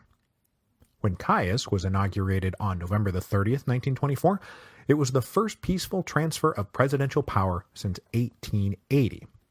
Peaceful if you don't count the large revolt that just got put down by a potential alternate candidate. But given the fact that one president had peacefully handed power to a successor after an election for the first time in 44 years, I think we can give him credit for it. From the outside, it was presumed that Caius would be Obregon's puppet. But for at least 2 years, Obregon really did keep his nose out of active presidential politics. Besides, he and Caius agreed on enough that Obregon didn't need to monitor his every move, which was mostly true.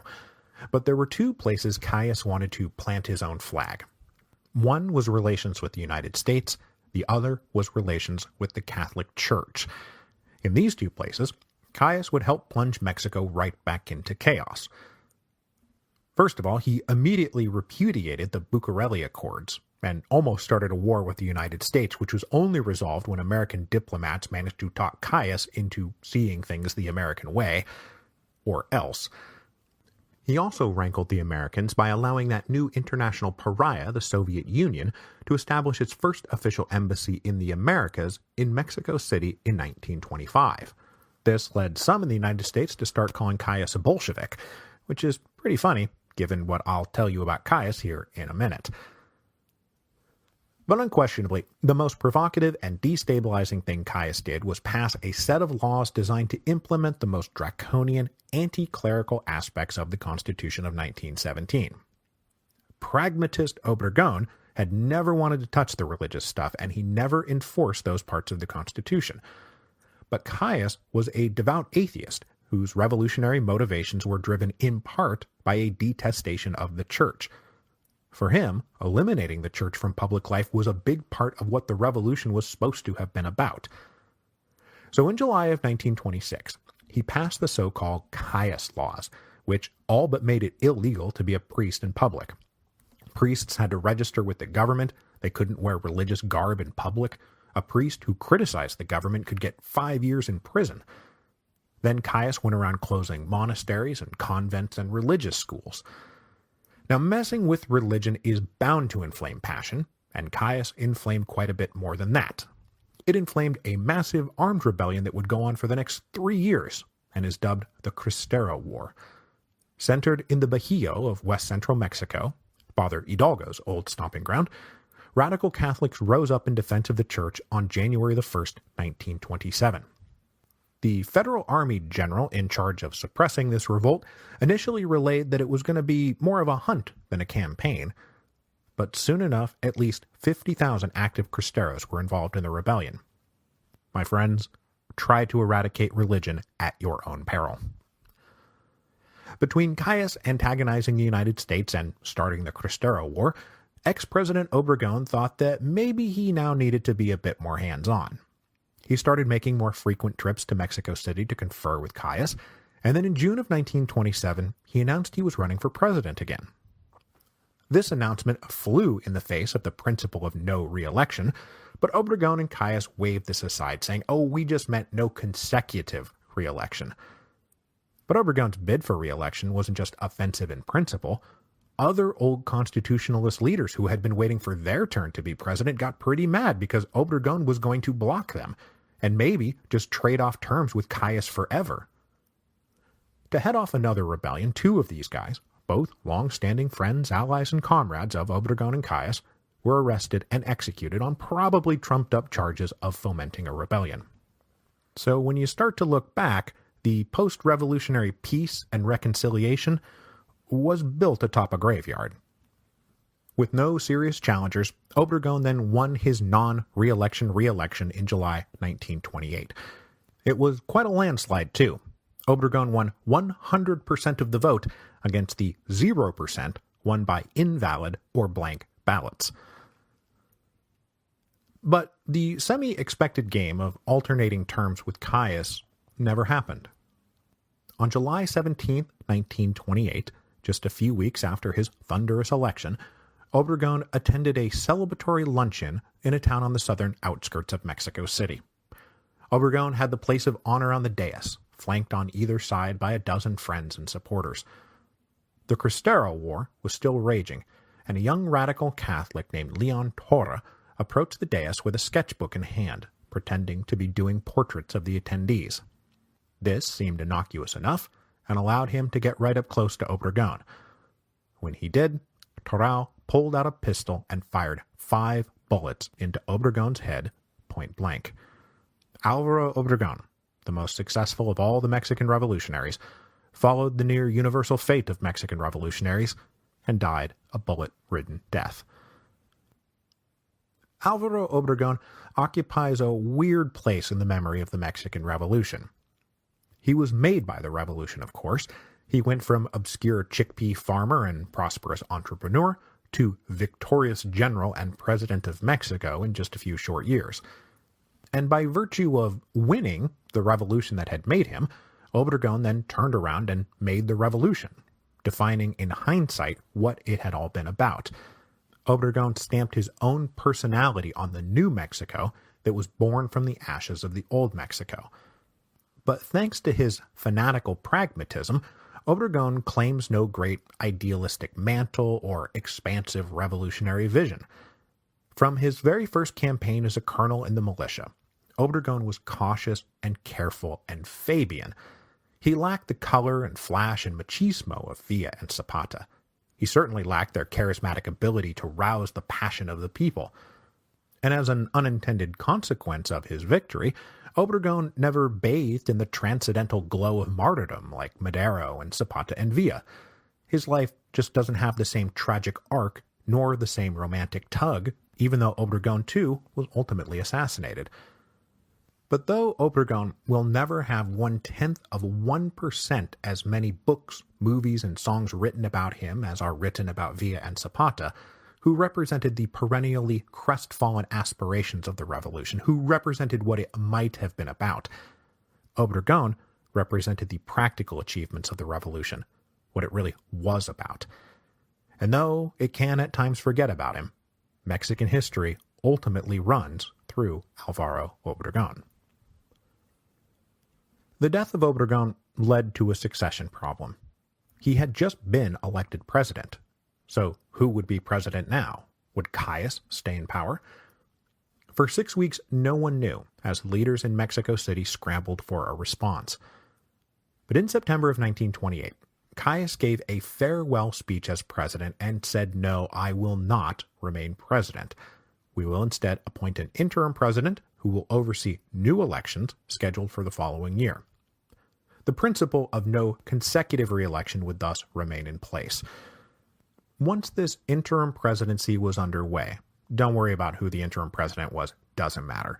Calles slid over to Minister of War, and from that perch initiated one of the most consequential political projects in Mexican history. Concluding that no one person had the charisma or force of personality to hold a stable regime together, especially with no re-election being such an important revolutionary ideological point, Calles organized a new political party to occupy the center of political life and hopefully arrest the cycles of rebellion and upheaval. In March 1929, Calles and other leaders founded the Partido Nacional Revolucionario, or PNR, which was meant to turn Mexico into a one-party state.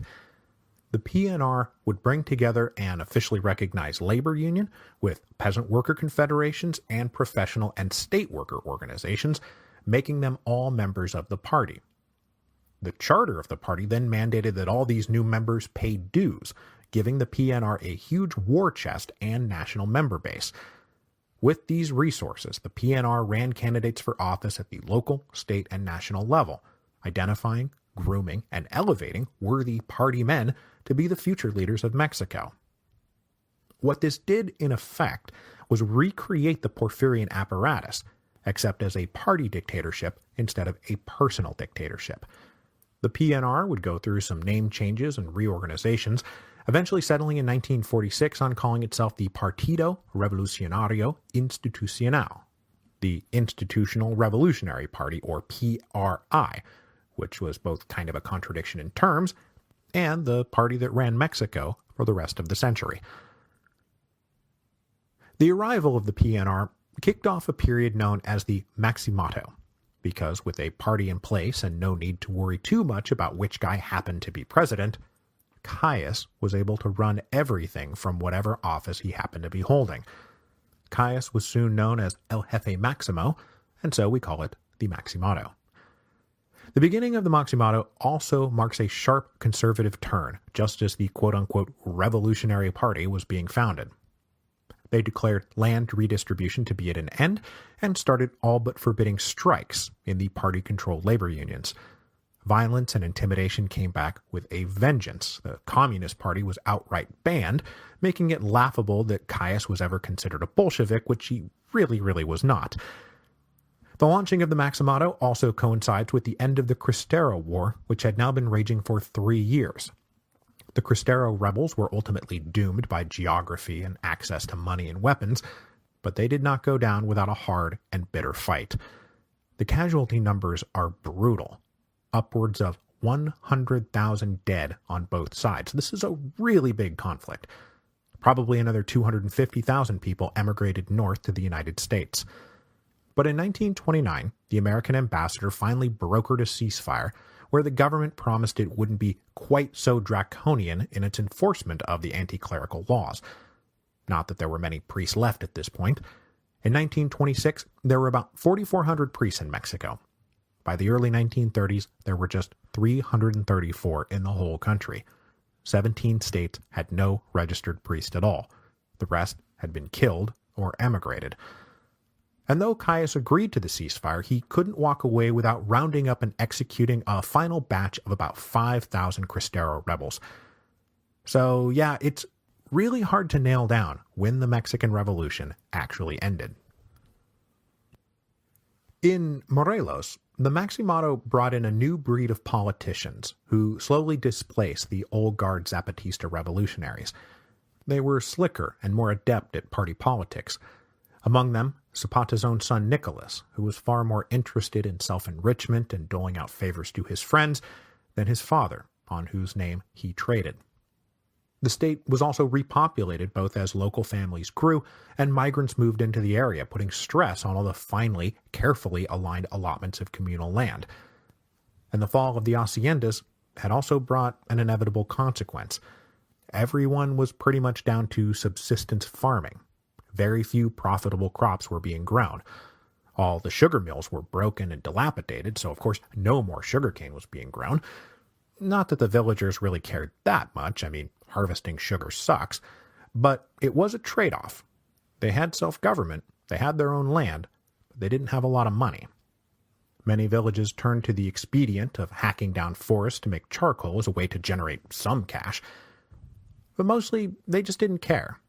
Though they were concerned about the conservative turn of the national government, as Caius declared in 1929 that land reform was complete and at an end. But just as the conservative Maximado was entrenching itself, a monkey wrench got thrown into the new political machine. That monkey wrench's name was Lázaro Cárdenas. Cárdenas was from a younger cohort than most of the people we've talked about so far in the series. Most of those guys seem to have been born in the 1870s. Cárdenas was born in 1895, and he joined the revolution as a teenager during the fight against Huerta. A native of the southern state of Michoacán, Cárdenas first joined an affiliated Zapatista outfit, before migrating north and joining the Constitutionalists, eventually serving as an officer under Caius. A smart, talented, and courageous soldier, Cárdenas advanced fast, and was finally promoted to general at the age of 25 just as Carranza was being expelled from office.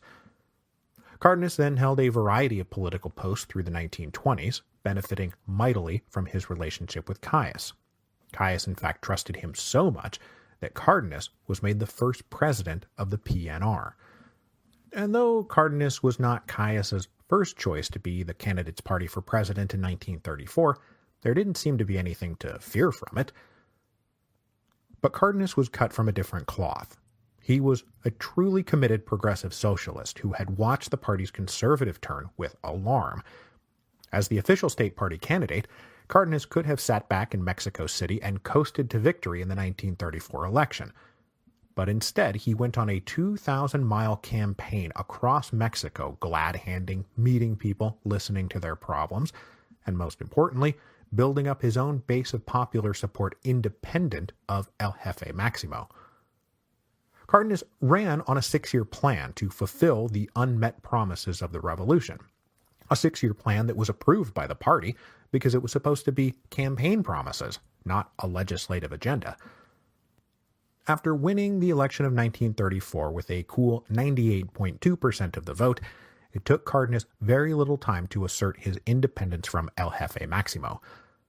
With his own contacts in the labor unions and the peasant organizations, Cárdenas revealed that he was serious about worker rights and massive land redistribution. He set out to institute a brand of agrarian socialism based on state-owned communal property. Ignoring the old guard's complaints, he also moved to purge more corrupt members of the party, men who had become parasites, not leaders, especially the cronies who hovered around Caius. Caius, for his part, just kept moving to the right and was now enamored with fascism and the possibility of turning Mexico into a fully fascist state, which makes the earlier American attacks that Caius was like a secret Bolshevik pretty funny in retrospect. But as Caius was fitting himself for a leather uniform and jackboots, Cardenas co-opted the PNR right out from under him. After systematically purging most of Caius's allies, Cardenas made his final move in April 1936, ordering the arrest of Caius and a handful of others on charges of corruption and expelling them from the country. Caius was allegedly reading a Spanish translation of Mein Kampf when he was arrested. Now fully his own man and able to fully implement his own vision for Mexico, Cardenas's term as president is the furthest point that you can still plausibly extend the date of the Mexican Revolution. Because during his term in office, Cardenas pushed relentlessly for long-delayed implementation of Articles 27 and 123, now the core of what the revolution had been about. He partnered with more militant labor unions to pass broader labor rights and wage and benefit increases. He also implemented the last great land confiscation and redistribution. And frankly, when you go back and assess everything, it's actually the only great land confiscation and redistribution project of the whole revolution.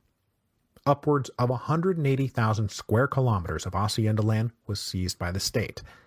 Invoking Article 27 and carving out land from these large estates, Cardenas organized them as state-owned worker collectives, assigning individual plots to be worked by individual families, but which would not be owned by the individuals. The land would be owned collectively.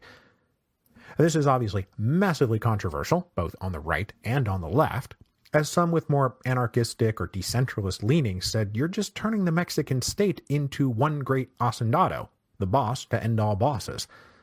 The right, meanwhile, said Cardenas is a Mexican Stalin.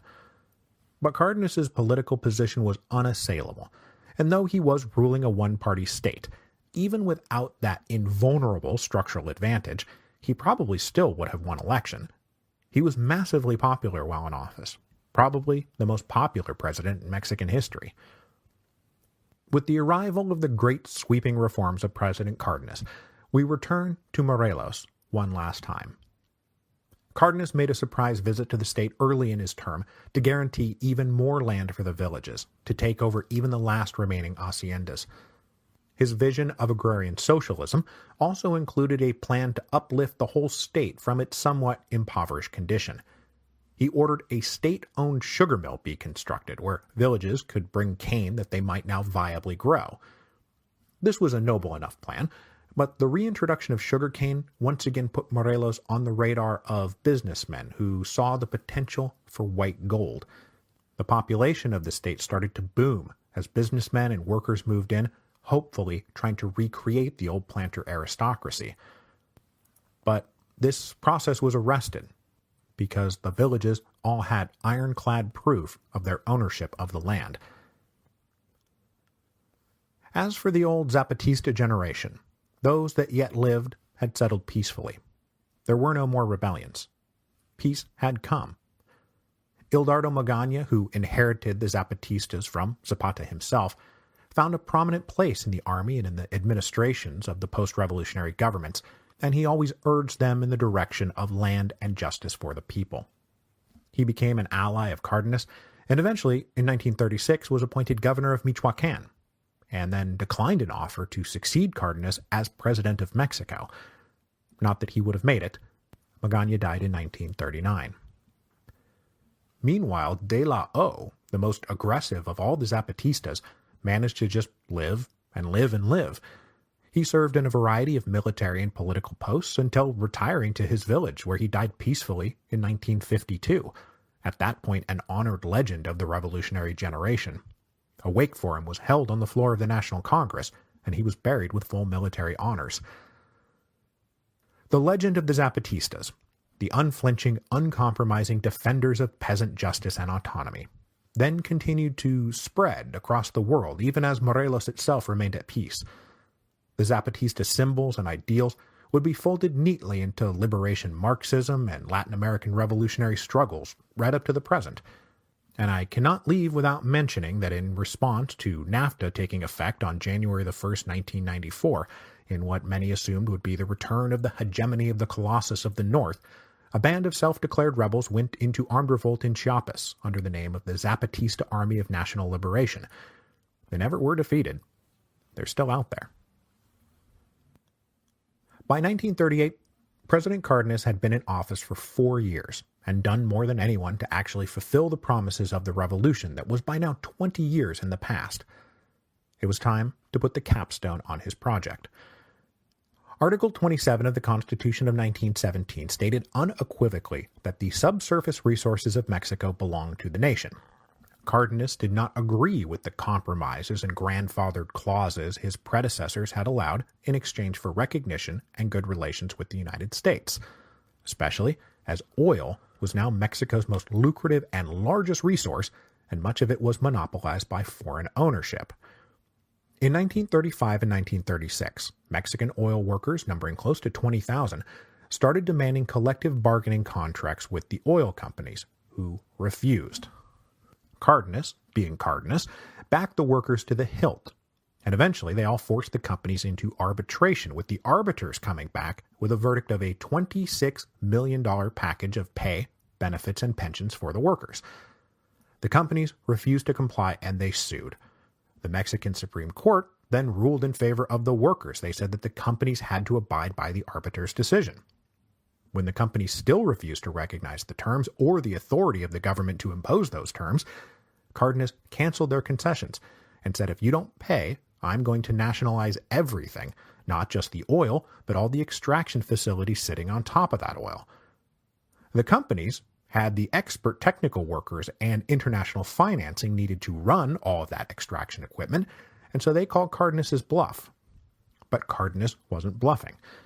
On March the 18th, 1938, Cardenas nationalized the oil and the equipment. The companies withdrew with their technical experts and anything valuable that wasn't nailed down. They then begged the U.S. government to do something, but by now we're at FDR and his good neighbor policy towards Latin America, and Roosevelt declined to get involved. A few months later, Cardenas founded Pemex, a state-owned oil company that became the model for other nationalistic petrostates to follow.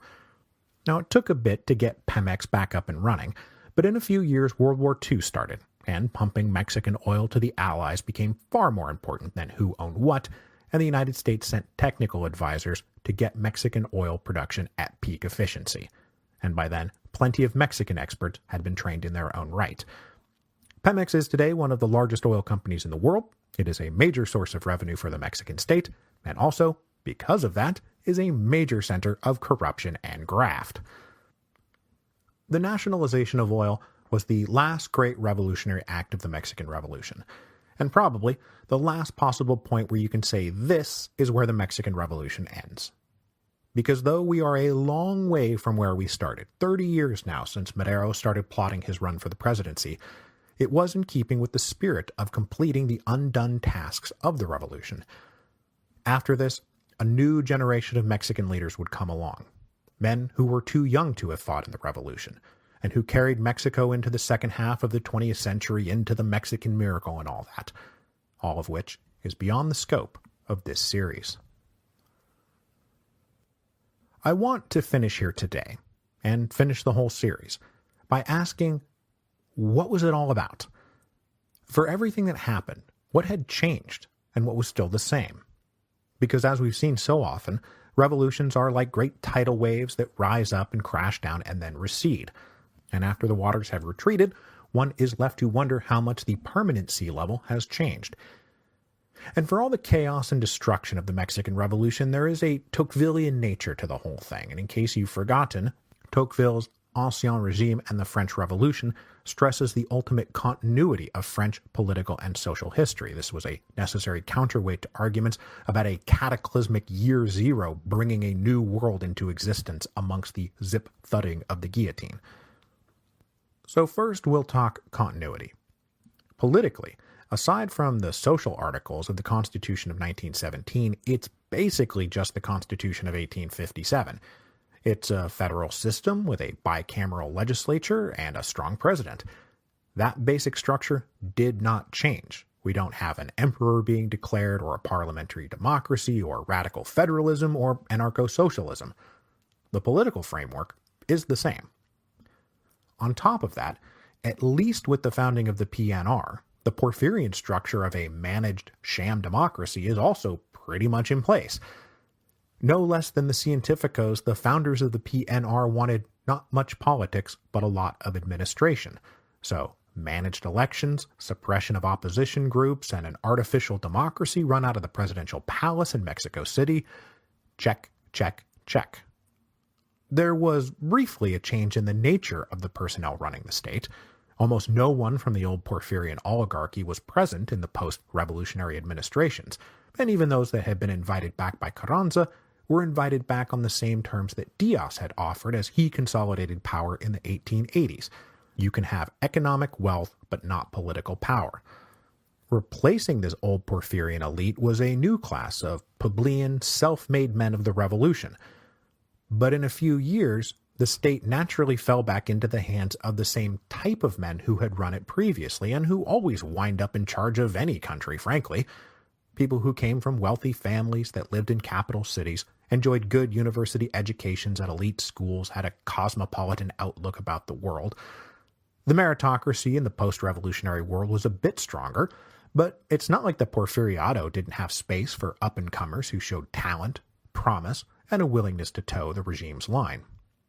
So the children of the new elites in post-revolutionary Mexico naturally saw themselves as the rightful leaders of Mexico, the only capable leaders of Mexico.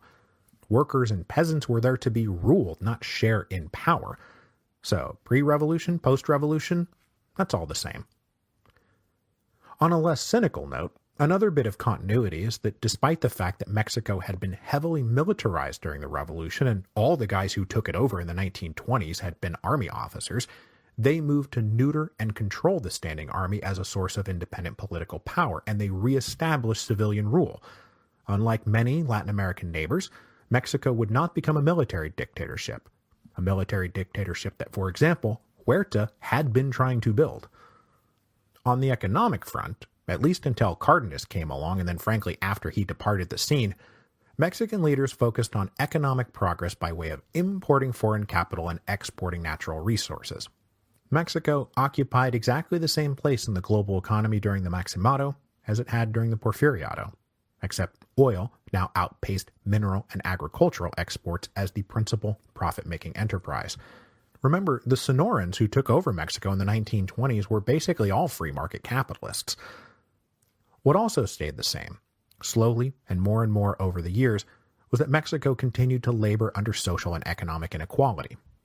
Despite the existence of Articles 27 and 123, workers and peasants in most places sunk back down materially to where they had been during the Porfiriato. Sure, there were now structures for addressing their grievances and they were more organized, and there was a bit more access to land, but that was all, of course, managed by the state. And, of course, women made no gains at all socially, economically, or politically, and what hopes that they had had were just dashed. They didn't even get the right to vote until 1953. So that's a huge majority of the population that wound up with very little to show for all those revolutionary wins. For most people, it was a storm that passed, rather than something that carried them off to the promised land. So there's a lot of continuity. Not a lot of it very good. But there is one bit of good continuity, and that is that Mexico remained independent and undismembered, which was not exactly a foregone conclusion given that the United States launched multiple military invasions of Mexico during the Revolution. Many political and business interests up in the United States would have gladly occupied Mexico City and installed a puppet president, or turned Mexico into an outright protectorate of the United States. Plenty of others would have supported the secession of the northern states, and then either annexed those states outright or turned them into dependent protectorates. These things were proposed. Plans were drawn up. And say what you want about Carranza, and I have said plenty, his stubborn nationalism and unflinching self-confidence served all of Mexico pretty well.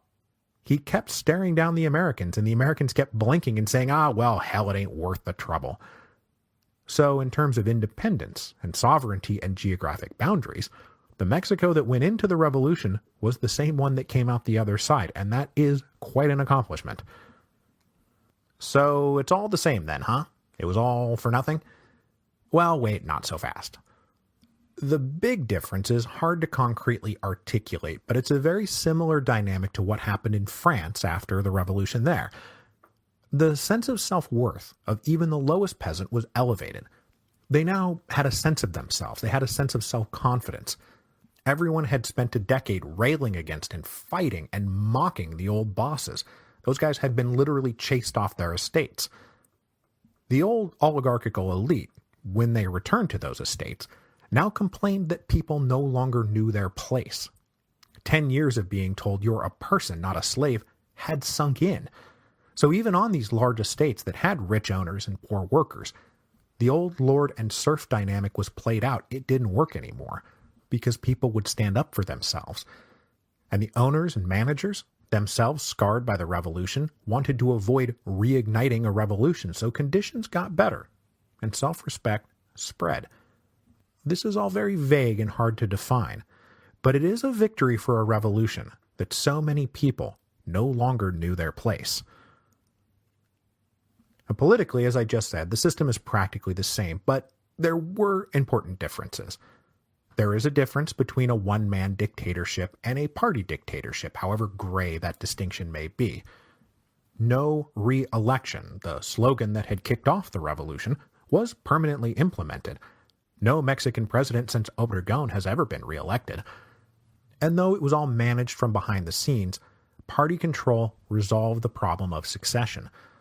Mexico 1810 to 1910 is a series of coups, rebellions, and revolutions.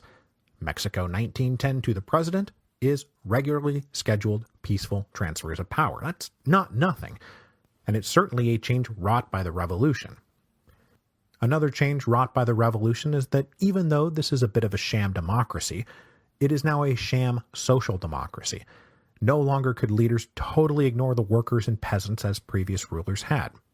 Even if it was cynical and manipulative, one had to affect a more populist tone, rhetoric, and policy. Obregón himself set the precedent by stressing his own humble origins and being approachable to his constituents. A little too approachable in July of 1928, but you take my point. There were also big structural changes to the status of the church and public education. Even with the compromises to end the Cristero War, the political and economic power of the Catholic Church in Mexico was broken. It had been a rock-solid pillar of the conservative order going back to the viceroyalty of New Spain. Now, it had been battered by liberal assaults in the latter half of the 19th century, but now it was just done. The state owned all their property. Most of the priests were dead or in exile. The Catholic Church had no seat, even informally, at the table where decisions were being made.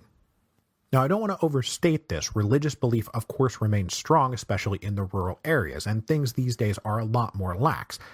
But the revolution was an end to the church's position as a dominant political institution. And all those attacks on the church were part of another big change of how education would be handled. In the late Porfiriato, the church was still handling nearly all primary education. By the beginning of the Maximato, the state was building out a huge network of universal, free, secular schools to educate all Mexican children equally. The ideology of the victorious revolutionaries, shared by almost everyone, was that education was the key to unlocking the promise and potential of every Mexican. Porfirio Diaz was happy to have millions of literally uneducated peasants out there living in ignorance and poverty. The revolutionaries were not. So universal secular education, that is another big result of the revolution.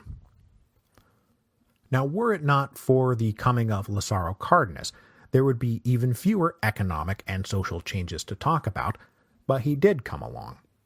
Cárdenas embraced the promises of Article 27 and Article 123 and turned large parts of Mexico into a system of agrarian socialism, which is a huge change wrought by the revolution, however long that change was delayed.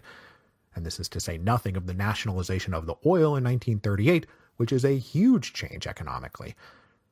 The long-term economic relationship between Mexico, the United States, and the rest of the world is well beyond the scope of our show here. But suffice it to say that Mexico has been more forthrightly self-assertive since the revolution than it was prior to the revolution. A strong sense of nationalist honor had sunk deep into the collective psyche. though Diaz's old adage remains in effect. Mexico, so far from God, so close to the United States. As Mexico moved forward into the 20th century under the leadership of the PRI, they had to decide for themselves on an official ideology of the revolution and what it had all meant. In the same way that any post-revolutionary authority needs to embrace the legitimizing memory of their revolutionary founding, while also not encouraging anybody to get any ideas. There was a strong desire to impress upon the people that, look, they did it. They won. So now we are a happy social democracy. Vote PRI. So the Constitution of 1917 was retroactively framed as the culmination of what the original aspirations of the revolution had been, even though no one during the revolution had a shared list of things that they were actually fighting for. And then, of course, the quote-unquote they who made the revolution became a hilariously mixed-up pantheon of heroes, all celebrated together in murals and in official memorials as one big happy family. Villa and Carranza and Zapata and Madero and Obregón and Calles, all together like sharing a beer, as if they hadn't spent 10 years trying, and oftentimes succeeding, in murdering each other.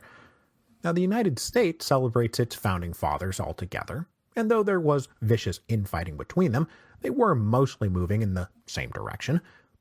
The French Revolution, meanwhile, has its lists of heroes and villains, depending on your contemporary political affiliation.